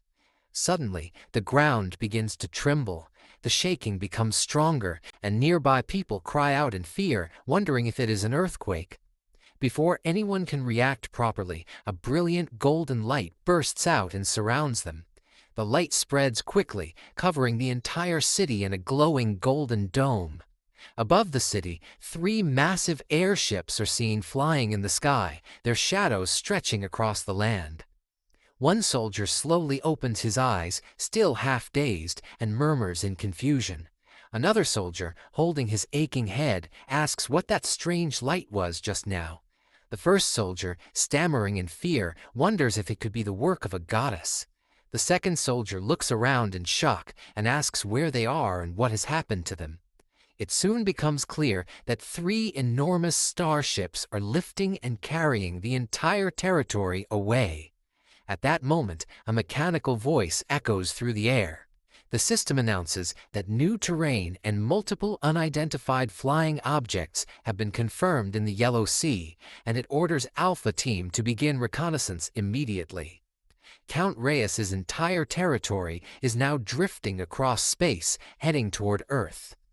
The scene then returns to the Blake mansion. Adrien asks Viola whether they were the ones who attacked the Hollywood Systems control terminal. Viola, stuttering and visibly nervous, begs him not to tell her that they are the people she thinks they are. Arcia presses the tip of her sword down harder, causing Viola to scream in pain. Adrien calmly tells her not to answer a question with another question. Shaking in fear, Viola finally admits that they were indeed responsible for the attack. Adrien then asks why they targeted the Hollywood system and how they even knew its location. Kneeling on the ground, Viola says that she does not know the details and that she and the others simply followed orders faithfully. Adrien carefully observes her and thinks that, from what he can tell, she does not appear to be lying. He then asks her to explain which demon kings are connected to their group. Viola explains that their organization expanded by absorbing many demon contractors and their forces. Because of this, the demon kings they serve are not limited to one. Among them, 2 demon kings are especially powerful and influential: Arc Scarlet and Lord Exid. Blake is shocked upon hearing the name Arc Scarlet. He trails off in disbelief. Adrien recalls the Crimson Demon King who pushed Randelle to the edge of destruction 1200 years ago. He then says that it is a great relief that the demon worshippers were eliminated this time. If the Crimson Demon King had truly returned, dealing with him would have been nearly impossible. Blake agrees, adding that no matter how much Rondelle's military strength has improved, it would still have been an extremely difficult battle. However, Viola reveals that their goal this time was not to burn Randelle. From the very beginning, their true leader was the Demon King supporting her, Lord Exid. Blake sighs and admits that he has never heard of a Demon King by that name. He wonders how a Demon King no one knows could outrank the Crimson Demon King. Viola, still frightened, explains that it is natural that he has never heard of him. Lord Exid is not from Randelle at all. He is a Demon King from another world, a world with a different name. Adrien thinks carefully about this and asks if that other world is Earth. Viola looks confused but confirms that he is correct and asks if he already knew about Earth. Adrien reacts strongly and demands to know how a Demon King from another world could interfere in Randelle. He says that such a thing makes no sense. Viola, trembling, says that she only heard fragments of information, but there is supposedly a device that allows the Demon King's will to be projected into Randelle. She insists that she does not know the details. Adrien feels a painful headache forming. He wonders if all of this could really be dismissed as a coincidence. He reminds himself that he is originally from Earth and that he gained a great opportunity left behind by an Earth-born archmage. He even acquired ancient ruins that allowed him to stay briefly on Earth. Now, after capturing and interrogating a demon worshipper, he discovers that an Earth Demon King might be behind everything. Blake agrees that this situation is far too complex to be a mere coincidence. He then asks Viola if she knows why the Earth Demon King is interested in Randelle. Viola says that she doesn't know the reason. She explains that just as Randelle has its creator, goddess Sepia, Earth also had a god creator named Kaios. However, that god has already lost their power and perished. Adrien is shocked and asks if a god can truly perish. Viola explains that gods naturally lose their power when they are forgotten by their creations. Kaios was eventually forgotten by humanity, and over time, that god disappeared. She adds that it seems goddess Sepia took an interest in the now godless Earth and began interfering with it. Because of this interference, great chaos is said to be spreading across Earth. Viola suggests that the goddess might be planning to merge the two worlds. If that happens, not only Earth, but Randelle as well will experience massive chaos. Blake suddenly kicks Viola and tells her not to pretend to be some messenger of justice. He reminds her that all of them made demon contracts to satisfy their own selfish desires. Viola admits that he is right, but begs them to listen seriously. Adrien thinks that although gods should not be judged by human standards, the goddess he once saw descending did not seem like someone who would endanger her creations out of greed. Blake then suggests that instead of guessing, they should speak directly to the Demon King residing within Viola. Adrien asks how that would be possible. Blake explains that if they bring Viola to Earth, they should be able to communicate freely with the Demon King there. Adrien admits that this may be possible, but wonders whether it would be dangerous. Blake replies that an incomplete descent cannot last long, and due to various restrictions, the Demon King's original magical power would be greatly reduced. Even in the worst case, he believes they could still fight back. After thinking for a moment, Adrien agrees and says that they will go to Earth. Blake supports the idea and says they should leave immediately and deal with the Dragonhorn at the same time. Viola remains kneeling silently, filled with confusion and fear. The scene changes to Earth, specifically to an uninhabited island somewhere in the Pacific Ocean. The waves crash against the shore and the sky is quiet. Blake tells Viola to call out to the Demon King. Though frightened, she obeys. Elsewhere, a horned figure sits calmly on a chair. He suddenly senses something and wonders what is happening. Moments later, Viola, Blake, Adrien, and Arcia appear before him. Viola realizes that the connection has been established. Adrien greets the Demon King and introduces himself as Adrien L. Lawrence. The Demon King asks if he is referring to Duke Lawrence. Adrien confirms that he is. He explains that they captured a demon worshipper named Selene, who told them that goddess Sepia is interfering with Earth. Therefore, they came to Earth with her to confirm whether this is true. He then politely asks if the Demon King could descend, even for a short time. The Demon King questions why he should agree to their request. Adrien thinks that it is impossible to determine whether the Demon King is lying based only on his voice. To properly use his perception ability and Blake's observational skills, they must meet face to face. Adrien explains that they traveled all the way from Randelle to Earth simply to learn the truth. He adds that if they can speak honestly in person, they might even help Selene and assist with his descent in Randelle. The Demon King laughs lightly and agrees, saying that if he does not like them after meeting, he will simply blow off their heads. Adrien confidently replies that if the Demon King attempts anything strange, he will immediately run away. In the next instant, the Demon King descends at lightning speed and stands before the three of them. Blake observes that the Demon King appears rather weak. The Demon King, as if recognizing something familiar, comments that Blake has not changed at all. Blake looks confused by this remark. Adrien then activates his all-seeing eye and feels slightly surprised. A system window appears before him, displaying detailed information about Lord Exid.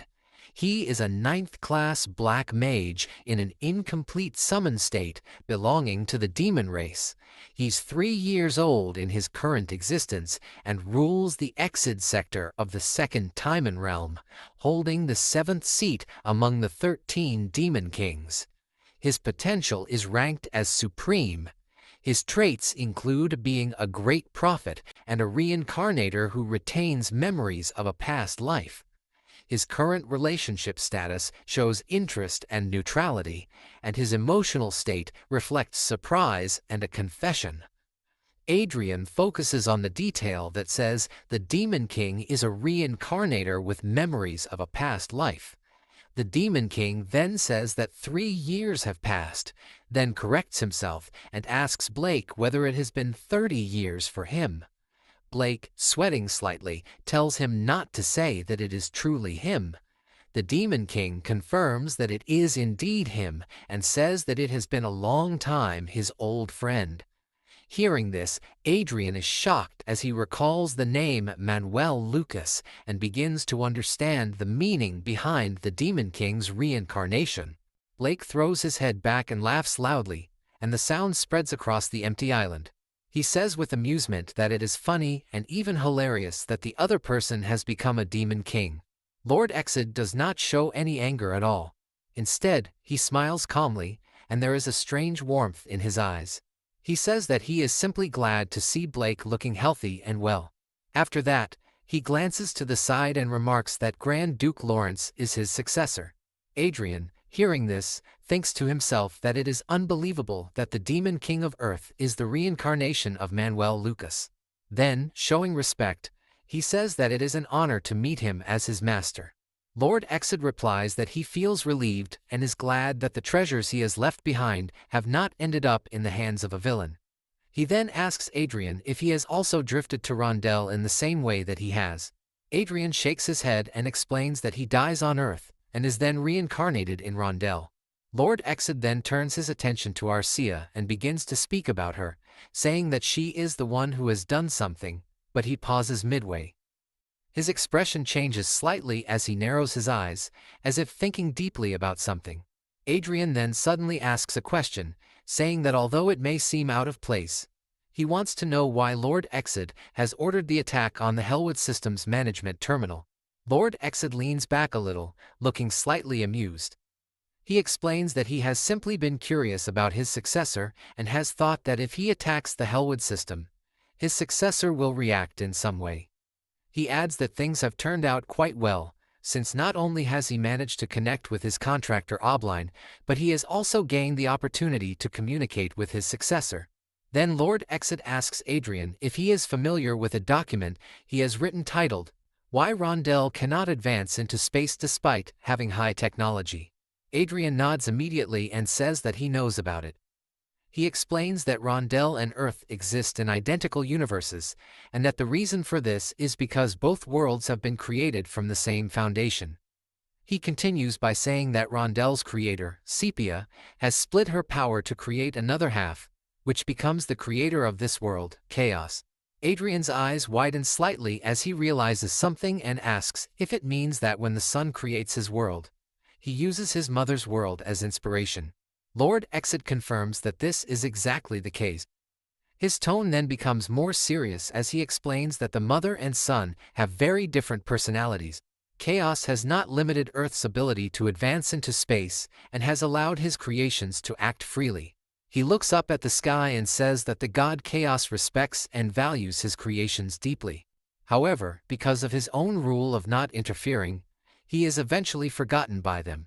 There is a short silence, and he adds that perhaps Chaos considers even that outcome to be part of the natural flow of time.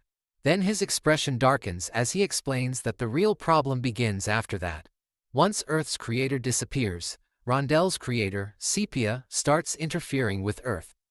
He says that the celestials and demons of Earth, who once lived freely under Chaos, resist together and refuse to become pawns of goddess Sepia. Lord Exod's eyes begin to glow faintly as he continues. He explains that in the process of using every possible method to resist, he himself, who has been waiting for reincarnation on Earth, ends up becoming a demon king. Adrien's voice becomes colder as he responds that if one only listens to Lord Exod's explanation, the goddess seems extremely cruel, and he questions whether Exod might be interpreting everything in a way that is too convenient for his own side. Lord Exod simply shrugs and says that Adrien is free to think whatever he wants. He adds that regardless of opinions, their goal is to gain the power to directly intervene in Randelle. He raises his hand slightly, as if stating something unavoidable, and explains that Earth's celestials and demons are planning to unite and invade Randelle, with additional support from the demon world of Randelle itself. Blake and Adrien both become stiff with shock upon hearing this. Adrien says that even if Earth's celestials and demons are strong and work together with Rondelle's demon world, it still seems impossible to defeat the creator Sepia. Lord Exod smiles and reveals that they have a method, a way to inherit the authority of the creator and be reborn as a god. Blake immediately becomes furious and shouts that Exod must have lost his mind if he thinks they will accept or understand such a plan. Lord Exod calmly tells him not to misunderstand, explaining that they are only planning to occupy Randelle and not carry out indiscriminate destruction. Blake narrows his eyes in anger and says that it sounds like they are planning to show their power to prove that they can destroy Randelle if things go wrong.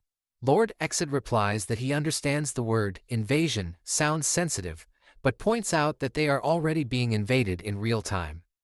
He snaps his fingers, and a round display of light appears, showing a massive aerial fortress engaged in battle. Adrien stares at it and wonders what exactly the fortress is and who it is fighting. His voice trembles as he begins to realize the truth and says that it cannot be what he is thinking. Lord Exod then explains that suddenly, an island appears in the sea between China and the Korean peninsula. While terrain changes caused by anomalies are not uncommon, this case is different. He says in a heavier tone that an entire territory from Randelle has fallen into this world. He then asks them if they understand now, explaining that even at that very moment, the integration between the two worlds is progressing. Looking directly at them, he says that he wants both of them to help him.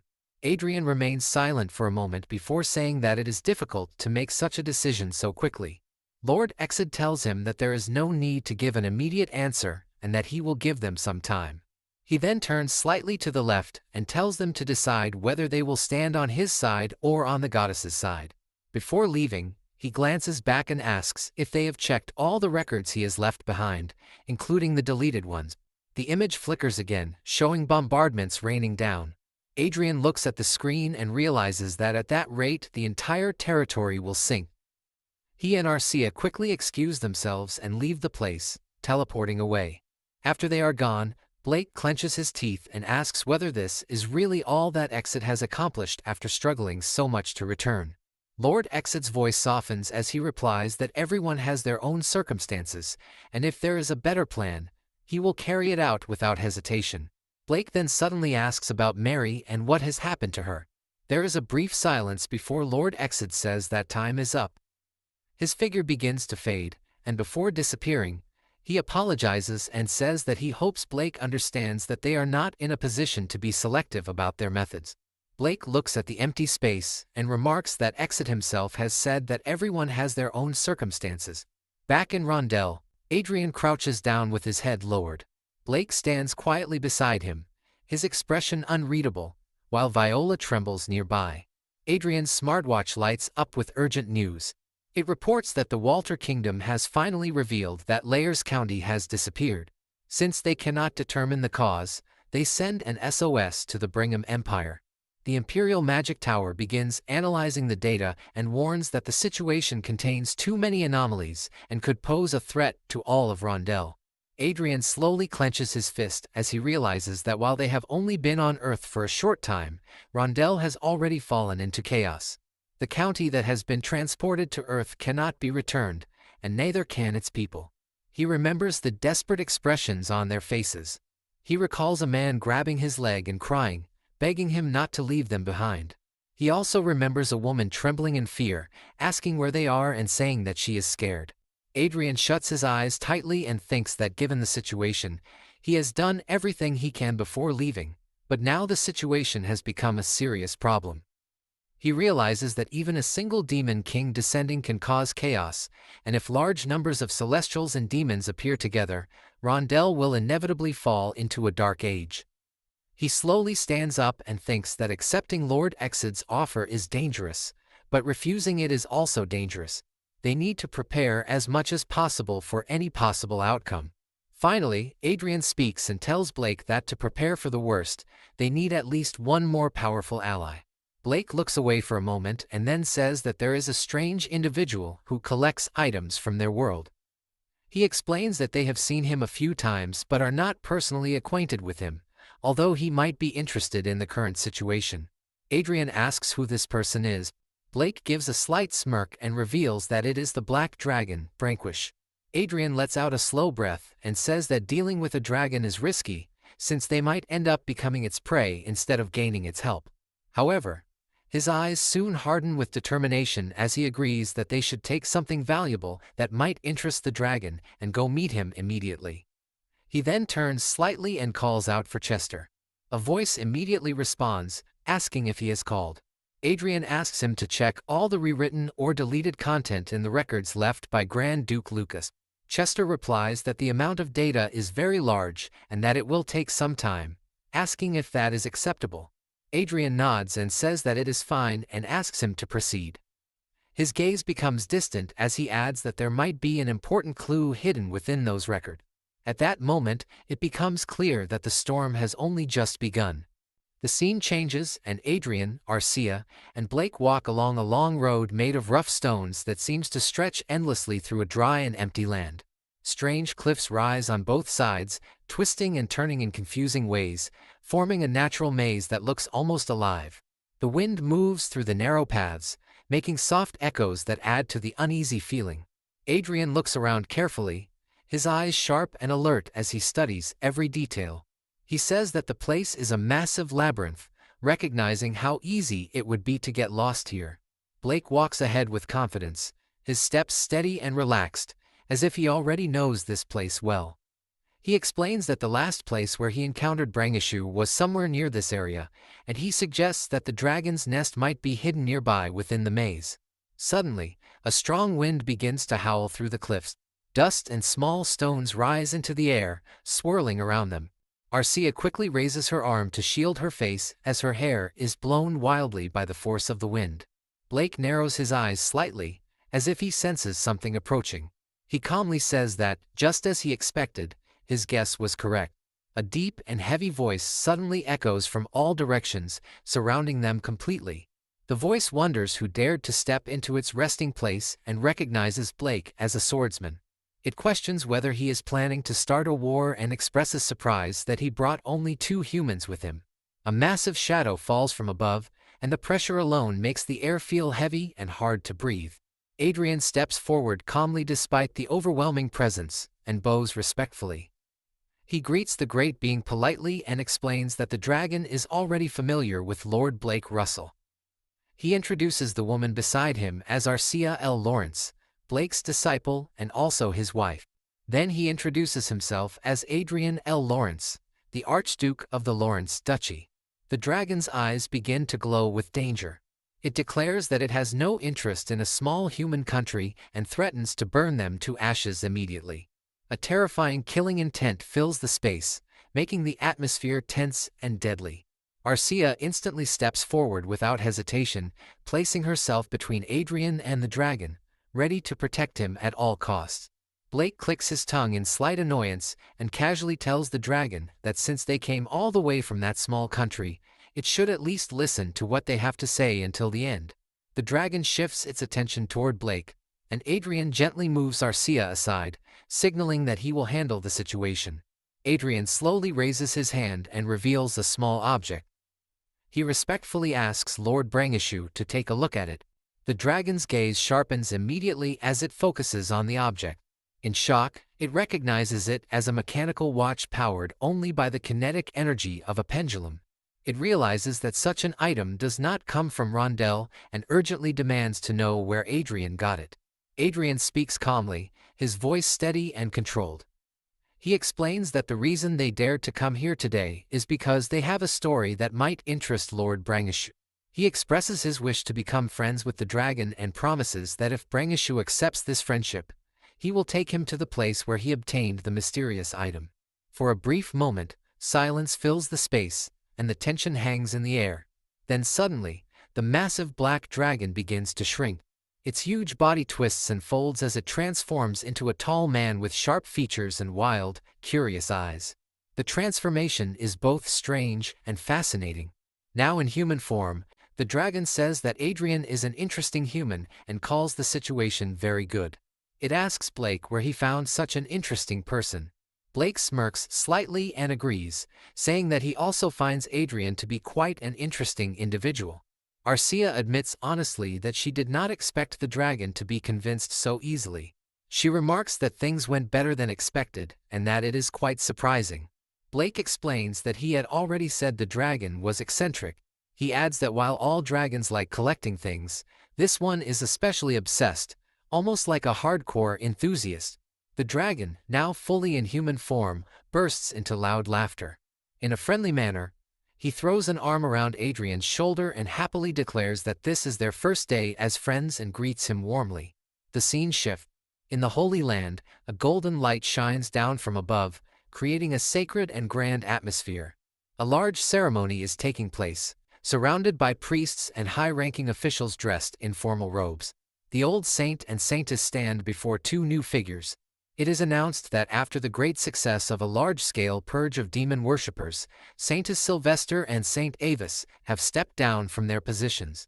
In their place, a new saintess and saint are officially appointed, Saintess Everil and Saint Jihad.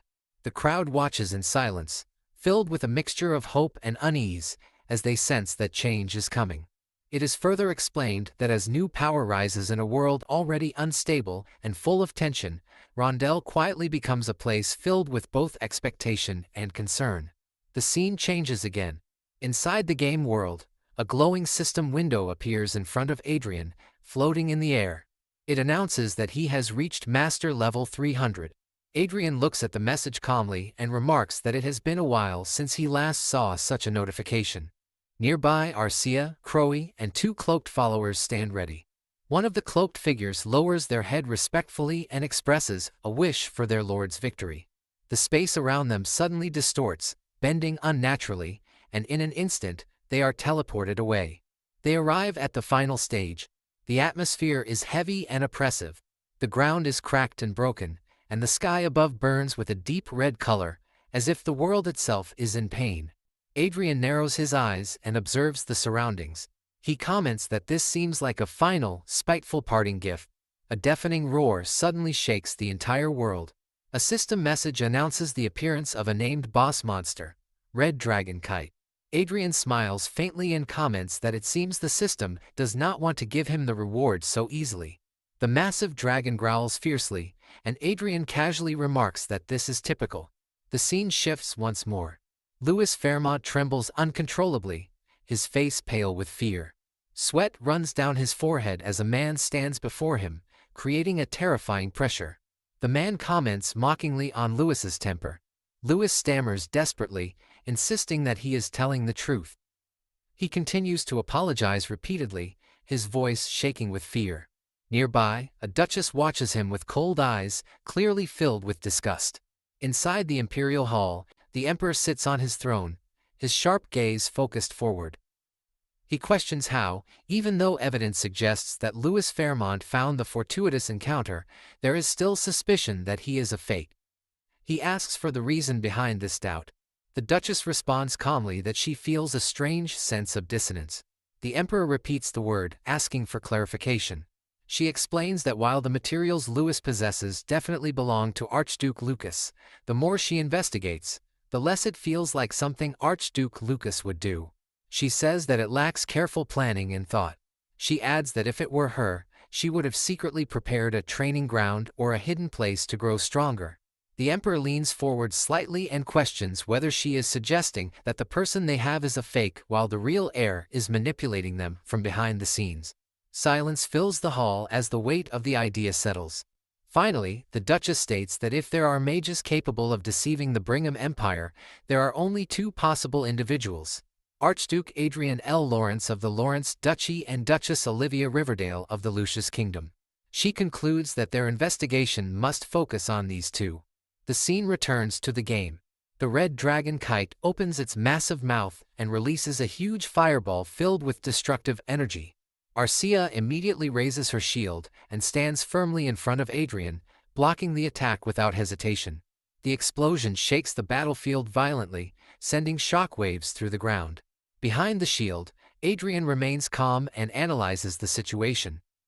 He notes that they have been fighting for 2 hours and have only managed to reduce about 6% of the dragon's MP. He firmly orders everyone to endure. A voice responds immediately, acknowledging his command.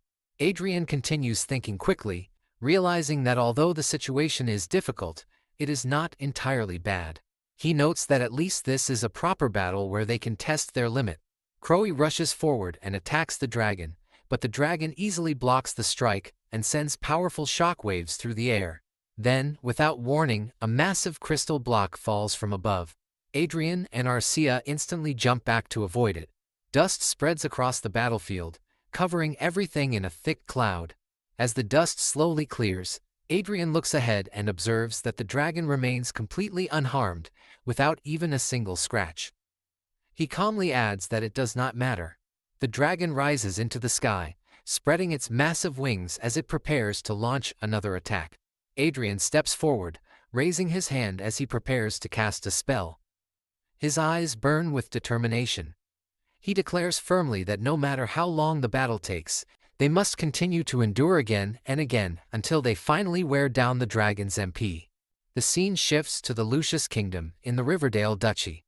Duchess Olivia's brother shouts in shock, asking if it is true that the Brigham Empire has reopened the investigation into the successor of the hidden gems, and whether the targets are really them and the Archduke of Lawrence. His voice is loud and filled with disbelief, as if he cannot accept how serious the situation has suddenly become. Another man sitting beside him, who has black hair and a calmer but still tense expression, says that those people have already attacked the Republic before using the hidden gems as an excuse, and he wonders if this is simply another excuse for territorial expansion. His tone suggests suspicion and frustration, as if he has seen similar tactics before and does not trust the Empire at all. Olivia responds calmly, saying that it is not the case and that they have most likely realized the truth. She adds that their instincts seem to be sharper than expected. Her voice remains steady, but there is a hint of seriousness in her eyes that shows she understands the gravity of the situation. The black-haired man asks her what she means by that, clearly confused and wanting a clearer explanation. Olivia explains that now that she has reached the 8th circle, everything becomes clear to her. She reveals that Archduke Lawrence has no real connection to her father. As she speaks, she creates a beautiful and complex magic circle in the air, glowing softly and displaying intricate patterns.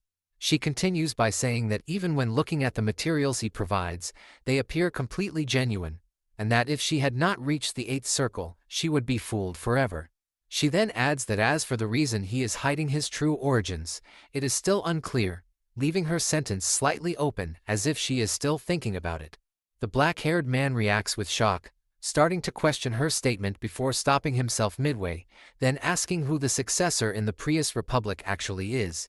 Olivia answers without hesitation that it is obviously a fake created by Archduke Lawrence. Both men are visibly shocked by this revelation, their expressions turning stiff as they try to process what she has just said. Olivia then says that for now, it is better for them to act in a noticeable and obvious way to draw attention toward themselves. Her brother understands her intention and asks if it is because they are not the real ones anyway. Olivia confirms this, saying that he is exactly right. The black-haired man adds that even so, their actions will only be able to buy a few days at most. He then questions whether, even if the real successor exists, that person will be able to handle the consequences of opposing the Brigham Empire.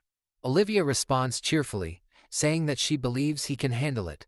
She then explains further that the factions gathering around Archduke Lawrence are extremely powerful and not to be underestimated. She describes herself as a realist and says that she has already calculated the odds, and that success is entirely possible.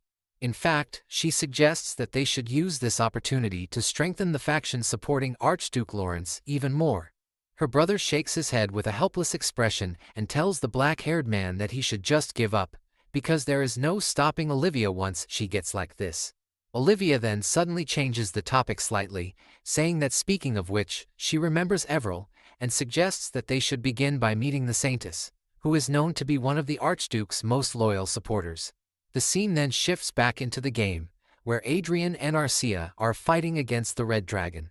Both of them are breathing heavily, clearly exhausted after a long and intense battle. After a final exchange, the Red Dragon collapses onto the ground. A system notification appears, stating that the Red Dragon Kite has been defeated and that Stage 9 of the Hidden Gem quest has been cleared. Arcia says with relief that he has worked hard, addressing Adrien respectfully. Adrien responds by telling her that she has also done well, his voice tired but sincere. Another system notification appears, stating that the requirements to unlock the next floor of the Mage Tower have been met. It announces that the 10th floor, which is the final floor of Manuel Lucas's magic tower, is now open, and asks whether he would like to proceed. At that moment, Chester appears and expresses his genuine amazement, saying that he cannot believe Adrien manages to pass the final trial on his first attempt. Adrien calls out to Chester and says that he feels like he is going to die from exhaustion, showing just how drained he is after the battle. Chester replies that it is understandable, explaining that Adrien has been fighting a dragon for several days. He then adds that according to the data, the Red Dragon Kite possesses combat power far beyond that of a real-world dragon, and that he estimates the battle might take over a year to complete. Adrien thinks to himself in disbelief, questioning how such a monster can be set as the final trial. Chester then explains that the final reward is contained within a large crystal that suddenly appears floating in the air above them, glowing with immense power.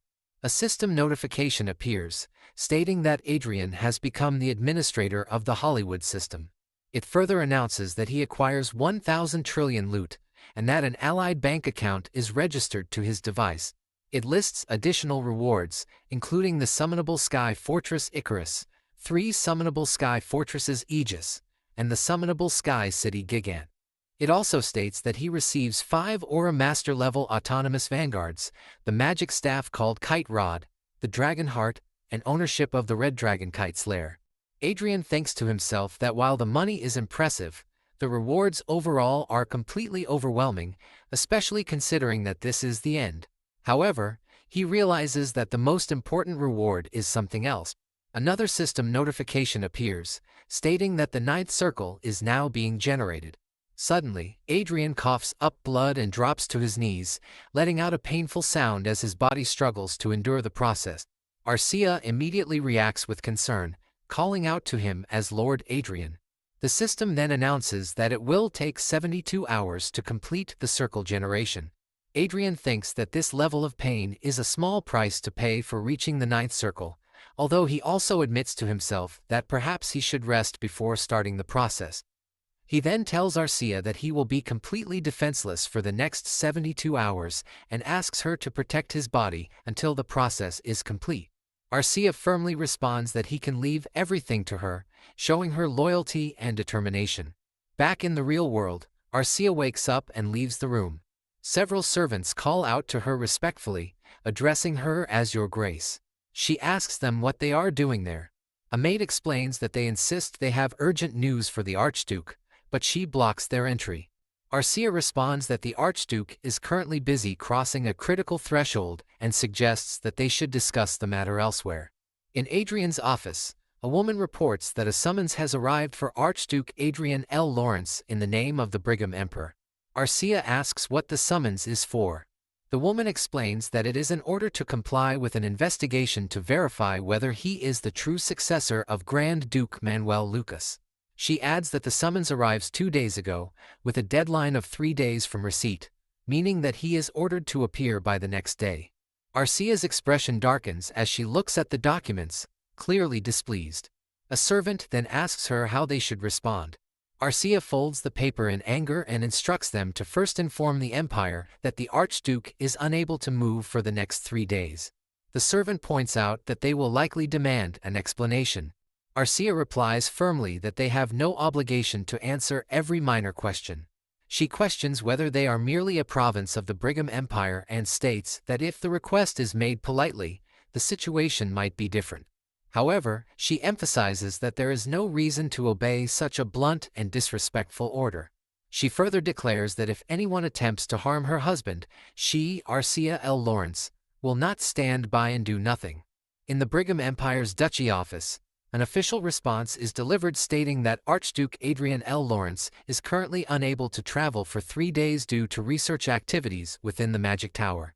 It also criticizes the Empire's rude attitude, saying that summoning the ruler of another nation at will is completely unreasonable. The Duchess, looking troubled, admits that she does not expect the Archduke to comply easily, but that the situation becomes more complicated than she anticipates. Another person reports that protest letters are pouring in from many nations across Randelle, including the Principality, the Reinhart's Empire, the Prius Republic, the Roberto Kingdom, the Alicia Union, and even the Holy Land.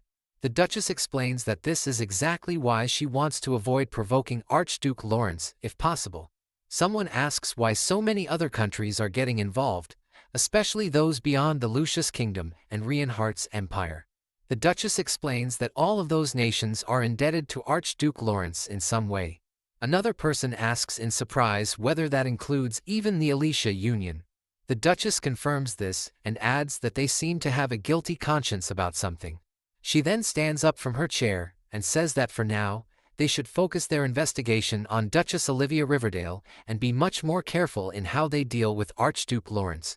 However, another man stands up angrily and argues that this is unacceptable. He insists that the Great Brigham Empire never allows public opinion to interfere with its plans. He also claims that the Archduke's defiant attitude only makes him more suspicious and that he must be held accountable for insulting the Empire. At that moment, a mysterious figure appears behind him and speaks in a dark and threatening voice, suggesting that instead of talking about accountability, he can give them something real to account for, even threatening to bite his head off. Everyone in the room is startled by the sudden appearance. The figure turns out to be the black dragon whom Adrien has befriended. The dragon says that he has listened to enough of their nonsense. The man, now terrified, demands to know who he is and questions how he dares to enter the room so boldly. He calls for the guards, shouting in panic and confusion, wondering why no one stops the intruder. The dragon casually clears his ears and introduces himself as Braingish, stating that he is a friend of Archduke Adrien L. Lawrence.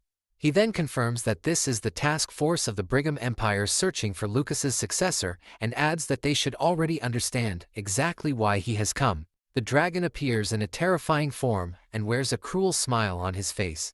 Everyone there begins shaking in fear and can only think that a real dragon has appeared before them. At once, they all drop to their knees, lower their heads, and shout that they greet a great being with the highest respect. The dragon gives a calm sound of approval and quietly acknowledges them. The man who has been shouting earlier stares in disbelief. He feels as if everything has become insane. He cannot understand how someone has managed to become friends with a dragon, nor when such a thing has even happened. The Duchess quickly bows even deeper and admits that they have been foolish. She promises that they will stop targeting Duke Lawrence from that moment on. The dragon smirks and remarks that at least one human there seems to have some brains. Then, without warning, he suddenly grabs the hand of the man who has been speaking badly. The man lets out a terrified cry. The dragon lifts him by the collar as if he weighs nothing and explains that if he only gives a verbal warning, nobody will take it seriously enough. Because of that, he has decided to take this human with him. The man panics and shouts in fear. Everyone else also cries out desperately, begging the great being to wait. The captured man screams loudly as he is carried away. The Duchess stammers in shock that the dragon has taken the vice commander away. After that shocking incident, Blake bursts into the room and slams the door open. He shouts for the person in charge to come out immediately. The scene then changes to the Lawrence estate, where Adrien is in the middle of his transformation. For a moment, his eyes stay closed. Then they slowly open. Arcia is standing nearby, and the moment she sees him awake, she cries out joyfully, calling him Lord Adrien. Adrien feels enormous energy flowing through every part of his body. In his mind, he thinks that power is overflowing through him completely. It feels as if a small universe has opened inside him. He realizes that this is the ninth circle. He then looks at everyone around him and thanks them sincerely. He says that because he can feel the two of them guarding him, he has been able to calm himself and control his energy safely. Blake and the dragon both awkwardly turn their eyes away. The dragon coughs proudly and claims that protecting him is simply something natural they have to do. Adrien looks confused. He wonders why both of them are suddenly acting so awkward and why the dragon is smiling in such a strange way. Arcia then explains the situation. She says that the Brigham Empire has tried to investigate him and Duchess Olivia Riverdale because they believe the two of them are highly likely to be the chosen ones. During that investigation, Brigham has also sent a forceful summons order, and someone has stepped in to help deal with it. Adrien narrows his eyes and says that the Brigham Empire has discovered them faster than he expected. Then he asks what any of that has to do with the two of them avoiding his gaze. The dragon coughs awkwardly again and admits there is something more to explain. Crossing his arms, the dragon says that when he first hears from Arcia about Brigham's behavior, he becomes furious. Adrien has rightfully earned Lucas's great opportunity, yet Brigham has tried to take it by force. Because of that anger, he has gone personally to warn the Empire. Blake quietly raises his hand and mutters that he has gone too. Arcia sighs deeply and continues. She explains that 3 problems have happened during the process. Adrien frowns and repeats that there are 3 problems. Arcia says the first problem is that their coordination has not been perfect. Because of that mistake, they have ended up kidnapping not only the investigation team's captain, but also the vice captain. Adrien's eyes widen in shock as he repeats the word kidnapping. Arcia nervously continues with the second issue. Instead of being intimidated by a dragon and a Lord Master, the Emperor has become furious and mobilizes the army. Earlier, the Emperor shouts in rage that those fools dare to look down on the Empire. Lowering her voice, Arcia reveals the third problem. They have seen how terrifying Brigham's hidden power truly is. The Emperor then orders that the tactical magic weapon Gungnir be activated immediately so the ignorant duchy can witness the real power of the Brigham Empire. Arcia then asks Adrien to look at a projection. A large image appears before him. Adrien stares at it and asks what the huge hole is. Arcia answers gravely that the place shown there was once Mount Yak. Adrien is stunned. He asks where the mountain has gone and why only a crater remains. Arcia replies that it has been destroyed by Brigham's tactical magic, Gungnir. She then continues by saying that not only that, but Brigham forces are currently stationed at the border between the Lucius Kingdom and the sea facing the Lawrence Duchy. Adrien notices something massive in the image and asks what the giant vanguard-like object is. Arcia answers that it is Brigham's new weapon, Titan, and it is said to be equipped with 5 force engines. Adrien quietly repeats the name Titan. Then he remembers that he has briefly seen something about it in Duke Lucas's research. He remarks that Brigham has been hiding such a massive weapon, just as expected from the strongest nation in the world.